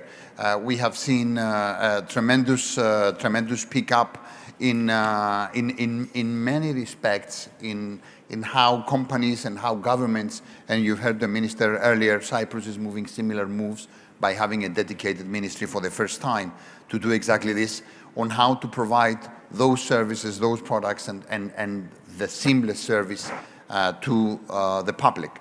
The one thing which I'd like to comment also is what happens after the pandemic is gone, once we have it behind us. Certainly, a lot of these habits will remain. Big portion of the population that would have taken years to adopt online habits are doing so and will continue to do so. What will happen, however, and this is something that policymakers must address, is that citizens will be less tolerant to privacy concerns.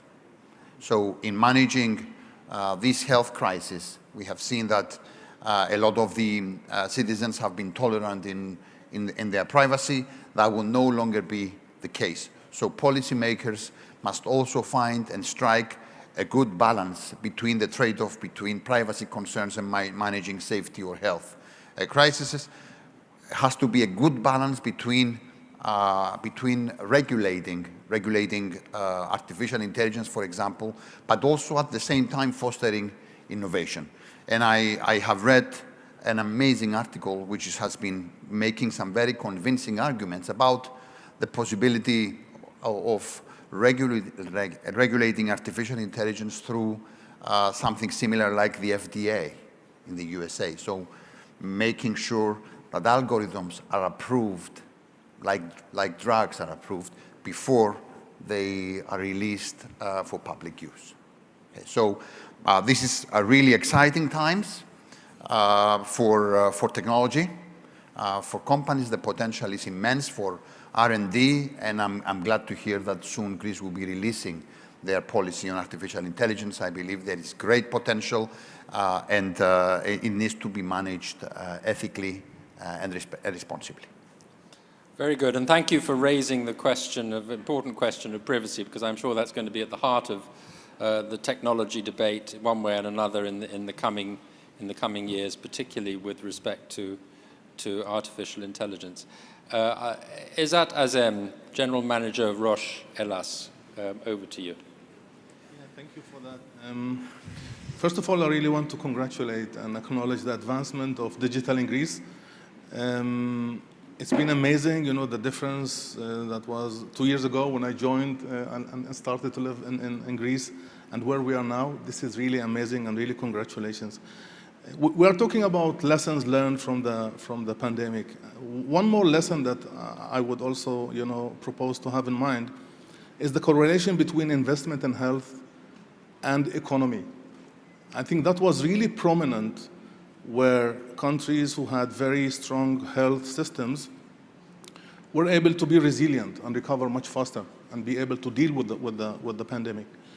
Now, we are at Roche, we are bringing innovation for the last 125 years.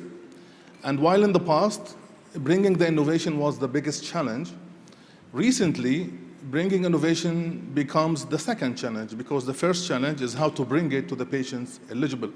So we have a lot of innovation existing, but this is not reaching where it should be reaching because of different reasons. And this is where we see technology as an enabler, because we do believe that putting technology with healthcare is really required. And I would really appreciate to see that the same strategy, the same mindset, the same energy, the same enthusiasm that was presented before about our approach to improve the services and the online is also brought to infrastructure that maybe require a little bit more investment, and where we will be able to see the outcome with longer, you know, time perspective.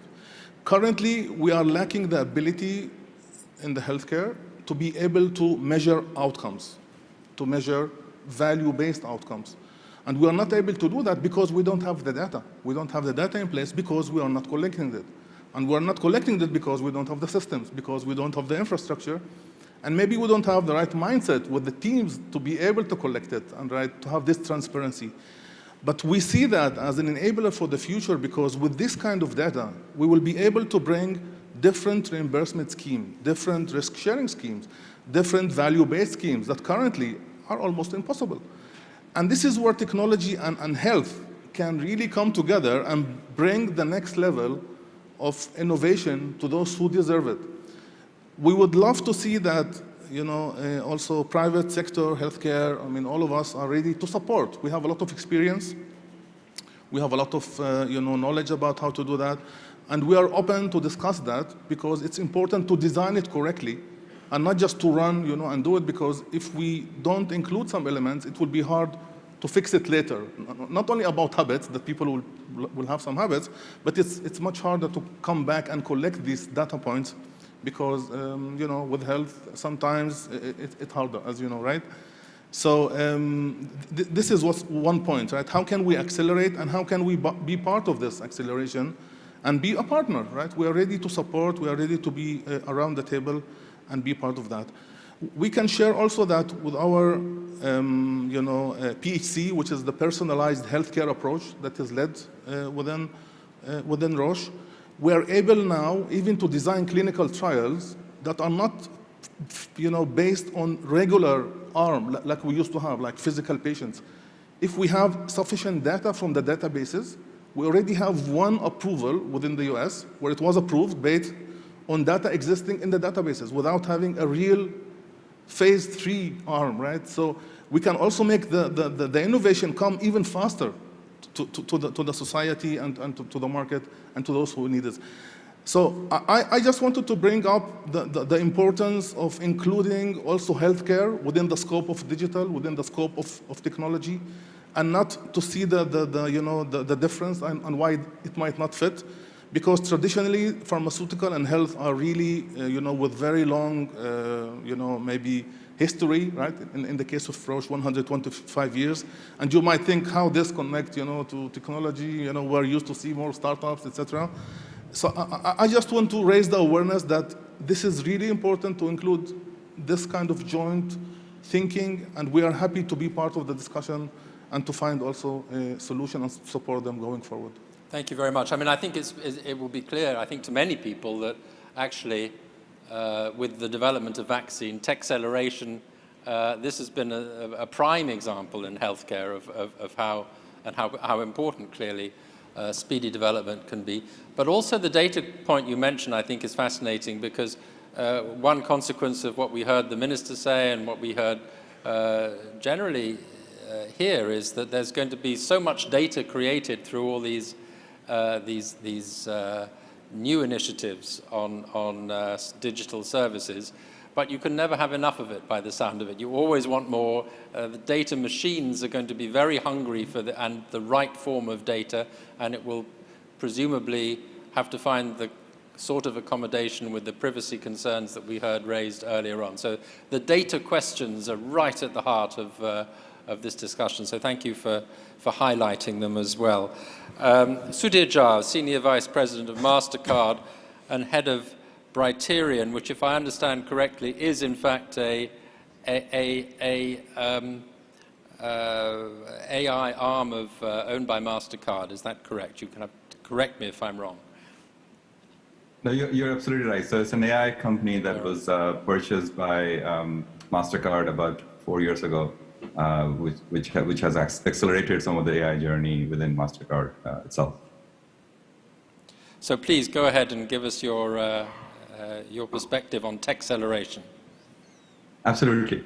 And I want to first echo that sentiment. Definitely medical innovation was absolutely necessary for us to not just fight the virus, but hopefully sort of end the suffering with the vaccine development in record time and delivering it to everybody in the world. So there is no denying that without any of those medical investments and innovation, we would not be talking about a pandemic in any kind of past tense at this point. But at the same time, I also want to sort of point out is technology, as we have talked about, has also helped us. In some sense, the technology innovation and the acceleration in investment technology has been going on for at least about 3 decades, right? If you think about internet, mobile, cloud, AI, blockchain, all these technologies have come right after one another. And most companies have struggled to keep up with them, but they had to, and they had to increase investment in that. And in some sense, pandemic not only sort of helped sort of accelerate some journey, but also allowed technology practitioners like me to prove to the world that it actually was a good investment for the last 3 decades, right? Because it could have easily not worked. It could have easily, we could have easily been in a situation where all this investment would have been come to naught in this kind of almost unprecedented. Nobody tested for pandemic, right? There was very little that we could have guessed about this. But in at least my humble opinion, I think technology came out with flying colors. If you think about how almost overnight the entire world sort of went into a social distanced sort of lifestyle, which was very different from how the world was just the day before. Everything went sort of remote, remote work, online learning, having sort of all the cooked food delivered to your doorstep, e-commerce rising. It almost, there was no time to prepare for that. And technology allowed us to cope and scale that very, very easily. And so in my mind, all the investment that was done before was actually really, really helpful in dealing with the pandemic. I could sort of not imagine how we would have survived if we didn't have all that available to us, which then meant because technology proved itself, it then allowed to accelerate even further. And my humble opinion, again, is that it is going to be even more prominent going forward, because even the ones who were sort of somewhat naysayer or skeptics in terms of technology investment will have to come on board, because there is no other way for them to be able to deal with both the pent-up demand, but also the expectation that consumers will have going forward for almost everything to be a lot more digital. And coming to AI in particular, I think there was a lot of question in the last few years about overpromise and hype versus reality. And if you search sort of hype versus reality AI, there will be like tons of articles in 2018, 2019. And the fear was that we might go back to the sort of AI winter, which happened with many times this sort of overpromise of AI technology in the past. And again, that maybe we have not fully addressed that. I think the debate might continue in the future. But one thing that was very clear, that AI played a very key role in our lives in the last couple of years. Not only just for predicting how the pandemic is going to sort of come out, all the models created to predict the virus spread, what the impact on the life is going to be, how the mobility of society actually was impacting the spread or not, and what kind of precaution can be taken based on all that kind of stuff. That was essential. But also, as I mentioned, all sort of this physical interactions changing to digital interactions in many cases overnight was sort of on the back of some of the AI technology to scale it to protect it, particularly if you think about all the sort of risk management, fraud management, many of that is governed by AI. And then also personalize it. It was almost impossible to mimic the physical interaction and how that sort of is much more personal into a digital interaction without some of the AI technology that are available to us. And so it definitely sort of proved itself again that we could do those things seamlessly and scale to the level that was needed. And what is going to happen is this is going to become a norm, because people have realized in some very weird way, pandemic has taught us two lessons. One, the importance of physical interaction. We missed being with family, with friends, with colleagues, having sort of hallway conversation. All that was sort of missing. But at the same time, it also taught us that for many things in life, we actually don't need physical interaction. Like, we don't necessarily have to go to a bank or use ATM. Many of us, I mean, at least I never went in the last 17, 18 months to a single bank or purchasing goods, right? There are a lot of things that you can purchase, even things that people didn't think about before, like clothing or shoes or things like that is something that people are much more willing to buy without sort of interacting with a shop or things like that. So sort of pandemic taught us that many interactions can be moved to digital, and it is very convenient and it can be very personalized. And so that actually is going to continue, in my opinion, post-pandemic, because they will expect the same kind of service that we were able to provide. And in some sense, we will have to make it even more compelling going forward. And that's why technology investment is going to accelerate even more, because during pandemic, in some sense, there was some license for people to take out sort of half-baked products, because consumers were willing to give a little bit of leeway and deal with some inconvenience if the application didn't work fully, or if they had to wait an extra minute to complete a transaction. But as things sort of come back from out of pandemic, there is going to be expectation that all these things will become seamless. And so therefore, there is going to be even more investment to make some of these things as seamless as possible. At MasterCard, we kind of have done sort of AI investment quite heavily in the last couple of decades. As I talked about, we have purchased sort of many companies that have exclusively brought AI technology to the fold. Our strategy has been sort of built on 5 pillars. We won't have time for all 5 pillars, I'm afraid. We're very, very... I was just going to sort of mention that kind of allows us to bring AI to everything that we do, whether it is all the services that we offer, particularly some of the identity solutions that is very critical as you start sort of having more digital identity that has to be verified using sort of, again, AI, behavioral aspects of it, or face recognition or voice recognition, to all the way to having everything that MasterCard does internally with HR and marketing and everything else driven by AI as well. And I think that is going to be norm going forward for most organizations, where they have to think about AI not as one solution or one aspect of what they do, but everything that the company is doing that. And one last point before I close is what we talked about inequities, and I completely agree about this sort of male dominance on this panel. I think that we have to sort of pay attention to that.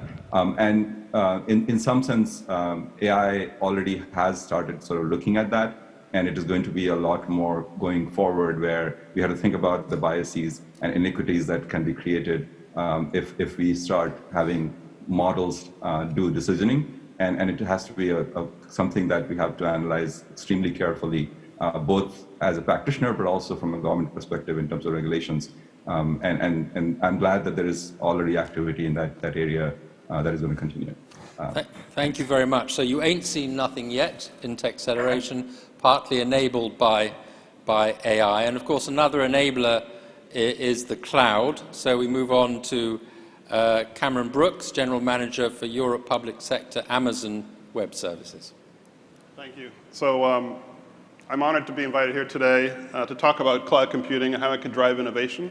Let me quickly introduce AWS, or Amazon Web Services, and then give some examples of our work here in Greece and across the world, examples of tech acceleration.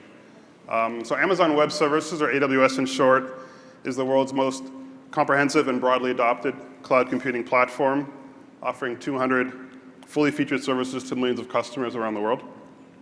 We opened our first office in Athens earlier this year, but for many years, we've had a strong, dedicated, growing community of customers in Greece using AWS technologies to innovate.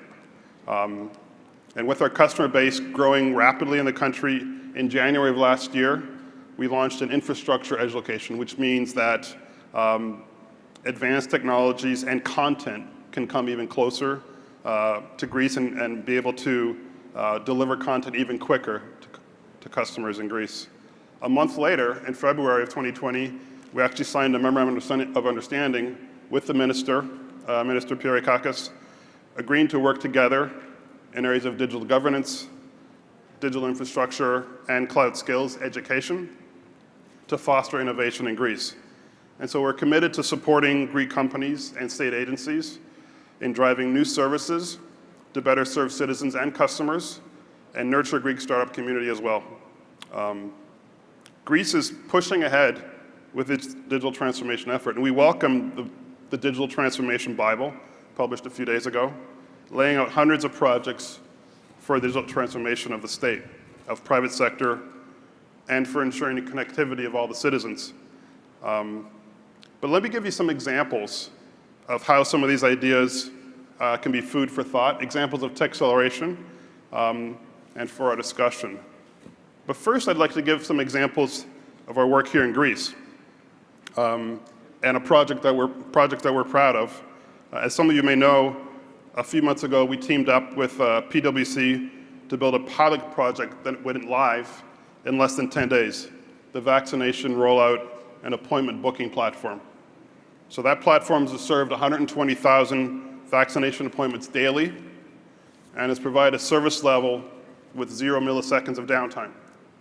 So that's able to scale rapidly, and that's taken Greeks by surprise, a positive surprise, and we believe most of you have already experienced that.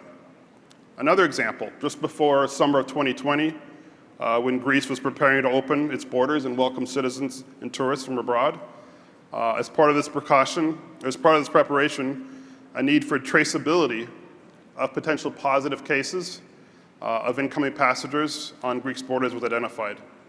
So as to perform targeted COVID-19 tests to tourists based on characteristics such as age, gender, and country of origin, this was made possible with the introduction of the Passenger Locator Form, or PLF, a platform born in the cloud, fully on AWS, That went live in less than 6 days and has contributed safely welcoming more than 9 million tourists and expats over the period of the pandemic.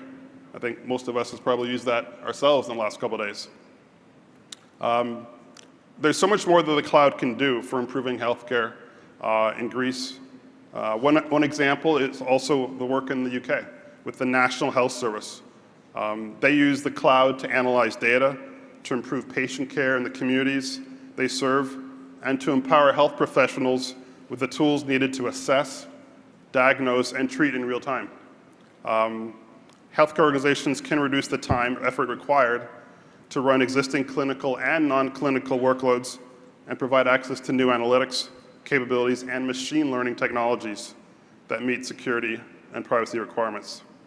This was critical in the NHS's effort in responding to citizens' needs during the pandemic. There's so many ways that governments, cities, and public sector agencies can harness the power of cloud computing, and the pandemic became a critical point for that. 2 other quick examples before I close. The first one, there's an education technology company in Italy called Be Smart. They developed an online learning platform including video conferencing. When the pandemic hit Italy, that had to scale rapidly to serve more than half the schools in Italy. And they're able to do that, again, with the scaling and the agility of the cloud. Another example, the city of Cagliari in Sardinia, Italy, had to shift all of their government workers to working remote. 400 workers in a week had to go to working remote, but still supporting citizens. That's made possible with online learning tools, collaboration tools, and a digital contact center platform. So all of these are examples of how cloud computing really became critical to our customers' needs in public sector during the pandemic. And just a few examples that could be also implemented here in Greece.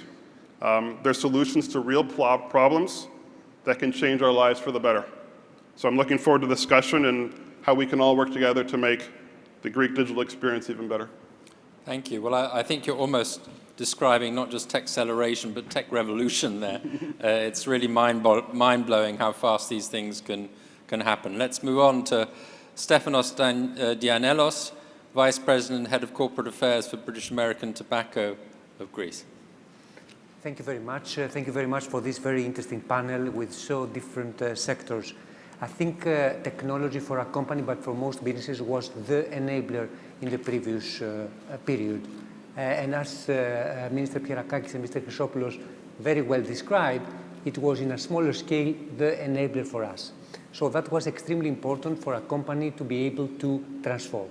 And in this framework, ESG, environment, society, and governance was extremely important. This is, let's say, the Bible nowadays for the businesses. And this is related to investment, to job opportunities, and also to employment. And this was extremely, extremely important. Basically, ESG is the key enabler for the way forward in relation to technology. And also, it helps us a lot, like has been mentioned before, also to provide better alternatives to the consumers. Because by providing better alternatives, we can cover both the environment, recycling, etc., the S society consumers, and also the governments with responsible marketing, etc. So yes, technology is the key enabler for the way forward. We aim to continue that path in order to provide investments and a lot of employment opportunities for the country. So this is extremely important for us, this link. Thank you very much. Our final speaker is Vasilis Papoulias from Office Line, and because I know it's not what's on your program, could you just perhaps tell us your role at Office Line, because I know your chief executive couldn't be here, so you have to. Yes, I'm a chief operating officer. Chief operating officer. So next best thing. Thank you. Okay. Okay. Thank you for the invitation. It's a great pleasure to participate in that panel and exchange views with such interesting participants.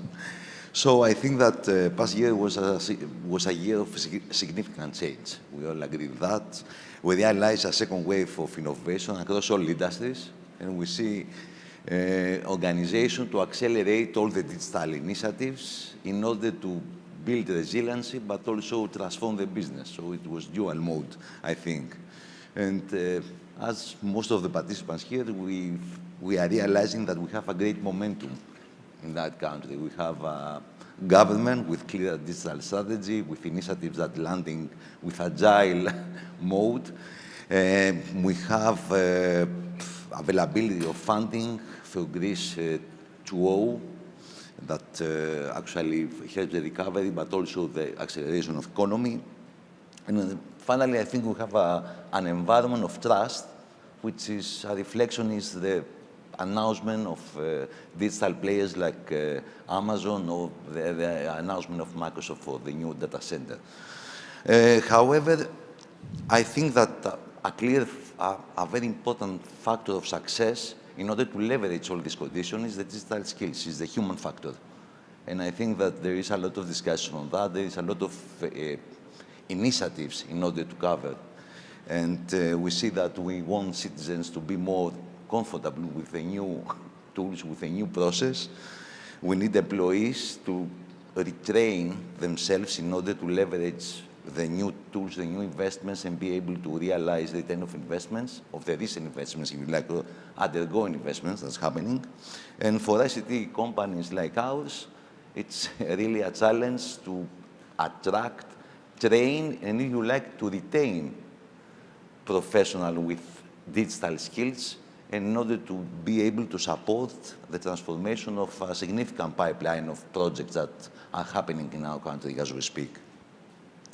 And I think that if we go now, due to this significant demand of professionals, I think we used to say customer first, but I think that we move to employee first sometimes. Anyhow, I think that digital technologies are not transforming only our business, are transforming our lives and our society. And being successful to develop the necessary digital skills will definitely boost the job creation, improve the efficient collaboration of the public and private sector, but I think most importantly will drive a sustainable growth of economy that everybody will be able to participate. Thank you. Well, again, I think you brought in a crucial element, which is the human factor. I'm struck by this, by the way, that if we were putting ourselves 10 or perhaps even 5 years in the past and imagining this conversation, it would have been totally extraordinary that we could be discussing these things today and that things could be moving so fast and in so many dimensions on the tech front. And one wonders in another 10 years' time what will be possible. But one also has to think what could possibly go wrong. We've heard a few of the things that could possibly at least provide pause for thought, privacy issues, the human factor being perhaps a bottleneck. We haven't really gone into cybersecurity all that much, but that's clearly a critical element, increasingly critical element as well. So many things to consider. Unfortunately, we're right out of time. We don't have time for the discussion that I would have loved to have had on this subject, but I think we've had an incredibly rich set of perspectives on tech acceleration, a real sense of excitement, if I may say, of what is going on, a sense of the possibilities, but I think also a sense that this is going to be at the heart of our conversation for many years to come, because this is where clearly the future lies, and it's critical for the competitiveness of an economy and the aims of a society to get this right. So thank you very much for giving us such a broad, and thank you for joining us remotely. I think that's more or less worked, and we look forward to picking up this theme in future years as well. Thank you.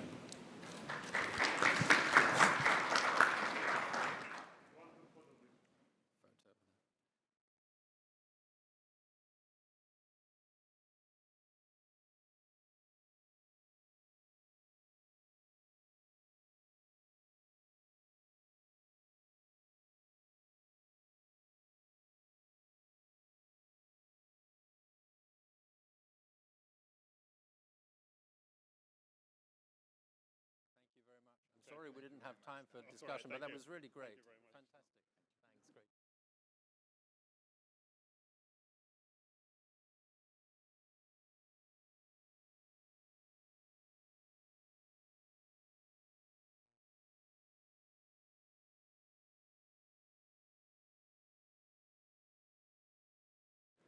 Session is going to be moderated by Nikos Rogakos.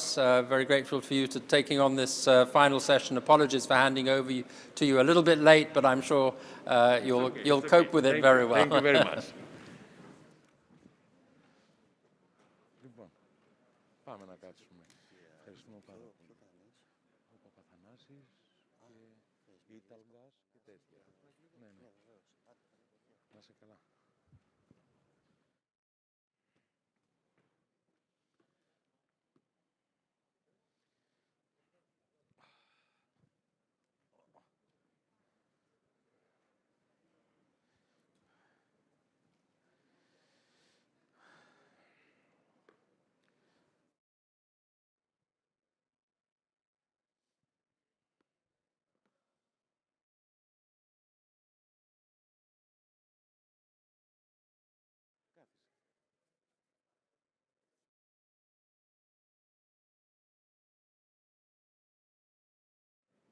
Παναγία.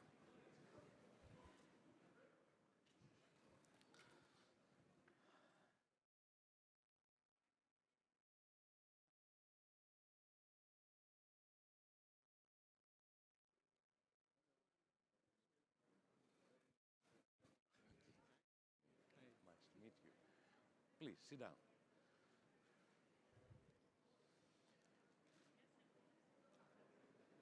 Τράβηξα, ρώτα. Εντάξει, εντάξει. Yep.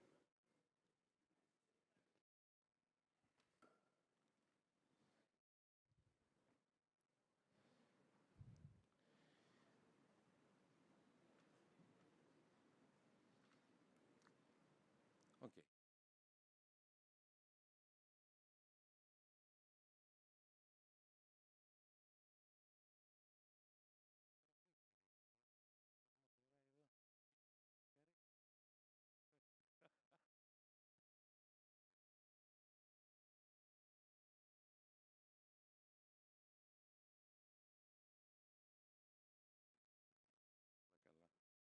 Έχουμε καλή καρδιά εμείς, να ξέρεις.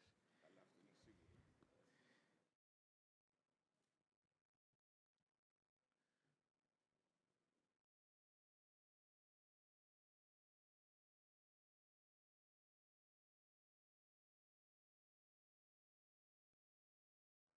Okay.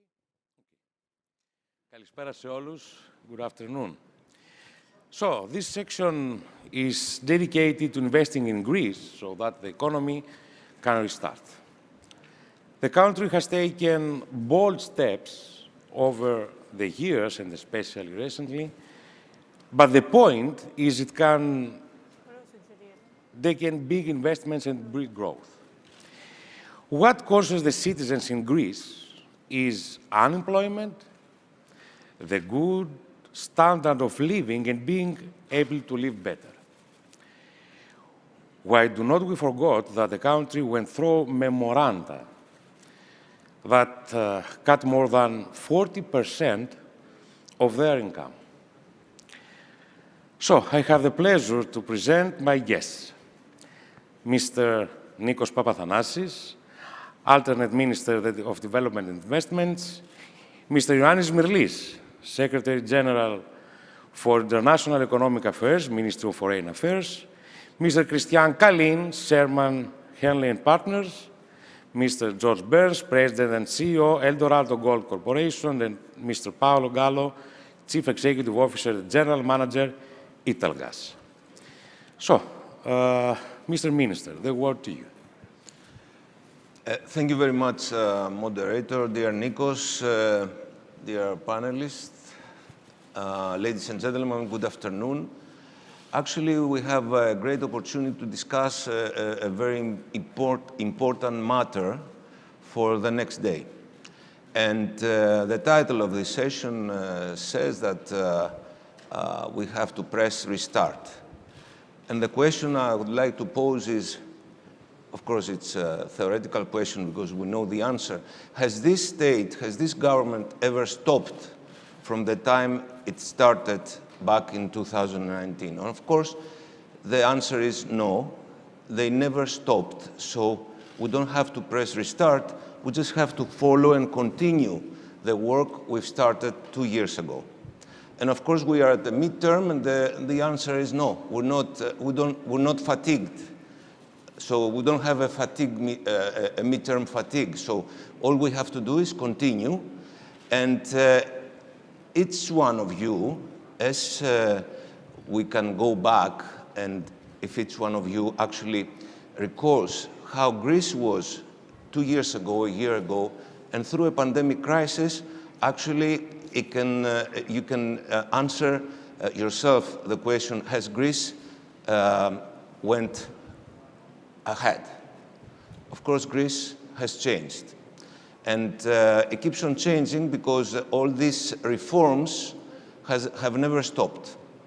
So it's reforms, hard work, and we will not stop until we reach what we have promised.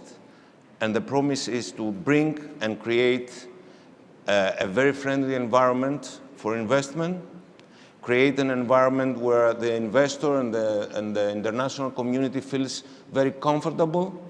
And I think we are succeeding in doing so. So through these 2 years, we passed approximately 193 pieces of legislation. And if you go back and look at each one of these pieces, you will see that most of them are reforms in the state that makes things easier, cuts red tape, bureaucracy, and actually speeds up things. So we have introduced ex post procedures for the state, so actually businesses could start, and the state that never loses its privilege to go and check if a business has started the proper way, could do it afterwards. So everything speeded up in a way that we have not seen before. And all this effort, and the effort I'm surely you have heard before in the digitalization of the public sector, has brought a lot of changes, and these changes have made things quite easier for all the investors. Of course, what we have promised and we keep on doing is we are trying to create a better tax environment. We've decreased the tax rate from 28 to 22%, the dividend taxes from 10 to 5%. We've introduced a lot of incentives for investments, as 200% over depreciation for digital and green fixed capital, 50% deduction of taxable income for business angels, and the list goes on.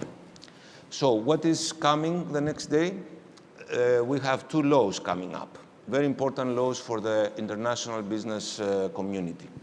One law is actually the Bible of the strategic investments, where each investor could find everything it needs in order to invest in this country in one piece of legislation. So there we have changed drastically the way the state acts as it receives an application. So everything is concluded very fast in a very efficient way. And then a second piece of legislation that's coming up actually is the new development law. A new development law with a thematic approach where the state actually could strengthen its presence in the sectors that want to support. And we want to support very much research and innovation. You know, Greece is becoming a technological hub. A lot of international protagonists, technological giants are coming to Greece. We see Pfizer, actually, they started thinking of creating a small hub. Now they're tripling, they're doing that 3 times. We have TeamViewer, we have many companies. Why? Because we do have the capital, the human resources in Greece that supports these innovation hubs.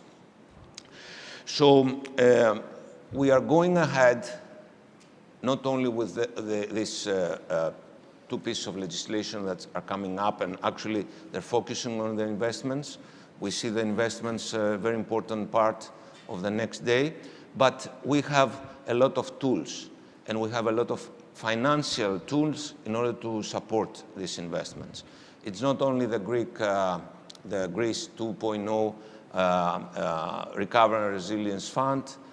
We have the national framework, and we have the support from the national program of supporting business. So we do have financial tools, and actually the money that are available to support these investments are enormous.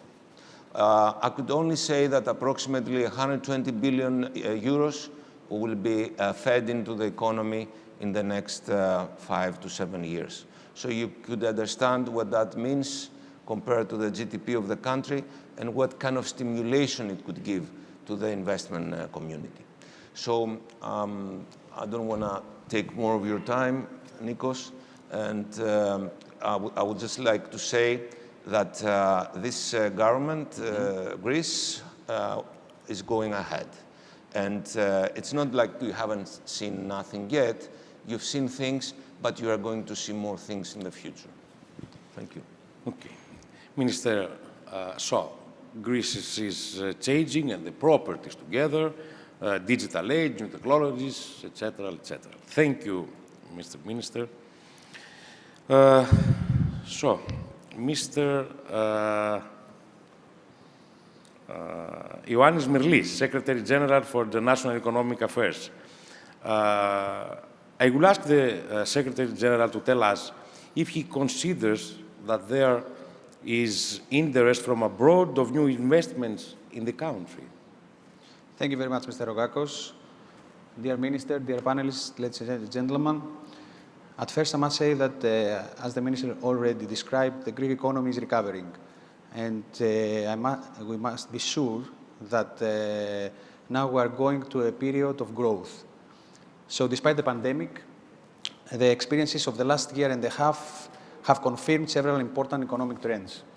At first, Greece's investment story remains intact. Overseas demand for Greek exports remains strong. And of course, Greece is emerging as a leader in innovation and energy.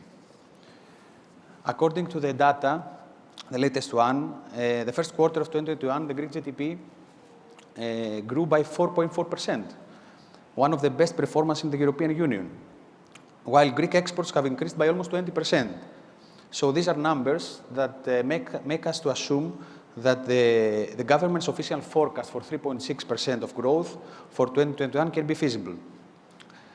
The country's relative resilience to the coronavirus pandemic has been the result of a number of factors. And I'm starting from there, Mr. Rogakos, because it's important to know how we are getting on bringing investors in Greece. Last spring, the Greek government was quick to respond on how to offer support to households and businesses, and by rolling out, at the same time, new digital initiatives, as the Minister said before. And this was crucial for the future, for what we are facing now. The government also pressed ahead a huge reform agenda. We tried to make Greece more competitive and investor-friendly. And we must be sure that we made a huge progress for Greece. So these efforts now are bearing fruit. We have strong investor interest in a range of areas, including energy, real estate, hospitality, technology. With recent investment deals by Microsoft, already said the Minister, Pfizer, Blackstone, Cytel, and Volkswagen Group, which are some of them. Going forward, the next 12 months will be marked by major initiatives that will further support growth. Chief among them is the Recovery and Resilience Plan of 57 billion euro, Greece 2.0, that focus in energy, digital transformation, education, and social services. The recovery program is seen as one of the best in Europe, and this is also a big progress of Greece. We made it fast and really good. It has more than 118 new projects, more than 64 reforms, and it boosts competitiveness, exports, and improves the business environment. Several landmark projects are also underway. I will say a few examples really fast, which I believe that they are really, really important. Last month, and after years of delay, the Ministry of Development and Mr. Pathanasi and Mr. Georgiadis started a program an agreement of 8 billion euro for redevelopment of Hellinikon. The airport of Hellinikon it started, and the project will be the keystone in the broader development of the Athens Riviera, which extends from Falliron through Lagonis that we are here and goes until Cape Sunio. The last few weeks, also, the government has also signed agreements to launch constructions of a new 1.5 billion new metro line. The E65 highway at the north part of Greece already started. On Crete, we had the Kasteli airport that began, and we have a 2 billion North Crete highway that is progressing. We have also significant private investments in Crete, in the hospitality sector. And recently, Greece Privatization Agency began seeking investors for the redevelopment of the prime seafront Gournes property near Heraklion, a project that will greatly boost the local economy. At the same time, the Greek government is continuing to support investors with tax cuts, reduction in social security contributions, and by streamlining regulations. At the energy sector, for example, the government has adopted an improved legal framework for renewable energy investments and with special incentives under the strategic investment law that include further tax relief, expedited licensing procedures, and wage and R&D subsidies. You know, the energy sector is also seeking landmark investments across a range of major projects, including in natural gas facilities and power transmission. They are being complemented by the recent liberalization of the energy market. That was also a goal of this government, and an ambitious privatization program to sell off state-owned energy assets like the Hellenic Petroleum. Under the new energy and climate plan, Greece is implementing a comprehensive Green Deal, one of the most ambitious in the world. Over the next decade, Greece's national energy strategy foresees total investments of 43.8 billion euro, including 9 billion euro in renewable energy sector and projects. Billions of euros will also be invested in upgrading the power grid, creating smart distribution networks, and promoting energy efficiency. If we go to exports, Greek food exports have been growing strongly as consumers turn to healthier diets and seek out quality producers. This has brought new investments into the Greek agri-food sector. Recently was announced an investment of the fund CVC Capital Partners in Greek FMB, and there are coming more. Ladies and gentlemen, investment promotion agencies around the world aim to increase inward flows of foreign direct investments. Greece Investment Promotion Agency, Enterprise Greece, designs and implements image-building activities, undertakes investment generation by identifying and encouraging potential investors, provide investors with facilitation services to help them find business opportunities or navigate procedures. In order to do so, they employ a series of sophisticated tools and practices, some of which are custom-made and developed internally. The tools used include, and I will make it fast because I see that I'm running out of time, business intelligence platforms for sector, market, project, and company analysis, investment project portfolio database, and we have a 4 billion worth of private investment projects to choose from for the investors, a database of specific investment opportunities in Greece, customized investment proposals, customized sector representations, and a lot of more that are showing to the whole business market around the world that we are new, ready, and business-friendly government and country anymore. More than this, we are trying to make business matchmaking, to help all the companies to participate and make this matchmaking in forums, seminars, and webinars. So Enterprise Greece is well equipped with the right toolkit to effectively and efficiently service business people. To conclude, Greece offers enormous investment potential across a range of sectors anymore. The Greek economy has shown the resilience throughout the pandemic, and the Greek government is continuing its efforts at making Greece a business-friendly investment destination. We made a lot of progress. We are not yet there, and we're not yet there because at the same time we had the pandemic.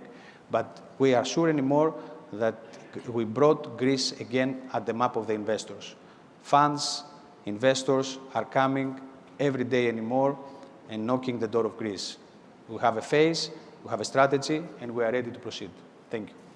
Thank you, Mr. Smerlis. So, development is required, and the Minister is particularly effective. Mr. Papathanasis is a very, very good minister. So, Mr. Christian Kalin, Sherman Helen Partners. Good evening. I ask Mr. Kalin, what would you say there are tools available to help investment? And one more thing, there is enough help from the state for investment. Sorry, say the last bit. The last part, can you repeat it? Yeah. There is enough help from the state for investment. Is there enough? Yep. Mm-hmm. Yeah, you know, we have a very particular perspective, as you probably are aware, because our firm, we focus very much on mobile international investors and entrepreneurs. Okay. So we see the whole world through that lens. And so, of course, also when we look at Greece, we look at that aspect. And if you look at the amount of capital that is now moving here and also throughout Europe through these mechanisms, the minister mentioned a few figures just now, it's really a staggering number. But I think what is very important is also the individual talent aspect. So going forward, even more than in the past, what is really important is to attract the right kind of people as much as the capital. And I think there Greece has also, this is of course what we observe here, has implemented a number of very interesting policies to make Greece more attractive for individuals to be here. Because this is a big issue very often. What you really want in the end is to have the right talent and connection with people that in the end are at least partly, if not fully, in the country. And I think there, what we think is very positive is that through a number of incentives, mainly related to residents and tax residents, Greece has become more and more attractive. So this is very nice to see, because this is what we generally advocate around the world when we advise governments on what to do. We are often consulted by governments on policy questions on this, in this area. There is this residence by investment program which we observe, which from an international investor point of view is very attractive, very interesting, but I think from a Greek country or government point of view has quite a bit of room for improvement, simply because when you have such programs, you have to also provide a bit of framework where to channel this investment and these people. So at the moment it is quite open, a lot of it goes to real estate, and of course it's concentrated in some areas and then pushes up real estate prices, for instance. That's not exactly an economic effect that is particularly desirable. So we would rather say, in connection with all those other measures that are being taken, it would make sense, for instance, to, you know, channel this kind of investment in people into certain areas.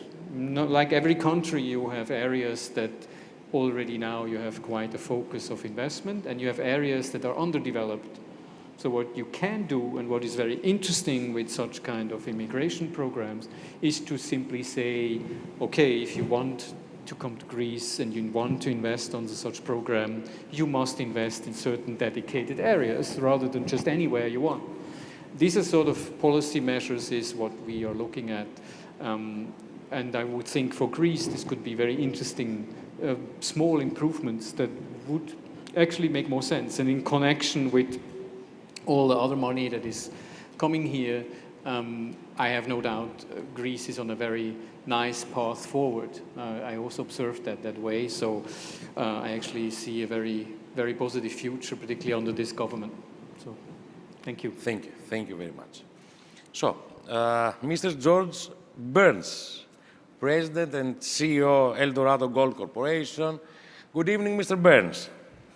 Hello. Hello. Mr. Burns, how you see the country from the investment side? El Dorado has faced problems at times. Greece is an investment destination. Well, thank you for the opportunity to be with you today. And apologies, I'm coming to you remotely, but I'm honored to be joining the discussion among such esteemed panelists. My view is that El Dorado's recent experience demonstrates a significantly improved investment climate in Greece. We've seen firsthand the government's commitment to attracting capital, working with investors, and diversifying the economy.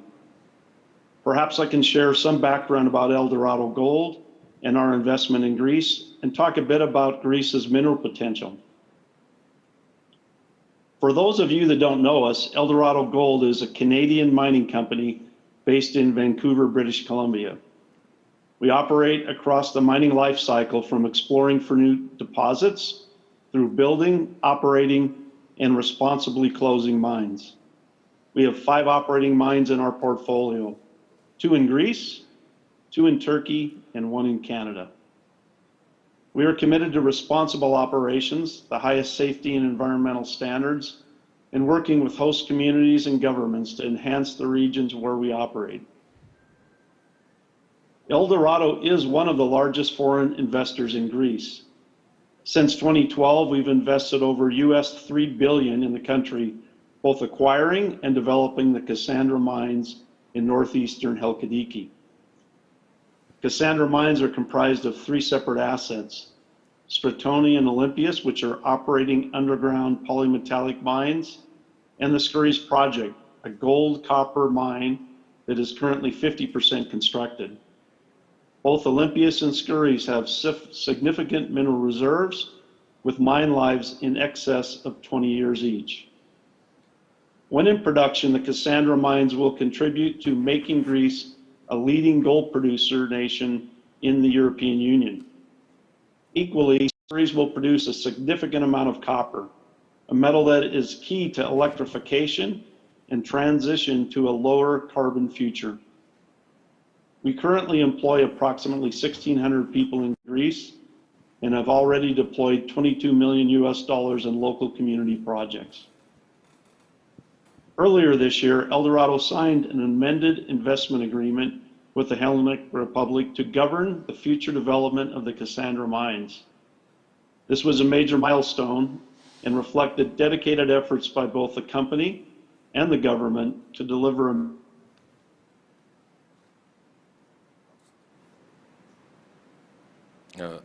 the volume is to other. Oh, thank you. I think we had a blip there, but it Go provided ahead. significant protection mechanisms similar to the large-scale foreign investment agreements in Greece. A permitting framework allowing a clear path to production and stable operations.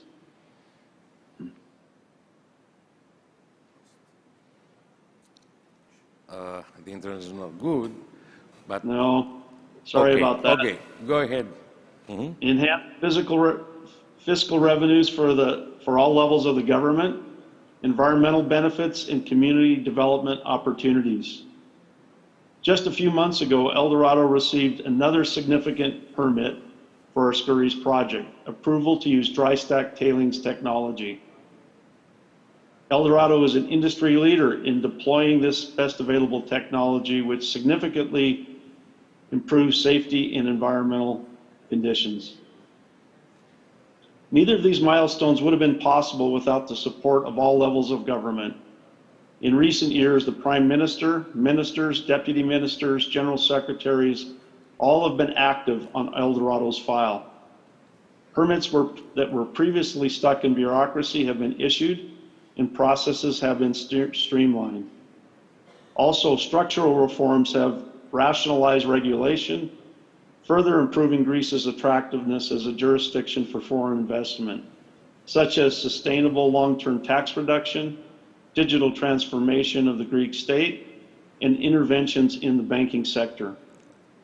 For mining projects, regulatory certainty, competitive tax policies, effective and efficient, predictable permitting processes are key to attracting mineral investments.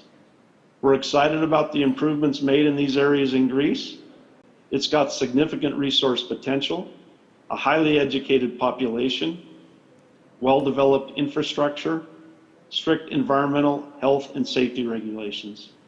It could shine as a best-in-class example of responsible extraction within the European Union. As mentioned earlier, regulatory certainty, efficient permitting processes, government support are key factors for attracting investment in the mineral space. Additionally, the successful development of current mining projects such as El Dorado's will help pave the way for further mineral investment. With an estimated 72 billion euros worth of untapped mineral resources, Greece's mineral wealth could be a key competitive advantage and economic driver for years to come. Greece has the potential to become one of the largest gold producers in Europe by deploying best available technologies like dry stack tailings at Skouries and being a global leader in sustainable mining practices. Thank you. Thank you very much, Mr. Burns. Thank you from Athens. It's great to be with you, and sorry about the technology glitch there. It's okay, no problem. So, we go to Mr. Paolo Gallo, Chief Executive Officer and General Manager, Italgas. The word to you, Mr. Gallo. Thank you. Good evening to everybody, and I would like to thank you, The Economist, for inviting me at this event, and I would like to greet the other panelists and the Greek government representatives that are here. Let me just say 2 words about myself and Italgas. I'm the CEO of Italgas, that is the first and leading distributor company in Italy, is the 3rd one in Europe. I'm also the chairman of a European Distribution Association that includes 7 companies in 7 countries, including Greece. It's called GD4S, and GD4S represent about 1/3 of the market, and we serve about 30 million end customers. I would like to talk about infrastructure, not only in Greece, but in Europe. A recent report for the World Economic Forum has demonstrated a strict correlation between the level of infrastructure and the ability of a country to compete in the global scenario. And it's not just a matter of competition, it's just also a matter of creating more jobs. In fact, in this report, have been estimated that for every euro that has been spent in infrastructure, there is a return of about 2.5 to 3 euros in terms of gross national product. And on top of that, the country is becoming more resilient and more sustainable. If you consider that in this global crisis of the COVID-19, European Union has launched an incredible program that is the Next Generation EU, with an incredible ambition that tackles with the Green Deal. I want to talk about that because it's important to understand the role of the infrastructure. With that Next Generation EU, there is an incredible opportunity for all the European countries also to achieve the digital and the energy transition set by the Green Deal. We should remember the target set by the European Union at 2050 in terms of being net zero carbon economy and reaching by 2030 a reduction of 55% of CO2 emission. Why I'm saying all that? Because in that scenario, gas infrastructure will play a significant role in the energy transition immediately in the next years, because natural gas will help to replace the most polluting other source of energy, such as coal or lignite. But in the medium and long term, gas infrastructure will help to distribute other kind of gases, such as low carbon or renewable gases, such as biomethane or green hydrogen. And that will help the energy transition and achieving the target set by the European Union. European Commission has told us several times the importance of this gas infrastructure, in a sense that the gas infrastructure are essential as long as they are flexible, they are digital, they are smart. So that's the reason why digital transition is extremely connected to energy transition. And that is the role of the DSO. DSO shall change, upgrade their own infrastructure to make them digital. What does it mean? It means that every piece of the equipment sitting on the network is able to transmit data, to receive instruction, and to use distributed artificial intelligence to adapt itself to the different gases that in the future will go through the network. And I'm getting to the Greek scenario. We have appreciated very much what the Greek government is intended to do to expand the transportation and the distribution of the gas network in order to help to replace coal and lignite. This is extremely important in the short-term period, but if you think about that the network will be digital, they will also help to Greece toward the energy transition, because those infrastructure will be able to accommodate different gases, low carbon or zero carbon gases in the future. So just to go to the conclusion, the role of the state in that scenario is extremely important, because the state will give direction toward that goal, but the state will also create an environmental, an ecosystem that will help the industrial operator to invest and to promote this kind of transition.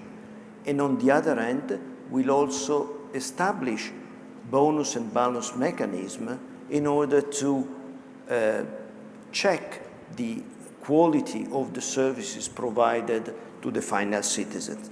I mentioned that because that's exactly what happened years ago in Italy when the privatization of the energy sector took place, and the role of the state concentrating themselves toward direction and toward mechanism to govern the service provided by the industrial operator.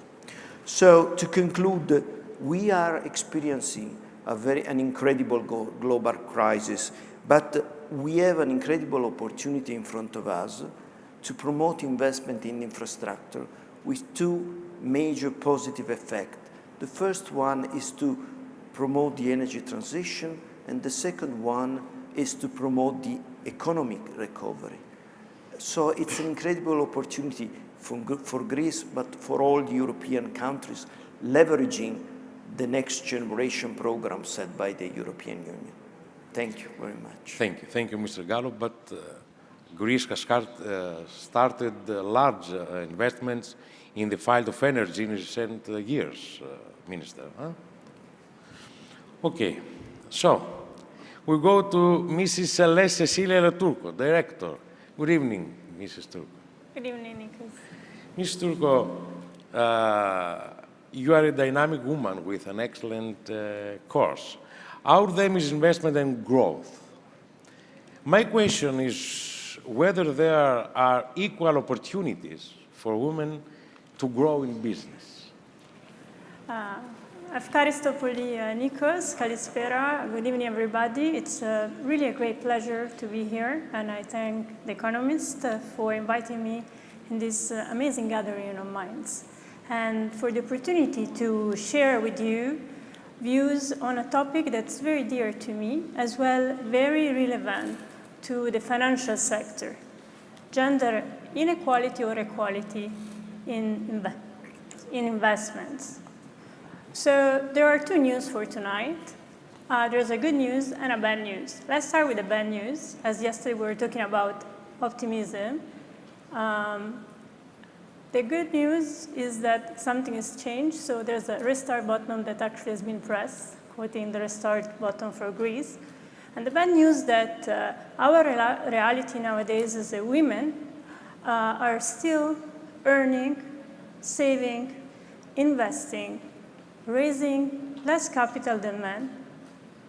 And this is something that should change.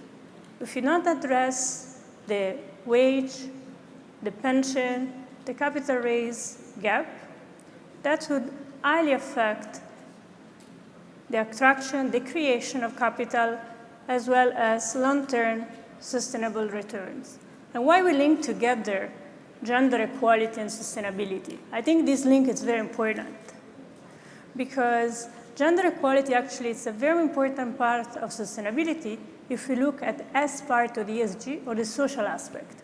And here we have the good news. So nowadays we are all witnessing around the world a dramatic acceleration of the sustainability agenda. Corporate, countries, long-term investors, pension funds, sovereign funds, central banks, international financial institutions are all incorporating at a different level, in a different way, ESG-related criteria. Hence, also gender equality criteria. And that obviously is the good news. And more specifically, just to provide you with some numbers, if we look at sovereign wealth funds, 76% of sovereign wealth funds around the world have already endorsed ESG criteria in their investment strategies and principles, of which 66% are from Western countries, 56% from the MENA region, and 59% in Asia. So there is an increasing awareness of the importance of ESG, specifically of gender equality. And I would say that the overall evolution of the importance and awareness of sustainability moved from a governance-centric approach into an environmental or green approach, and amid pandemic to a social approach. So that's the good news. For sure, gender equality and gender representation is becoming increasingly important for long-term investors, any kind of investor, as well as government. But we're still facing two major challenges: women representation in leadership and board, and as well as equalizing men in raising capital, especially in the VC sector. The good news is that there's an increased awareness also of gender equality as an important element to turn sustainability into profitability. And again, to provide you some numbers, I think it's very important to say that according to Harvard Business Review, when a minimum of 30% of women are represented at the C-suite level, profitability jumps by up to 15%. And when we look at tech startups, that I think we had a panel earlier, and they are the new sector of interest of long-term investors, we are talking about higher returns on average of 35% of women-led enterprises. So clearly, there is a link between sustainability, gender equality, and profitability. But despite this, it's still difficult to find women represented in boards, and not only in FTSE 100 and Fortune 500. So I guess this is an interesting topic where all of us in our daily activity can really think about the composition of our company, of our board, or eventually of our department in a government. Specifically, the financial sector suffers a lot of low representation of women. In fact, when we look at the portfolio management of mutual, hedge, private equity, venture capital funds, these are managed only in their 4% by women. And the asset under management of women goes from 1 to 3% in accordance to the different asset classes. Going to the second challenge I mentioned earlier, how is difficult fundraising for women? If you look at the overall fundraising for new businesses, 86% of the venture capital fundraising goes to men-led companies, and 56% of angel investment goes to men-led companies. So this is a second element or challenge that we can tackle. And how we can tackle specifically these two challenges. From long-term investor perspective, I guess that the incorporation of ESG-related criteria, the measurement on the long term can really change and open a possibility of women-led companies to receive that funding that at the moment they are not able to receive. From a government perspective, for sure new regulation incentives, including tax break, can support the cultural shift.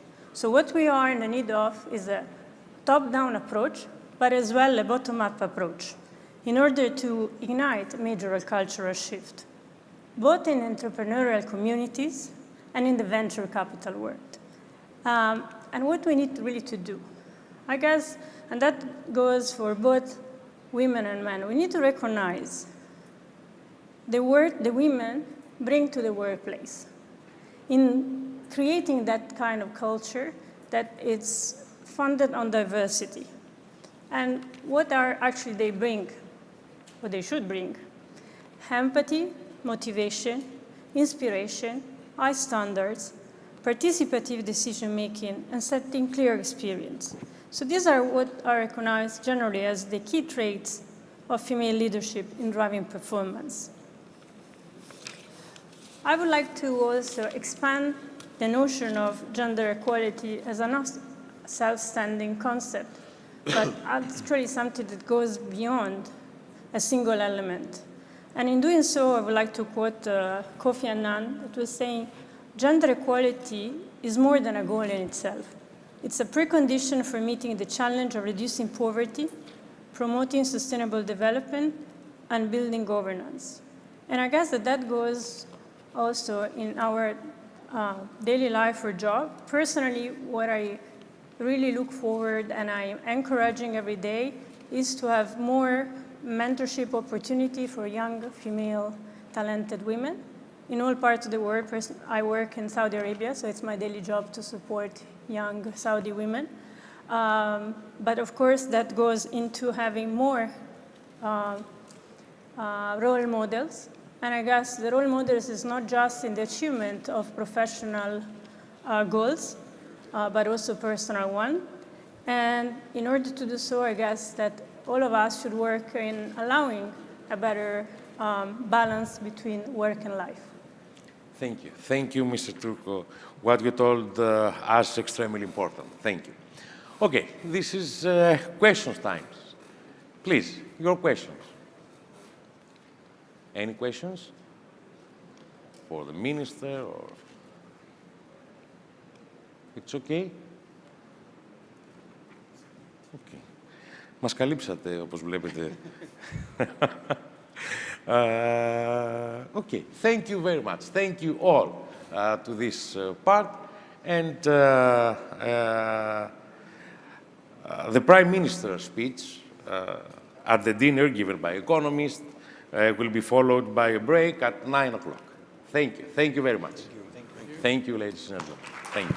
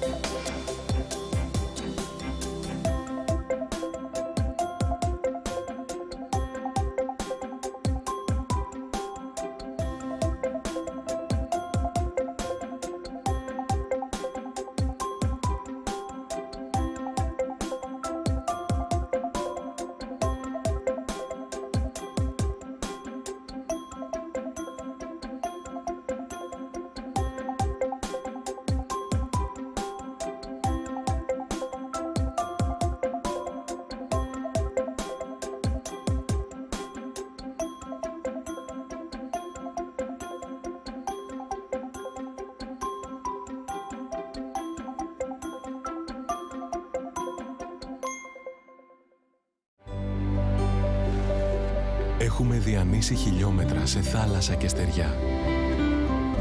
Δουλεύουμε σκληρά. Επενδύουμε. Μεγαλώνουμε. Για να σας φέρνουμε κάθε στιγμή την ενέργεια που χρειάζεστε.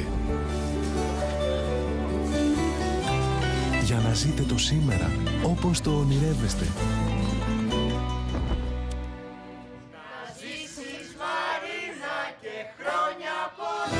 Για να σας φέρνουμε σήμερα ένα αύριο πιο σίγουρο, πιο πράσινο, πιο φωτεινό. Εδώ και 15 χρόνια είμαστε δίπλα σας με όλη μας την ενέργεια. Ελπέντισον, δίπλα σας με όλη μας την ενέργεια.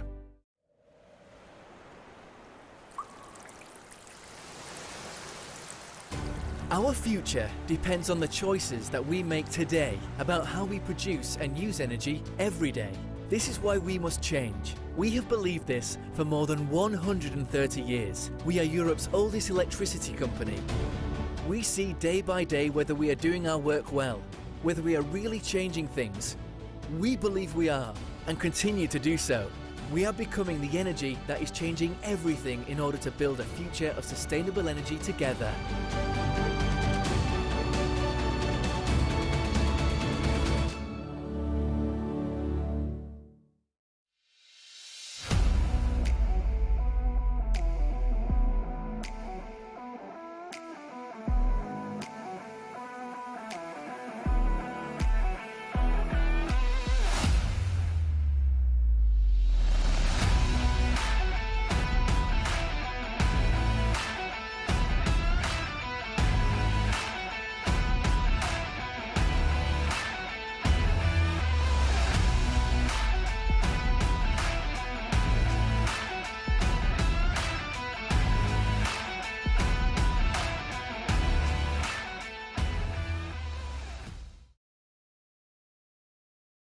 The wealthiest, the most successful people are generally international. The world is becoming an ever volatile, ever-changing place, changing much faster than it did before.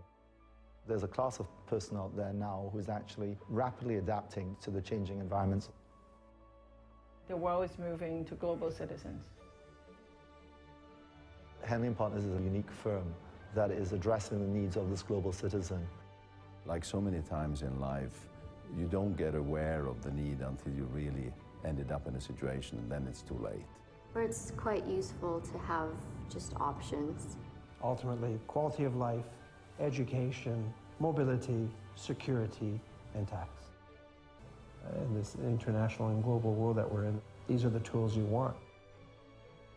Truly the ultimate symbol of freedom. Yes, being free. It's the ability to live where you want, travel where you want, raise your kids where you want, and not subject your family to the fate of where you happen to be born. You actually get to choose. I find that Henley & Partners are a professional company, but they're also very approachable. Very open communication. It's like you know somebody for 30 years. Always starts with an initial meeting where we really establish whether we are the right people to deal with and whether the client is right for us. Well, from the point of view of the clients, and I've heard this from so many of their clients, the word family just comes up over and over again. It doesn't feel so much like going and talking to a professional services firm. It feels like a family. And what we found is when we turn to Henley & Partners is we get the answers right away, and it's straightforward, and the timelines are condensed dramatically, and that gives us very much a sense of comfort that we're in good hands and we're with people who know what they're doing. It's a fantastic kind of all-encompassing service that you get when you come to Henley & Partners. They know what they're doing. They're professional, efficient, courteous. They are providing a true service to these global high net worth individuals that are concerned about taxes, concerned about their freedom, concerned about the safety of their families. And that's what Henley & Partners offers our clients, and that's what Henley & Partners helps create and construct for governments. The fact that they have so much experience actually working with governments to set up these investor schemes means, A, that they understand them back to front, because they've designed many of them themselves. I mean, they're there working with the governments to create them. Henley & Partners is really the firm that created this industry, pioneering many of these programs. I'm not aware of any other company that has knowledge of both sides of the equation so deeply, so intimately, that they can really claim to be experts on both sides. That's what Henley & Partners does, and we do it very well.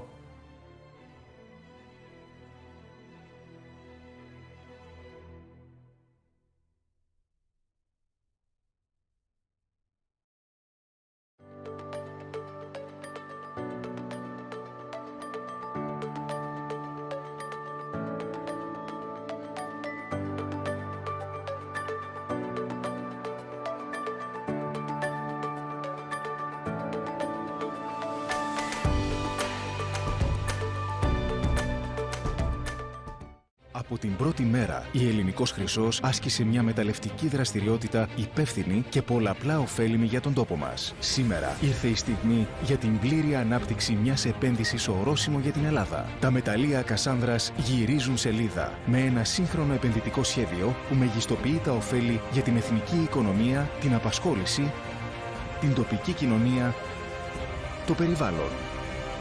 Με το νέο επενδυτικό σχέδιο της Ελληνικός Χρυσός, η υπεύθυνη αξιοποίηση του ορυκτού πλούτου γίνεται πηγή ευημερίας για όλους. Ελληνικός Χρυσός. Ο ορυκτός μας πλούτος, ανάπτυξη για όλους.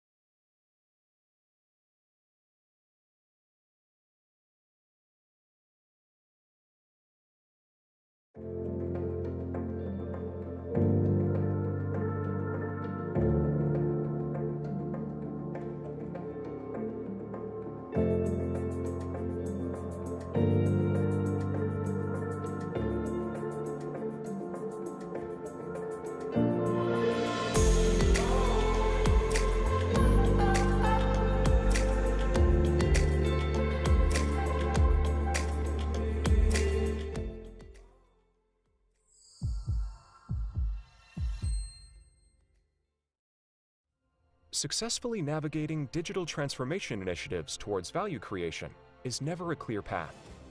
For many, the road ahead is often riddled with unexpected detours, speed bumps, and bottlenecks. The good news is Iron Mountain can help, regardless of where you are on your transformation journey. We've partnered with thousands of customers around the globe to advance their digital initiatives. We've been protecting what matters most to our customers for 70 years, including 95% of the Fortune 1000 companies. And today, our mission has expanded to support over 225,000 customers worldwide to protect and unlock value from their information, regardless of whether it was born on paper, media, or digital files. Through improving information governance practices, automating more efficient workflows, and integrating information across disparate systems and formats, our customers advance their digital journeys to yield quantifiable value. They save time and money, and they increase their ability to meet their overall business objectives. By applying purpose-built information governance practices and driving automated AI and machine learning processes against all your information, what once took customers weeks or months of manually intensive work to classify, access, or drive insights is now reduced to hours and minutes. Thanks to our powerful content services capabilities, our customers now have the key to bring together, analyze, and protect both paper and digital assets in one platform. With a few mouse clicks, they can unlock value through information workflows and gain meaningful insights from data stored across multiple formats, all the while governing that data to comply with regulations. We're helping our customers transform, with a measurable return on their time, cost, and even sustainability investments. Our integrated solutions enhance your existing systems and can provide a complete end-to-end solution with intelligent content management. It's time to rethink the value Iron Mountain can bring to your business. Let's continue our journey together today.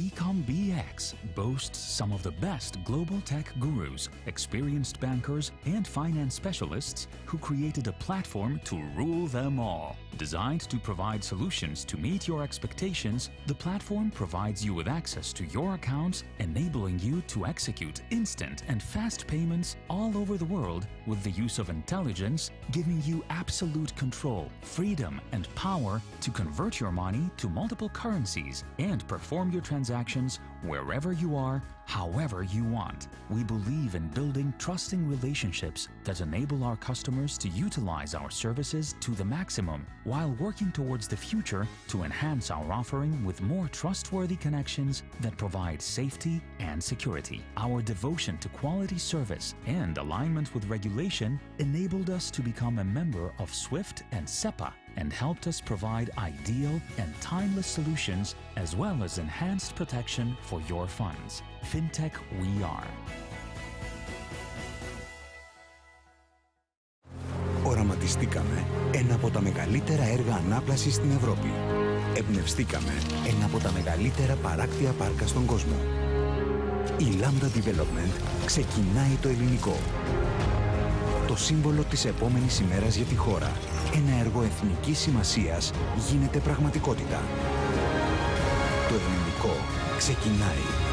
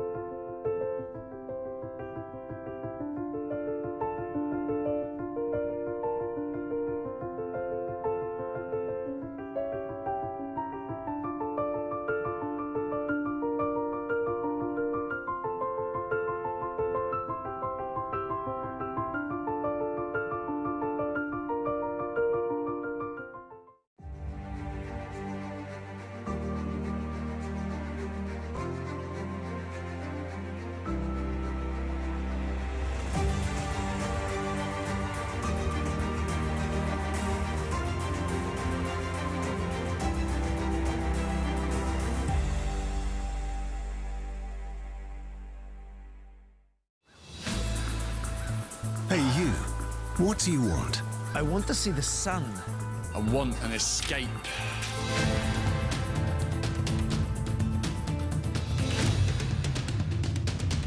You there? An office with a beach view. I want a natural town.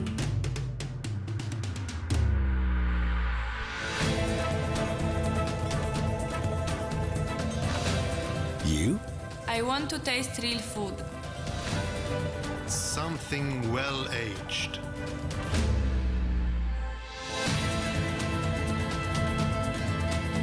And you? I want to relax. I want peace.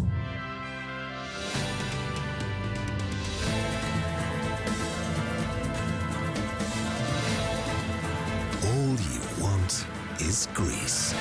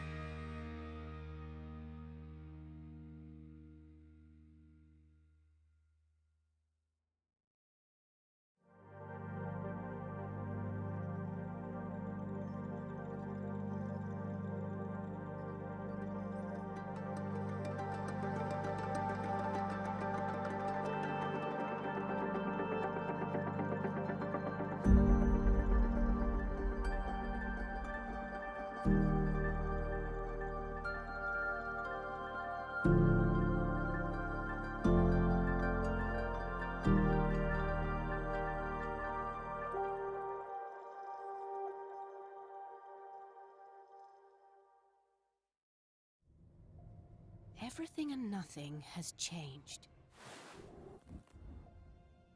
Even if the world feels uncertain, it's reassuring to know things that were important before still matter today. Connecting people, sharing ideas, and solving problems. These things will always be in our DNA. Working across borders, helping to keep doors open, business flowing, and continuing to realize the hopes and ambitions of our customers and colleagues.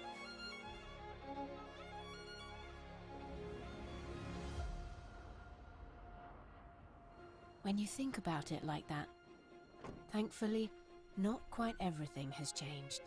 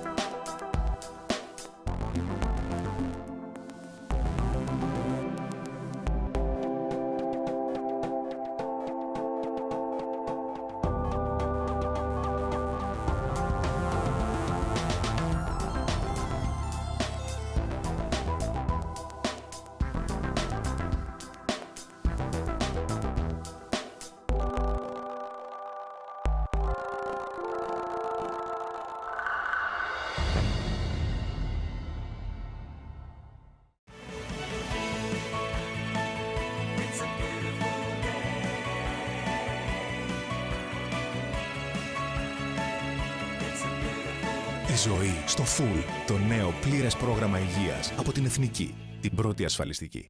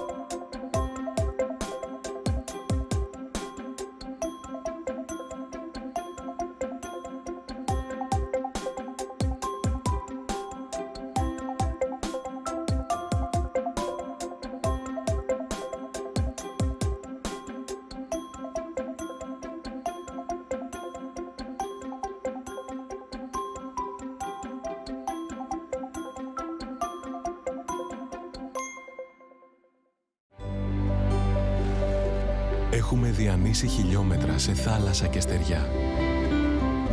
Δουλεύουμε σκληρά. Επενδύουμε. Μεγαλώνουμε. Για να σας φέρνουμε κάθε στιγμή την ενέργεια που χρειάζεστε. Για να ζείτε το σήμερα όπως το ονειρεύεστε.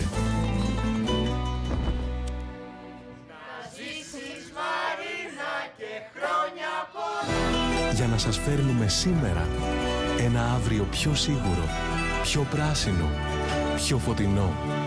Εδώ και 15 χρόνια είμαστε δίπλα σας με όλη μας την ενέργεια. Ελπέντισον, δίπλα σας με όλη μας την ενέργεια.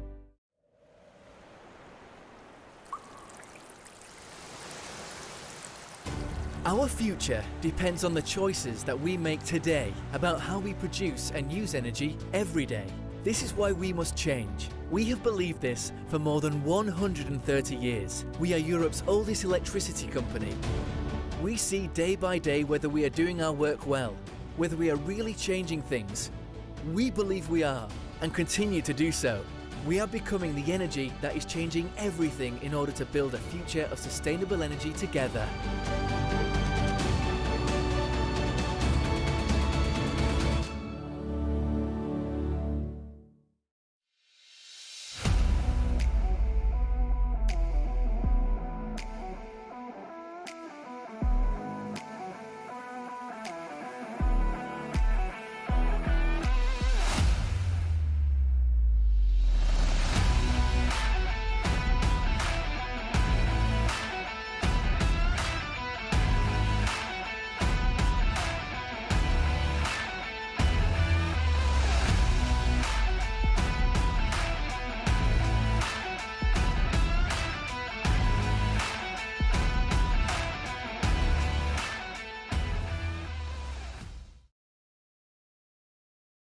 The wealthiest, the most successful people are generally international. The world is becoming an ever volatile, ever-changing place, changing much faster than it did before. There's a class of person out there now who's actually rapidly adapting to the changing environments. The world is moving to global citizens. Henley & Partners is a unique firm that is addressing the needs of this global citizen. Like so many times in life, You don't get aware of the need until you really ended up in a situation, and then it's too late. Or it's quite useful to have just options. Ultimately, quality of life, education, mobility, security, and tax. In this international and global world that we're in, these are the tools you want. Truly the ultimate symbol of freedom. Yes, being free. It's the ability to live where you want, travel where you want, raise your kids where you want, and not subject your family to the fate of where you happen to be born. You actually get to choose. I find that Henley & Partners are a professional company, but they're also very approachable. Very open communication. It's like you know somebody for 30 years. Always starts with an initial meeting where we really establish whether we are the right people to deal with and whether the client is right for us. Well, from the point of view of the clients, and I've heard this from so many of their clients, the word family just comes up over and over again. It doesn't feel so much like going and talking to a professional services firm. It feels like a family. And what we found is when we turn to Henley & Partners is we get the answers right away, and it's straightforward, and the timelines are condensed dramatically, and that gives us very much a sense of comfort that we're in good hands and we're with people who know what they're doing. It's a fantastic kind of all-encompassing service that you get when you come to Henley & Partners. They know what they're doing. They're professional, efficient, courteous. They are providing a true service to these global high net worth individuals that are concerned about taxes, concerned about their freedom, concerned about the safety of their family. And that's what Henley & Partners offers our clients, and that's what Henley & Partners helps create and construct for governments. The fact that they have so much experience actually working with governments to set up these investor schemes means, A, that they understand them back to front, because they've designed many of them themselves. I mean, they're there working with the governments to create them. Henley & Partners is really the firm that created this industry, pioneering many of these programs.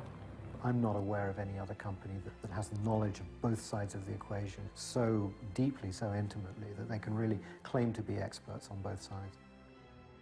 That's what Henley & Partners does, and we do it very well.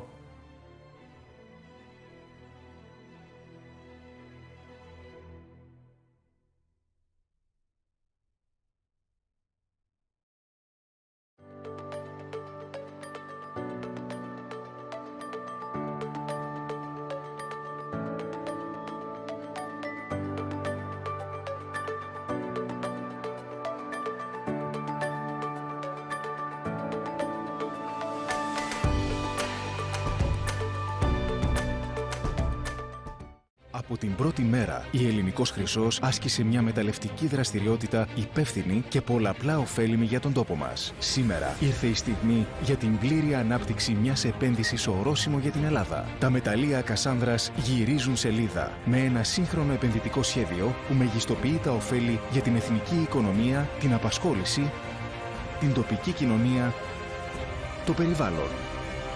Με το νέο επενδυτικό σχέδιο της Ελληνικός Χρυσός, η υπεύθυνη αξιοποίηση του ορυκτού πλούτου γίνεται πηγή ευημερίας για όλους. Ελληνικός Χρυσός. Ο ορυκτός μας πλούτος, ανάπτυξη για όλους.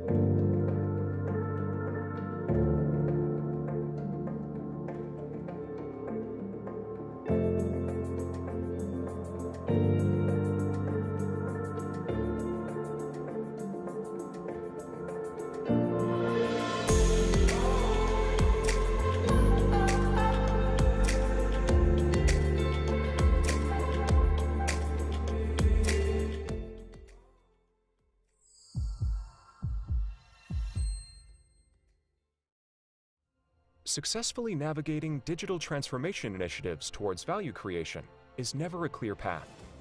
For many, the road ahead is often riddled with unexpected detours, speed bumps, and bottlenecks. The good news is, Iron Mountain can help, regardless of where you are on your transformation journey. we've partnered with thousands of customers around the globe to advance their digital initiatives. We've been protecting what matters most to our customers for 70 years, including 95% of the Fortune 1000 companies. And today, our mission has expanded to support over 225,000 customers worldwide to protect and unlock value from their information, regardless of whether it was born on paper, media, or digital files. Through improving information governance practices, automating more efficient workflows, and integrating information across disparate systems and formats, our customers advance their digital journeys to yield quantifiable value. They save time and money, and they increase their ability to meet their overall business objectives. By applying purpose-built information governance practices and driving automated AI and machine learning processes against all your information, what once took customers weeks or months of manually intensive work to classify, access, or drive insights is now reduced to hours and minutes. Thanks to our powerful content services capabilities, our customers now have the key to bring together, analyze, and protect both paper and digital assets in one platform. With a few mouse clicks, they can unlock value through information workflows and gain meaningful insights from data stored across multiple formats, all the while governing that data to comply with regulations. We're helping our customers transform, with a measurable return on their time, cost, and even sustainability investments. Our integrated solutions enhance your existing systems and can provide a complete end-to-end solution with intelligent content management. It's time to rethink the value Iron Mountain can bring to your business. Let's continue our journey together today.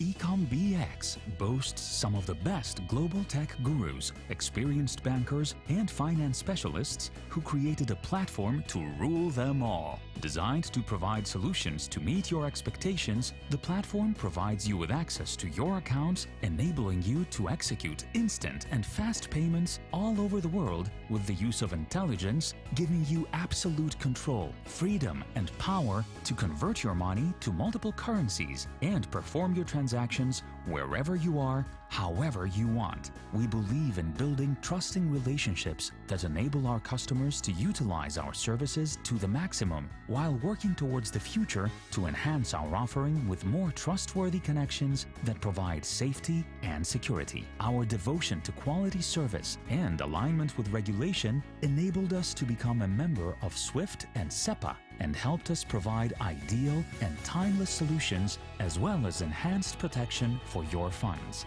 FinTech we are. Οραματιστήκαμε ένα από τα μεγαλύτερα έργα ανάπλασης στην Ευρώπη. Εμπνευστήκαμε ένα από τα μεγαλύτερα παράκτια πάρκα στον κόσμο. Η Lambda Development ξεκινάει το ελληνικό. Το σύμβολο της επόμενης ημέρας για τη χώρα. Ένα έργο εθνικής σημασίας γίνεται πραγματικότητα. Το ελληνικό ξεκινάει.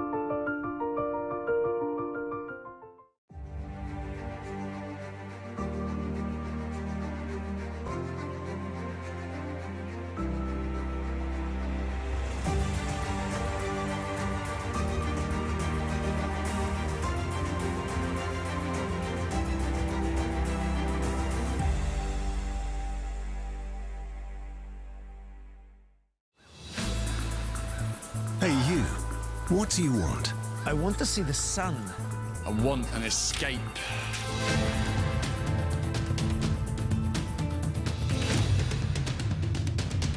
You there? An office with a beach view.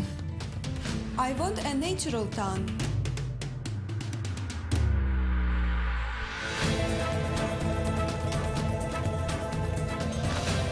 You? I want to taste real food. Something well-aged.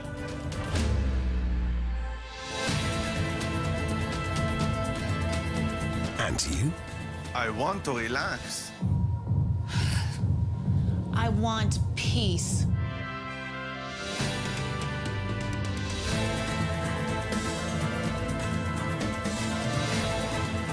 All you want is Greece.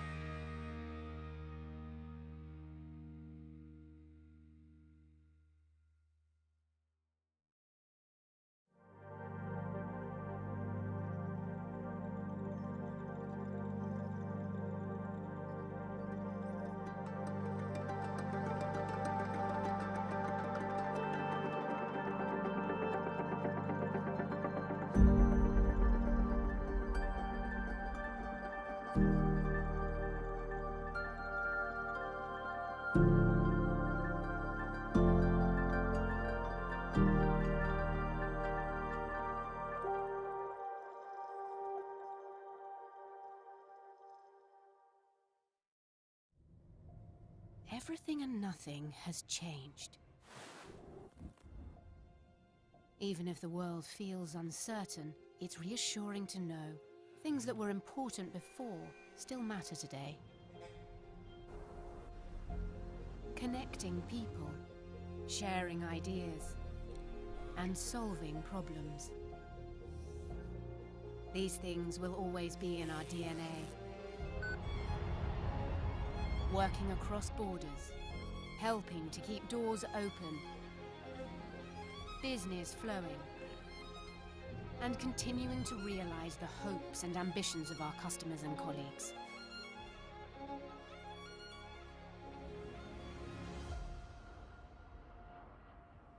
When you think about it like that, thankfully, not quite everything has changed.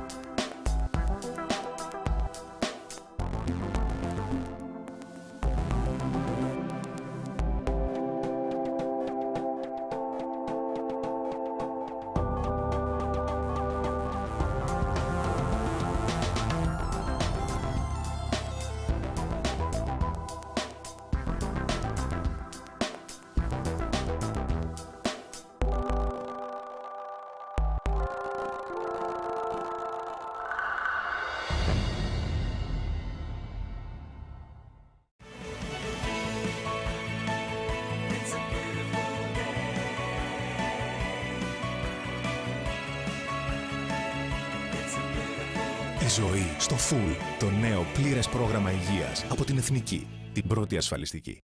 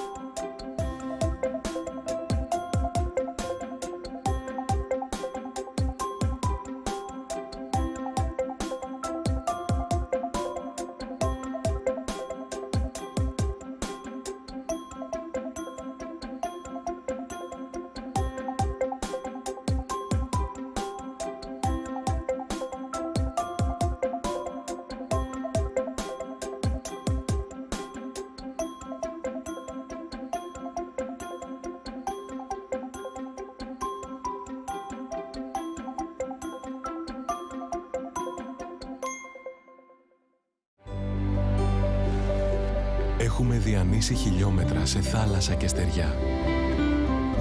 Δουλεύουμε σκληρά. Επενδύουμε. Μεγαλώνουμε. Για να σας φέρνουμε κάθε στιγμή την ενέργεια που χρειάζεστε.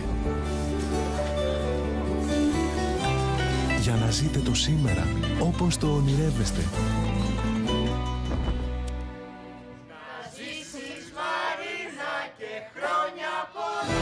Για να σας φέρνουμε σήμερα ένα αύριο πιο σίγουρο, πιο πράσινο, πιο φωτεινό. Εδώ και 15 χρόνια είμαστε δίπλα σας με όλη μας την ενέργεια.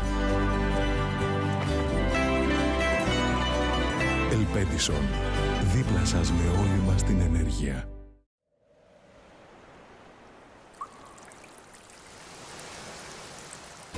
Our future depends on the choices that we make today about how we produce and use energy every day. This is why we must change. We have believed this for more than 130 years. We are Europe's oldest electricity company. We see day by day whether we are doing our work well, whether we are really changing things. We believe we are, and continue to do so. We are becoming the energy that is changing everything in order to build a future of sustainable energy together.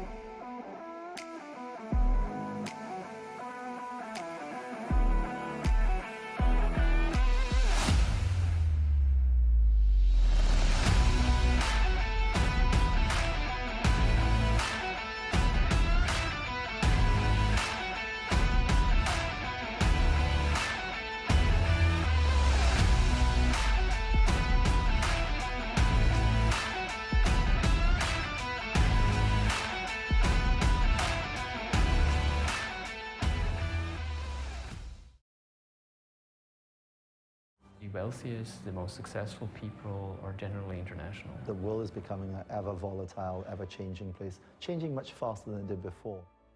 There's a class of person out there now who's actually rapidly adapting to the changing environments. The world is moving to global citizens. Henley & Partners is a unique firm that is addressing the needs of this global citizen. Like so many times in life, you don't get aware of the need until you really ended up in a situation, and then it's too late. Or it's quite useful to have just options. Ultimately, quality of life, education, mobility, security, and tax. In this international and global world that we're in, these are the tools you want. Truly the ultimate symbol of freedom. Yes, being free. It's the ability to live where you want, travel where you want, raise your kids where you want, and not subject your family to the fate of where you happen to be born. You actually get to choose. I find that Henley & Partners are a professional company, but they're also very approachable. Very open communication. It's like you know somebody for 30 years. Always starts with an initial meeting where we really establish whether we are the right people to deal with and whether the client is right for us. Well, from the point of view of the clients, and I've heard this from so many of their clients, the word family just comes up over and over again. It doesn't feel so much like going and talking to a professional services firm. It feels like a family. And what we found is when we turn to Henley & Partners is we get the answers right away, and it's straightforward, and the timelines are condensed dramatically, and that gives us very much a sense of comfort that we're in good hands and we're with people who know what they're doing. It's a fantastic kind of all-encompassing service that you get when you come to Henley & Partners. They know what they're doing. They're professional, efficient, courteous. They are providing a true service to these global high net worth individuals that are concerned about taxes, concerned about their freedom, concerned about the safety of their families. And that's what Henley & Partners offers our clients, and that's what Henley & Partners helps create and construct for governments. The fact that they have so much experience actually working with governments to set up these investor schemes means, A, that they understand them back to front, because they've designed many of them themselves. I mean, they're there working with the governments to create them. Henley & Partners is really the firm that created this industry, pioneering many of these programs. I'm not aware of any other company that has knowledge of both sides of the equation so deeply, so intimately, that they can really claim to be experts on both sides. That's what Henley & Partners does, and we do it very well.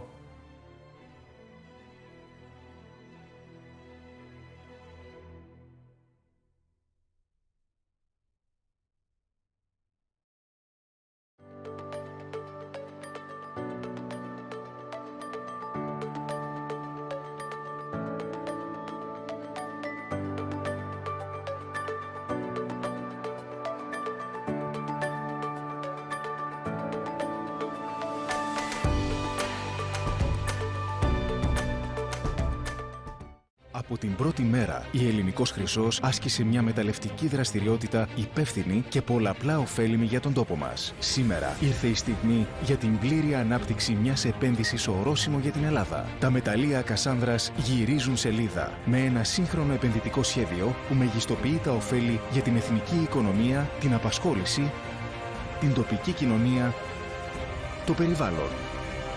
Με το νέο επενδυτικό σχέδιο της Ελληνικός Χρυσός, η υπεύθυνη αξιοποίηση του ορυκτού πλούτου γίνεται πηγή ευημερίας για όλους.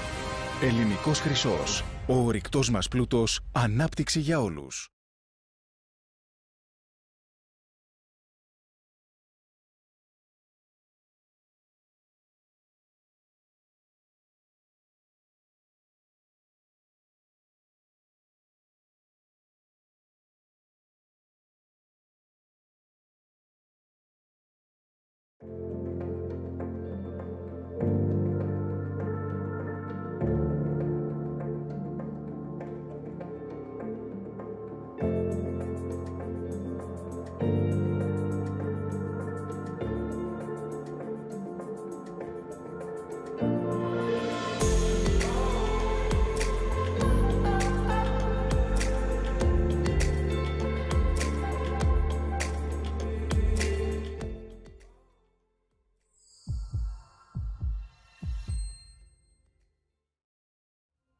Successfully navigating digital transformation initiatives towards value creation is never a clear path.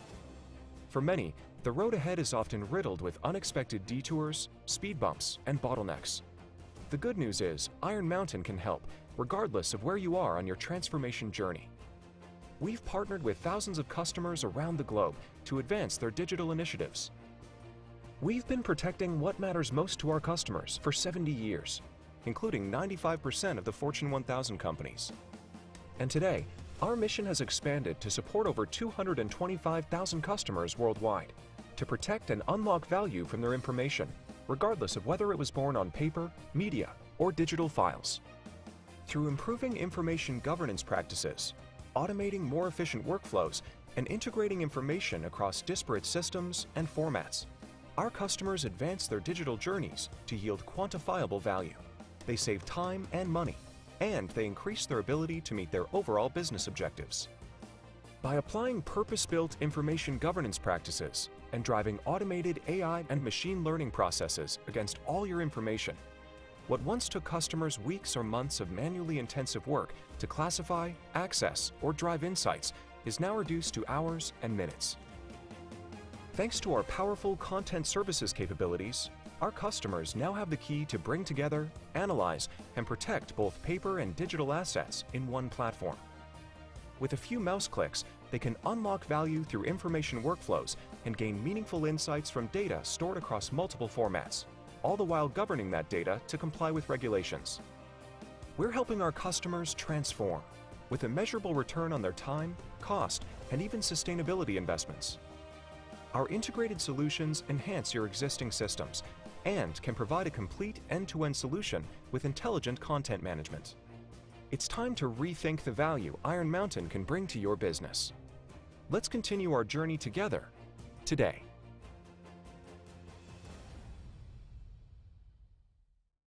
EcomBX boasts some of the best global tech gurus, experienced bankers, and finance specialists who created a platform to rule them all. Designed to provide solutions to meet your expectations, the platform provides you with access to your accounts, enabling you to execute instant and fast payments all over the world with the use of intelligence, giving you absolute control, freedom, and power to convert your money to multiple currencies and perform your transactions wherever you are, however you want. We believe in building trusting relationships that enable our customers to utilize our services to the maximum while working towards the future to enhance our offering with more trustworthy connections that provide safety and security. Our devotion to quality service and alignment with regulation enabled us to become a member of SWIFT and SEPA and helped us provide ideal and timeless solutions as well as enhanced protection for your funds. FinTech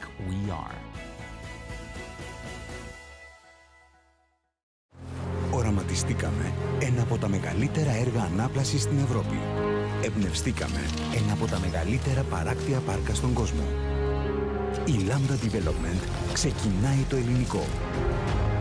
Το σύμβολο της επόμενης ημέρας για τη χώρα. Ένα έργο εθνικής σημασίας γίνεται πραγματικότητα. Το ελληνικό ξεκινάει.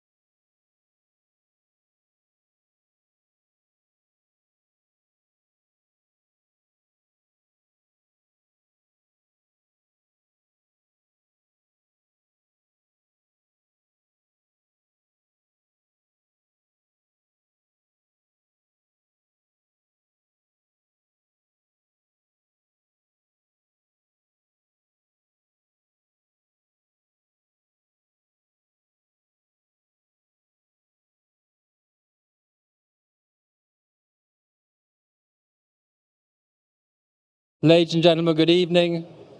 I'm Daniel Franklin, Executive Editor of The Economist, and on behalf of The Economist Events, a very warm welcome to this magnificent setting. I can't imagine a better place to be having this special dinner this evening.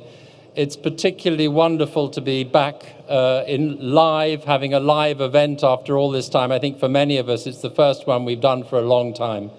So that feels very special too. We have here prime ministers, former presidents, ambassadors, so we have a very distinguished audience of people, but it's my great pleasure to welcome the Prime Minister of Greece. There are a number of anniversaries that we are marking this year, 200 years of Greece. Congratulations to Greece, it's a wonderful landmark. For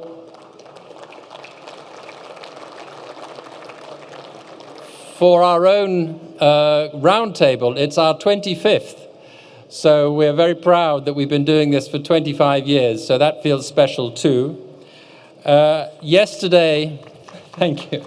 Yesterday, it was the second anniversary of the election that brought this government to power. And I gather that yesterday was also the name day of Kyriakos Mitsotakis. So, Chronia Pola, if I've said that correctly.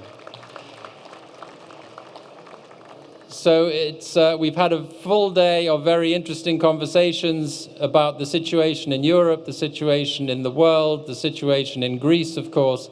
And we're very delighted to be able to hear your view of the world of Greece and the recovering from this pandemic. Very warm welcome to Kyriakos Mitsotakis.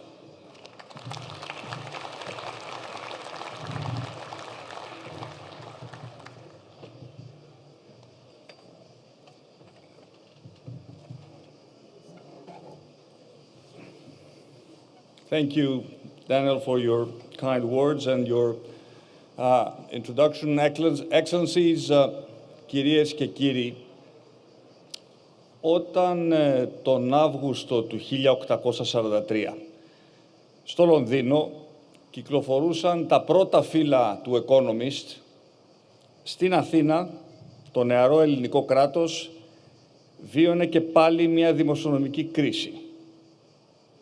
Και είναι ίσως συμβολικό ότι φέτος, στα 200 χρόνια από την Επανάσταση, η Ελλάδα υποδέχεται το συνέδριο αυτού του ιστορικού περιοδικού διπλά απελευθερωμένη. Απελευθερωμένη από μια 10χρονη οικονομική και κοινωνική δοκιμασία, αλλά και βαδίζοντας με τόλμη στο δρόμο της εξόδου από την παγκόσμια υγειονομική περιπέτεια. Και γνωρίζοντας ότι απευθύνομαι πρωτίστως σε παράγοντες της οικονομίας, σπέβδω εξ αρχής και εισαγωγικά να δηλώσω τους 4 βασικούς λόγους για τους οποίους είμαι εξαιρετικά αισιόδοξος για το μέλλον της ελληνικής οικονομίας. Πρώτον, οι αυξημένες καταθέσεις στην Ελλάδα αντιστοιχούν ήδη στο 14% του ΑΕΠ. Είναι υψηλότερες στις χώρες του ΟΣΑ, αμέσως μετά τις Ηνωμένες Πολιτείες. Και δεν έχω καμία αμφιβολία ότι ένα μεγάλο μέρος τους θα επιστρέψει στην αγορά. Ενώ παράλληλα, παρά τις όποιες αναταράξεις, είμαι αισιόδοξος και για την πορεία του ελληνικού τουρισμού. Τα έσοδά του θα είναι εφέτος σαφώς μεγαλύτερα των περσινών. Παρά τις προσωρινές δυσκολίες, οι αφίξεις αυξάνονται και έχουμε κάθε λόγο να είμαστε αισιόδοξοι για την πορεία του τουρισμού το δεύτερο εξάμηνο. Ο δεύτερος λόγος για τον οποίο είμαι αισιόδοξος συνδέεται με το σχέδιο Ελλάδα 2.0, γιατί προβλέπει εντός του 2021 τις πρώτες εκταμιεύσεις ύψους 7,5 δισεκατομμυρίων ευρώ. Ένα ποσό που δεν είχε καν υπολογιστεί, δεν υπήρχε καν στο ραντάρ του σχεδιασμού μας μέχρι και πριν από ένα χρόνο. Εκτιμούμε ότι συνολικά οι πόροι του Ταμείου Ανάκαμψης θα εισφέρουν στο ΑΕΠ 7 πρόσθετες μονάδες σε βάθος 7 ετίας. Τρίτος λόγος που είμαι αισιόδοξος είναι ότι το κράτος μας, η ελληνική δημοκρατία, ήδη δανείζεται με τα χαμηλότερα επιτόκια στην ιστορία μας. Ενώ και τα κόκκινα δάνεια εκτιμούμε ότι θα είναι σε μονοψήφιο ποσοστό μέχρι το τέλος του 2022. Τι σημαίνει αυτό? Ότι αποκαθίσταται πια όλος ο μηχανισμός ρευστότητας της αγοράς και χρηματοδότησης των επιχειρήσεων. Και ο τέταρτος λόγος που είμαι εξαιρετικά αισιόδοξος έχει να κάνει με τις ευνοϊκές συνέπειες των διαρθρωτικών αλλογών που συντελέστηκαν μέσα στην πανδημία, που τώρα αρχίζουν να δείχνουν το αποτύπωμά τους στην οικονομική δραστηριότητα. Γιατί το ψηφιακό κράτος και η τηλεργασία, το νέο εργασιακό πλαίσιο, ο αναπτυξιακός νόμος, αλλά κυρίως κάτι πιο σημαντικό, η διάλυση μύθων και προκαταλήψεων για την Ελλάδα, την καθιστούν σήμερα που μιλάμε σημαντικό προορισμό για επενδύσεις. Εθνικές, αλλά και διεθνείς. Αυτό είναι κάτι που πιστοποιούν και οι διαρκείς αναβαθμίσεις της οικονομίας μας, από όλους τους οίκους αξιολόγησης. Και πράγματι, καθώς η κυβέρνηση, όπως είπε και ο Ντάνιελ χθες, συμπλήρωσε 2 χρόνια στο τιμόνι του τόπου, πιστεύω ότι ο πρώτος απολογισμός είναι σίγουρα θετικός. Γιατί μέσα σε 24 μήνες έλυσε γρίφος του παρελθόντος, αλλά και του παρόντος, ανοίγοντας δρόμους του μέλλοντος. Και μάλιστα απέναντι σε μια σειρά από έκτακτα γεγονότα που εκδηλώνονταν σε διαφορετικά πεδία.